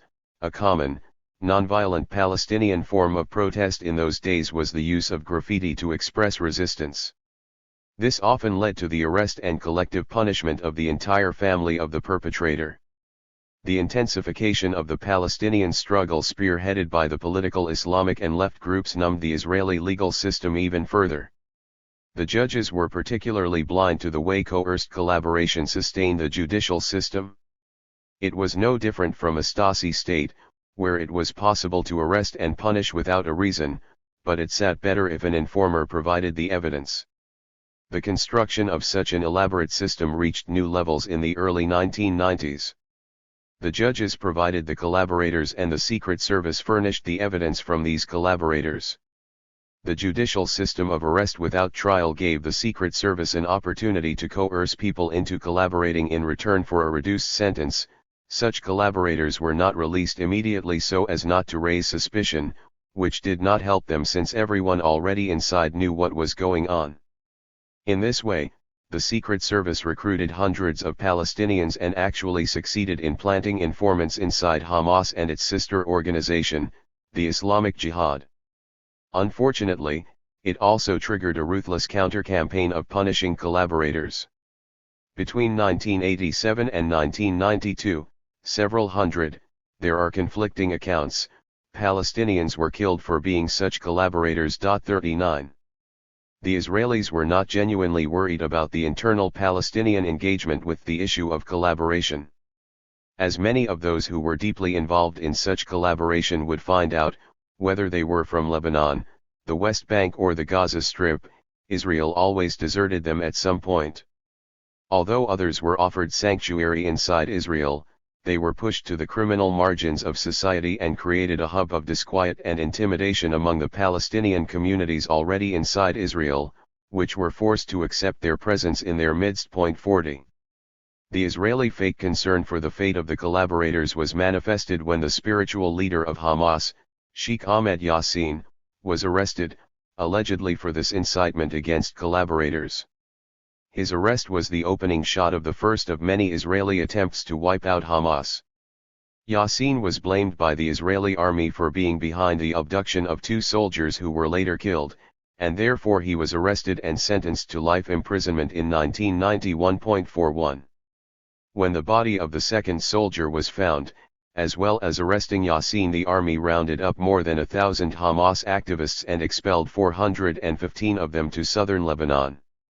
This was such a stark violation of any international convention that even the American administration, these were the days of Bill Clinton's first term, was furious and threatened to join a condemnation of Israel in the UN Security Council.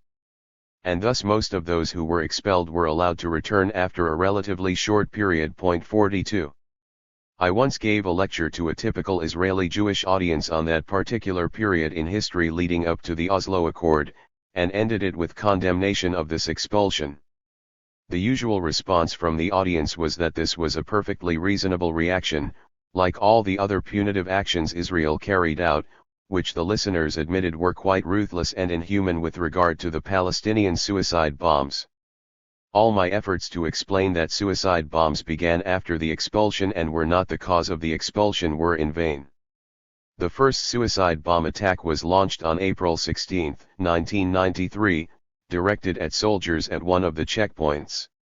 So this form of action, which was first practiced against soldiers and only later against civilians, was the consequence of the punitive action, not the reason for it. This does not mean that Israeli civilians were not targeted or killed during the First Intifada. In fact, 16 of them were, as well as 11 soldiers. The number of wounded was much higher, more than 1,400 Israeli civilians and 1,700 Israeli soldiers were injured. 43. Not surprisingly, the official Israeli narrative of the First Intifada for domestic and external consumption was that the Israeli army was fighting terrorist organizations. The international community, including the U.S. administration for the first time since 1967, refused to accept this narrative. The Intifada, and the positive international reception to it, led a group of young Israeli politicians and academics to offer a new version of the open prison model. They suggested deterrorizing the PLO and allowing it to run the prison instead of Israel. To my great shame, I was one of this group, albeit playing a very marginal role at the beginning of the process. In September 1993, this formula became the famous Oslo Accord. It was an important move because there was a genuine opportunity for the world to react to what were now clearly the real intentions of Israel on the ground, and then came the Oslo Accord, which mesmerized, almost anesthetized, Western consciences. It was also a moment of opportunity, to my mind the last one, to free the occupied territories and experiment seriously with the idea of a two-state solution. Although I do not believe this would have been the right solution, it nonetheless could have been more seriously tested. During the First Intifada, the Palestinians began to build from their meager means and resources an independent structure for their society. They made do with Israeli goods, established their own mobile medical clinics and provided independent social services, such as distributing food and clothing for those in need. The restrictions Israel imposed on universities and high schools led to underground teaching with high-quality learning, and other aspects of independence began to mature. 44. Even the issue of security was addressed in an unprecedented manner. There was no sense of lawlessness as the body coordinating the uprising, named by the locals as the Unified Command, organized local watches over villages and refugee camps at night against army and settler raids. Security was not used to serve as the extended arm of the Israeli forces, but was employed for self-defense. It was also a moment when collective national pride was directed towards constructing a new reality, not just destroying an old one. Or, as the Australian social activist Sonia Carker put it when summarizing the First Intifada, it was a moment of national empowerment. 45. In particular, it was true for women, who established committees in their struggle to shake off not only the occupation but also the more oppressive side of tradition. This was another missed opportunity to build an alternative reality, if only the West had been willing to deem the Intifada as a legitimate liberation struggle or the precursor of the Arab Spring. The Palestinian flag and its colors, rather than weapons or the blood dripping from a map of the homeland, became the symbol of the day, whether it was waved over rooftops or sewn into clothing and embroidery. In the end, the first uprising produced another version of the open prison model, and when this collapsed, another far more severe uprising broke out. The Israelis quelled the second uprising with a severe model of an ultra-security prison in 2000, which lasted for a few years and was transformed by a mixed model of both around 2005. Chapter 11. The Oslo Charade and the Second Intifada. On September 13, 1993, Israel and the PLO signed a Declaration of Principles, known as the Oslo Accord, on the White House lawn under the auspices of President Bill Clinton. Yasser Arafat, the leader of the PLO, Israel's Prime Minister Yitzhak Rabin and Foreign Minister Shimon Peres would later receive a Nobel Peace Prize for this agreement. It ended a long period of negotiations between the PLO and Israel that began in 1992. Until that year, Israel refused to negotiate directly with the PLO over the fate of the West Bank and the Gaza Strip, or about the Palestinian question in general. Successive Israeli governments preferred negotiating with Jordan, but since the mid-1980s had allowed PLO representatives to join the Jordanian delegations. There were several reasons for the change in the Israeli position that enabled direct negotiations with the PLO. The first was the victory of the Labour Party in the 1992 elections, for the first time since 1977, and the formation of a government that was more interested in a political solution than the previous Likud-led ones.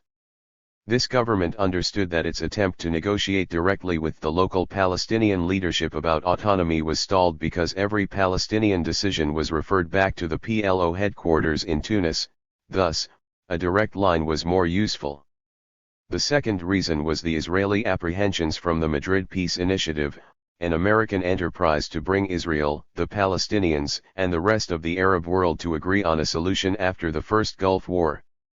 President George Bush Sr. and his Secretary of State, James Baker, fathered this initiative in 1991. Both politicians asserted that Israel was the obstacle for peace and pressured Israel to agree to a halt of settlement building so as to give a two-state solution a chance. Israeli-American relations at this time were at an unprecedented low. This administration also initiated direct contact with the PLO. The Madrid Conference of 1991 and the peace efforts conducted under its aegis were probably the first genuine U.S. effort to offer a solution for the West Bank and the Gaza Strip based on Israeli withdrawal. The Israeli political elite wanted to thwart the move and nip it in the bud. They preferred to initiate their own peace proposal and convince the Palestinians to accept it. Incidentally, Yasser Arafat also was unhappy with the Madrid framework since the local Palestinian leadership in the occupied territories, headed by the Ghazan leader Haidar Abdel Shafi and Faisal al-Husseini from Jerusalem, in his eyes threatened his leadership and popularity by taking the lead in these negotiations. Thus the PLO in Tunis and the Israeli Foreign Office in Jerusalem began backtrack negotiations while the Madrid peace effort continued. They found a willing mediator in FAFO, a Norwegian research foundation based in Oslo, for these early negotiations. The two teams eventually met in the open in August 1993 and, with American involvement, finalized the Declaration of Principles. This was hailed as the end of the conflict when it was signed with a lot of histrionics on the White House lawn in September 1993. There are two myths associated with the Oslo process. The first is that it was a genuine peace process at all, and the second is that Yasser Arafat wrecked it intentionally by instigating the Second Intifada as a terrorist operation against Israel. The first myth was born out of the wish by both sides at the beginning of the process in 1992 to reach a solution. However, when this failed, it quickly became a game of who to blame. The hardliners pointed the finger at the Palestinian leadership. A more nuanced, and a liberal Zionist, version of this assumption laid the blame on Yasser Arafat until his death and on the Israeli right, in particular Benjamin Netanyahu, for the impasse after the PLO leader's death. In either scenario, the peace process was a real one, albeit a failure. However, the truth is more complex. The terms of the negotiation were impossible to fulfill. The claim that Arafat refused to respect the Palestinian pledges made in the 1993 accord does not bear scrutiny. He could not enforce pledges that were impossible to keep.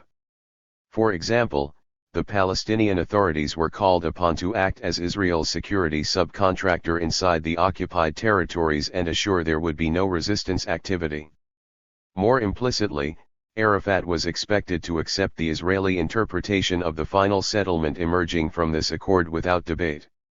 The Israelis presented this fait accompli to the PLO leader in the summer of 2000 at the Camp David summit, where the Palestinian leader was negotiating the final agreement with the Israeli Prime Minister Ehud Barak and President Clinton. Barak demanded a demilitarized Palestinian state, with the capital in a village near Jerusalem, Abu Dis, and without parts of the West Bank such as the Jordan Valley, the big Jewish settlement blocks and areas in Greater Jerusalem. The future state would not have an independent economic and foreign policy and would be autonomous only in certain domestic aspects, such as running the education system, tax collection, municipalities, policing and infrastructure maintenance. The formalization of this arrangement signified the end of the conflict and terminated any future Palestinian demands, such as the right of the 1948 Palestinian refugees to return. Partition.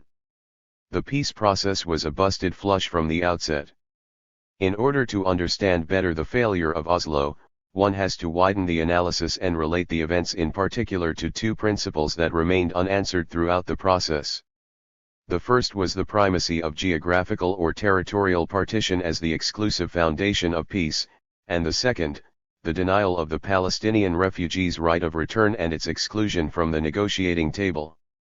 The proposition that the physical partition of the land was the best solution for the conflict appeared for the first time in 1937 as part of the British Royal Commission's Peel Report. At that time the Zionist movement offered that Jordan, Transjordan in those days, would annex the Arab parts of Palestine, but the idea was rejected by the Palestinians. 1. It was later readopted as the best way forward in November 1947 in the UN Partition Resolution. The UN Special Commission on Palestine, UNSCOP, was established to try to find a solution. The members of the commission came from countries that had very little interest in and knowledge of Palestine. The Palestinian representative body, the Arab Higher Committee, and the Arab League boycotted UNSCOP and refused to cooperate with it.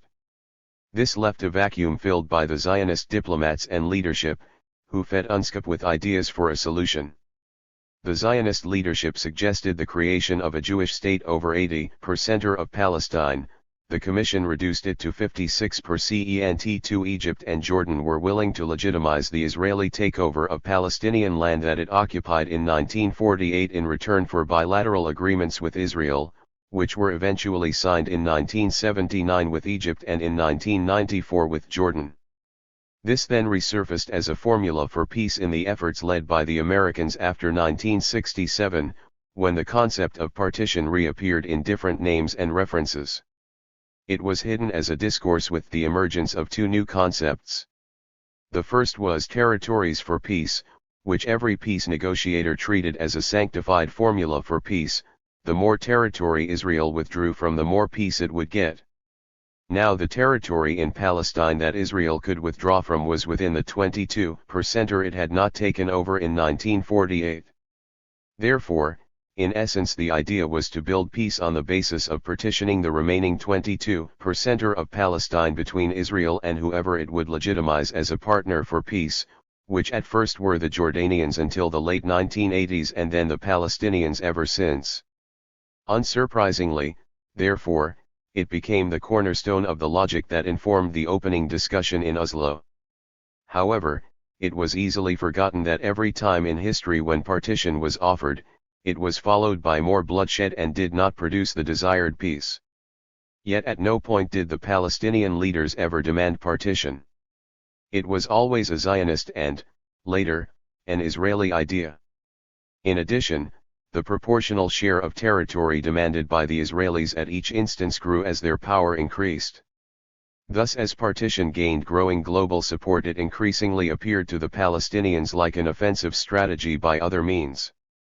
It was only due to a lack of alternatives that the Palestinian parties accepted the set of circumstances as the lesser evil within the terms of negotiation. In the early 1970s, Fatah acknowledged partition as a necessary means on the way to full liberation, but not as a final settlement by itself. 3. So, in truth, without the application of extreme pressure, there is no reason in the world why a native population would ever volunteer to partition its homeland with a settler movement. And therefore we should see that the Oslo process was actually not a fair and equal pursuit of peace, but a compromise made by a defeated, colonized people. As a result, the Palestinians were forced to seek solutions that went against their interests and endangered their very existence. This same argument can be made about the debates concerning the two-state solution that was offered in Oslo. However, this offer should be seen for what it is, partition through different wording. Even in this scenario, although the terms of the debate appear different, Israel would not only decide how much territory it concedes but also what would happen in the territory it leaves behind. While the promise of statehood initially proved persuasive to the world and to some of the Palestinians, it soon came to sound hollow. Nonetheless, these two intertwined notions of territorial withdrawal and statehood were successfully incorporated as parts of a peace deal in Oslo in 1993. Yet, within weeks of the joint signature of the Declaration of Principles on the White House lawn, the writing was on the wall. By the end of September, the vague principles had already been translated into a new geopolitical reality under the terms of what was called the Oslo II, or Taba, IV agreement. This included not just partitioning the West Bank or the Gaza Strip between Jewish and Palestinian zones, but partitioning further all the Palestinian areas into small cantons or Bantustans. The Peace Cartography, or map, of 1995 was a bisected Palestinian series of zones that resembled, in the words of quite a few commentators, a Swiss cheese. 5. After this program became clear, the decline of the negotiations was swift. Before the final summit meeting in the summer of 2000, Palestinian activists, academics and politicians had realized that the process they supported did not incur an actual Israeli military withdrawal from the occupied territories, nor did it promise the creation of a real state. The charade was unmasked and progress ground to a halt. The ensuing sense of despair contributed to the outburst of the Second Palestinian Uprising in the autumn of 2000. The Oslo peace process did not fail only due to its adherence to the principle of partition.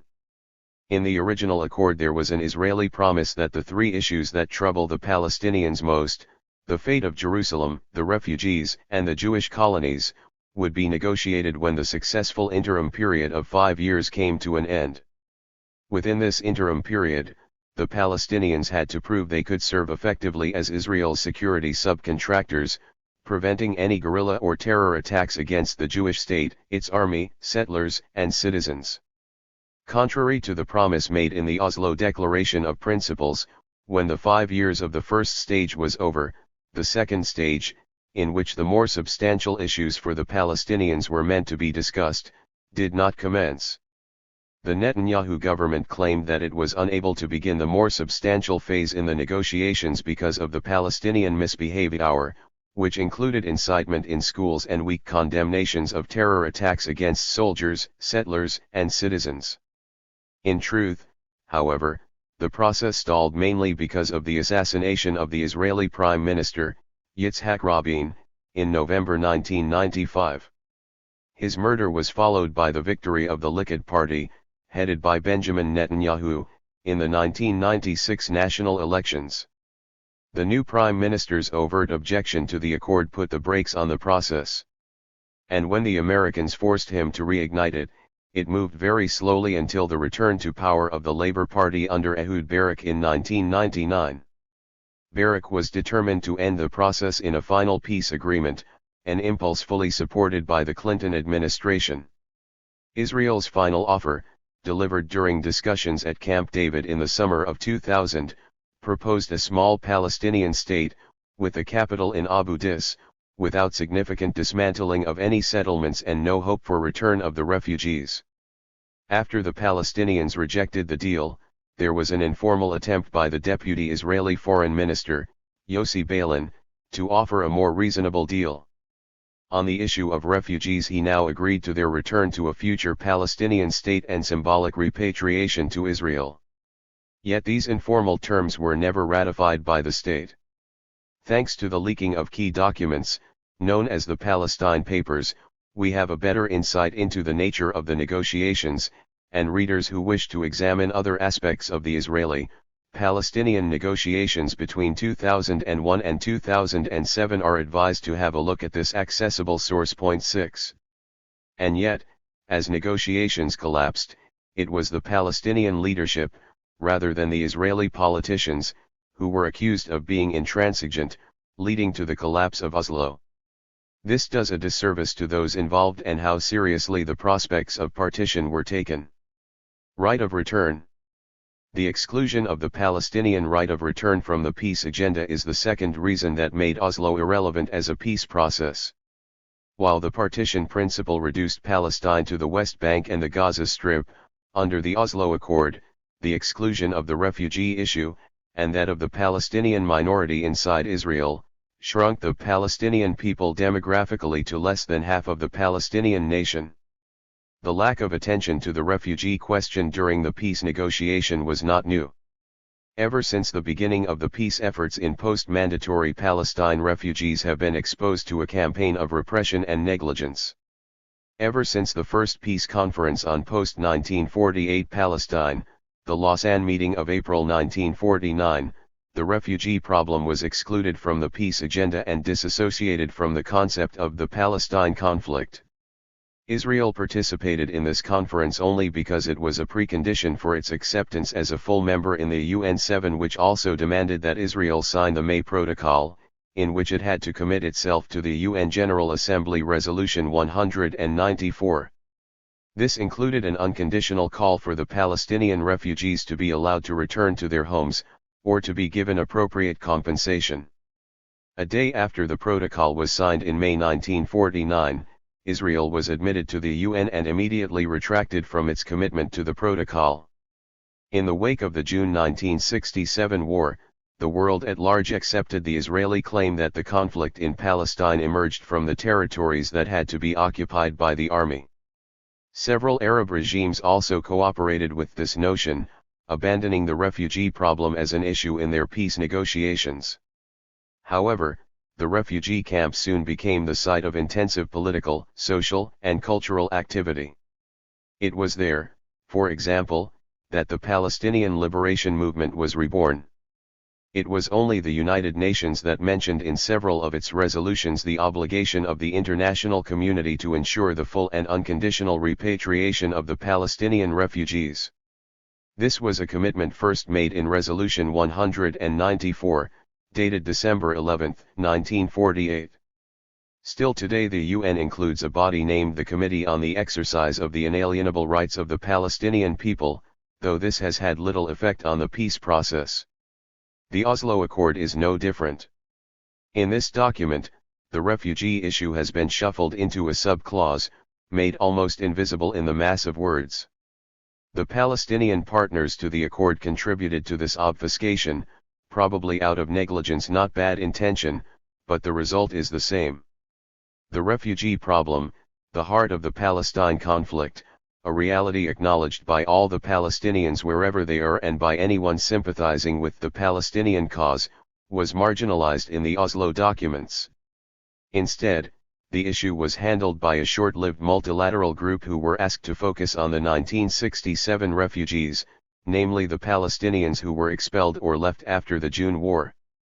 The Oslo Accord in fact substituted an embryo attempt, born out of the 1991 Madrid peace process, to form a multilateral group that would discuss the refugee issue on the basis of UN General Assembly Resolution 194. The multilateral group, led by the Canadians, who regarded the right of return as a myth, met throughout 1994 but then it petered out. Without any official announcement, this body finally stopped meeting and even the fate of the 1967 refugees, more than 300,000, was abandoned. 8. After 1993, the implementation of the accord only made things worse. The rules of the agreement defined the abandonment by the Palestinian leadership of the right of return. Thus only 5 years after the cantonization of the Palestinian entity and its transformation into a Bantustan, the Palestinian leadership was given the permission to express its wish to deal with the refugee problem as part of the negotiations over the permanent settlement of the Palestine question. Nevertheless, the Israeli state was able to define the terms of discussion and so chose to distinguish between the introduction of the refugee problem as a legitimate Palestinian grievance, on the one hand, and, on the other, the demand for the right of return, which it was able to describe as a Palestinian provocation.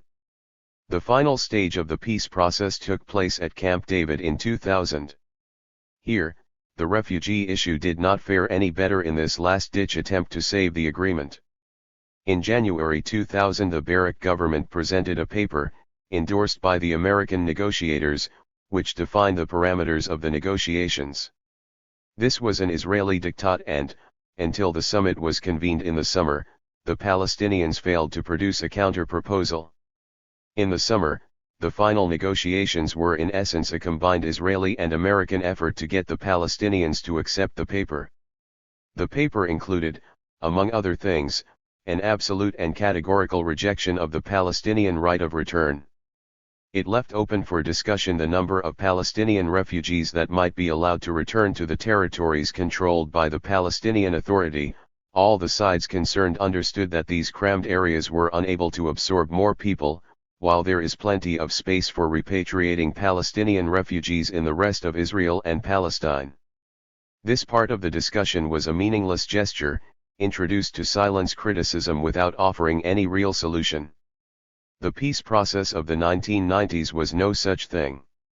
The insistence on partition and the exclusion of the refugee issue from the peace agenda rendered the Oslo process at best a military redeployment and rearrangement of Israeli control in the West Bank and the Gaza Strip. At worst, it became a new arrangement of control that made life for the Palestinians in the West Bank and the Gaza Strip far worse than it was before. After 1995, the impact of the Oslo Accord as a factor that ruined Palestinian society, rather than bringing peace, became painfully clear.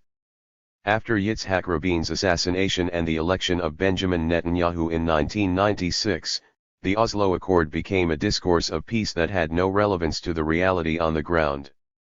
During the period of the talks, between 1996 and 1999, more settlements were built, more collective punishments were inflicted on the Palestinians.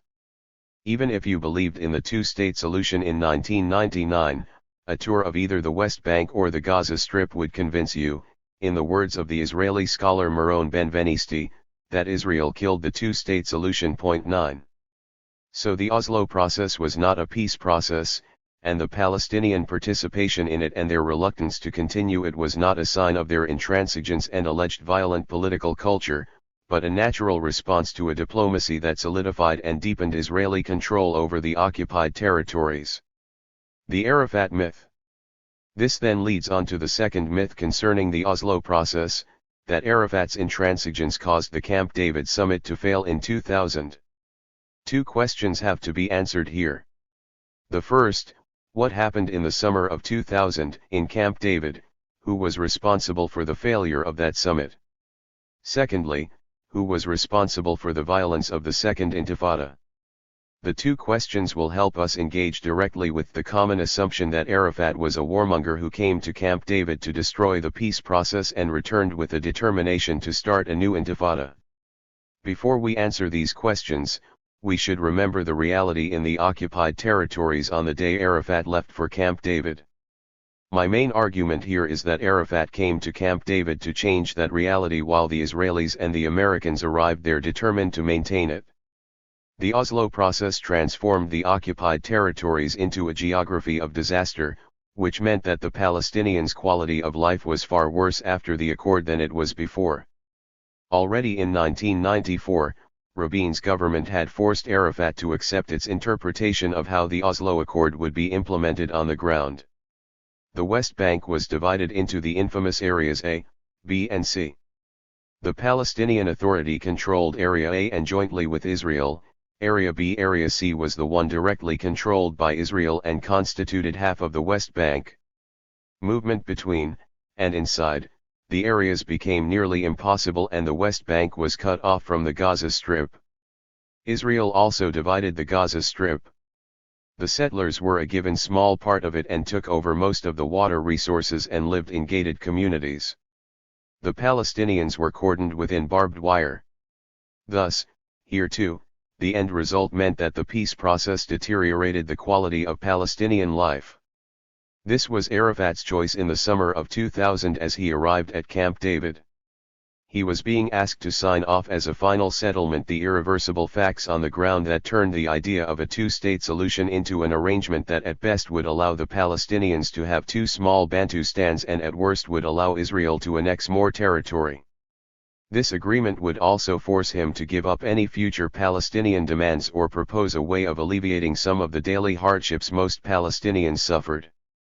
We have a very authentic and reliable report of what happened in Camp David by the U.S. State Department's Hussein Agha and Robert Malley. Their detailed report appeared in the New York Review of Books 10 and begins by dismissing the Israeli claim that Arafat wrecked the summit. The article makes the point that Arafat's main problem when coming to the summit was that, in the years since Oslo, life for the Palestinians in the occupied territories had only got worse. Quite reasonably, according to these two American officials, Arafat suggested that instead of rushing within 2 weeks to end the conflict for once and for all, Israel should agree to some measures that might restore the Palestinians' faith in the usefulness and benefits of the peace process. The period of 2 weeks, by the way, was not so much an Israeli demand, but rather a foolish time frame insisted upon by President Clinton, who was considering his own legacy. There were two major issues that Arafat signaled as potential areas of discussion and which might improve the reality on the ground. The first was de-escalating the intensive colonization of the West Bank that had increased after Oslo. The second was putting an end to the daily brutalization of normal Palestinian life, manifested in severe restrictions of movement, frequent collective punishment, arrest without trial and constant humiliation at the checkpoints. All these practices appeared in the most callous way within every area where there was contact between the Israeli army, or the civil administration, the body running the territories, and the local population. According to the testimony of the U.S. officials, Barak refused to change Israel's policy towards the Jewish colonies or the daily abuse of the Palestinians. He took a tough position, which left Arafat with no choice.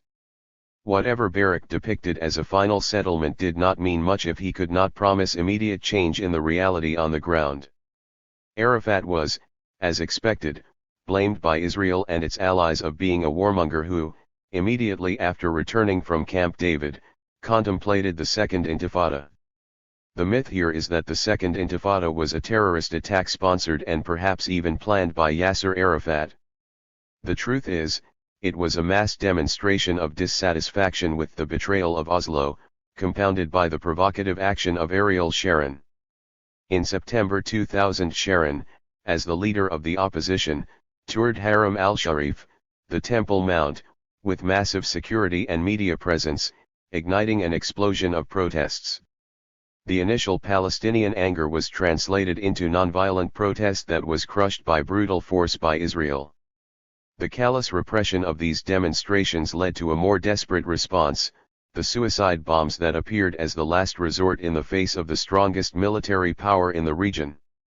There is telling evidence by Israeli newspaper correspondents that their reports on the early stages of the Intifada, as a nonviolent movement that was crushed violently by the Israeli army, were shelved by their editors so as to fit the narrative of the government. One of them was a deputy editor of Yedioth Ahronoth, the main daily, who wrote a book about the misinformation produced by the Israeli media on the early days of the Second Intifada. 11 At the same time, official Israeli propagandists claimed this behavior reaffirmed the famous saying of the veteran Israeli superdiplomat, Abba Eban, that the Palestinians do not miss an opportunity to miss an opportunity for peace. We have a better understanding today of what triggered such a furious Israeli reaction. In their book Boomerang, two senior Israeli journalists, Ofer Shela and Raviv Drucker, interviewed the General Chief of Staff and strategists in the Ministry of Defense and offered inside knowledge on the way these officials and generals were thinking about the issue. 12 Their conclusion was that in the summer of 2000 the IDF was a frustrated outfit following its humiliating defeat by Hezbollah in Lebanon, who had forced the army to withdraw totally from Lebanon. There was a fear that this retreat made the army look weak. And so a show of strength was much needed. The reassertion of dominance within the occupied Palestinian territories was just the kind of display of sheer power the invincible Israeli army needed. The army was ordered to respond with all its might, and so it did. When Israel retaliated against a terror attack on a hotel in the sea resort city of Netanya in April 2002, where 30 people were killed, it was the first time the IDF used aeroplanes to bomb the dense Palestinian towns and refugee camps in the West Bank. Instead of hunting down the individuals who carried out these attacks, the most lethal and heavy weapons were brought to bear on innocent civilians. Another common reference that accompanied the blame game Israel and the US played after the failure of the Camp David summit was reminding public opinion that there was a chronic problem with Palestinian leaders, who, at the moment of truth, exposed their warmongering ways. There is no one to talk to on the Palestinian side reappeared in that period as a common analysis by local pundits and commentators in Israel, Europe, and the USA. These allegations are particularly cynical. The Israeli government and army had tried by force to impose their own version of Oslo, one that was meant to perpetuate the occupation forever but with Palestinian consent, and even an enfeebled Arafat could not accept it. He and so many other leaders, who could have led their people to reconciliation, were targeted by the Israelis, and most of them, probably Arafat himself included, were assassinated. Target killing of Palestinian leaders, including moderate ones, was not a new phenomenon in the conflict. Israel began this policy with the assassination of Ghassan Kanafani in 1972, a poet and writer, who could have led his people to reconciliation. The fact that he was targeted, a secular and leftist activist, is symbolic of the role Israel played in killing those Palestinians it regretted later for not being there as partners for peace. In May 2001, President George Bush Jr. appointed Senator George J. Mitchell as a special envoy to the Middle East conflict. Mitchell produced a report about the causes for the Second Intifada.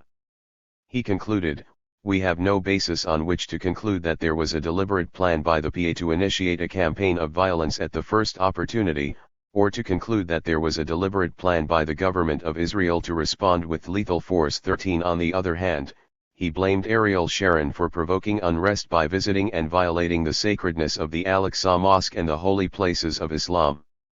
In short, even the disempowered Arafat realized that the Israeli interpretation of Oslo in 2000 meant the end of any hope for normal Palestinian life and doomed the Palestinians to more suffering in the future.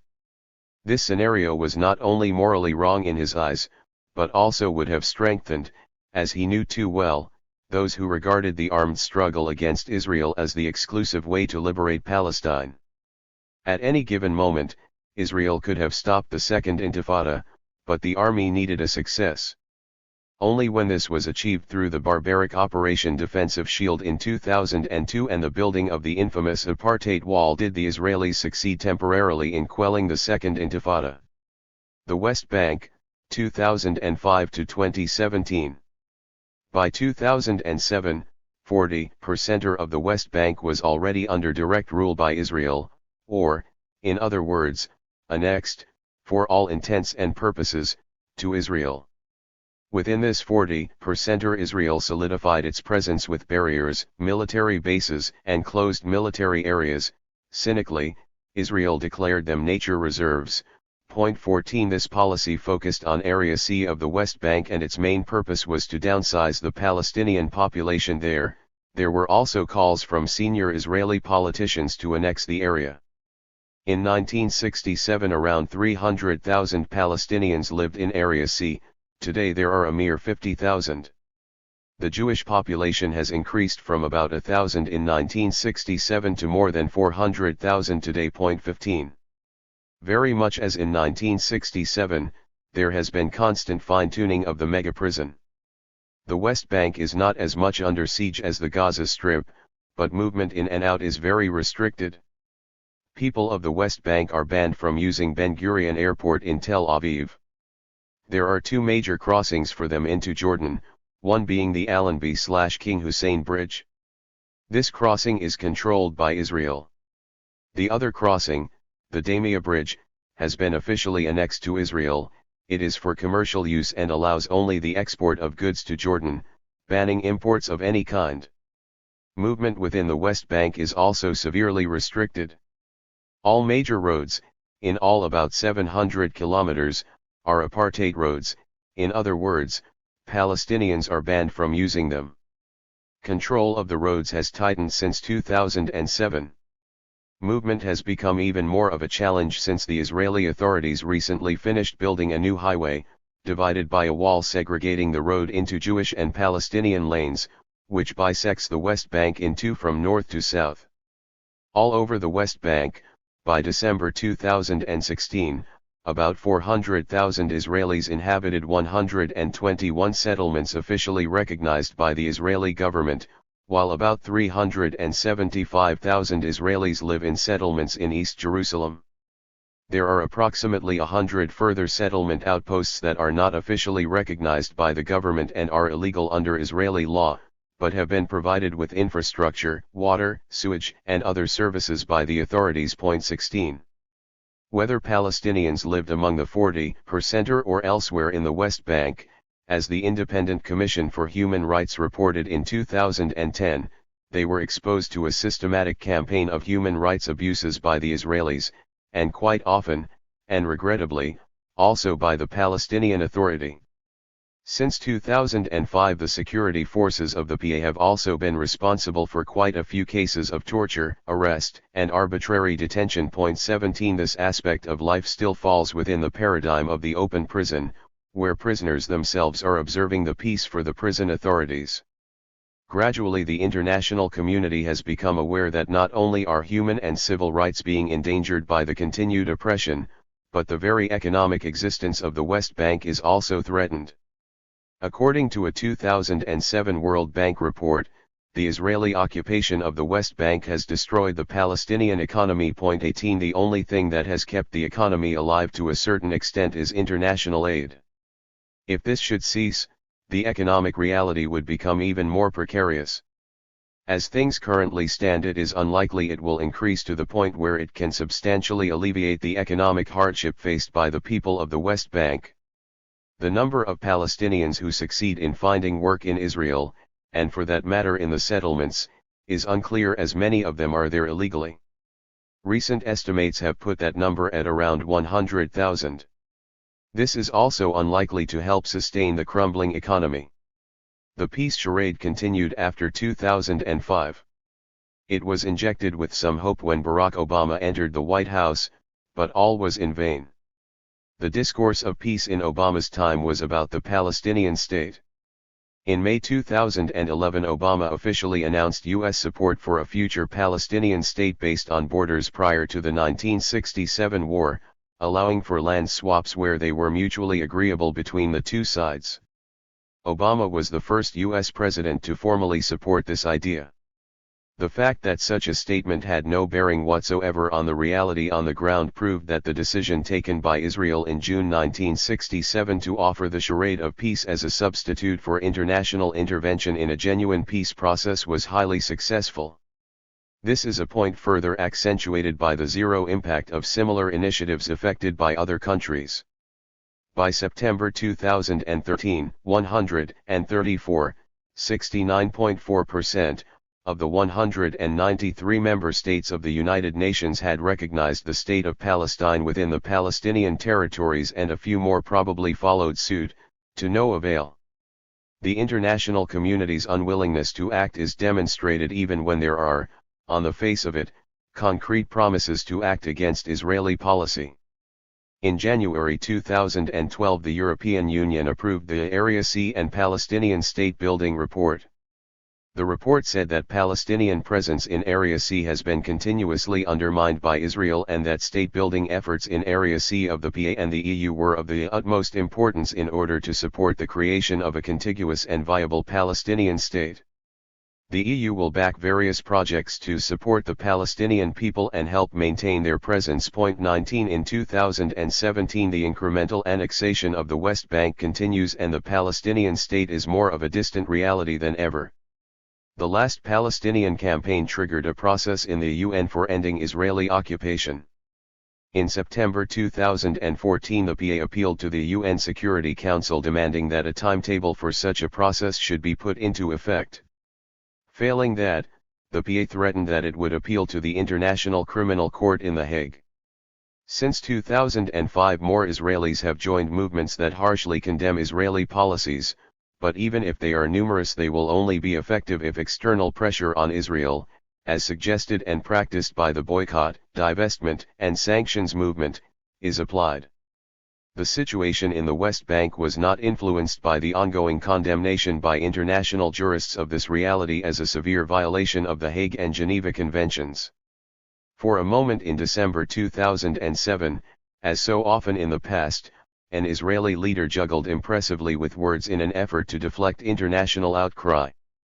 Prime Minister Ehud Olmert decreed that all settler activities, including planning, in the West Bank, required the approval of both the Israeli Prime Minister and the Minister of Defense. Deposed and imprisoned for corruption, Olmert had no opportunity to follow through this measure. The next government of Benjamin Netanyahu approved almost all the settlers' requests. In their turn, since 2005, the settlers have become even more brutal and barbarous in their treatment of the people of the West Bank, culminating in the burning alive of a teenager and an entire family. The Palestinians' steadfastness in the West Bank continues. Popular resistance is a daily occurrence, but with limited resources it is easily quashed by the Israeli occupation. However, in its tenacity it suggests that the final chapter to what began in 1967 has yet to be written. Today there are nearly 3 million Palestinians in the West Bank and almost 400,000 settlers. Zionism as a settler colonial movement was able to colonize Palestine almost in its entirety regardless of its demographic minority. These settlers, however, are much more powerful than the early Zionists, and it is unlikely that anyone will prevent them from taking over the rest of the West Bank, by one way or another. During that same period, Israel subjected the Gaza Strip to even harsher oppression and the most callous version of the maximum security prison to date. Chapter 12. The ultimate maximum security prison model, the Gaza Strip. 2004, the Dummy City. In 2004, the Israeli army began building a dummy Arab city in the Negev desert. It was the size of a real city, with streets, all of them given names, mosques, public buildings, and cars.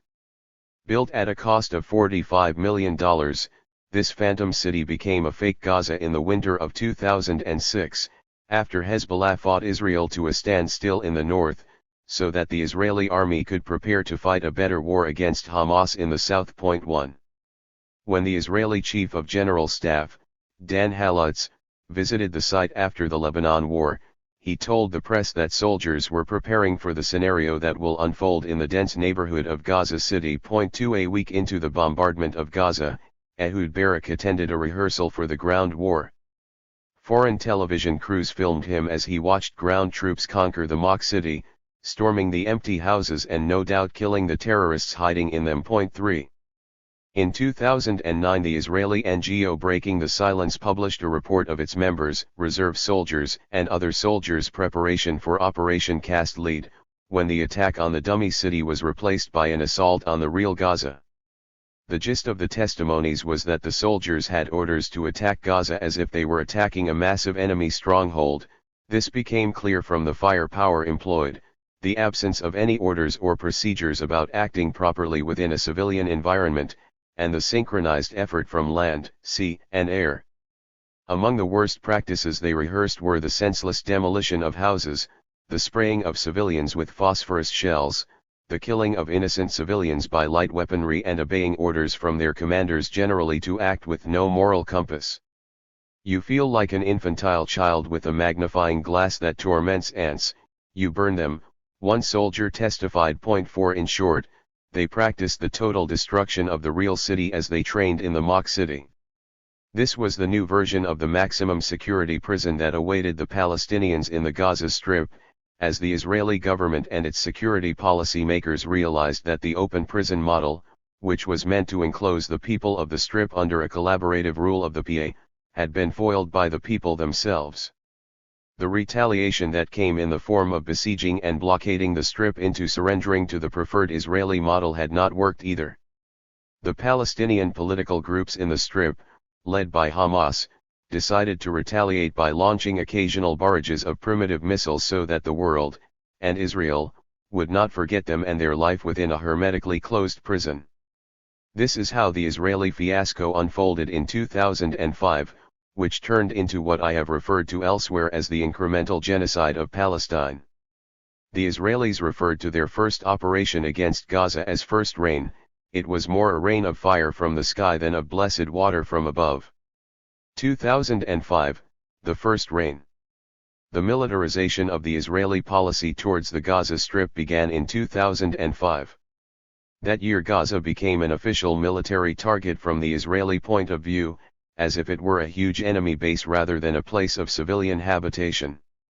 Gaza is a city like any other in the world, and yet for the Israelis it became a dummy city for soldiers to experiment with the most recent and advanced weapons. This policy was enabled by the Israeli government's decision to evict the Jewish settlers who had colonized the Gaza Strip since 1967. The settlers were allegedly moved as part of what the government described as a unilateral policy of disengagement, the argument being that since there was no progress in the peace talks with the Palestinians, it was up to Israel to determine how its borders with the Palestinian areas would ultimately look. In essence, Prime Minister Sharon was willing to turn the Strip into a West Bank area and in turn strengthen Israel's grip on the West Bank, and in evicting the Gazan settlers against their will, it would create an alleged trauma that would absolve Israel from ever repeating it again. But things did not turn out as expected. The eviction of the settlers was followed by a Hamas takeover, first in democratic elections, then in a preemptive coup staged to avert an American-backed seizure by Fatah. The immediate Israeli response was to impose an economic blockade on the Gaza Strip, to which Hamas retaliated by firing missiles at the nearest town to the Strip, Sderot. This gave Israel the pretext to use its air force, artillery, and gunships. Israel claimed it was firing at the launching areas of the missiles, but in practice this meant anywhere and everywhere in the Strip. Creating the prison and throwing the key into the sea, as UN Special Rapporteur John Dugard has put it, was an action against which the Palestinians in Gaza reacted with force in September 2005. They were determined to show that at the very least they were still part of the West Bank and Palestine. That same month they launched the first significant barrage, in number only, not quality, of missiles into the western Negev. As so often, these resulted in damage to some properties but very rarely in human casualties. The events of that month deserve to be mentioned in detail, because the early Hamas response before September had been the sporadic trickle of missiles. The launching in September 2005 was in response to an Israeli campaign of mass arrests of Hamas and Islamic Jihad activists in the Tulkarem area. One could not escape the impression at the time that the army was looking to trigger a Hamas response. Indeed, when it came, it was a harsh policy of massive killings, the first of its kind, codenamed First Rain. It is worth dwelling for a moment on the nature of that operation. The discourse that accompanied it was one of punishment, and it resembled the punitive measures inflicted in the more distant past by colonial powers, and more recently by dictatorships, against rebellious imprisoned or banished communities. A frightening show of aggression by the oppressor ended with large numbers of dead and wounded among the victims. In Operation First Rain, supersonic flights took place over Gaza to terrorize the entire population, followed by the heavy bombardment of vast areas from the sea, sky, and land. The logic, the Israeli army explained, was to create pressure in order to weaken the Gaza community's support for the rocket launchers. 6 As everyone expected, the Israelis included, the operation only increased support for the rocket launchers and gave impetus to their next attempts. In hindsight, and especially given the Israeli military commander's explanation that the army had long been preparing the 2008 to 2009 Operation Cast Lead 7, it is possible that the real purpose of that particular operation was experimental. And if the Israeli generals wanted to know how such operations would be received at home, in the region and in the wider world, it seems that the quick answer was very well, namely, no governments showed any interest in the scores of dead and hundreds of wounded Palestinians left behind after First Rain subsided. 8. Subsequent operations were along similar lines. The difference was in their escalation: more firepower, more casualties, and more collateral damage and, as to be expected, a tighter siege and blockade. The Palestinians reacted with more Qassam missiles. The Lebanon humiliation and the Gaza compensation. Tank shelling, bombing from the air and the sea, and brutal incursions were frequent occurrences throughout 2006. But when Israel was defeated on another front, this time in southern Lebanon in the summer of 2006, the army intensified its punitive policy even more against 1.5 million people living in the most densely populated 40 square kilometers on the planet. Such was the brutality of the Israeli policy that it met the UN Article 2's definition of genocide, which stressed that it can be applied to actions against part of an ethnic or national population, and not necessarily against all of it. The kinds of weapon used by Israel, 1,000-kilo bombs, tanks, missiles from the air and shelling from the sea against civilian areas, were not intended to deter, wound, or warn. They were intended to kill. Not surprisingly, Hamas's reaction became more desperate. Quite a few observers inside and outside Israel attributed the escalation to a determination to show that the Israeli army had swiftly recovered from the humiliation meted out to it by Hezbollah in Lebanon. 9 The army needed to show its superiority and deterrence capability, which it considered to be the primary safeguard of the Jewish state's survival in a hostile world. The Islamic nature of both Hamas and Hezbollah, and an alleged, and totally false, association of both with Al-Qaeda, enabled the army to imagine an Israel spearheading a global war against jihadism in Gaza. While George W. Bush was in office, the killing of women and babies in Gaza could be accepted even by the American administration as part of that holy war against Islam. The worst month in 2006 for the Gazans was September, when this new pattern in the Israeli policy became all too obvious. Almost daily, civilians were killed by the IDF. September 2, 2006 was one such day. 3 citizens were killed and an entire family injured in Beit Hanoun. This was just the morning's harvest. Before the end of the day many more were killed. In September an average of 8 Palestinians died every day in Israeli attacks on the Strip, many of them children. Hundreds were maimed, wounded, and paralyzed. 10. More than anything else, the systematic killing had the appearance of an inertia killing due to the absence of a clear policy. The Israeli leadership in September 2006 seemed to be at a loss as to what to do with the Gaza Strip. Reading its statements at the time, you get the impression that the government was quite confident about its policy towards the West Bank, but not towards the Strip. It perceived the West Bank, unlike the Strip, as an open space, at least on its eastern side. Hence Israel, under a strategy the Prime Minister of the day, Ehud Olmert, defined as ingathering, was entitled to take unilateral action in the West Bank. Since there was no progress in the peace process. 11 In practice, it meant that the 2006 government wished to annex the parts it coveted, more or less half of the West Bank, and to try to push out, or at least enclose within it, the native population, while allowing the other half of the West Bank to develop in a way that would not endanger Israeli interests, either by being ruled by a submissive Palestinian authority or by associating directly with Jordan. This was a fallacy, but it nonetheless won the enthusiastic backing of most of the Jews in the country when Olmert turned it into a key policy of his election campaign. However, this strategy could not be applied to the Gaza Strip. As early as 1967, Egypt, unlike Jordan, had succeeded in persuading the Israelis that the Gaza Strip was a liability for it and would never form part of Egypt. So 1.5 million Palestinians remained an Israeli problem and responsibility. Although geographically the Strip is located on the margins of the State of Israel, psychologically it still lay very much in its midst in 2006. The inhuman conditions in the Strip made it impossible for the people living there to reconcile themselves to the imprisonment Israel had imposed on them since 1967. There were relatively better periods when movement to the West Bank and into Israel for work was permitted, but such better times had gone by 2006. Harsher realities had been in place since 1987. Some access to the outside world was allowed as long as there were Jewish settlers in the Strip, but once they were removed the Strip was hermetically sealed.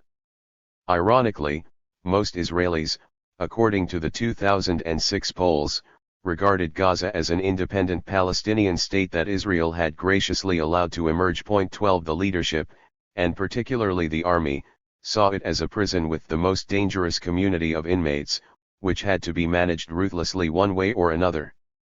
The conventional Israeli policy of ethnic cleansing employed successfully in 1948 against half of Palestine's population, and against hundreds of thousands of Palestinians in the West Bank in 1967, was of no use here. 13 You could slowly transfer Palestinians out of the West Bank, and in particular out of the Greater Jerusalem area, but you could not do it in the Gaza Strip, once you had sealed it as a maximum security prison camp. The result, as I have argued elsewhere, was the onset of a policy of incremental genocide by Israel against the Gaza Strip. I have also explained how the various legal and moral definitions of genocide have been relevant to the Israeli policy in the Gaza Strip since 2006, so I will not repeat them here. Let me just say that every year I ponder afresh this problematic definition and nothing on the ground suggests that I am wrong.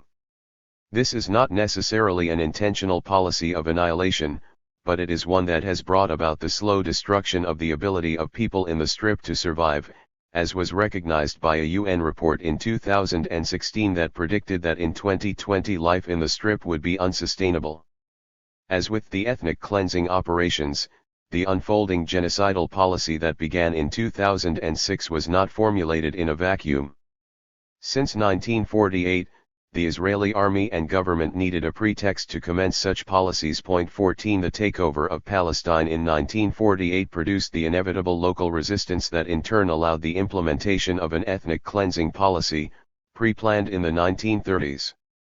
20 years of Israeli occupation of the West Bank eventually led to some sort of Palestinian resistance. This belated anti-occupation struggle unleashed a new cleansing policy that was still intact in the West Bank in 2006 and an aggressive policy of massive killing in the Gaza Strip. The daily business of slaying Palestinians only reached the back pages of the local press. The Lebanon War provided the screen for a while, covering the sheer scale of destruction being wreaked on the Gaza Strip. However, the policies raged on even after the conclusion of the ceasefire up in the north. It seems that the frustrated and defeated Israeli army was even more determined to enlarge the killing fields in the Gaza Strip. The political elite seemed unable, or unwilling, to stop the generals. The daily killing of up to 10 civilians throughout 2006 left a large number dead by the end of the year. 15 Such numbers are, of course, different from the destruction of 1 million people in a single campaign, an act more commonly defined by the international community as genocide. Indeed, one felt, at least until the 2009 massacre in Gaza, that, if only out of deference to Holocaust memory, official Israel would balk at the prospect of committing genocide. On December 28, 2006, the Israeli human rights organization B'Tselem published its annual report about Israeli atrocities in the occupied territories.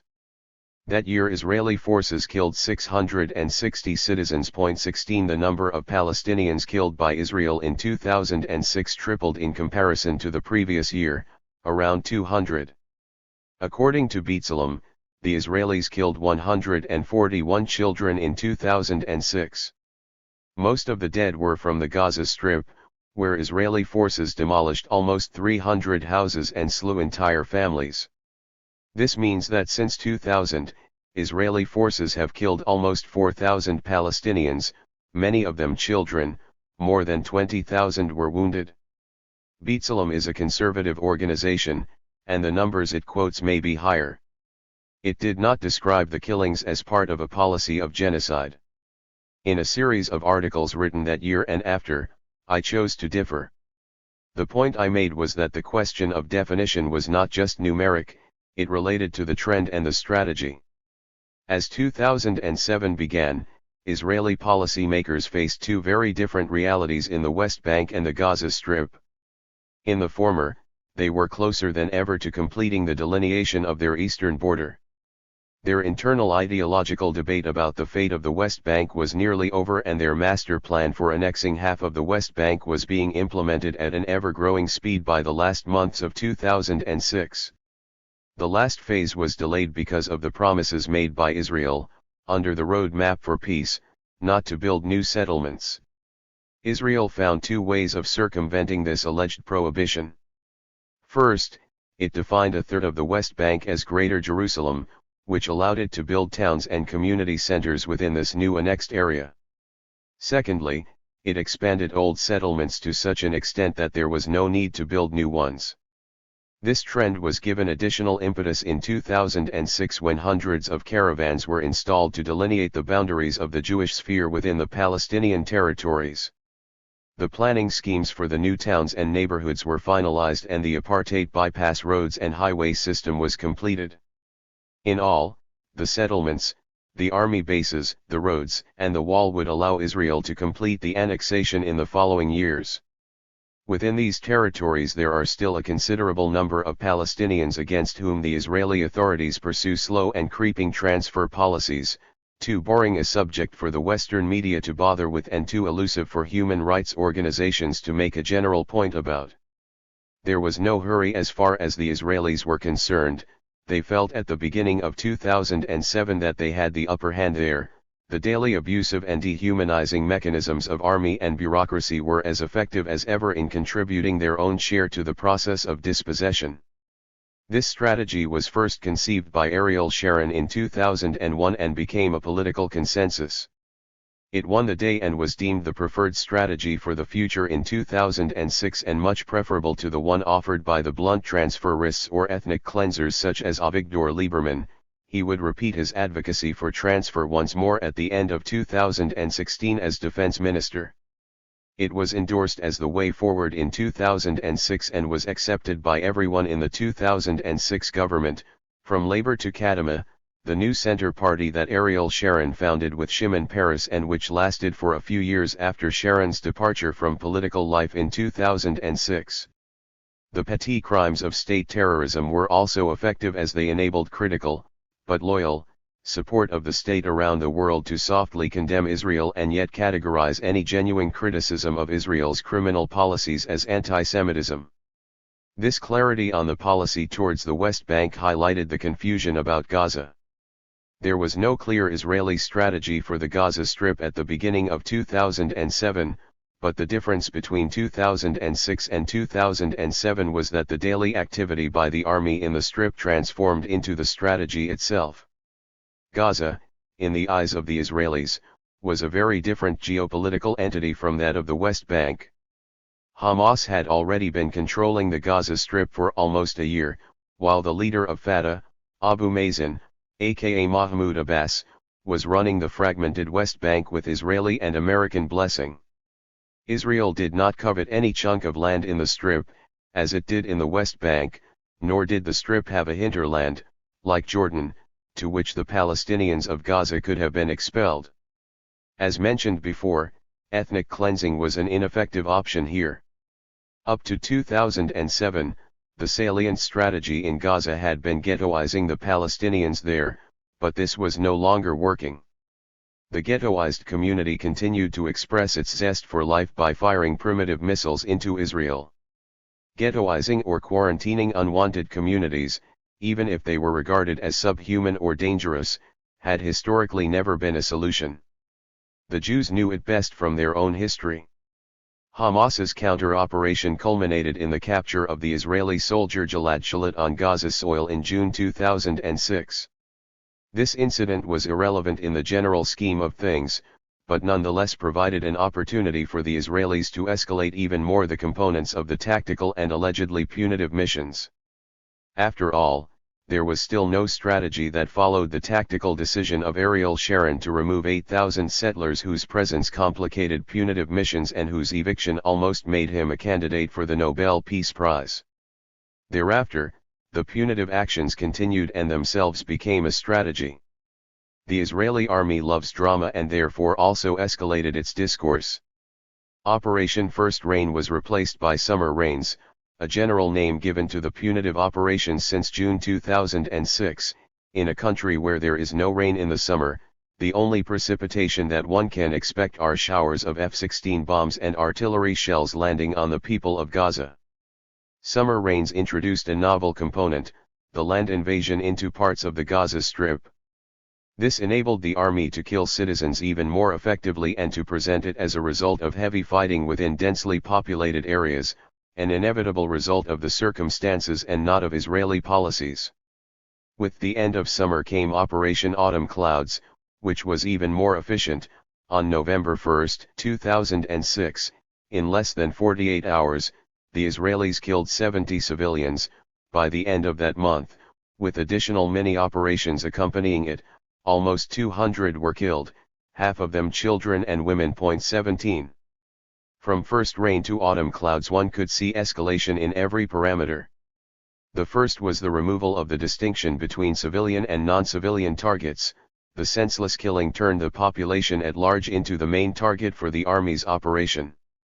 The second was the escalation of the means to kill, employment of every possible killing machine the Israeli army possessed. Thirdly, the escalation was conspicuous for the number of casualties. With each operation, and each future operation, a much larger number of people were killed and wounded.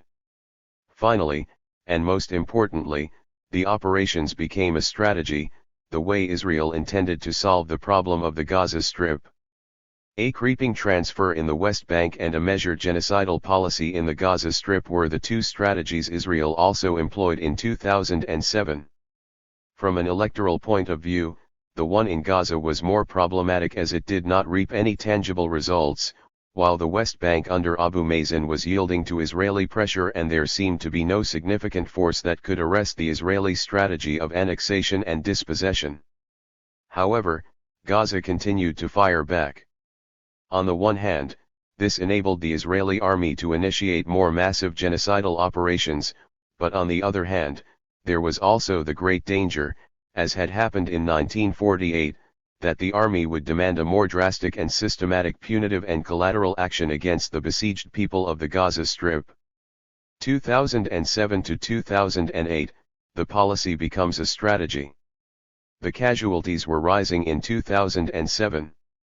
300 people were killed in the Gaza Strip, dozens of them children. However, during the George W. Bush administration and definitely after, the myth of fighting the world jihad in Gaza had started to lose credibility. So a new mythology was proposed in 2007, the Strip was a terrorist base determined to destroy Israel. The only way the Palestinians could be deterrorized, so to speak, was eliciting from them a consent to live in a strip encircled by barbed wire and walls. Supply, as well as movement, in and out of the strip depended on the political choice made by the Gazans. Should they persist in supporting Hamas, they would be effectively strangled and starved until they changed their ideological inclination. Should they succumb to the kind of politics Israel wished them to adopt, they would suffer the same fate as those on the West Bank, life without basic civil and human rights. They could either be inmates in the open prison of the West Bank or incarcerated in the maximum security one of the Gaza Strip. If they resisted, they were likely to be imprisoned without trial, or killed. This was Israel's message in 2007, and the people of the Gaza Strip were given a year, 2008, to make up their minds. A bilateral ceasefire was officially declared in the summer of 2008, brokered by Egypt. The Israeli government did not achieve its goals. It needed to prepare more seriously for the next step and used that year for such preparations. Its strategy not only depended on silencing Hamas in the Gaza Strip, but also consisted of desperate attempts to prove to the international body appointed to deal with the Israel-Palestine conflict, the Quartet, consisting of representatives from the EU, Russia, the USA, and the UN, and the Palestine Authority, that the situation in the Strip was sufficiently under its control that it could be incorporated into an Israeli peace vision of the future. The summer of 2008 was 2 years after the humiliation of Lebanon. The Olmert government, which had led Israel into that war, was bitterly criticized in a damning report by an official inquiry into its failure in the north. The government did not want the Israeli public to dwell on this open wound for too long. Winds of change were also blowing from Washington, where it was feared a new administration would not be as sympathetic to the Israeli strategy, and, all in all, world public opinion, at least bottom up, as it had been since 2000, seemed restless and antagonistic. The old method of waiting for the right pretext to move ahead and escalate the struggle against the only resistance still intact was at work once more. The training in the dummy city now became operational and was turned into a proper doctrine in the Israeli policy towards the Gaza Strip. It was known as the Duhaya Doctrine. In October 2008, Haaretz referred to this for the first time. The gist of it was the comprehensive destruction of areas in their entirety and the employment of unparalleled force in response to the launch of missiles. Haaretz referred to it as a possible scenario that could unfold in Lebanon, hence the Duhaya reference, a Shiite quarter in Beirut that was blown to smithereens in the 2006 Israeli air attack on the city. Gadi Eisenkot, the then chief of the Northern Command, said that for us villages are military bases. He talked about the total destruction of villages as a punitive action. His colleague at the top of the army, Colonel Gabi Sibonai, confirmed that this would apply to the Gaza Strip as well. He added, "This is meant to damage in such a way that it will take a long period to recover." 18. Thus, all was ready for reigniting the Strip. The first step was tightening the siege on the Strip.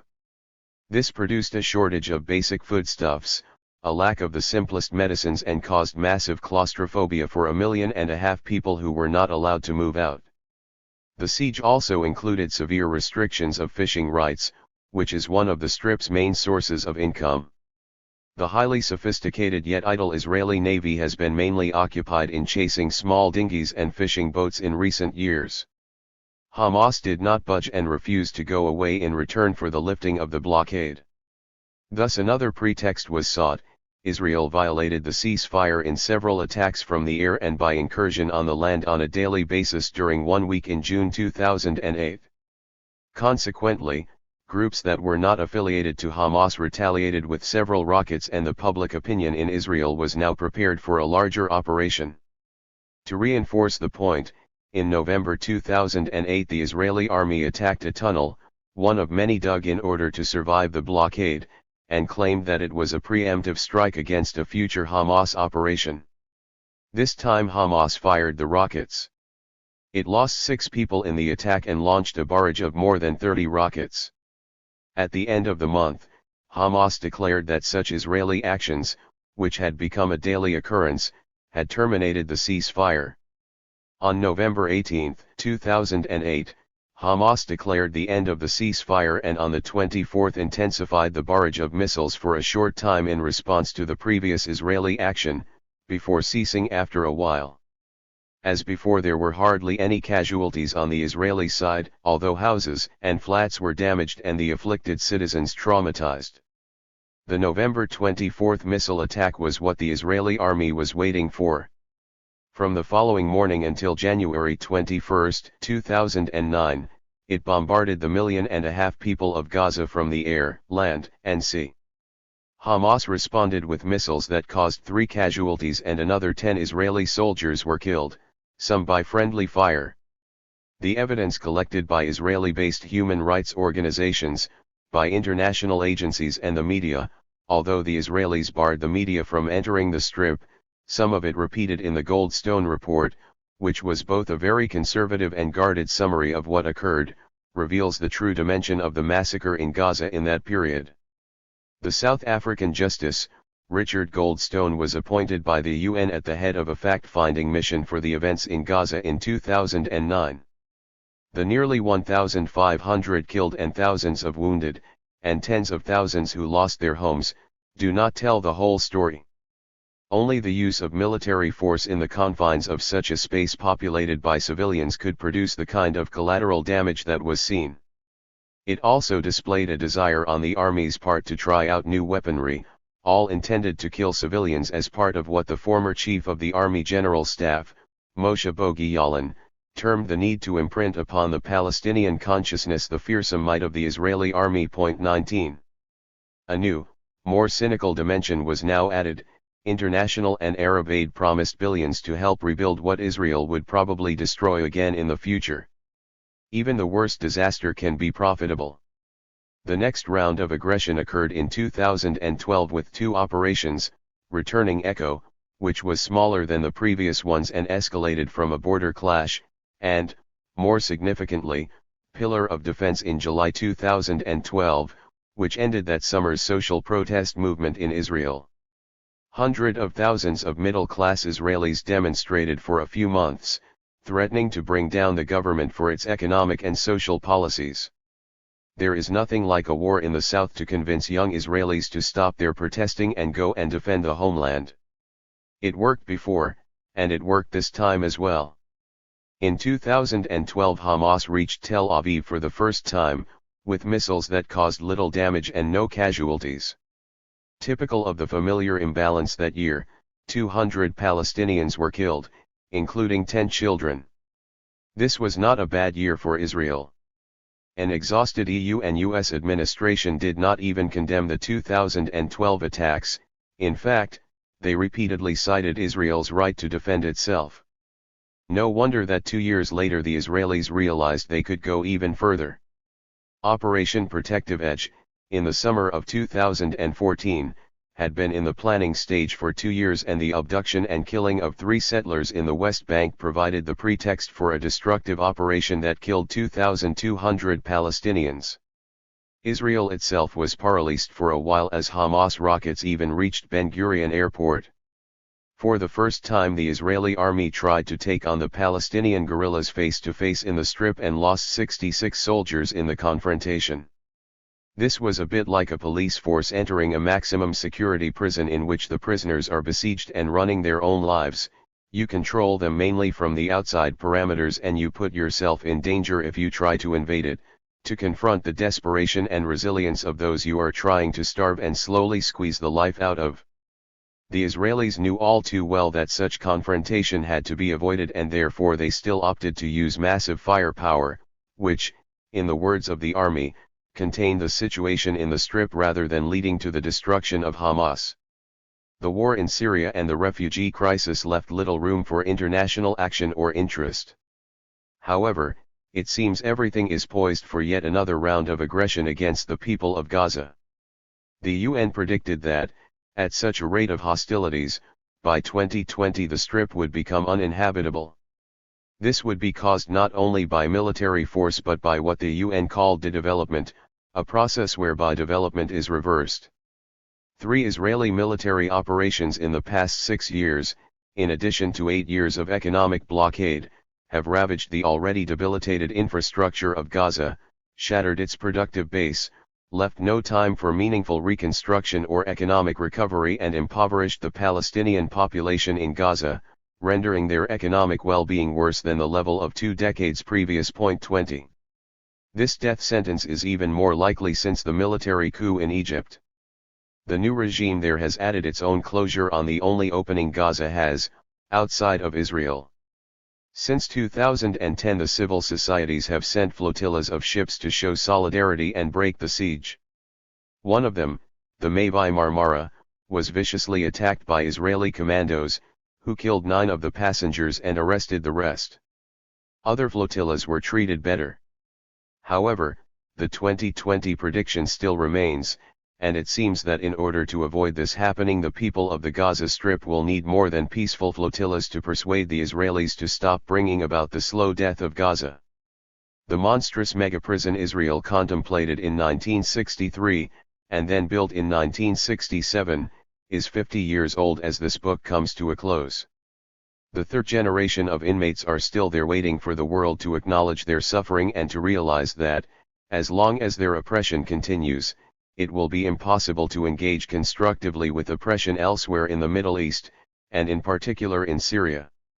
The immunity Israel has received over the last 50 years encourages others, regimes and oppositions alike, to believe that human and civil rights are irrelevant in the Middle East. The dismantling of the mega-prison in Palestine will send a different, and more hopeful, message to everyone living in this troubled part of the world.